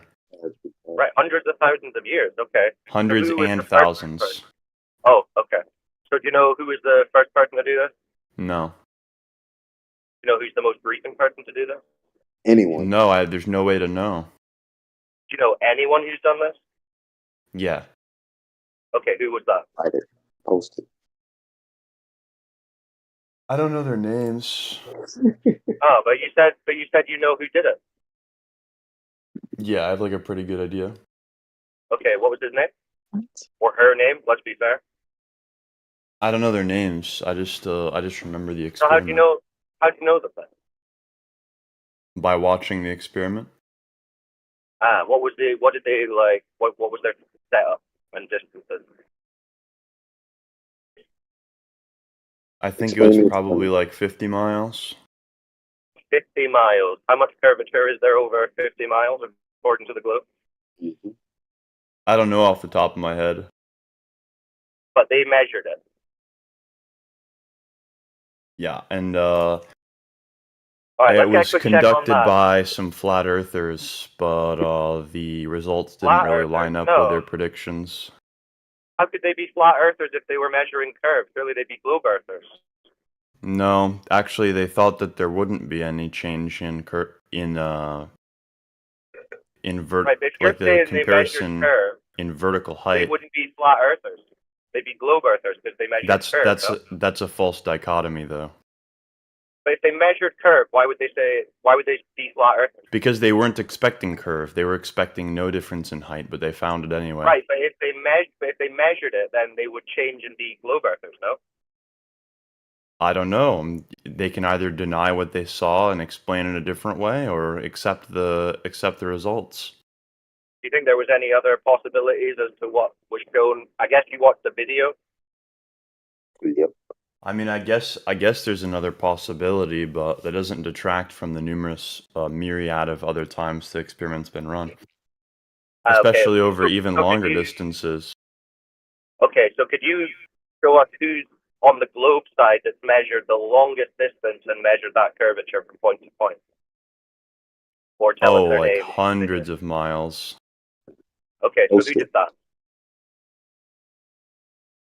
I don't know. Okay, well, could you find their name so we can check it? It's not the best experiment.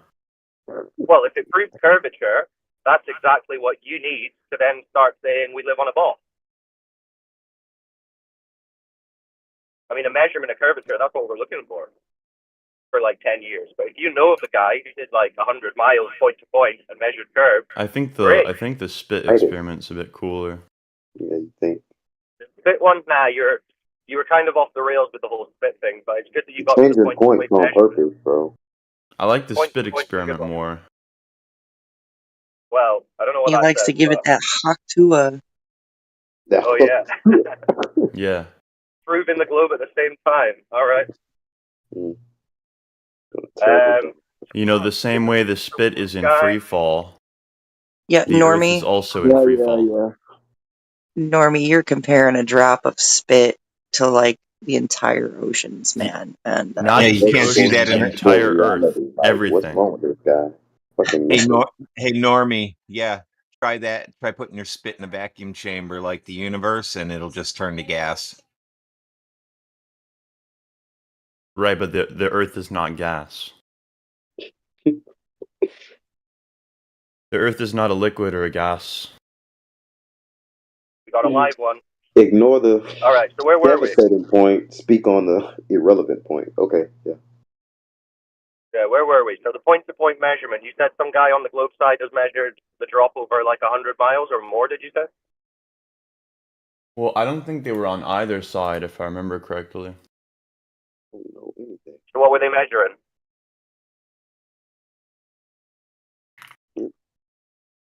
what's it called? Line? Oh. I thought about this. Can you Google it? Can you find out who did that? Because as far as I know, no one's ever measured curvature of the Earth. Which tool do they use?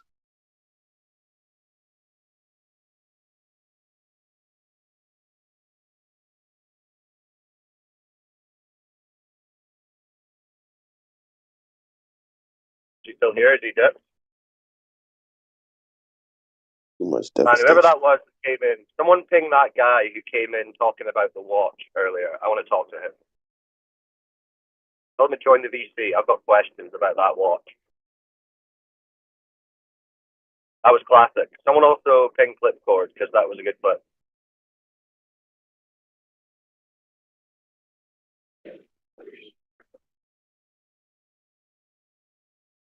Speedmaster, I think his name was. Someone ping him.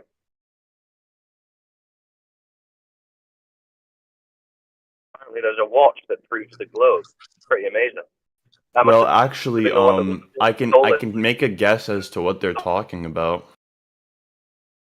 Oh yeah? Yeah, so something happened where someone took a plane all the way around to where they began. Right? So by the time they got back, their watch had a different time as compared to the clocks at the station they departed and arrived at. Okay. What does that prove? How would that prove that the Earth is a spinning ball in space? No, that wasn't the watch tall tale that guy was talking about. Okay. Well, how it would prove the globe model is through space-time, because that's the only explanation for why the clock would differ from the watch. So the okay. Which other explanations did you consider?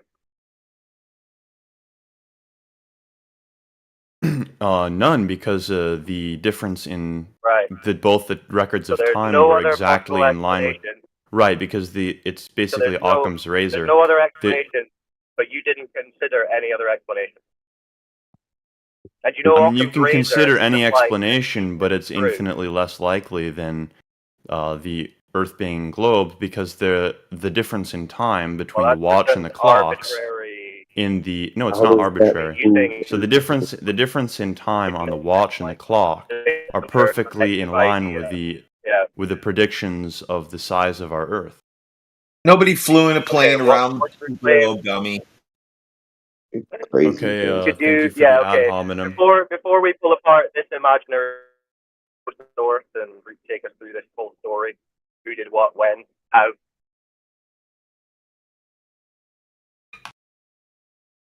The plane circumnavigating east to west proves that space-time is real, therefore a globe is real, when the plane hasn't been to outer space? I'm not understanding. It doesn't have to. Well, But you're observing space-time. You're right, space-time pervades more than just the vacuum. It pervades every single piece of matter that exists in the universe. You don't know what you're talking about, bro. It makes sense. Well, it makes No, it makes sense because if you don't consider any other possibilities, it can only be the one possibility you're considering. So that's what it means. It's true. Right. According to him. All right. Let's get this watch story since the other guy isn't going to provide us with a measurement of curvature. I need something to chuckle at on my drive.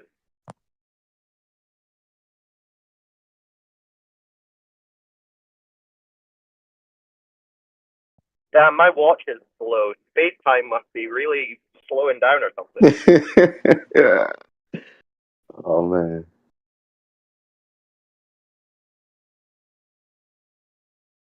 If you fly in a circle, your watch will get slow or fast. One of the two. One of the two. If you need to speed your watch up, you want to go west. But if it's a bit fast, fly east. Just don't go south.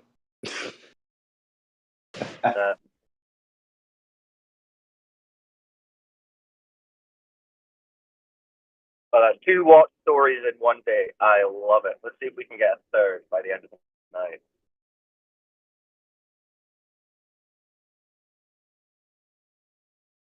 But the first guy at least had some pictures, so you better have some pictures of this watch that bends space-time. It's a record of the difference in space-time you're traveling. Post it. Right. Can you guess? I have a question. Can you guess whether or not the watch was slower or faster and why? Well, I don't know, but could you post Really? So I find it ironic.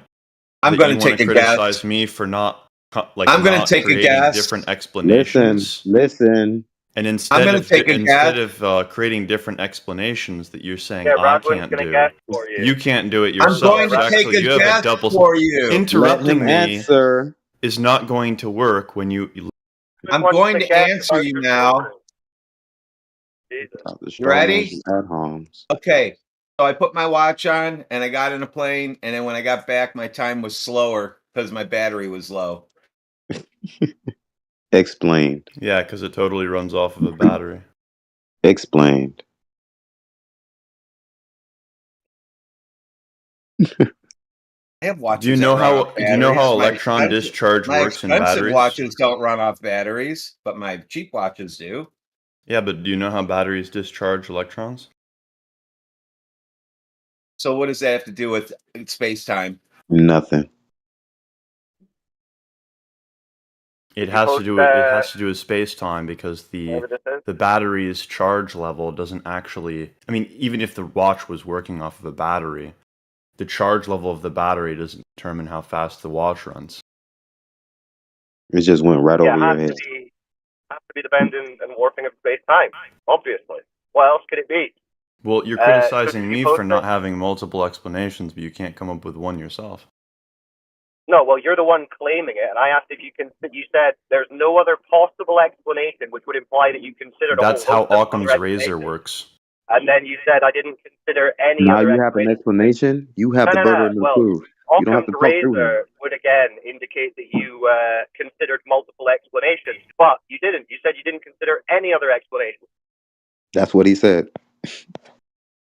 So there isn't really another explanation to consider, though. That's the problem. Yeah. Yeah, listen. So now you need to post who flew around the globe with watches and clocks, and I want you to post that for us. The experiment specifically that you brought up. Even if the watch didn't use a crystal and it used a battery, even if the battery had a low charge, it would not change the accuracy of the watch itself. Okay, post your experiment though. We still waiting on it. Or the guy that did the experiment. Best evidence. Would you say this is like the best evidence you've seen for a globe, or is it just the random side evidence that you're talking about? Random side evidence. Nothing is random though. So would this be? I'm going to answer the question. If I came up to you on the street and said, "Hey, what's the best evidence that the Earth is a spinning ball?" Would you say, "Well, this guy took this watch on a plane and he flew it around"? Actually, what's funny is they used atomic clocks. Yeah, we know you're talking about the atomic clocks. Oh, so barometric pressure then. Oh, you lose. No, they You use don't cesium do beam. scientific experiments in a moving airplane, I'm afraid. But he said the experiment proved space-time, therefore Earth globe. That's what he said. I just debunked him with barometric pressure changing the atomic clock. They don't use barometric pressure. Dude, you can't avoid barometric Can you pressure. explain how barometric pressure would change the cesium? Can you explain how barometric pressure changes cesium beam atomic clocks? You can't avoid barometric pressure. Of course you can, but it doesn't fucking affect the cesium beam atomic clock. It's just everything else in the clock, right? Yeah, what, you might have like expansion or contraction of materials. You absolutely you're flying a moving plane. You're flying in a moving plane, which is going to experience turbulence and drag and all this kind of stuff. It's hilarious, dude. But yeah, but you don't understand how the clock works. Right, so you've got these clocks in a plane flying around, and then how does that get you to Earth, the spinning ball? Because the clocks are slower than the clocks at the departing and arriving airport. Okay, so how does that tell you that the ground is curved and in motion? That's completely separate from the experiment. I mean, so it doesn't. It explains that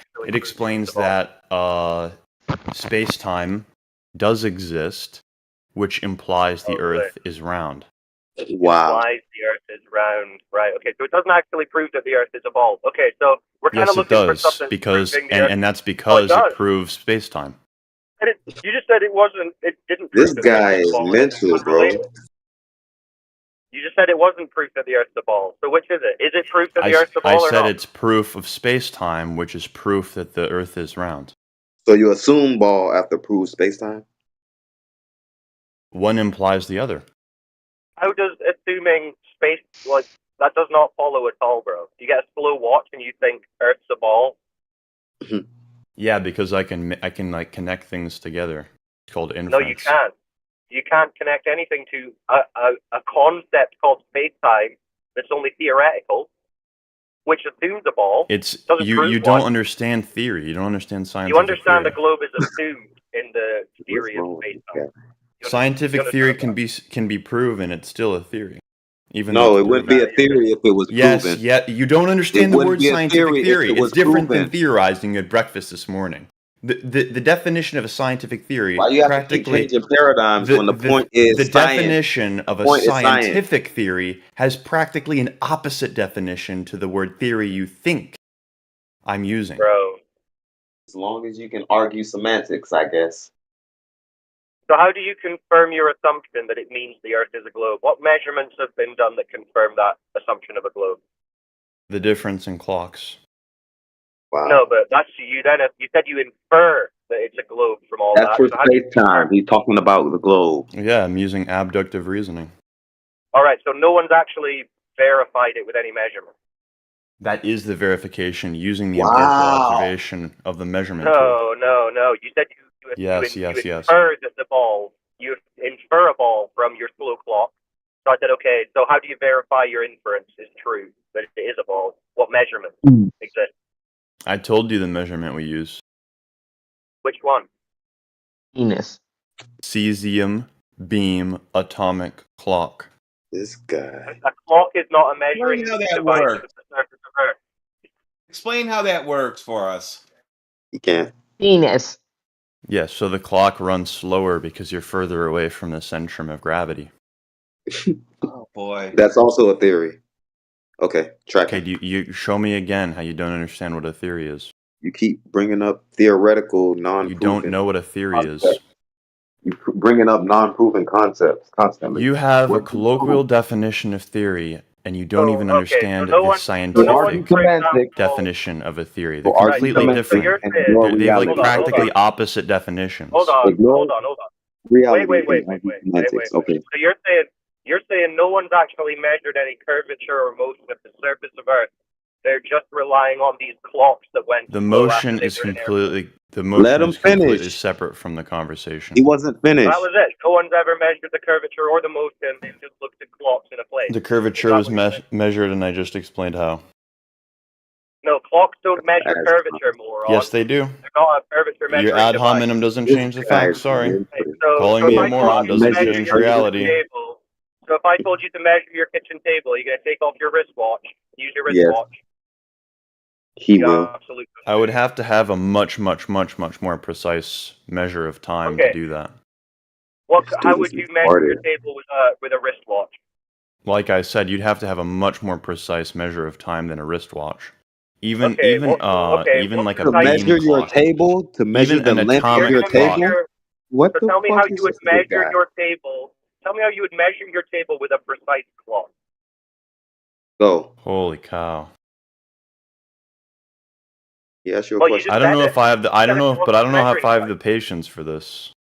What, to explain how a clock is a surface measuring device? No, please go ahead. I mean, it's a space-time measuring device. I don't think you can make the distinction between time and space for some reason. It's a completely separate dimension. Device. Could you show me in the definition of clock where it says space-time measuring device? Why are we picking apart the colloquial definitions of words? I don't think that's helpful. Also just claimed that the atomic clocks went into another dimension. I mean, they measure a different dimension. Oh my god. You have mental issues, bro. Really? I'm the one with mental issues. Really. Yeah. Really. Yes. Really. You're the one with mental issues. I think I have mental solutions, not issues. No, you have issues. Yeah, you're bricked, bro. You're arguing your reality with semantics. What the fuck? You get the bricked stamp. Fucking weirdo, bro. The bricked seal of approval. Oh shit! You might get some advice to the club groups. Ego slave just busted Normie's clocks. It was Normie, your clocks are ruined. Data. F.L. Keating's demonstration in the 70s was borderline fraud. They not only didn't include their original data, but what they surmised at their statistics was back engineered later in the later 70s and found 7,000 nanosecond. Are you listening? They found a 7,000 nanosecond variance in the atomic clocks when you needed 54 nanoseconds to be precise. So no, you're wrong. And F.L. Keating had not. The atomic clocks were the problem is that the problem with your rebuttal is that the experiment is reproducible and has been repeated. Well, no, when it was reproduced, that's what happened. They fucked up. Yeah. Oh, so the original was fine. Google it. What are you talking about? Yeah, let's let Amish talk to him about it. I want to hear it. Are you saying that the reproductions were falsified or the original was falsified?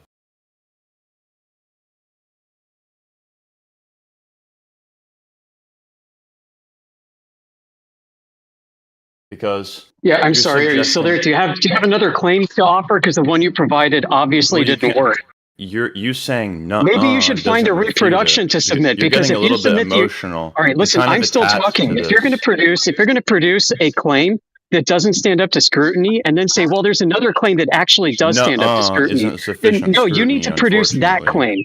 Because your original claim, I just refuted. Sufficient scrutiny. You didn't refute. I just debunked and refuted your original claim. You becoming emotional does not refute reproducible experiments that have been verified. If it was reproduced successfully, then produce it. Because what you cited was not successful. I'm going to go get CCM beam atomic clocks and go run an airliner. You produce it, dude. It's your claim. So now you're producing it. I thought someone else done it already.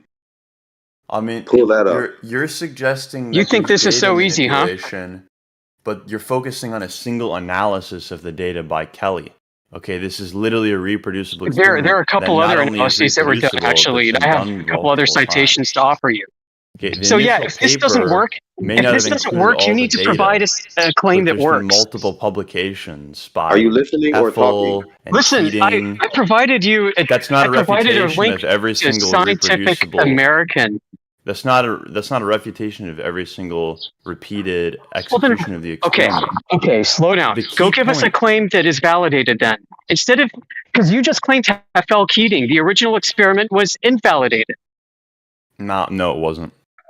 So it was. Citation provided in text. Your turn. Go provide us a claim that we can actually check and validate. Okay, here's what's funny about this, right? I can create my claim, and someone can say, nuh-uh, as they have been. Can't I do the same with yours? I didn't make a claim, so Yeah, it's your turn. You made a claim that the data in the experiment is. I mean, you're literally contradicting yourself now. No, I'm not. You made a claim that the data was manipulated. That's a positive claim. So you're just contradicting yourself now. Positive claim that Hafel Keating provides the evidence you need to substantiate relativity via atomic clocks. Hafel Keating did not do that because the data they provided has been invalidated. Yeah, well, that's a positive claim you just made. And It's now you're a A.G. hypocrite. Kelly's So claim and the two other scientists that did it. It's not my claim. It's Everyone can hear the emotion in your invalidated it. voice this entire time. Are You you got extremely emotional when you brought this up. Invalidated it. Can you provide a valid claim then? Can you provide a valid claim? This guy. I'm not claiming anything. It's your claim. You claimed the data.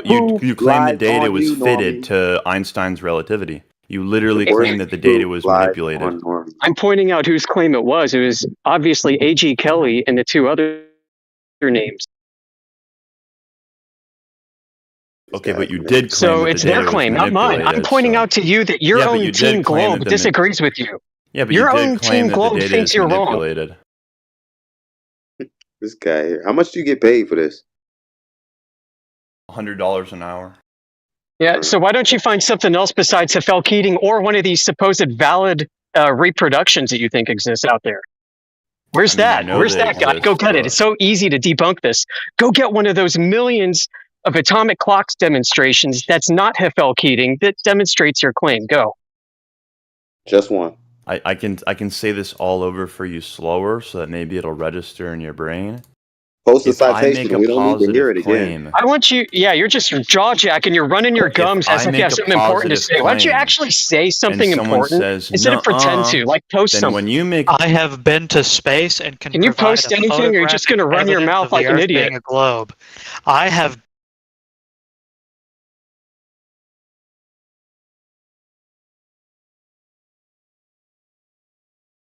Somebody asserting their belief that space is real and we've been there, we've seen a globe. Who was saying that? Yeah, there's a much larger discussion happening right now. We're waiting for that evidence that atomic clocks prove what normies think waiting for that evidence that the experiment is based I've been waiting for years, man, and nobody's been able to provide it. I've been waiting forever, man. Come on. Yeah, I'm still waiting on your claim. Yeah, me too. I'm still waiting on your claim. Great, we can just I'm still waiting on evidence for your claim. Normie's brain. I provided A.G. Kelly's. Short circuiting right now. You're such a two-faced hypocrite. Like, stop getting so emotional. I put up. It's your turn to put up. It's your turn to put forth something. What's your rebuttal? What's your rebuttal to A.G. Kelly? He doesn't have one. Yep, he doesn't have one exactly. He says, well, there's all these reproductions. Go get one then. If A.G. Kelly's wrong, great. Go get something that refutes A.G. Kelly. Go get one of these reproductions.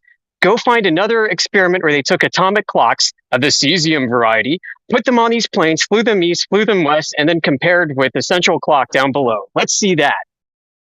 Let's go see that. And let's see all the meta-analysis and metadata that was grabbed off of that. Let's go take a look at everything laid on the table and have a discussion. But no, instead we get, oh, you guys just have too high standards of evidence. You guys just, you guys making it too hard for me. Well, guess what? Science is freaking hard, kid. It's really hard to prove stuff. They say science doesn't prove things because it's so hard to actually prove things. So I still want to see what your best evidence is of the globe, and Hafel Keating doesn't cut it. I mean, that's just comical.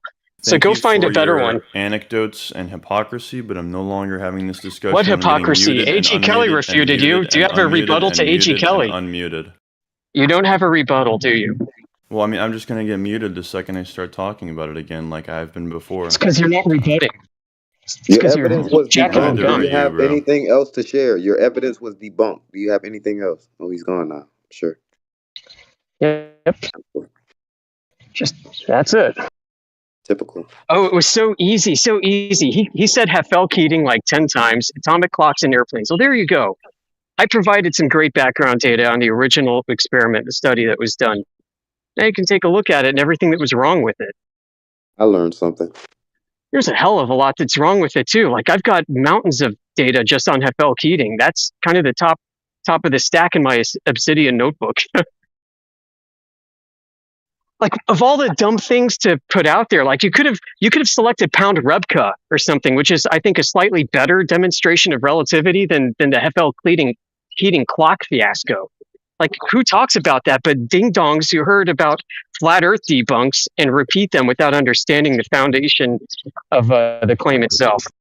That's what this guy's doing. That's what most of these people do. We want to talk to the experts. Stop coming in, pretender clowns. Go get us your experts.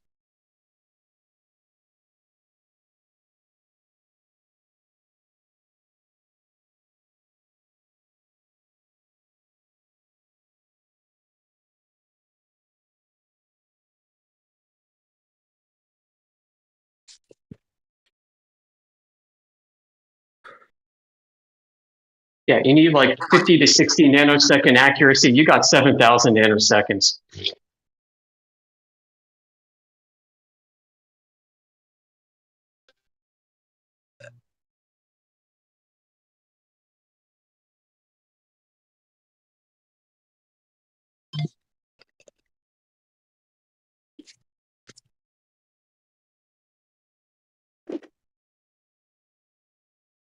They always come in and lie. They always lie and deceive and cover up. I posted your satellite paths for you.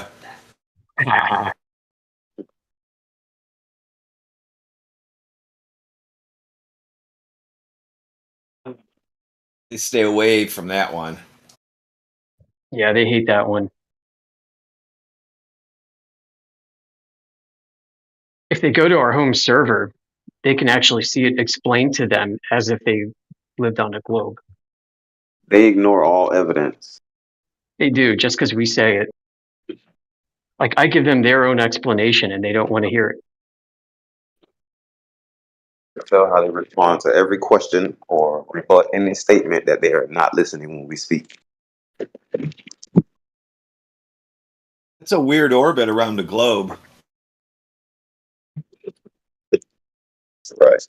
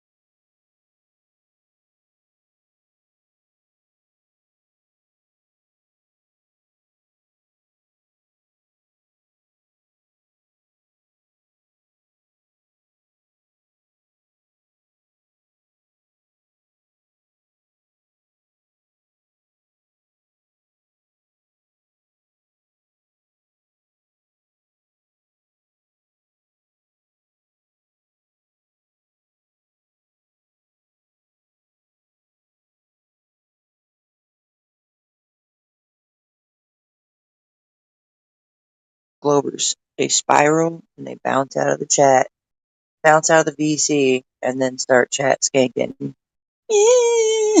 Bunch of crybabies.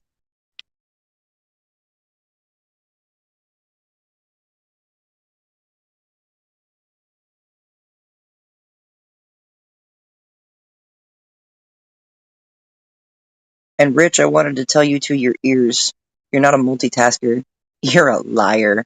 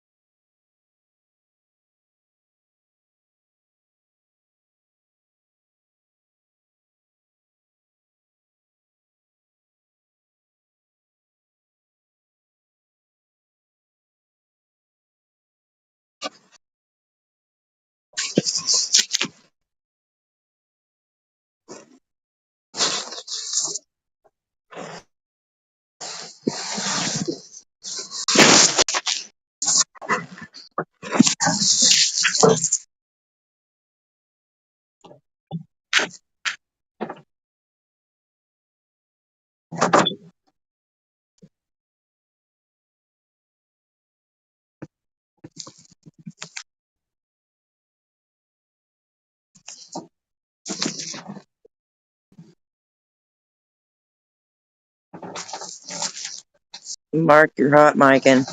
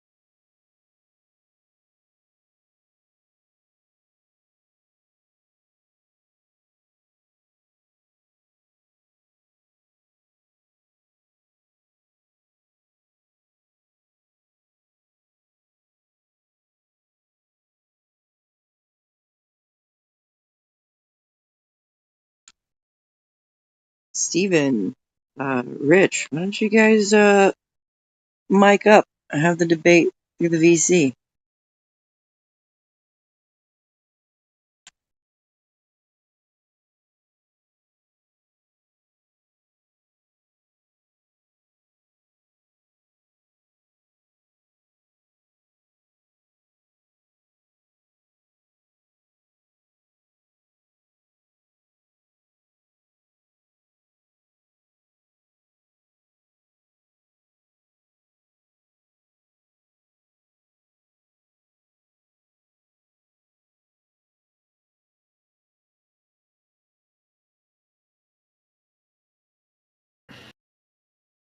The Earth is a spinning, wobbling, tilted space ball because of a watch.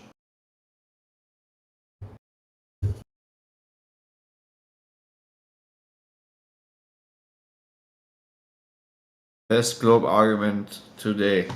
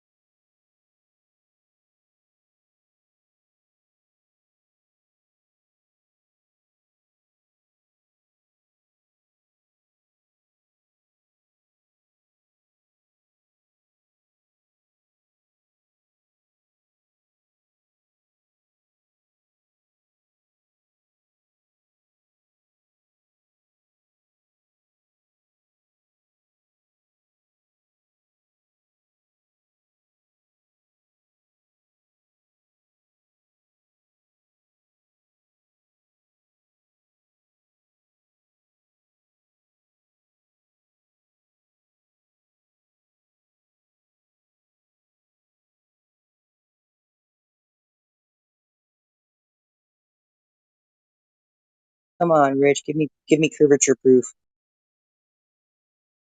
Need some of that curve, man.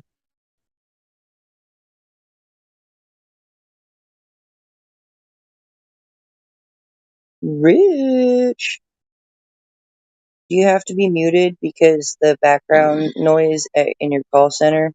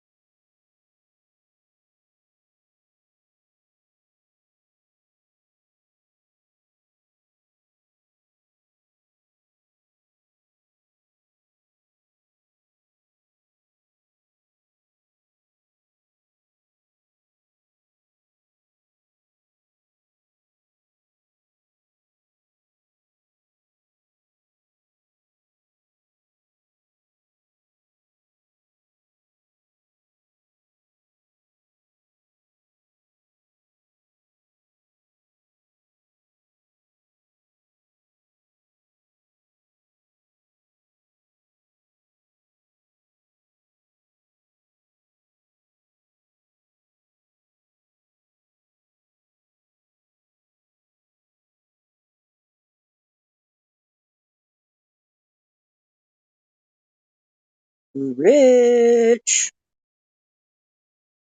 you got that curvature proof yet, Rich?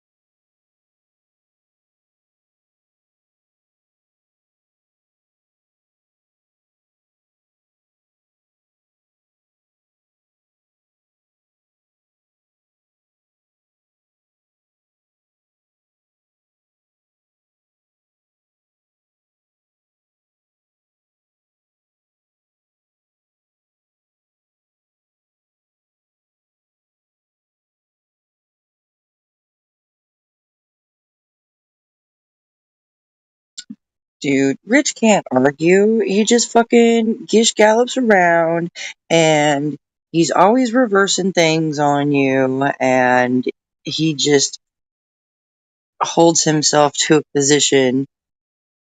Rapper. The Eminem one is funny. I posted an Eminem one earlier, but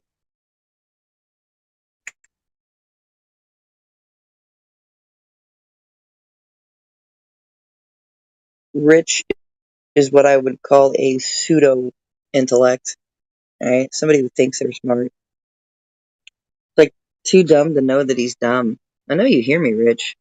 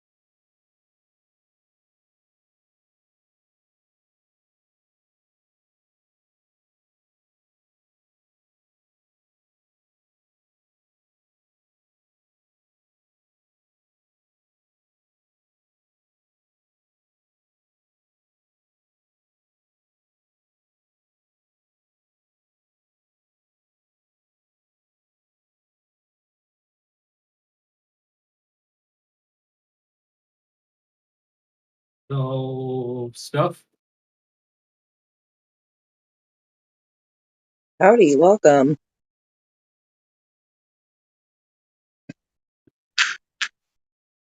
What brings you here, man? Boredom. Boredom. Right on. So, I'm sure you know what this place is about, somewhat, just by the name of the room here. Okay. So, are you a globe earther or a flat earther? I mean, I'm open. I'm not decided. Right on. So you're an on the fence earther. I got you. Yeah. Right on. So, what has you on the fence? Let's talk about that. It's mostly I just haven't thought about it, if I'm being honest with you. This is a good place to think about it. Did you ever consider that the surface of water strictly seeks a horizontal equilibrium, and it doesn't curve? Because that's what No, horizontal is. I mean, yeah, I mean, when I've driven down the coast, it does look pretty flat. Yeah, yeah, it does. Especially along the coast of California. That's where Yeah, I'm from. that's where I'm from. I no longer live in California, but I used to drive along that. So Excellent. Right on. I'm from San Diego. right, I'm from Orange County, so Right on, right on. Cool stuff. We're homies, man. I now live in the Chicago area, so the Windy Yeah, City. Chicago, huh? So Yeah. So yeah, that did it for me. Was water. You know, it's kind of crazy because in school, right? If we go all the way back to like the 5th grade basics, they're like, okay, so like water finds its level. right? The Earth is 70% water. Earth is a ball? It doesn't pan out. It doesn't, it's never going to pan out.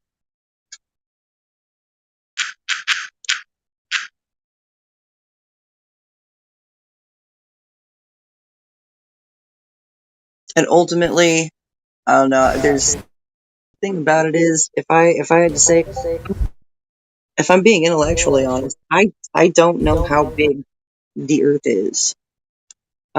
Which is, to me, that's what makes a globe model fallacious, right? Because my issue with the globe Earth is like if it's spinning. I know I wasn't done. Hold on, right? Anyway, I forgot my whole train of thought. Go ahead, man. Damn it. Wait, if the Earth is spinning, like how does the water stay on it? That makes no sense. Right. I guess I would say gravity or something like that. Yeah.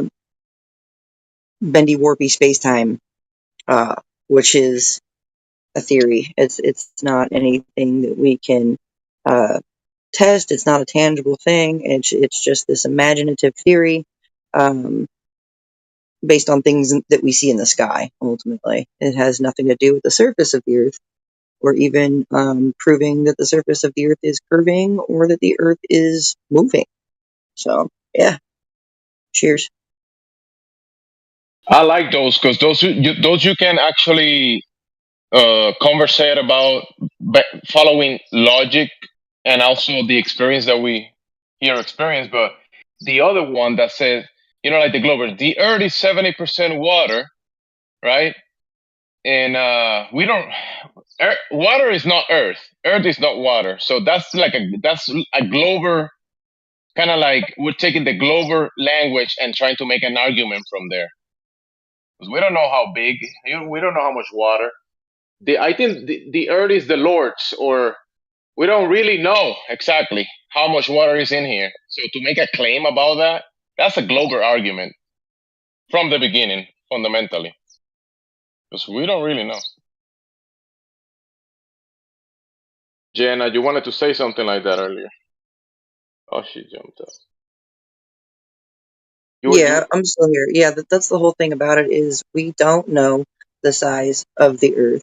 The globe model is fallacious because it's presenting Earth as this sphere, right, with this particular radius. And when we go out and we test that, we're finding that we're finding that radius is falsified time and time and time and time and time and time again at further and further and further observations. So,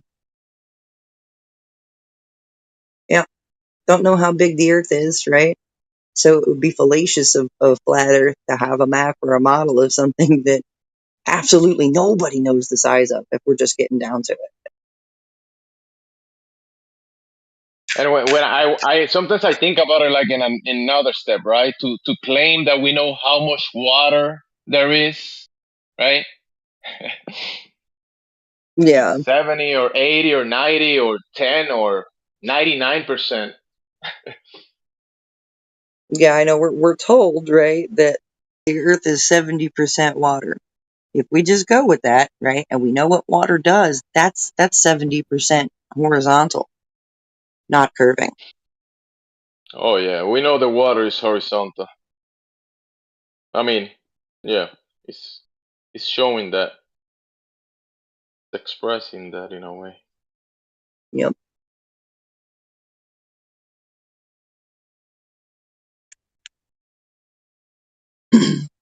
I see the relationship between water and earth more like there's water, there's earth, and there's a relationship between those things, and we need those relationships for us to be able to, for the environment to be in place, designed for us to be here in the first place, even having this conversation. So, right. Yeah. Something else. Somebody popped in here. The guy I was talking to popped out. Yeah, water finds its level. The Earth is flat. That's correct. That checks out. Yeah. It's a non sequitur. Water finds its level, right? It seeks horizontal. Horizontal doesn't curve. The Earth is flat. But you got Normie in here saying it's a non sequitur. The physics of water. Yeah, just use that in his worldview, people tell him the truth. In water, the physics of water is a lie.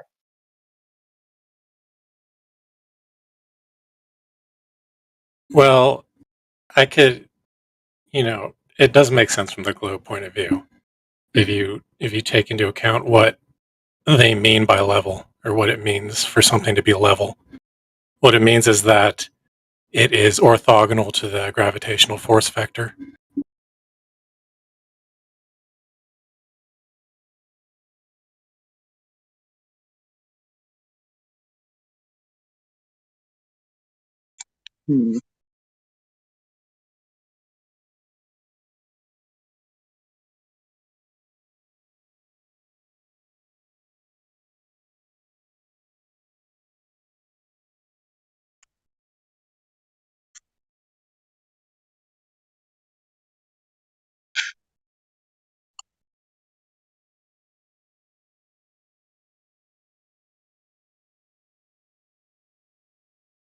Yeah, the globies think level means curve. Pretty retarded. He's like, it's a non sequitur. I'm like, it's not though. Large bodies of water seek a horizontal equilibrium. Horizontal doesn't curve, man. Yeah, it kind of contradicts. If they say, yeah, the physics of water make it look flat. Flat is level and level is curved. And all that is completely unrelated to the surface of the Earth. Like, wow, dude, how did you do that? Also against the fourth apparent force. Like, it makes no fucking sense. It's the most retarded shit I've ever heard. Yeah, I guess my point is just that in the globe model, water always finds its level, yes, but it is also curved. It's both at the same time.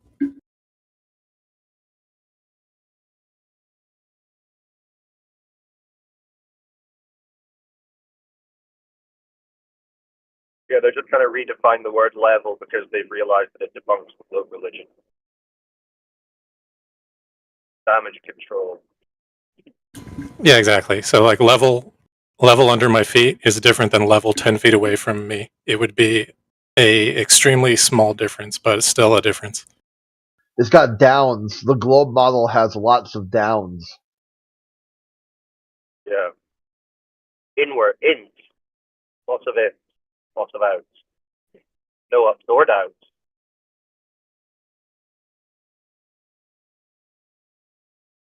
Yeah, here's a funny story. I'm trying to find a good story for tomorrow. I think I got the one picked out. There's an asteroid supposedly going to pass by Earth that you'd be able to see with your naked eye. That's good. It'll start in eastern Australia and streak across the sky all the way to Africa. They said there's a 70% chance it could hit Earth. But I'm looking for something even better here. Here's one that says debris falling from the ISS that causes damage or hurts people on Earth. Who would be responsible for that? They can't figure it out. I don't know. Some garbage fell from our shit. I go, okay, sure. How about this, right? I'm driving my car and I throw garbage out the window and it harms someone. Who's responsible for that? Okay, now I'm in an airplane. Just keep increasing the elevation until they eventually say, you know what? I'm not sure who would be responsible for that. And see at what elevation you doing something that causes harm to another person, you're not responsible for it anymore. And just see if that magically lines up with the maximum height a person can go versus the maximum height government can go. To kind of highlight that government will never hold government to account for government misconduct because they'll just simply arbitrarily draw a line in the sky and say, after you've passed this line, which you can't pass, you're no longer responsible for what you do.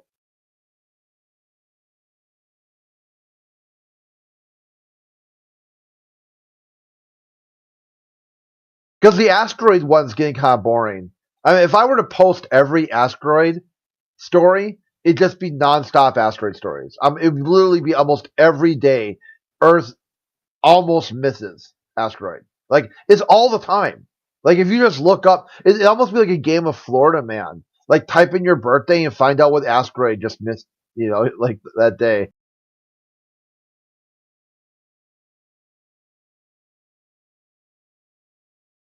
Are you saying it's like Florida Man because there's always a new Florida Man? Like, there's always a new, like, oh my god, there's an asteroid. Yeah, like if you type in your birthday just type in Florida Man with a date, or any random date, and it'll pop up. It'll be like, Florida Man chases alligator through parking lot, I don't know, with toddler screaming in the back, or I don't know, I can't think of it. It's the most craziest shit you can think of. And that also ties into flat Earth too, because Florida's really flat. Like, it is like one of the flattest states in America. So the issue there is why they act so crazy there is because they see a world. Their whole state is a flat, stationary world. But people are telling them they're on the globe. And this causes an effect known as Florida Man. And it checks out because you can test this with Europe. And the Netherlands, oddly enough, is the Florida version of Europe. You can just type in Netherlands Man, and there's always some crazy shit Netherlands Man did.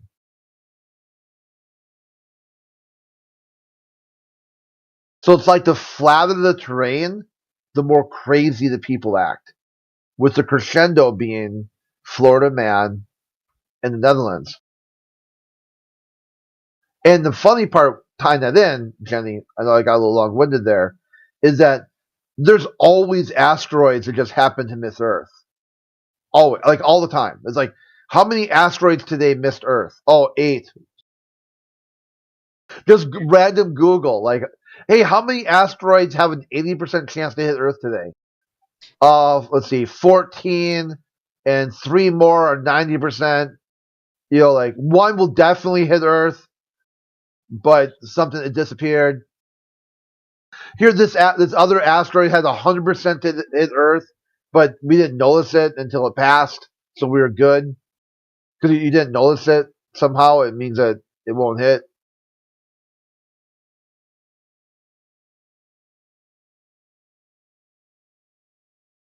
Here's an asteroid that hit the Earth, but it burned up in orbit before it could land.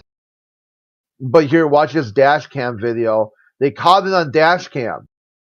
They'll try to get actual dash cam video for your civil suit against police misconduct.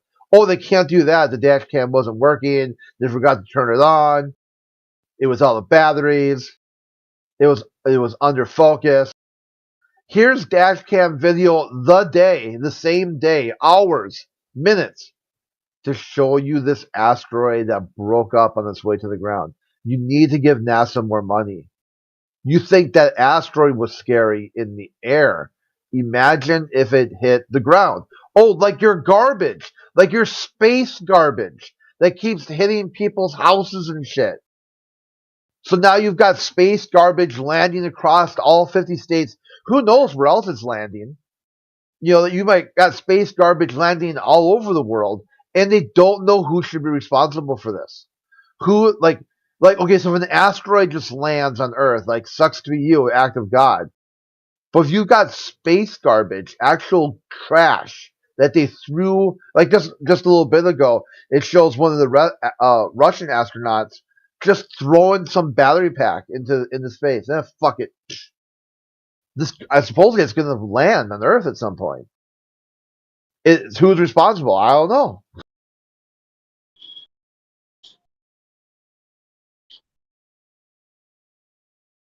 If they really cared that much about space stuff hitting Earth, why are they throwing garbage to land on Earth?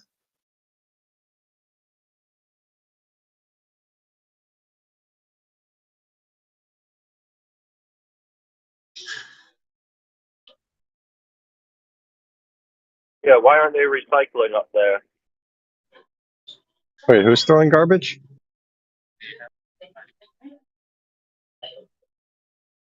No, they don't know who's responsible for garbage. Where is this garbage? If they throw garbage, who's responsible for it? But where is the garbage? That's what I'm curious on the about. ground. It hit people's houses and killed pets and all kinds of crazy shit. So who's responsible? Who's responsible for that? Well, I think we have to determine who. Well, they say no one. No one's responsible for it. Well, so if no one's responsible for it, then it must not be coming from anywhere. Then it's just an act of nature that just comes from the environment. It's like a bee stings. Yeah, it kind of sucks. You got stung by a bee, but that's kind of what happens. No one's responsible for the bee. Okay, so this garbage is falling out of the heavens. All right, cool. Yeah, or who was responsible for it? God? Well, as soon as we determine where it came from, then we figure out who put it there. And how they put it there. I think how they put it there would be also an interesting question. Yeah, it's really easy to say, hey, that comes from outer space. Okay, we'll pay for it. Pay for the damages. Nah, we're not. Do you have any insights on We're not going to pay. We're not going to pay for it. You think we're responsible for that? Well, you just said it came from. You said you did that. No, you misunderstood me. What you thought you heard was there's a space station up there that's throwing garbage out. But what actually happens is it kind of sucks to be you. Yeah, that's a bummer. Call your insurance company. Maybe they'll take a claim for your property damage. But other than that, yeah, we can neither confirm nor deny that we're responsible for that. And even if we were responsible, you're going to have to prove it in court. What's your evidence that this came from space? So it might not have come from space then. All right. Yeah, as soon as someone's got to pay up, I don't know where it came from. Just like you, just why you're asking the question. You don't know where it came from either. No, I'm pretty sure I do know. I'm just kind of curious where you think it came from. Well, you would say it then, and also too, you would ask. Came from space. They came from space. If you knew that, then you would know who's responsible too. Who's responsible for it? The people put it there. Yeah, apparently not. Apparently, there's a question in the air. Who is responsible for space debris? The people put it there, I'd say. Yeah, I guess it's a question. That's who I would hold responsible. Yeah, if it were up to me. Government doesn't hold government to account for government misconduct. Well, they do all the time. No, they actually don't. They don't do that. They do all the time. Right now, they can't figure out who's responsible for space garbage.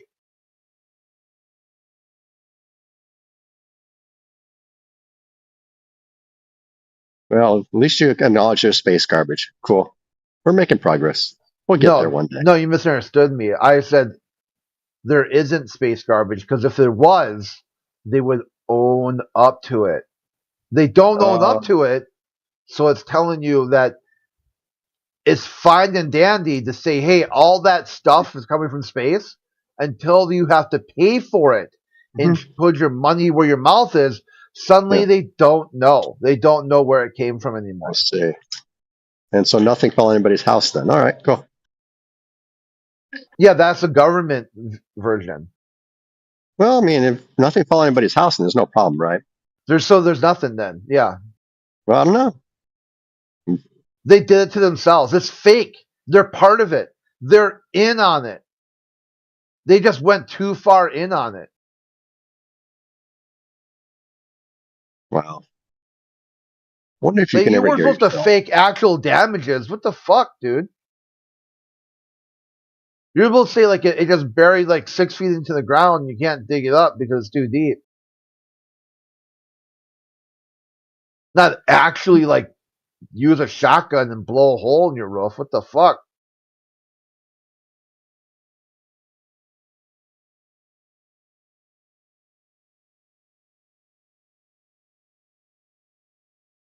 We've had like fish and frogs and Interesting. stuff falling out of the sky before, right? What's that? The sky is falling. No, they've had incidents of fish and frogs and things raining from the sky, haven't they? No idea. I've heard stories. I don't know if they're true.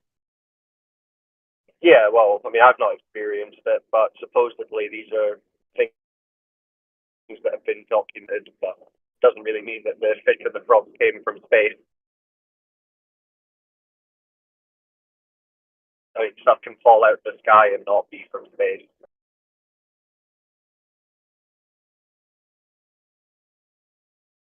Yeah, but big metal things Yeah. that have electronics on them and everything, and have all these things that are, definitely man-made and. Yeah. Okay.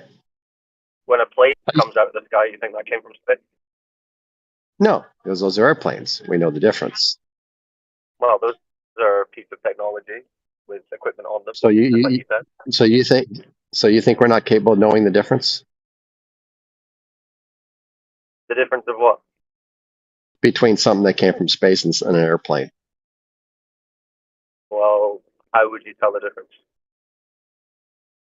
Oh, I'm sure there's various ways. First, I would look for wings. Doesn't have wings. Couldn't be from an airplane. Or couldn't be an airplane. I guess it could fall out of an airplane. Yeah, what if it's like a part or a component or just a random piece of metal? How are you going to tell? Yeah, I don't know. In that case, I'd have a hard time, but I'm sure that, in most of these cases, it's pretty easy to tell. It's easy to tell because you ask who's responsible for it. And if they don't know, that's not what I would do. That's not what I would do. Maybe that's what you would do. But that seems to me to be pretty silly. Yeah, maybe if you read on it, it might have a There little we go. sticker that says from space. Here's one of the pieces here that hit the ground.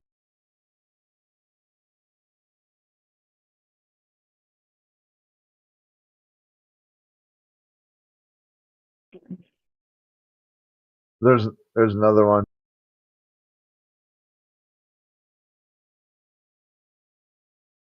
I can't look at the chart right now, sadly. Yeah, it's exactly what you'd expect. Just a bunch of junk. Yeah. Okay, Whoa, so honey, then this what's was the problem? totally off the ISS. It's from space. I told you it was a good idea to buy space insurance. Now who's the fool?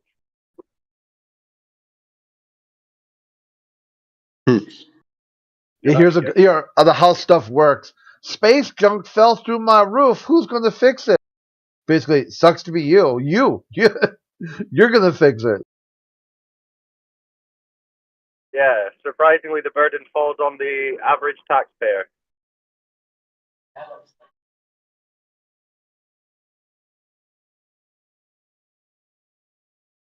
It just seems strange that anything that paints space in a bad light, you're going to believe without any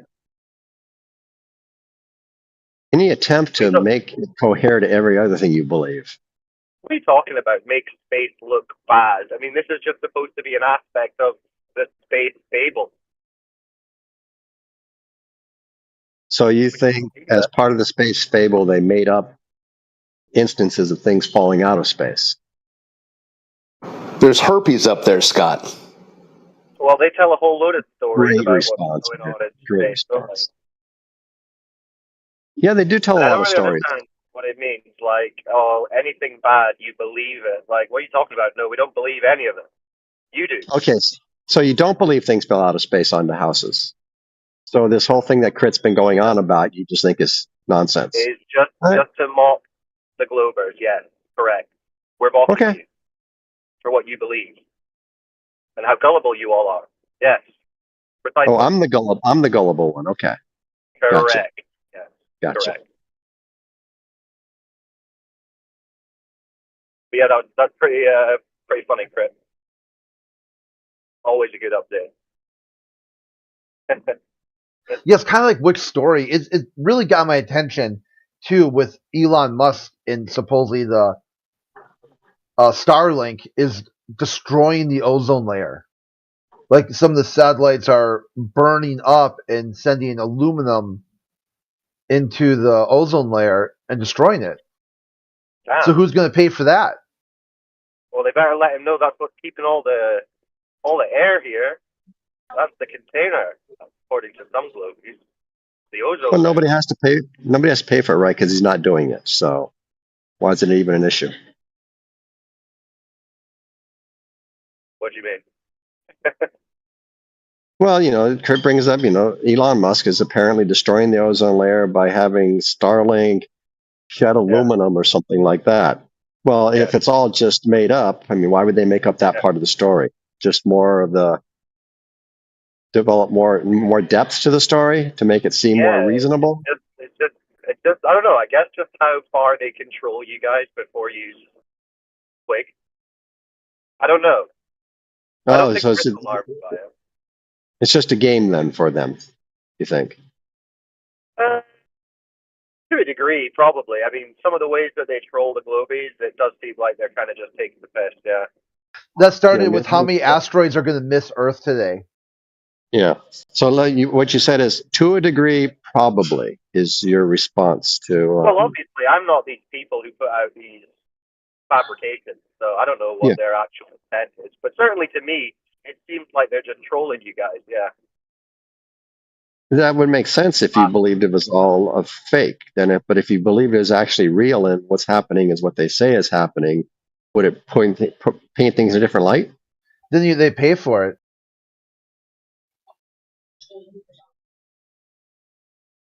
I mean, but it all begins with the assumption that you're right. Yeah, if your house is struck, okay, this is basically the article here lines up. If your house is struck, good news, you probably have homeowners insurance. But if that piece goes through any other property, you're not going to be covered. If it comes from another country, you won't be covered either. Wait, what do they That's mean probably by why they branded it the International Space Station, so they can just say, "Oh, that came from if the part lands in America, that's Chinese. If it lands in China, that was the Russian. That's Italian." That was a Russian screwdriver. Nothing to do with us. Well, but once again, what's falling on someone's house? Apparently nothing. Get a coherent story. One that is, coheres from front to end. I think it's your story or the globe story, isn't it? Yeah, it's a bunch of chunks of metal and stuff are falling through people's houses, through their roof. From where? From where? They're told they come from space, from a space station. In your story, where they come they from? Send they get their insurance company to write it off. They pay their deductible. They send the bill to nassholes. Nassholes tell you, sucks to be you. And so in your narrative, where are these parts coming from? Somewhere coming from under the ground. Yeah. Yeah, or it's all fluff pieces and now there's no damages to begin with. Okay, but what do you think is happening? What I think is happening is just more par for the course. Government will never hold government to account for government misconduct, even inside a story that's completely fake. Yeah, even their fake conduct, they don't take responsibility for. Okay. So in the stories they make about their lack of responsibility, they're going to paint themselves in a bad light. Interesting. Yeah. And that makes sense to you. They can make themselves look and still have you guys suck their dicks. And this makes sense to you guys. Interesting. Yeah, well, we kind of hang out with you guys all the time, so we know how gullible you are. So yeah. You guys come in here and tell us, hey, look at this wristwatch. That proves that the Earth is a ball. Based off these guys' stories. So yeah. But are you capable of pondering the idea that you might be wrong about the shape of the Earth, and that the story is much simpler than that, and shit actually falls out of space? This is interesting. How about this one? If something falls from space, lands in your house, and you don't tell anybody, and you keep it, that's $1,000 fine. Well, but that can't happen, so it doesn't make any difference, right? Like, how dare you keep this random garbage? It's not their responsibility. But if you keep it and don't tell them it's theirs, and you owe them $1,000. Yeah, but nobody will ever be fined for that, right? Because it can't happen. So it's just more. It's just more story, I right? feel like you and Rich and the guys you would pay it. Well, can something fall out of space, and can someone keep something or not? Can't be I don't both, know. I right? guess you'd have to prove space first, I guess. Why no? And so, what's the point of even coming up with the story about fining people for not telling anybody? It's just more of the game, right? I mean, Yeah, just to laugh at you guys again. Come on, you know what's yeah. going on by now. Okay. Wow, these people really go through a lot of effort to Troll you, yeah. I'm not sure what they're motivated. Well, I'm trying to that's figure okay. out That what doesn't surprise possibly me that could you don't be. understand why the government would lie and troll you. Yeah, why would they? Duper's delight. Why would Yeah, they? they would. Duper's delight. There you go. Duper's delight. Government love you so much. There's no way they possibly. So how does one get to become one of these people who do the duping? Oh, I don't know. Maybe you could write them and ask, hey, I want to get in on this. I want to troll people about space too. Hire me. You guys are the one who made up the story. I want to know how people get in that role. Because in my world, that role doesn't exist, and so I don't have to come up with a way they get that role. In your story, how does people get that role? Well, spin doctors, yeah, they don't exist in your world. No, this whole duper's delight thing. The people doing the duping. How do you become a duper? Is there a ritual you go through? Is there a process? I mean, yeah, government spin doctors, spin meisters, or what do they call them now? They don't exist. Yeah, a spin doctor who constantly puts a positive spin on what government does, that doesn't exist in your world. Yeah, but I want to know who wrote the story about being fined $1,000 if you don't report space junk falling through your ceiling that can't possibly fall through your ceiling because there's no space junk. Who got to write that story? Yeah, the same people who forgot to write into the script for Alan Shepard to yell for. I didn't say forgot. I said who got to write. I did. Hey. Well, Craig, you got yourself How did they get another that job? spiral. Are you guys deep in a convo, or can I ask a question? It's two. The Brenda spiral today too. Go ahead. Yeah, we're deep in yeah. So my question is, and... I had two people confirm I can ask the question. Does anybody know how rockets in space work? Because I was just thinking about it today, and I don't understand how they work, like in space. Like it just doesn't really make sense to me. They have no air. They work in the mind of the space travel enthusiasts. Yeah, that's what I'm saying. Does anybody have actual has anybody talked about this at all, or heard the best arguments for how same way propulsion can work in space? Same way they work in the atmosphere. The exact same way. That isn't how. Yes. But how? It's space. It's not the atmosphere. The rockets throw the mass of the rocket fuel in one direction, and the rocket goes in the other. But how? By explosions. There's no by explosions. Yes. Yeah, Tyson on the globe side. Explosions in space. Tyson described it as if you a fart, like if you're in space. Hold on.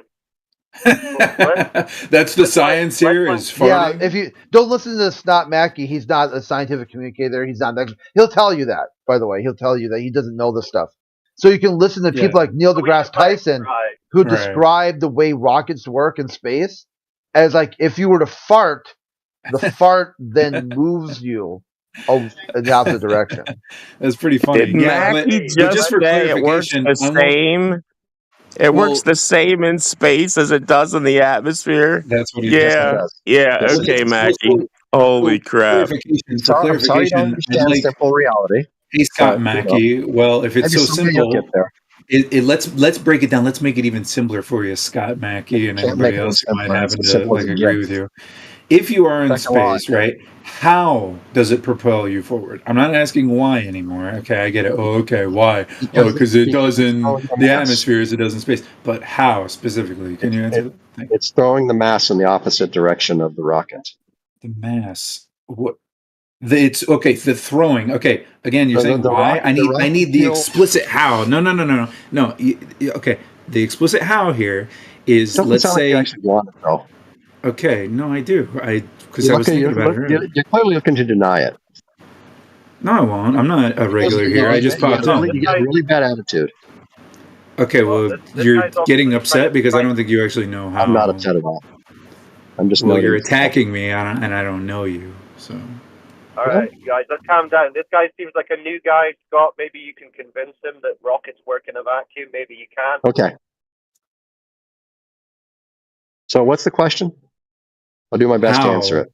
How is there any kind of ignition in space?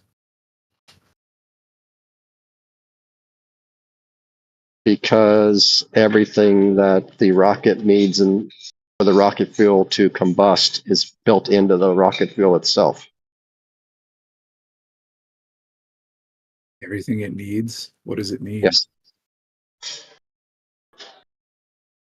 It just needs a way to convert the solid fuel into a gas through ignition, through a chemical reaction. In space. Yeah, sure. Why is that so difficult? Well, because there's no air in space. So you don't need air. It's a vacuum. You don't need air. Wouldn't it work? You ever seen underwater welding? Oh yeah. Yeah, you can have ignition or combustion underwater, right? There's no air. There is air in water. It's H2O. It's H2O. What do you think the O is in water? Yeah, you clearly don't know how this stuff works, but that's cool. There's no O in space. It's vacuum. Do you think the combustion is somehow extracting the oxygen out of the H2O? Yes. What do you think happens to the hydrogen? It heats the water. You can't. How do you heat vacuum? There's nothing there. Yeah, take a chemistry class, man. Bro, you just said there's no oxygen in water. It's literally like H2O. Like I think you cannot convert that oxygen. That is not free oxygen. Thank you. I think I got my answer. Thank you. We can go. We can move on. Yeah, I know. Just go back to the previous explanation. The necessary components are inside the rocket itself, not outside in the vacuum. Yeah, well, that was a hard one for him. Well, no, there's no. The rocket though it zooms out into space, yes, into vacuum.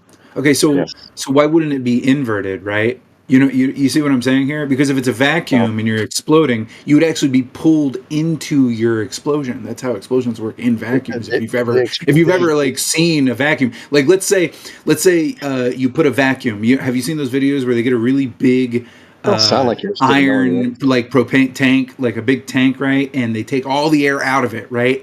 And then they hit it really hard, and the whole thing goes and it crumples in on itself, right? Because it goes in, it doesn't go out, right? So wouldn't that mean that if you're in space, if you exploded it, you would go toward where you're exploding, not away from? What does that even mean? Oh my God, brother! What does it even mean? You just said a bunch of words. Is space a vacuum? Is space a vacuum? Yes or no? Is space a vacuum? Yes. Yes, it is. Yes. So that's different. That's creating a vacuum inside a container, not having a vacuum outside a container. Yeah. Okay, but we are the container. We are the one that are okay. So if you would admit that Earth is a planet, we're a sphere, a spheroid in space, a vacuum. So we are a spheroid in a vacuum, which means we are, according to you, being. It's kind of funny too, because if it is a vacuum, wouldn't it be pulling out, right? Isn't that how vacuums work? Like again, when you hear vacuum, suck, not blow. If you blew, it would be very hard to blow a vacuum, right? Like have you ever okay, take a vacuum cleaner that you have at home, right, and have it start sucking. And then try to suck the air while it's sucking. You put your mouth on it and try to suck the air while it's sucking. It's very hard to do, right?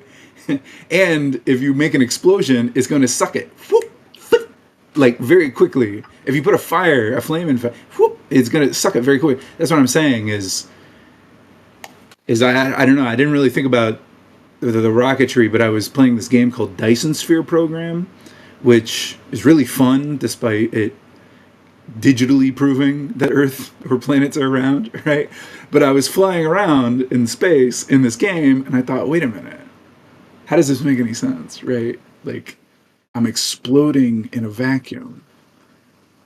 One, how do you even get it to explode? Two, even if you did have something to explode or a fart in space, it would immediately dissipate, or it would be so violent that you would go backwards, right?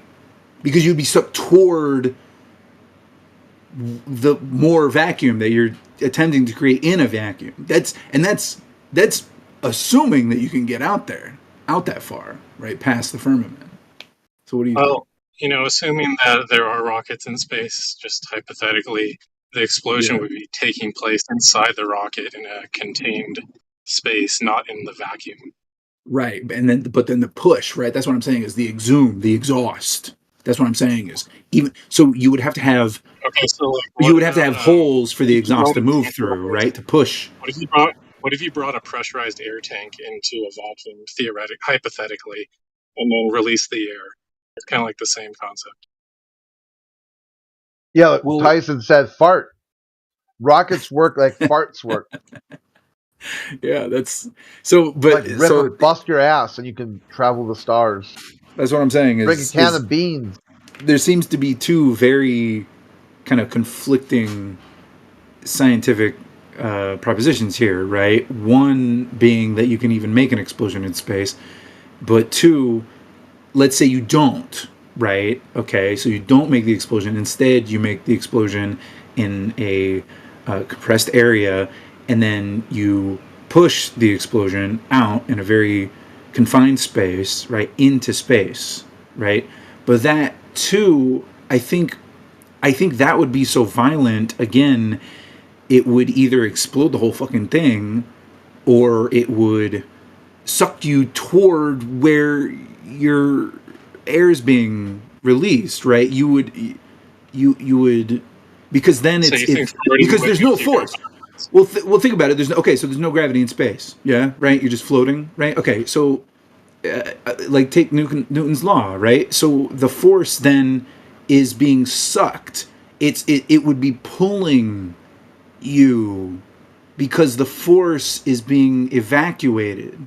It is not pushing because there's nothing to push against. You understand? That's how rockets work in an atmosphere on Earth, right? But there is no atmosphere. It's a fucking vacuum in space. So that would mean that then you would actually be being sucked from your own exhaust.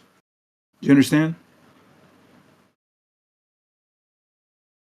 So, are you skeptical of the globe or flat Earth? What's your situation? I lean towards simulation theory. I think it's a simulated globe, but it's technically flat. But what if reality is flat? You know what I mean? So it's like, because I play these games, I play these simulations, right, flat, where they simulate a 3-dimensional space, but they are in no way, 3-dimensional. They just seem like they're 3-dimensional. Right. Like if you've ever played the original Doom, it's even flatter than flat because Doom, it's really interesting. Are built on a flat level. That's why they were called levels. But it's a bit contradictory to say it's a simulated globe that's flat, isn't it? What does that mean? I'm sorry, you're quiet. I didn't catch that. Well, you said you think it's like a simulated globe that's flat. I don't understand what that means. Well, because reality is flat.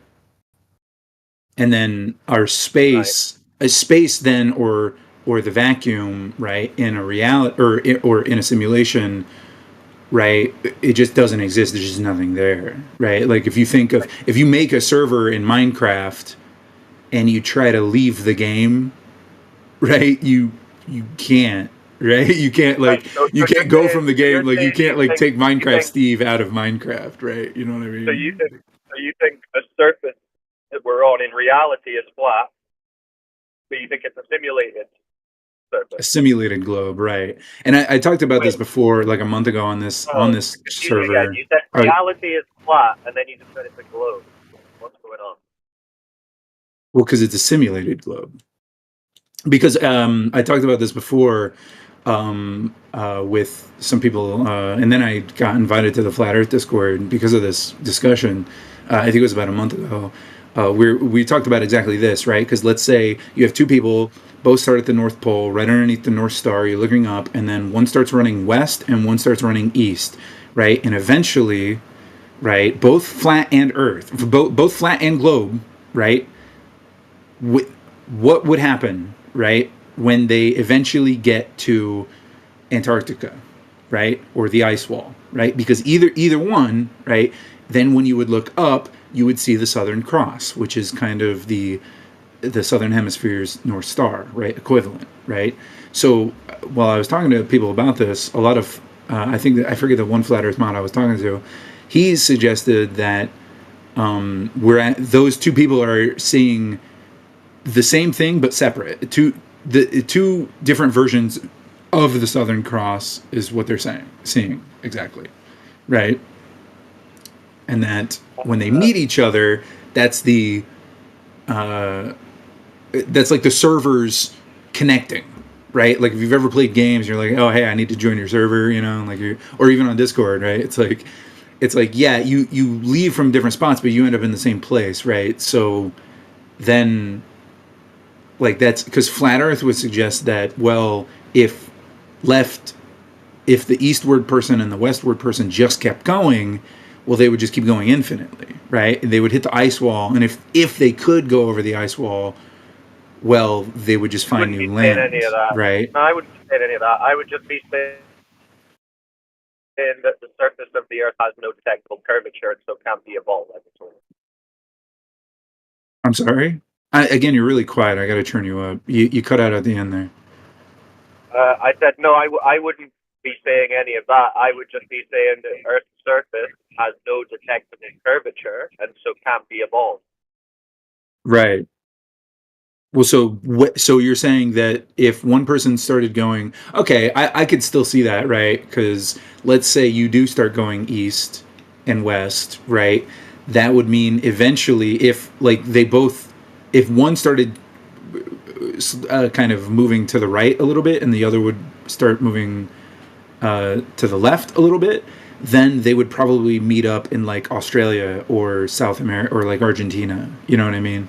Like I could see that too. Well, yeah, I don't know. I mean, it depends where they're traveling from and what directions and all that. But as a high level point, I guess you're talking about circumnavigation, and the only difference really would be that both are traveling in circles. That's why it's called a circumnavigation.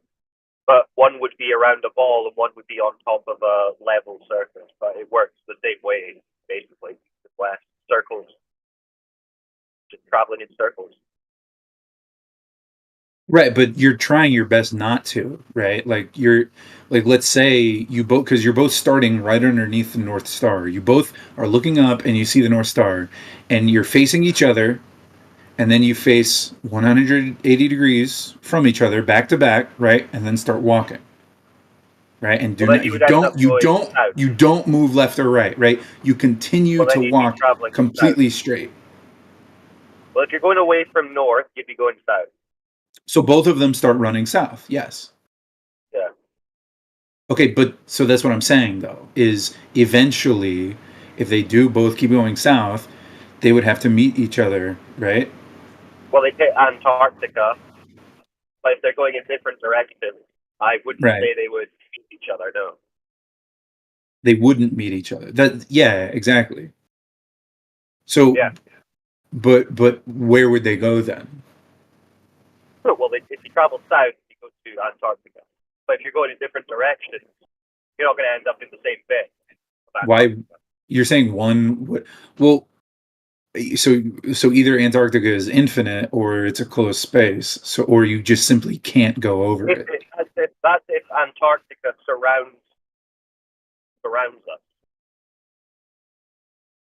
Right. So that's right. That's what. So ice wall. Right. Exactly. That's what I'm saying. Is ice wall. One person would be. Right. Yeah. One person would be at the ice wall. One person would be at the other end of the ice wall. Effectively. Right. Yeah. Yeah. If that concept holds true, which I'm not saying it is, I don't know. But. Right. Well, I think it does actually, because if the world government, if there's one thing the world government agrees on, it's that you can't fly over Antarctica. You just can't. You literally Well, can't. yeah, they've definitely got some. You know what I mean? Like, they've definitely got some strange restrictions about Antarctica. Yeah. yeah. Well, I think that is the restriction, though, right? Is that you literally can't. Just like if you're playing in Minecraft, right, and you keep moving left, and like if you're both in Minecraft and you're both looking at each other, and you turn 180 degrees backs together and start moving, right, you will never meet each other, right? And I think that's the same way in reality, which I think lends to flat reality theory. So. Yeah, I would probably go with that. If you're walking in opposite directions, you're not going to go around them all and meet each other again. Right. I would say that's true. But yeah, who knows? Right. None of us are doing that. Like, none of us are performing that kind of test because it's just impractical. Well, that would be a really cool test, though. Like, that would be really fun to do, I think. Like, if I knew somebody who had a lot of money or boats, you know, if I need to get a hold of some pirates. I think if Flat Earth really wants to prove this stuff, we got to get a hold of some pirates. Well, start at the north, start sailing south, away from each other. There's a group of Globers who are trying to get an expedition to Antarctica to see a 24-hour sun. Is what they're hoping to see. So, but they still can't. Yeah. There's a thing at the moment. Some pastor guy is like offering to send globe earthers and flat earthers to Antarctica. So yeah, a mega church. Like this guy's Yeah, I heard someone say he was a billionaire. Is that true? Surely that's not a millionaire. Like he's a mega church pastor who's a young Earth creationist.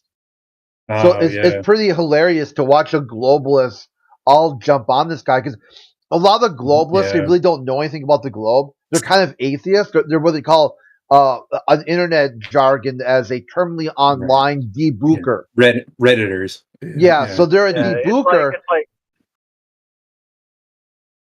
Well, so I had an interesting conversation a few months ago, I think around Christmas time, with Kent Hovind. He is a a young Earth creationist, right? He thinks the Earth is only 6,000, maybe 10,000 years old maximum, right? And I asked him about flat Earth, and he got mad, and he was like, "How could you even guess? How could you even think about that? You piece of like, how could you?" Right? And I'm like, "Bro, you're saying that the Earth is only like why would you just completely dismiss it?" He's like, "That's unscientific. How dare you?" Right? He like physically got mad. How could you say what's on the first page of the Bible to a preacher? How dare you? Yeah. Right. Yeah. All right. Well, hey, thanks, guys. Here, real quick. There's a guy like Ken Hovind in this server called Darth Dawkins. Oh yeah. And he's pretty famous, like sort of debooking the debookers. And if you bring up flat Earth to him, he thinks it's proof of demonic possession. Wait, I thought Darth Dawkins was an atheist. No, the Dawkins, the original one, is atheist. The guy Dawkins on this server, Richard Dawkins is his real name. Darth Dawkins is a guy on the server who debooks the debookers. Right. Wait, so but he's Christian?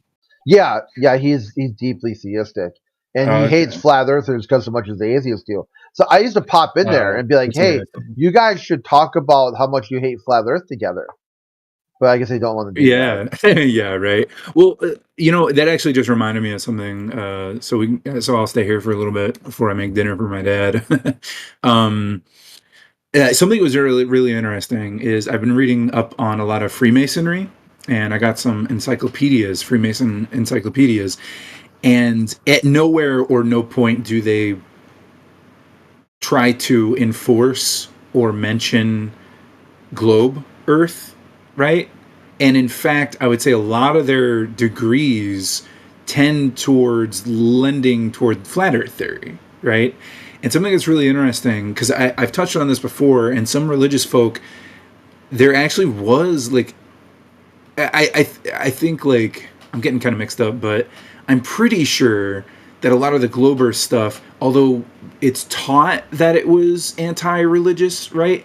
It actually seems to be that some of the religious folk actually pushed Glober theory, right? Which is interesting. And that's just something I've heard in this server, in this channel, a few times. I'm not sure if I'm correct on that, but something I did notice is I went to Nick Fuentes' America First rally, and there were a ton of Catholic dudes there, a ton of Catholics there. They were all like preaching the rosary, all that good stuff. I didn't ask them about flat Earth, but I did ask them about Freemasonry, as above, so below, and the degrees, and possibly lending toward flat Earth. And they got mad. They were like, "Oh no, that's heretical."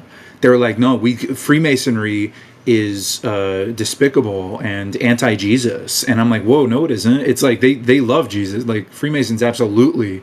I mean, he was a carpenter, for God's sake, and they even maybe believe that he could have been a Freemason, right? Just like George Washington was. And but they were so mad about it. They got mad at the Freemasonry. I thought that was really interesting. How angry, or well, not angry, but one of the theories is that Freemasonry was created to infiltrate and destabilize the church. Oh, Freemasonry is very old. Freemasonry, I've been looking up a lot of stuff on Freemasonry.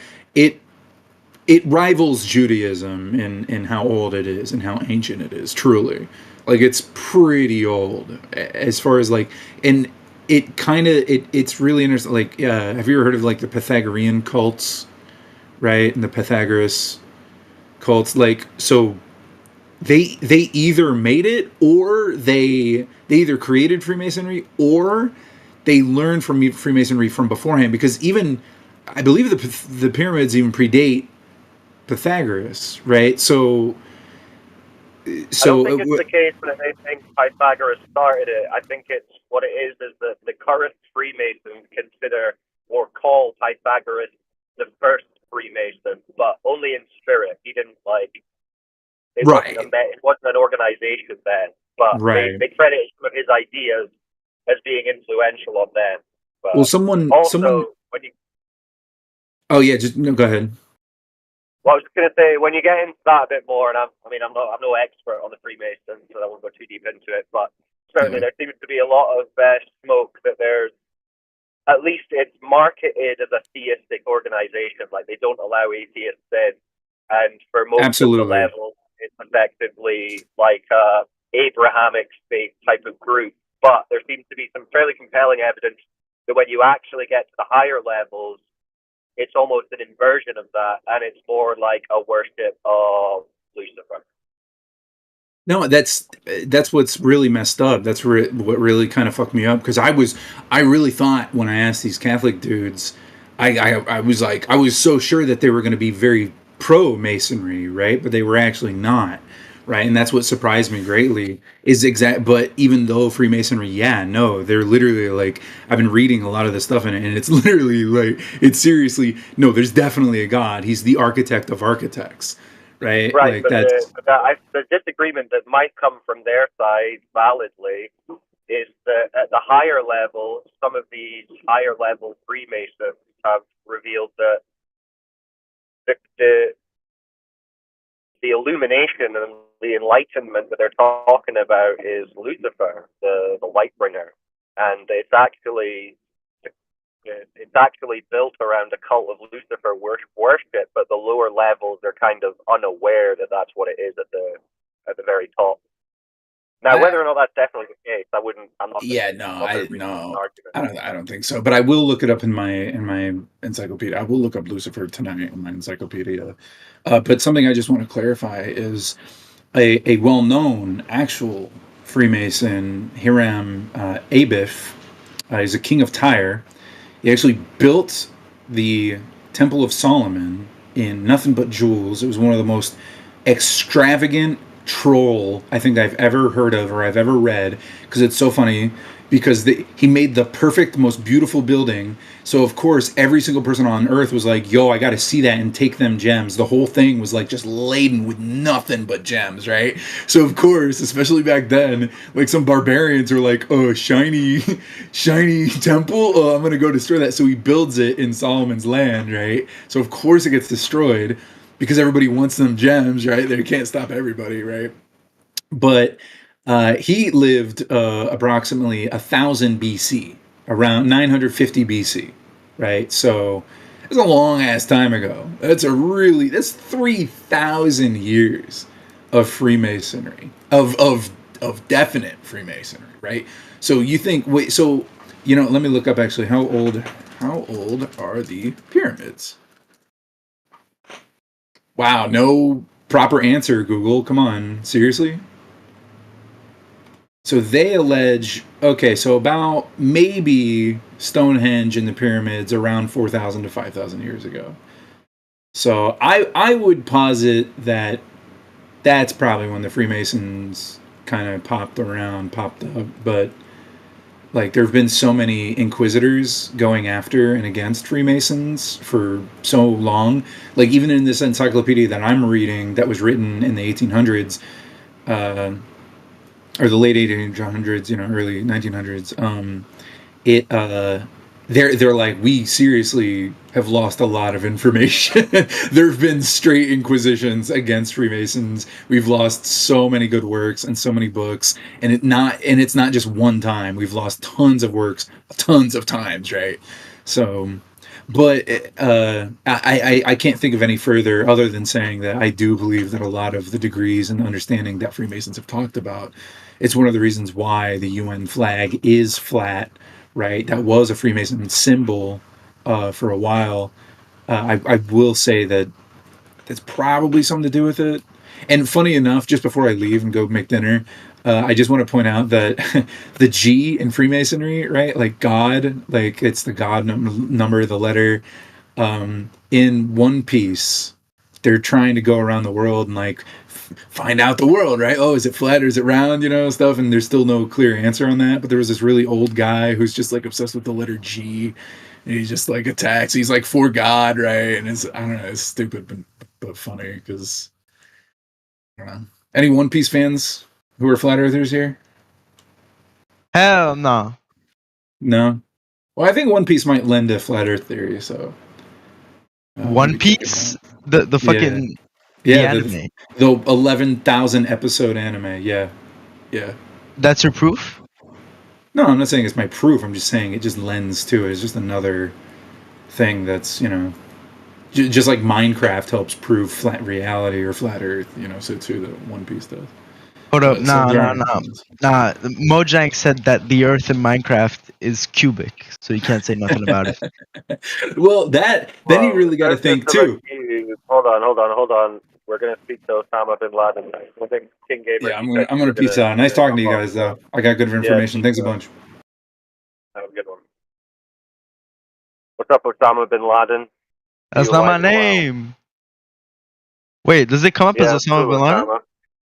Yeah, it sure does, bro. You're not hiding out very well. What? Yeah, I was just wondering if you actually had sexual relations with that woman. No, I didn't. So wait, Cyclone, you can see that my old name, but another person can see that I'm Bill Clinton. Hold up, what? Oh, your son is Bill Clinton, though. Yeah, he knows you by your voice. So you clearly trolled this room before. No, yeah, my name was Osama before. Yeah, exactly. You got any globe evidence for us today? Globe evidence? Yeah. Durr, scientists think it's a globe. Durr. I mean, and how about anti-globe evidence? Durr, ships over the curve. Well, Durr. I guess if you don't have any globe evidence, then that's my anti-globe evidence. Okay, what about like all the other planets? Why is only one planet flat? Well, why if you look at the moon it's round? Why if you look at the sun it's round? Why if you look at Mars it's round? Well, like round like a circle? Oval shaped. We all know that it's not a perfect circle. An oval? Well, yeah, it's not a perfect circle. Okay, so you see ovals in the sky, then what? What do you mean? I don't see ovals in the sky. I'm saying that it's not a perfect circle. Well, I thought you said they were ovals. oval. You know what I mean? Like oval in the sense that it's not Right. perfect So you see circle. some kind of oval, circular blob of light in the sky. Yeah. The moon. What about that? All right. You see the moon in the sky. Okay. Yeah. So what? Oh, the moon is circular. We all know that. Well, you see a circle of light. I mean, whatever definitive shape it has, you'd have to go to it and travel around it and all that to know, right? I mean, we've had pictures, so let's put that. Well, we've got pictures of a circular light in the sky, yeah, but what does that tell you about the Earth? That tells me that the Earth would take the same form. Why? Because of the laws of physics. It's the only form that would make sense. We wouldn't have gravity. What? We wouldn't have we wouldn't have gravity if we would have what is it a circle a flat Earth. All your proofs come from fairy tale land, gravity. Well, No, if so how would the rotations of Earth work? Hold on. Before we get to that, No. I want to know. How would the rotations of Earth work? What rotations of the Earth? The Earth has a 24-hour rotation. How would that work? Is it centrifugal? Where do you observe or detect? Where do you observe or detect Earth rotating? It's a proven fact. Okay, how did you detect it? I didn't detect it. People have. Okay, how did they detect it? Math. Post the citation. Yes. How did is math? Quote the citation. Okay. Motion, is math a motion detection tool?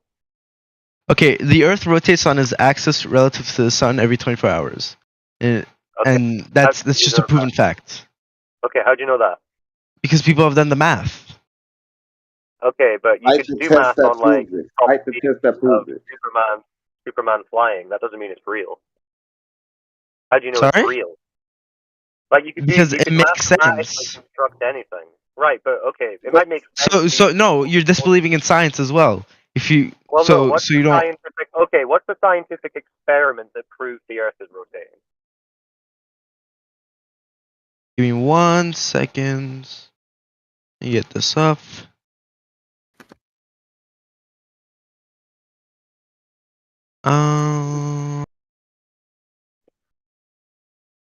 Resolutions.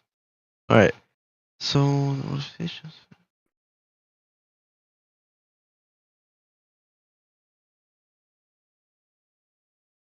Here, just look at what I sent in the side chat. I'm driving, so you're gonna have to tell me. You're driving. So you're gonna have to tell me. Yeah. Okay. Well, I'll just read a little bit of it. So it's from NASA. I don't know if you believe in that. So. Wow. Let's see what I got. So the Earth's rotation. The Earth's rotation is on an axis relative to the Sun every 24 hours. Mean the solar time, with an inclination of 23.5 degrees from a planet of its orbit around the Sun.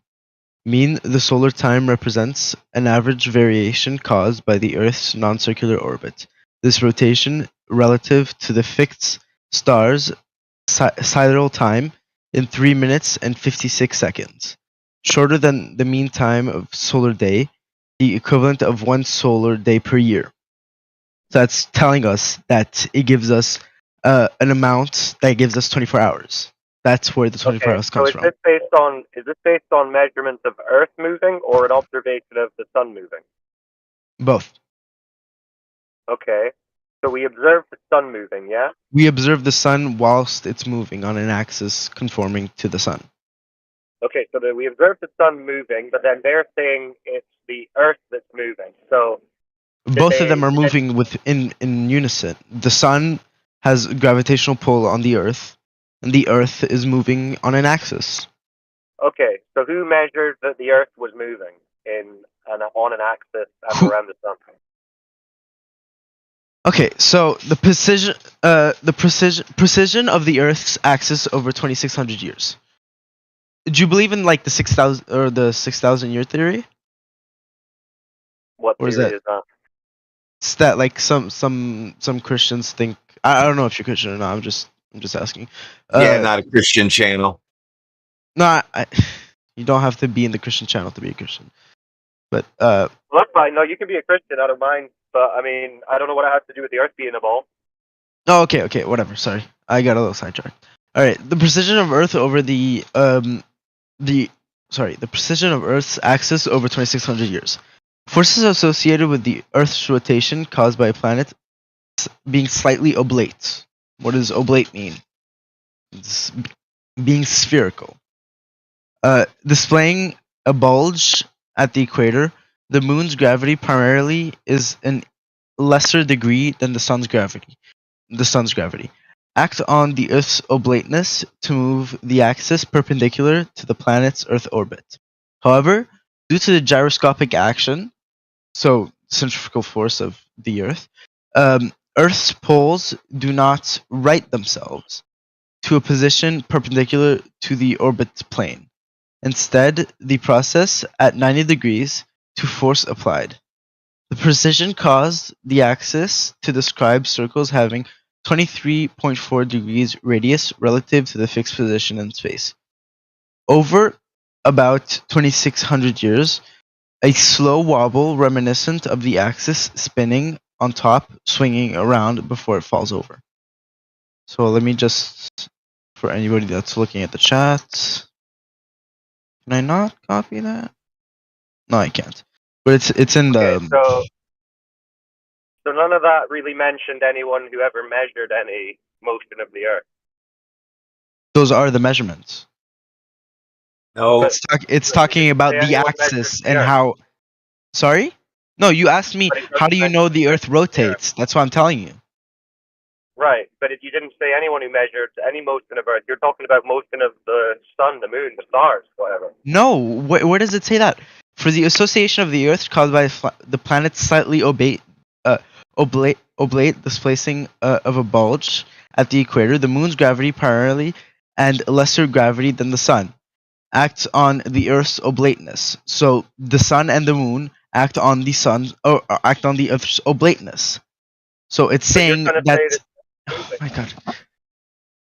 So it's trying to say, or it's saying that the axis which the Earth is on cannot just stay motionless. It has to move. There's no way that it cannot move. And the axis that it's on goes on a pattern. It's not random. If it was random, we wouldn't. But how did they detect it moving exactly? What are they observing? By using the sun and the moon. But that's just them moving. But seeing them moving doesn't mean that the Earth is the thing moving.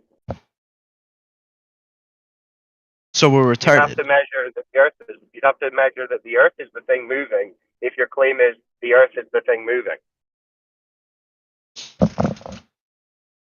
right? Because otherwise, you're just observing the sun moving and saying the Earth must be moving.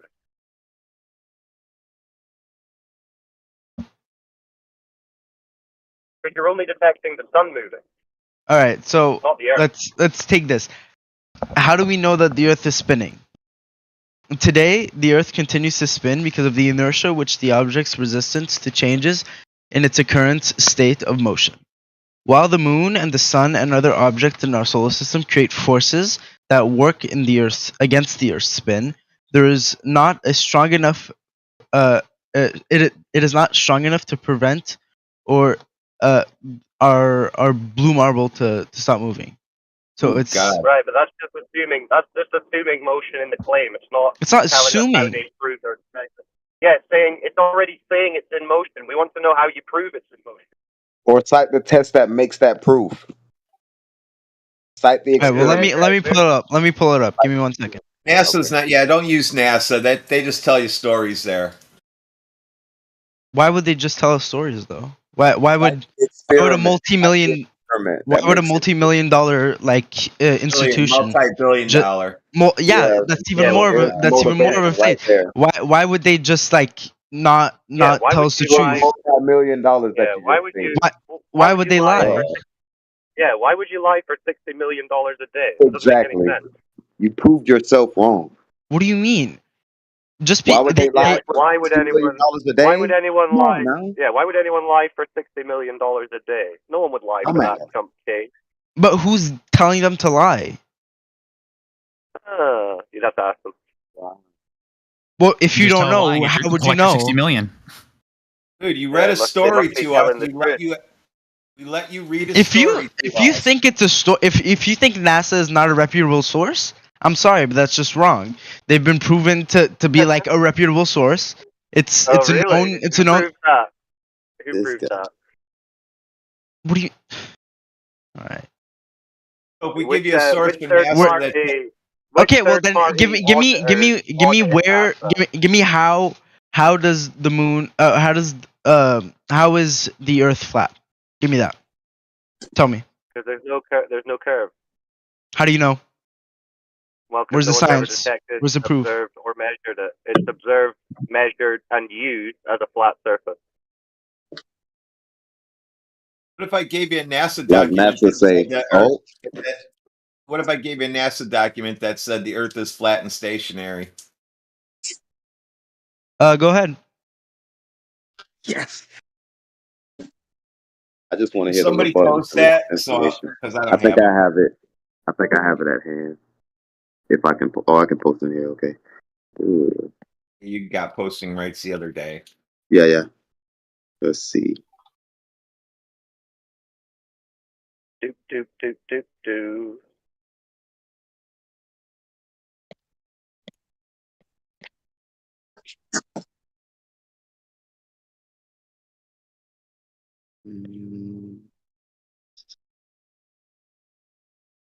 Oh, they're really still spazzing out in the chat, huh?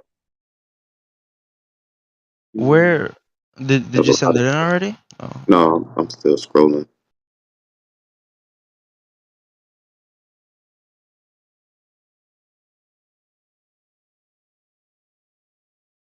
So yeah, no one's measured the motion of the Earth. No one's measured curvature of the Earth.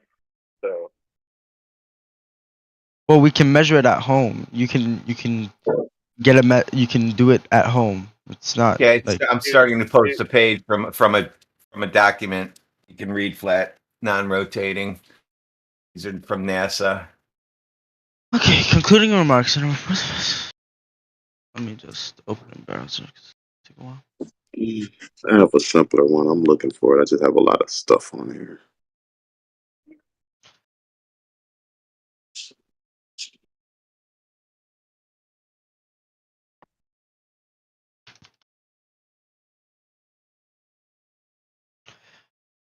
Defense.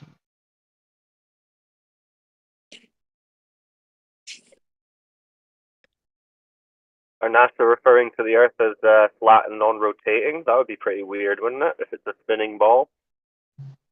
It's their flat Earth model. Ego Slave pointed out. That's what they use. Huh. A flat Earth model for a curved spinning Earth. That's weird. All right. Posted a plan to fix the trajectory, and it's as in a slideshow by Vincent Morio. And a new path planner based on flatness approach. Application to an atmospheric reentry mission. So how do you prove that? Like, there's all of the math related to the reentry, and the physics involved.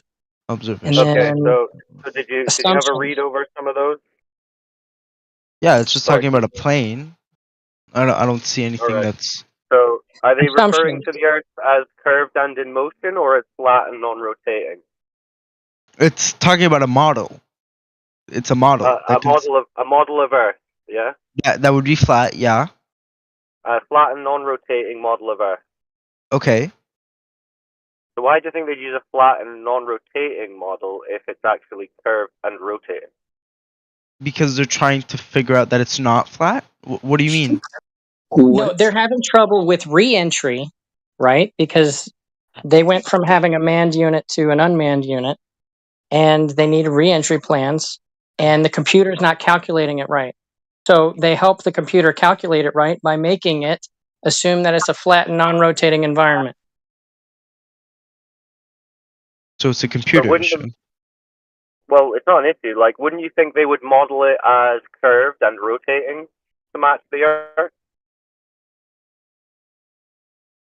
Why would they model it as flat and non-rotating if it's But curved you're trying to take a 80-year-old document to prove something? Apologetics for everything. I'm just asking you why NASA are modeling a curved rotating Earth as flat and non-rotating. Well, because I'm sure that the computer couldn't handle that. And I'm sure that the information that was given was false. 2001, the last document was posted. Yeah, not 80 years. I'm talking about the first document that you posted. Oh, so what about it? The 2001? Doesn't matter what. They all say the same thing at NASA. Okay, so for 80 years up to 2000, they're modeling it as flat and non-rotating. Why do you think that is? Because they didn't have the technology? What do you mean? That's a question? No, they didn't have the technology to understand how the Earth is curved. So in 2001, they didn't know that the Earth was curved, is what you're saying. Where does it say 2001? Which one is this? The flat Earth observation? On the last document posted. On the Wikipedia article? At the bottom. Are you listening? No, there's a bottom. There's a timestamp on it. 2001, 0424. Which one? The Monroe thingy? Document number 21 from that date. That's how you read those. The Monroe thingy. No. Or are you talking about the first one? Of electromagnetic fields over flat Earth. Well, the first one that you gave me, the Radwin, it says 1988. The Monroe, I don't know, and Subdue. Relevant? If the paper was published in 1720, what does it matter? Yeah, and then you got to have all the authority figures sign off on the manuals. So that means it goes through DARPA, it goes through different levels of NASA to publish the document. So people just don't make mistakes. It was completely. So are you saying they It was no. It was. Are you saying they accidentally modeled the Earth as flat and non-rotating? When do you see accidentally? It's to. Well, it says that people make mistakes. Yeah. Yeah, the computer made a mistake. The computer didn't know how to process around Earth, so they made it into a flat one. That's the only thing that I'm seeing. And signed off of on. Is that what they say? Published and signed off on. Okay, got it. Is that what they said in the paper, that they couldn't model the curved ball, so they just simplified it as being the opposite of what it No, actually but it's talking about a linear aircraft. So it sounds like you apologizing for what you don't have. Yeah, so when they're modeling aircrafts in relation to the Earth, they're treating the Earth as flat and motionless. Also, so how do you identify that? Another question: Can you acknowledge how you were wrong? No. That's all right. That's all right. How am I wrong? Right? He kind of gets what we're saying. They're modeling it as flat and motionless. You understand that, yeah? Yeah, it's a model. You can keep on saying that it's a model, So but you can't. They're modeling the Earth. All right. Again, 1972. Flat and motionless. Okay, fine. Well, So 2001. now the date is the argument. Yes. If you give me something from 2024, if you give me something from 2024 that tells me that the Earth is flat and it's from NASA, I'll believe you. And now you got to change the goalpost. I will turn into a flat earther. I'll turn into a flat earther. Today, I will turn into a flat earther. It is hilarious. Stop. You said you don't believe in NASA, ooh, like that, and I said, well, I'll give you a document that says Earth's flat and stationary. Now a bunch were posted, and you don't like any of them because they're not from 1988, one from 1972, and one from 2000. Right? Yes, absolutely, I agree. So, do you think they need to redo those papers in order to build an airplane? Yeah. Oh, they have to redo their papers to build an airplane every year. Everybody does it. Yeah, no, I'm awfully. No, I don't. So you used to think the Earth was flat, dude? Is that what you're saying? Nobody thinks. Come on now, don't get silly. You were doing pretty well, right? You were not spiraling, so try and keep calm. Now he's short circuiting. Yeah. I'm short circuiting. Okay. Yeah, you're allowing your emotions to override your judgment. Yeah, it NASA doesn't used to make think much it was sense flat. to I say get that it. you've got a document. You've got a document from 2001 saying they assume the Earth is flat and motionless. You don't believe that, but if they'd had one printed this like 20 years later saying the same thing, then you would believe it. That doesn't really make sense. 20 years later? 20 years. Yeah, from 2021 Yeah. to 2024. 20 Yeah. years, roughly. Yeah, that's what he's saying. Are you listening? Yeah, I'm listening. I'm just also looking at something else. Yeah, I mean, it just doesn't really make sense that you would say, well, because it's 2001, that doesn't make any sense. But if it was 2024, it would. Like, what's really changed in that time in terms of NASA's computing power? They were using IBMs, and now they're using like. What do you mean? you have something that goes 1 megabit per second, and now you have 1 gigabit per second. There's an extreme amount of computing difference. Delusional. You are delusional at this If you point. think that, that's okay. That's your opinion. Hold on. You don't think they could model a globe? You don't think they could model a globe in 2001? No, I don't think so. Why not? You weren't even born yet, were you? You weren't born yet, were you? If you take an IBM from 2001 and you try and run a globe on it, go ahead. No, you try and run a globe on an Apple 87. I had AutoCAD in 2001. We could do that. Oh, you couldn't. It's just like a mathematical model. It's just like a mathematical model, bro. Like, why do you think a computer couldn't do that math in 2001? You don't need like a supercomputer. Well, why do you think that like there's other things No, not ask question, answer question. What do you mean? You're asking me questions. I can ask you questions as well. He asked you a question. Are you going to answer it? Once in a while. Just keep asking questions. Are you going to answer something because you were listening to respond or not? I'm not doing this shit today. It's too early for this shit. You guys have a nice day. Bless you. Bye, Felicia. You guys have a nice day. I love it. No. You're leaving. You're leaving. Bye. I am absolutely. See you. Goodbye. Guys, leave Come it. again Guys, if he doesn't want to soon. talk, he doesn't want to talk, let's just leave him. Like, what the fuck? NASA kills another glober. Yeah, I mean, that's all we need from that, really. That was fine. He was a good kid. We always got to go down the rabbit hole, though. We should just hold their feet to the fire on the curve, man. Nah, it's not a one-size-fits-all. Right? We had a guy earlier who was telling us that a watch, a wristwatch, proves the globe. Now, that we should let them explain that. We should let them go on that. Absolutely. All right, I'll get some popcorn, dude. Yeah, listening to them and what they think proves the globe is the best bit. When we try to stick to the curve that they can't prove, they want to switch to something else. So we can't stick to the curve because they want to change the subject. That was so good because he was like, "You guys don't believe NASA," and then Radwin posted the NASA models. That was beautiful. He's like, "Nah, the computers are too old. It's from the 80s. This one's from the year 2000. Yeah, well, show me it from 2024 and I'll maybe believe you." Like, they're all over the place. It's mandatory. That was a The documents were done in WordPerfect back then. Yeah. This was scanned on a scanner. I don't accept that.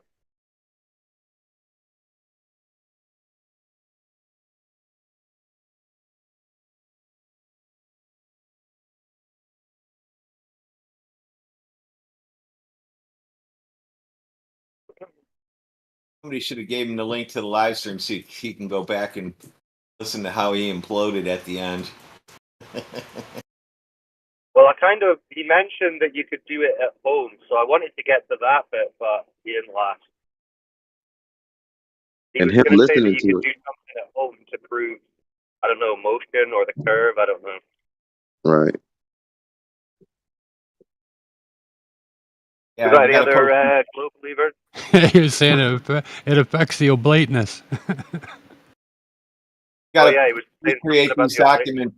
You got to recreate the documents every year, or they're no good. Yeah. You got to be on Rev 2024. That's last year's paper. The Earth changed into a globe since then, you idiots. They got the They got the didn't know latest that it graphics was card. up at, yeah, 2001. They still didn't know, so I guess they didn't go to the moon and they didn't have satellites or anything in 2001. That's why I asked him if he was even born then. Yeah, they just didn't have the computers necessary to simulate the globe that they believe in. But now, it's a different story. Probably ask him the next time he comes in which came first, Photoshop or the Hubble telescope.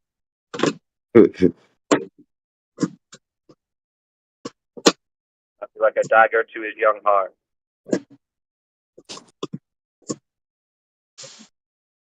Any other new people? Questions, comments? Does anyone believe that a wristwatch can prove that the Earth is a ball in a vacuum? That's what I want. Or proves space-time, which proves the ball.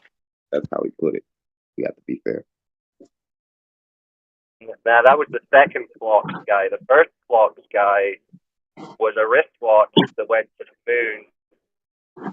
And what did he say? The gasket cracked in a vacuum, and it only cracks a certain way in space, so they knew it went to space.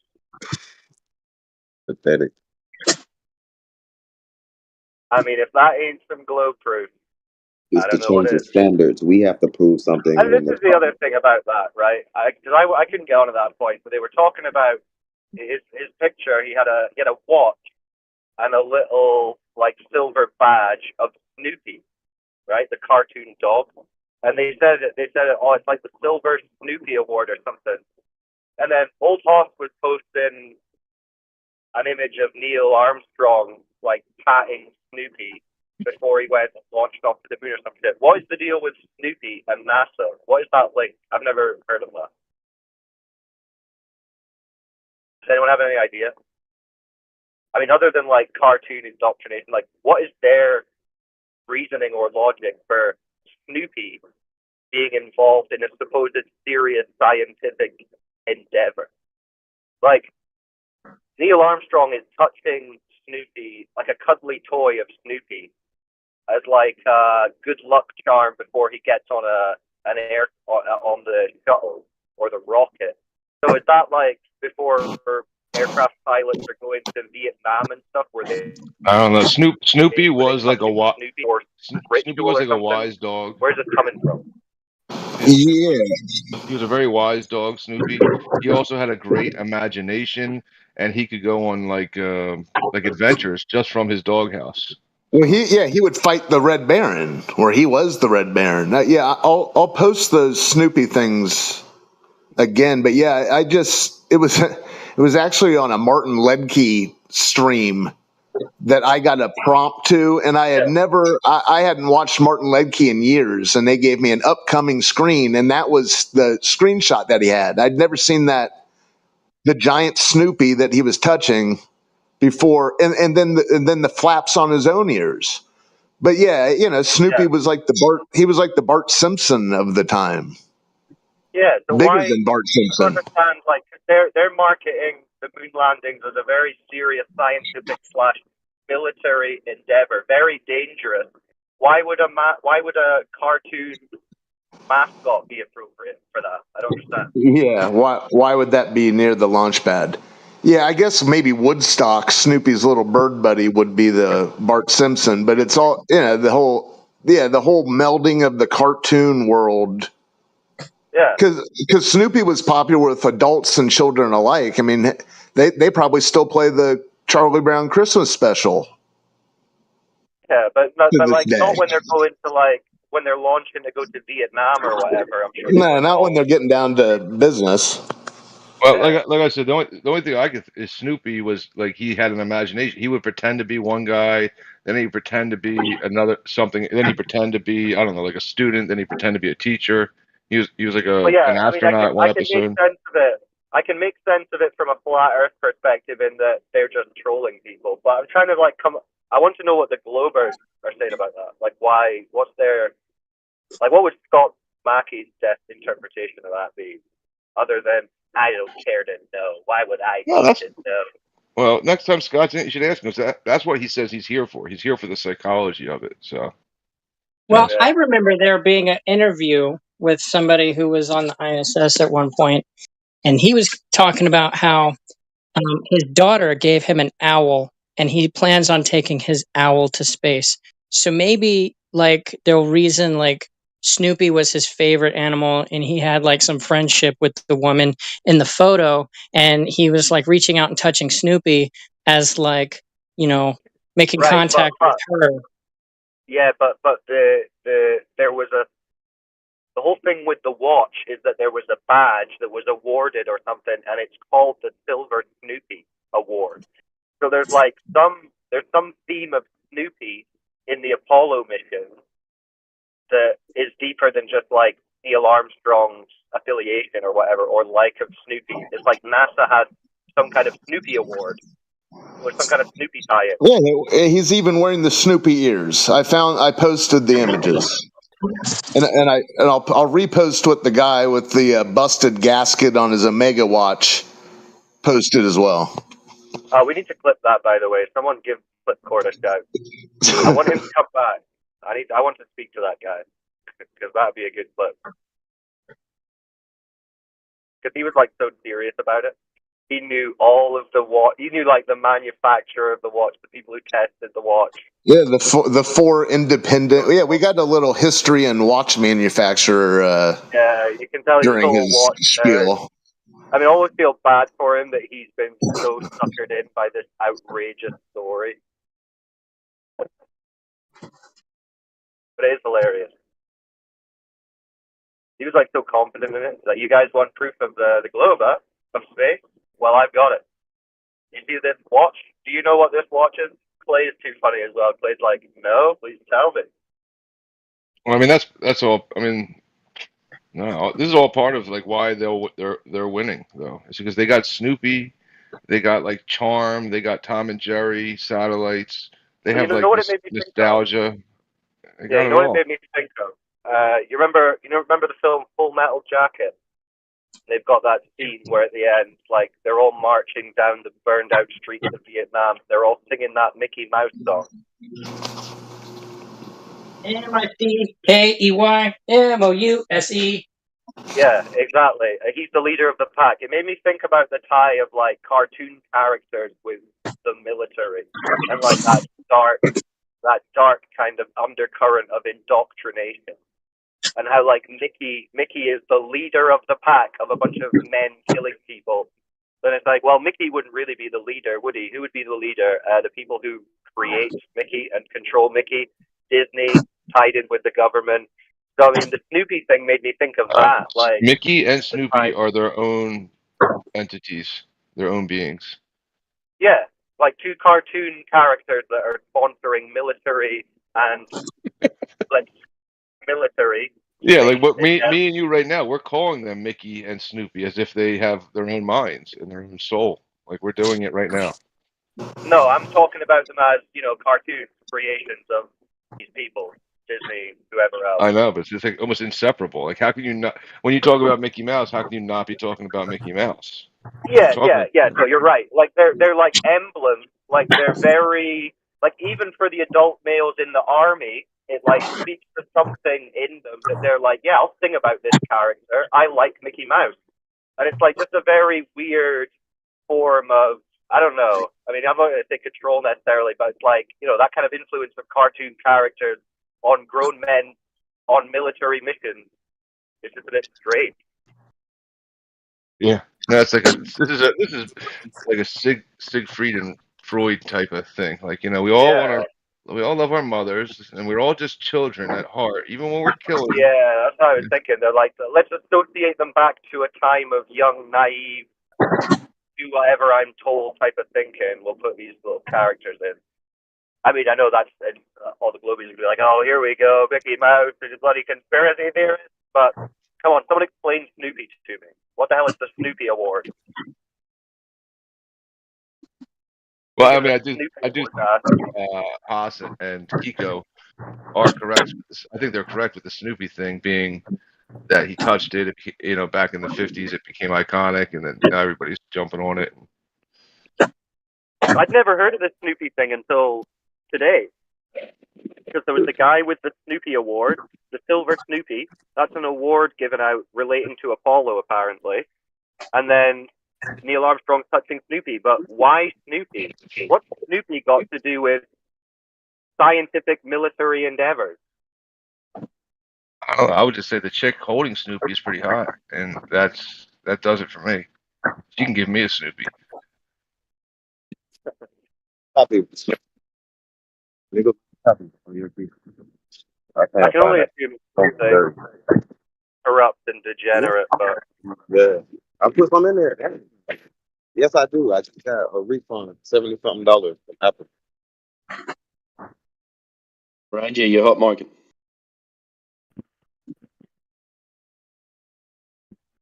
the Silver Snoopy. Get the fuck out of here.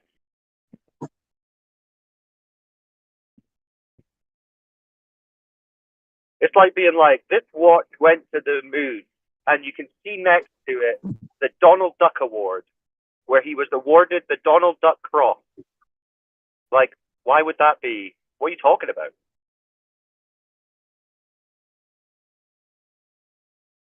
Yeah, he's got the Homer Simpson donut badge with the Omega that went to the moon. So you know it's true. Well, don't look now. I just noticed there's 3 flying Pegasus. One of them's a freaking mermaid.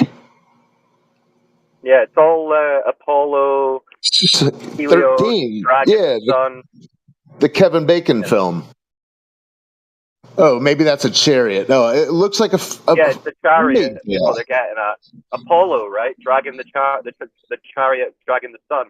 It's all, old Greek mythos, religion type shit. Yeah, it's like Snoopy. Like a Snoopy. But Snoopy, yeah, like Snoopy and Pluto. I guess they're trying to blend their little cartoon fantasies into the space religion. I don't know. Cyclone, I got a question for you. Yeah, how strange is it, though, the dog and the bird had such power when the Charlie Brown and the gang were just, I don't know, on TV once a year celebrating Christmas. Okay, never mind. Someone said that a question. What's the topic? Yeah. Oh, you know I got a question for you, Cyclone. I've been asking since yesterday. It's Revens. Oh, is this Rich? Is this Rich? My It is. Fan. Yes. Okay. Nice. All right. Well, we'll do it like the Tom Cruise fan club. You submit your questions, and only certain ones are approved by Tom Cruise to be answered. So you can ask it, and we'll see if I'll answer. Okay. What shape is the Earth? How would you verify that? I'm asking you. Yeah. How would you verify that? That's my answer. That's a really weird answer. I didn't know that. How can you verify that's a shape? Yeah, how could you verify the shape of the ground? Like what? I'm asking. So the answer is no. Waited for a day. That's what you'd ask. That's what you'd waited for a day to ask. Is that what you're saying? That's terrible. So your answer is no. You don't know what shape Rich, could the I Earth ask you is? what shape I'm not is? claiming. Yeah, I'm not claiming the shape of the Earth, Richard. Oh, interesting. You're in a flat Earth room, right? What shape is the United States of America? Richard, could you draw me what shape is flat?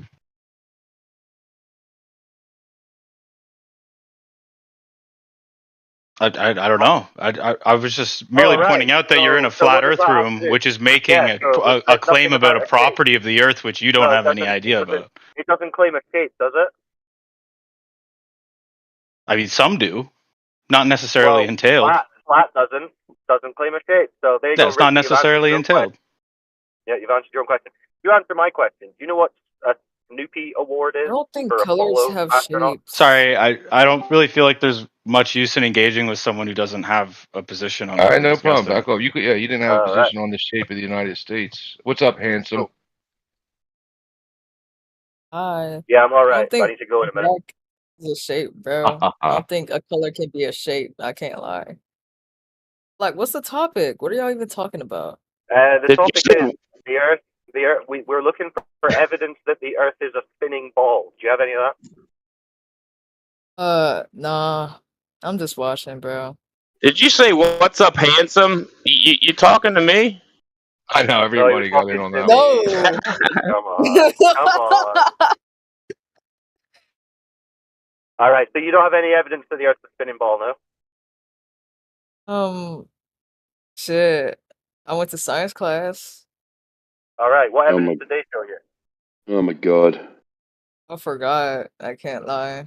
Damn, you forgot the evidence. Damn. So you don't even know that the Earth's a spinning ball. No, I think Well, I not saw... knowing properties of the Earth, I wouldn't really point that out to someone, Cyclone. That Well, might no, come he just back said to he doesn't have bite any you. evidence. Oh wait, Rich, you just said it. So properties of the Earth. So the Earth's surface is flat, so it's not a shape. Yeah. Oh, but Rich just spent is that what he's gonna? 30 plus hours trying Is that to what ask Cyclone the question claims? that we have answered for like the 9 months that he's been here. He asked the same question that he's heard answered on day one. Sorry, I just want to ask for clarification here. Do you assert that the surface of the Earth is flat, Cyclone? Oh, here you go, Richie. You're updating your What do you mean? question. Well, you only get one question a day, Richie, so you'll have to ask that one tomorrow, okay? You can run away if you'd like. And now we obviously know it's can't coming, force Rich, you to and we all answer. have plenty of time to prepare for it because you used it ahead of time. Yep, fucked it up. Well, I'll let you in on a little secret. If you claim that the surface of the Earth is flat, I cannot wait to see you prove it. Oh, really? Is that what you can't wait for, Rich? Well, you'll have to hold your... You know what? I'm not surprised that I'll have to wait for you to prove your position. Not surprising, actually. It's all right, Rich. You're all the proof we need.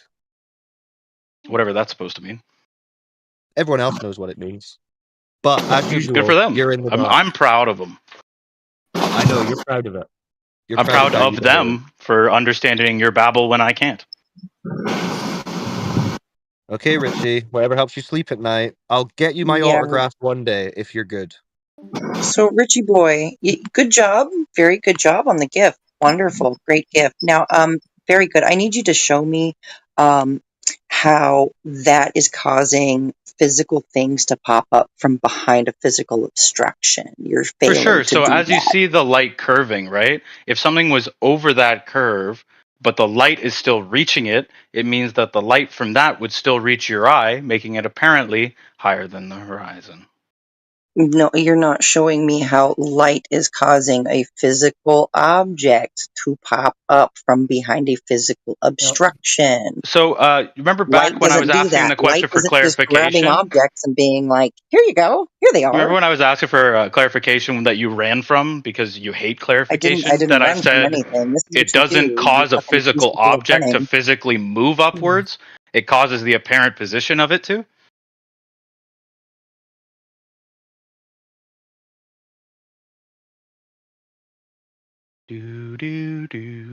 I'm sorry, what? Okay, so did you miss when I mentioned the clarification that we're talking about an object appearing to move upwards, but the physical object doesn't actually move within not 3D space? Okay. When have you ever seen that? The light is not bringing the physical object into your line of sight when it should be hidden. The light light's not doing curving that. is causing that. It's curving, good lord. So curving light makes horizontal water not horizontal anymore. I got it. I mean, you think flat is a shape anyway, right?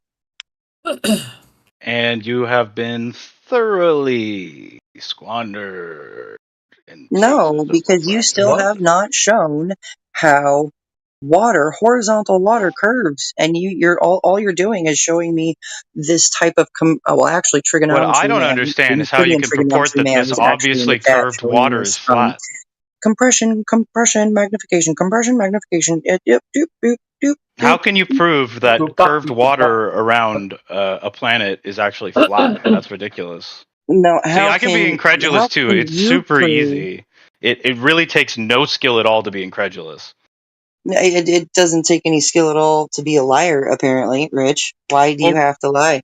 Like Rich, I'm not lying. What is this showing you? Is this showing you that we see the Earth as a globe, or we see I don't know, things displaced in 3D space, right? Because the light is curved and the Earth is flat, because that's what this demonstration is showing through a different isotropic medium, like, you know, with the laser outside. No, it's through one medium. Is it the laser inside the fish tank? Meanwhile, he's got no evidence of Earth curvature. I mean, I could be wrong. Is that laser inside the fish tank? The laser could pass through the air, and then it goes into the fish tank, and then we're looking at it bend in the fish tank. Is the laser? Am I wrong? Is the laser inside the fish tank, or is it outside of the glass, then going through the water? Is it outside or inside the fish tank? Yeah. So the light leaves the laser, right? Goes through a little bit of air, goes through the glass of the fish tank, enters the medium of water mixed with sugar, and then it apparently bends along a curve. It's a three. While it's in that one medium. Yeah, air, glass, you still didn't answer the question. Is the laser on the inside or the outside of the tank? Well, you obviously just weren't listening, because I just said it was on the outside. Okay, well, you didn't say that. Yeah, now you said it, but anyway. Well, I mean, if you were able to track that I said the light leaves the laser, goes through a little bit of air, and then through the glass of the aquarium, I thought you could put that together, that it was outside of it. Apologies. Yeah. It'll be a lot more straightforward moving forward. There was just no need for all of the extra wordiness, sir. It's far away just from been like, yes, the laser is on the outside of the tank. Is this not? Are we observing it bend in the air, Radwin, or are we observing it bend in the tank?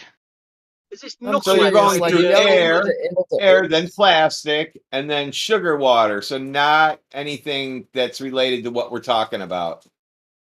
And look, we're talking about light having the ability to bend, regardless of what medium it's going through. I've demonstrated that light. What do you mean, regardless of what medium, dude? We're talking about light going through the air, aren't we? And you're talking about light going through a fish tank, man. Fuck. You don't live in sugar water. Are you all willing to concede that I have given you a demonstration of bending light? No, you didn't. Well, then you're just dumb. So how was that a demonstration? What exactly did you demonstrate to today?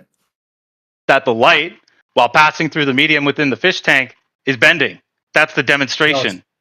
No, yeah, and I say it's not. Based on what? My demonstration says otherwise. Aquarium. So you're saying that the light is bending to follow curvature of Earth. Is that what you're saying? It doesn't matter what he's saying. What he's demonstrating is flat water. And doesn't matter what he's saying. Let's just straw man him. Well, I mean, what's your demonstration showing, regardless of what you're saying? You're showing regardless of what I claim the demonstration to show, what is it showing? What is it showing? Regardless of what you said previously, what is it actually showing? You have what are the things that you have going on? You got glass, sugar water, laser, and is that level horizontal water? Is it curved water? You got. Those are the parts that you have, and then what are you showing? Are you showing that light leaves the horizontal water when it's put through sugar water? Therefore what? I'm not going to engage in that rambling. Brendan, why do you think this isn't a demonstration of light curving? These are the constituent parts. No, don't dodge. You got the water, you got the sugar, Address it you got the first, and then tank, you you can got address the me. laser. I'm sorry, I cannot follow the babble. Tank, right, well, laser, water. I think that was pretty simple. Very, very simple response to your hypothetical demonstration you've done for us. I don't know how you can't follow that. Would you like for him to repeat it? Need I remind you it's an observation, a recorded observation, and therefore not hypothetical? Answer my question. Would you like for him to repeat what he said so you can follow? No, I have to correct the incorrect thing that you said before we can move forward. So you're instead going to respond with a bunch of word salad. You're not going to engage in good faith. That's word salad? Wow. It is. Yeah, wow. You're tongue twisting yourself. I mean, just stick to the point. and you're laughing because you're deflecting. So why can't you just address this point? Because I don't understand babble. Okay, so then you as a decent human being should say, could you please rephrase that for me so I can understand it? Yeah, it was wrong. Be a decent human. Oh, I can't wait to hear Brendan point these things out to the flirfs when they're disingenuous. Can't wait for that. Just beg me to rephrase it for you, Rich. Yeah, please rephrase that into a meaningful question, please. I didn't hear you. Could you ask again in a more pleading manner, please? What didn't you understand Yes. about what I said? I think it's good enough. Come on, that's fine. Stop the cap. Hey, 53 minutes after the hour, Rich, you were telling me that lasers are going to follow the curvature of the Earth and cause us to see things that should be hidden. This laser is not Sorry, following any curvature. at what time did I say that? Are you implying that? Are you saying that the laser is following the curvature of Earth Yeah, because of so refraction? next time start by asking the question Yeah. instead No, of I'm trying to just putting I'm words in trying my to mouth. clarify. Does that I'm work? trying to clarify. I'm trying Can to you clarify. promise me that next time you'll just ask the question and Yeah, not I don't assume make and put words in my promises, mouth? but Because if you won't even engage with that, I She have will no try reason to her continue best. discussing with She you. will try her best.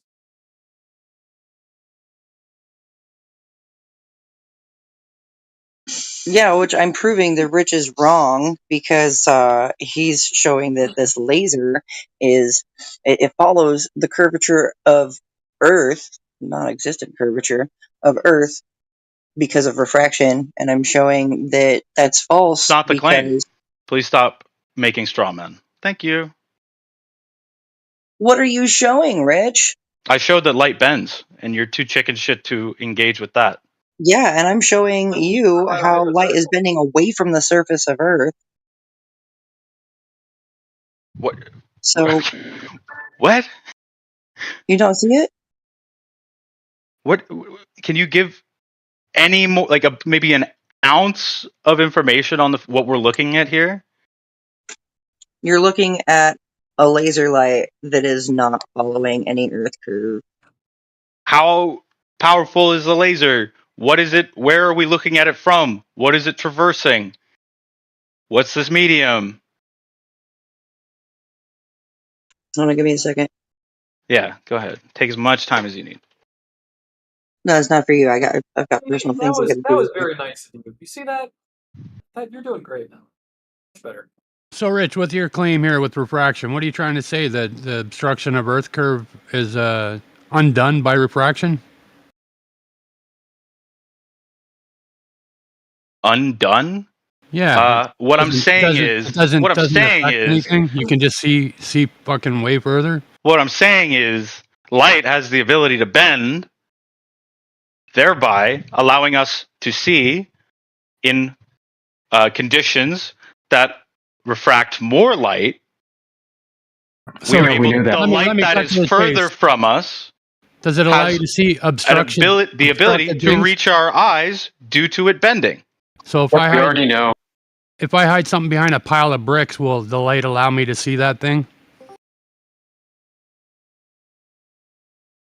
So we're obviously talking about a very large scale here, right? Yeah, but even on a smaller scale, yesterday I was shown a video. Yesterday I was shown a video with a hot iron, and the light bent fucking in 10 feet, dude. On I a know. smaller scale. If you would have let me finish, I said, when we're talking about these globe refraction, in atmospheric refraction over these large distances of water, those are on very large scale, but it is accomplishable, as you've so rightly pointed out, that the heat caused the laser to refract. So can you show me a video where something's hidden behind a pile of bricks and you can see it again? By bending light? Yeah, I have seen quite a few GIFs, actually. I'll have to go out and find them. There's something behind an obstruction upon which liquid nitrogen is poured, creating a refractory medium, which allows you to see something that was previously hidden behind the object that was being obstructed. So what, we look through liquid nitrogen now in the atmosphere? Is that the effect we're seeing when we look out across the fucking horizon, dude? It's the effect, because it's both refraction. You're getting it. You're getting it, man. What are you, well, fucking liquid high? nitrogen causes a difference in the I don't give a fuck density what of liquid medium, nitrogen does. causing Is that the what we're light fucking to talking bend. about, you fucking moron? That's what we're talking about.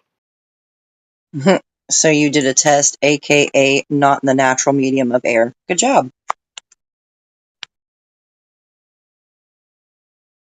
Yeah, I fucking look through liquid nitrogen every fucking day, dude, you fucking moron. I wish you were a little bit more subdued at times.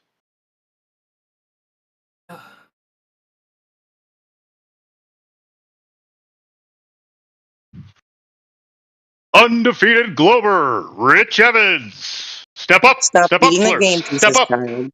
Stop eating the game pieces. All you did was fail to test through the natural medium of air. Good job. Oh, when Subdued was going on about seeing something from behind bricks, did he say it has to be in air? Wait, hold on. Is sugar water a supernatural medium? Oh, of course it is. It's in someone's fish tank. It can be. It can be. Supernatural, really? Apparently Cavendish's shed is supernatural as well. Well, yeah. I mean, you're saying it's not natural, therefore it must be supernatural. That's how that There are works. No, you're saying that, dude. Fucking, if you want to say that, go ahead, man. If something's outside of nature, then it's supernatural. Okay, if that's your definition, that's great, brother. Go with it, man. That's the Ride it. definition. That is the definition. Oh, okay. If that's the definition, cite it, please. All right. Sorry, Brendan. I heard you trying to get something out there. What's up? Oh no, I'm sorry. I was just making the comment that there are parts of the ocean, very small regions, that do contain some amount of sugar. That element that creates sugar. Why were you dropping sugar packets into the ocean, Brendan? I didn't. I don't know how they got there. I know you love tea. You sound like you love tea. I drink Bojangles tea. That is the best tea in the South. I get an amen. Okay. Doesn't exist either. See? We're good, Brendan. Yeah, I guess so. May disagree, but I think we found some bipartisanship here. Hey. And if the disagreements are voiced in an intelligible and honest and respectful manner, I'm all here for them. Handsome, you're saying what the fuck? Who the hell in chat saying Bojangles is trash? You serious? Kick him. No, I'm not gonna kick him. I want to truly understand. I know it's you. I saw that.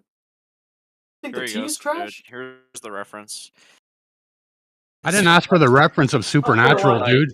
I asked for you to reference fucking something that's not natural. Is all of a sudden No. No, you asked for the citation for the definition, bro. Yeah, you did. No, I didn't ask for the definition of supernatural, man. You're lying. Oh, you can say I'm lying all you really like, did. brother. It's genuinely so ass, bro. How do you even consume that? It's like so now he's red, trying to say man. like cite something that is supernatural that's not part of That's nature. almost I like don't it's know. outside of nature, so I can't cite it because supernatural things don't exist. This guy hates Bojangles so much he got muted for the first time. You're begging the question that nature is not supernatural itself. What? That would be contradictory.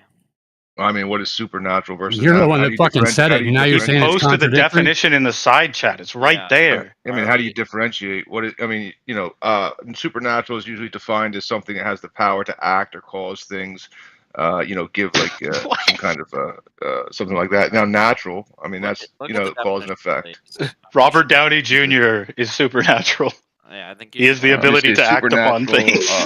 Of a manifestation or event attributed It was to some refraction. force- attributed to some force beyond Iron scientific Man's not understanding. refraction. Get out of here. Refraction's supernatural, right? He has No. Refraction's Iron Man natural. uses thrusters the against laws of- gravity. If you but watch the Iron laws Man of 1, nature he's you using just take thrusters. as a given. You can't. You just take them as a given. Are you a 99%er or? No, what I'm saying is you take them as a given. You can't justify what creates the laws of nature. You're just going to say they're a brute fact. They're just a matter of fact. They just are. Oh, so you are a 99%er. So you got I'm no asking argument. you We to know ju- it. You're yeah, just gonna I'm fucking asking argue you bullshit. to justify where the laws of nature come from and how you can differentiate between the laws of nature and laws of logic, and the laws of logic being immaterial that uphold the laws of nature and the supernatural. How do you differentiate all of these Uphold the things? laws of nature. Wait, what? Do you think? Yeah. It's Glober logic, bro. Are you saying that the laws of nature are not logical? I think you're definitely getting into some 99%er territory right now, man. No, I mean, You're I saying believe you you're can't know 99% of laws the time not nature? answering any of the Really? questions on how you differentiate between the Yeah, natural and you're trying to supernatural. say that you can't know the laws of nature. That's what you're trying to say. I'm saying you can, but how can you differentiate between Yeah, what how the, can you the supernatural and the natural? If you're defining the supernatural simply as something that can't possibly be the case. No, that's not the definition. All right, so Yeah, if but I if don't, he's all right, saying hold this- on, hold on. So if I don't apply force to an object and it accelerates, would that be supernatural or natural? If you don't apply what? Force to an object and it accelerates. I couldn't hear him over you, Rich. What? If I don't apply a force to an object and it accelerates, would that be supernatural or natural? Well, I don't. You apply. It could accelerate without you applying anything to it. Okay, that failed physics, I guess. No, that's not how that works. You need to apply force. You don't have to apply the force yourself. What do you mean? Someone else could do it. Well, what do you think? I mean, what do you think forces are? That's another thing. What do you think a force is? You Force is defined as the ability to accelerate something. Okay, well, so that something has potential, right? So that has a potential, and then something actualizes that potential. Another flat earther. This guy's trying to say that you can have don't need a force to accelerate an object. I'm asking you what do you think a force is? So you have like oil and water, right? They both have the potential, right? And then when they mix together, these two things, then you're going to get an apparent or emergent force while they between these two different mediums. And you're going to say, well, that's a force acting on one thing, but it's just the two things and how they interact. It's just an interaction. You're calling it a force that's required that's something like you need to apply the force. It's just an interaction. Yeah, so if I have a 1 kilogram object and no force is applied to it and it starts moving 1 meter per second away from me, is that supernatural or natural? I mean, how would you differentiate? Seriously? What, you don't believe in gravity, dude? How we would differentiate them is based on the definition. How is that so hard for you to understand? What's the definition of supernatural? I posted of or relating to an order of existence beyond the visible, observable universe. Yeah, it's called the globe. Yeah,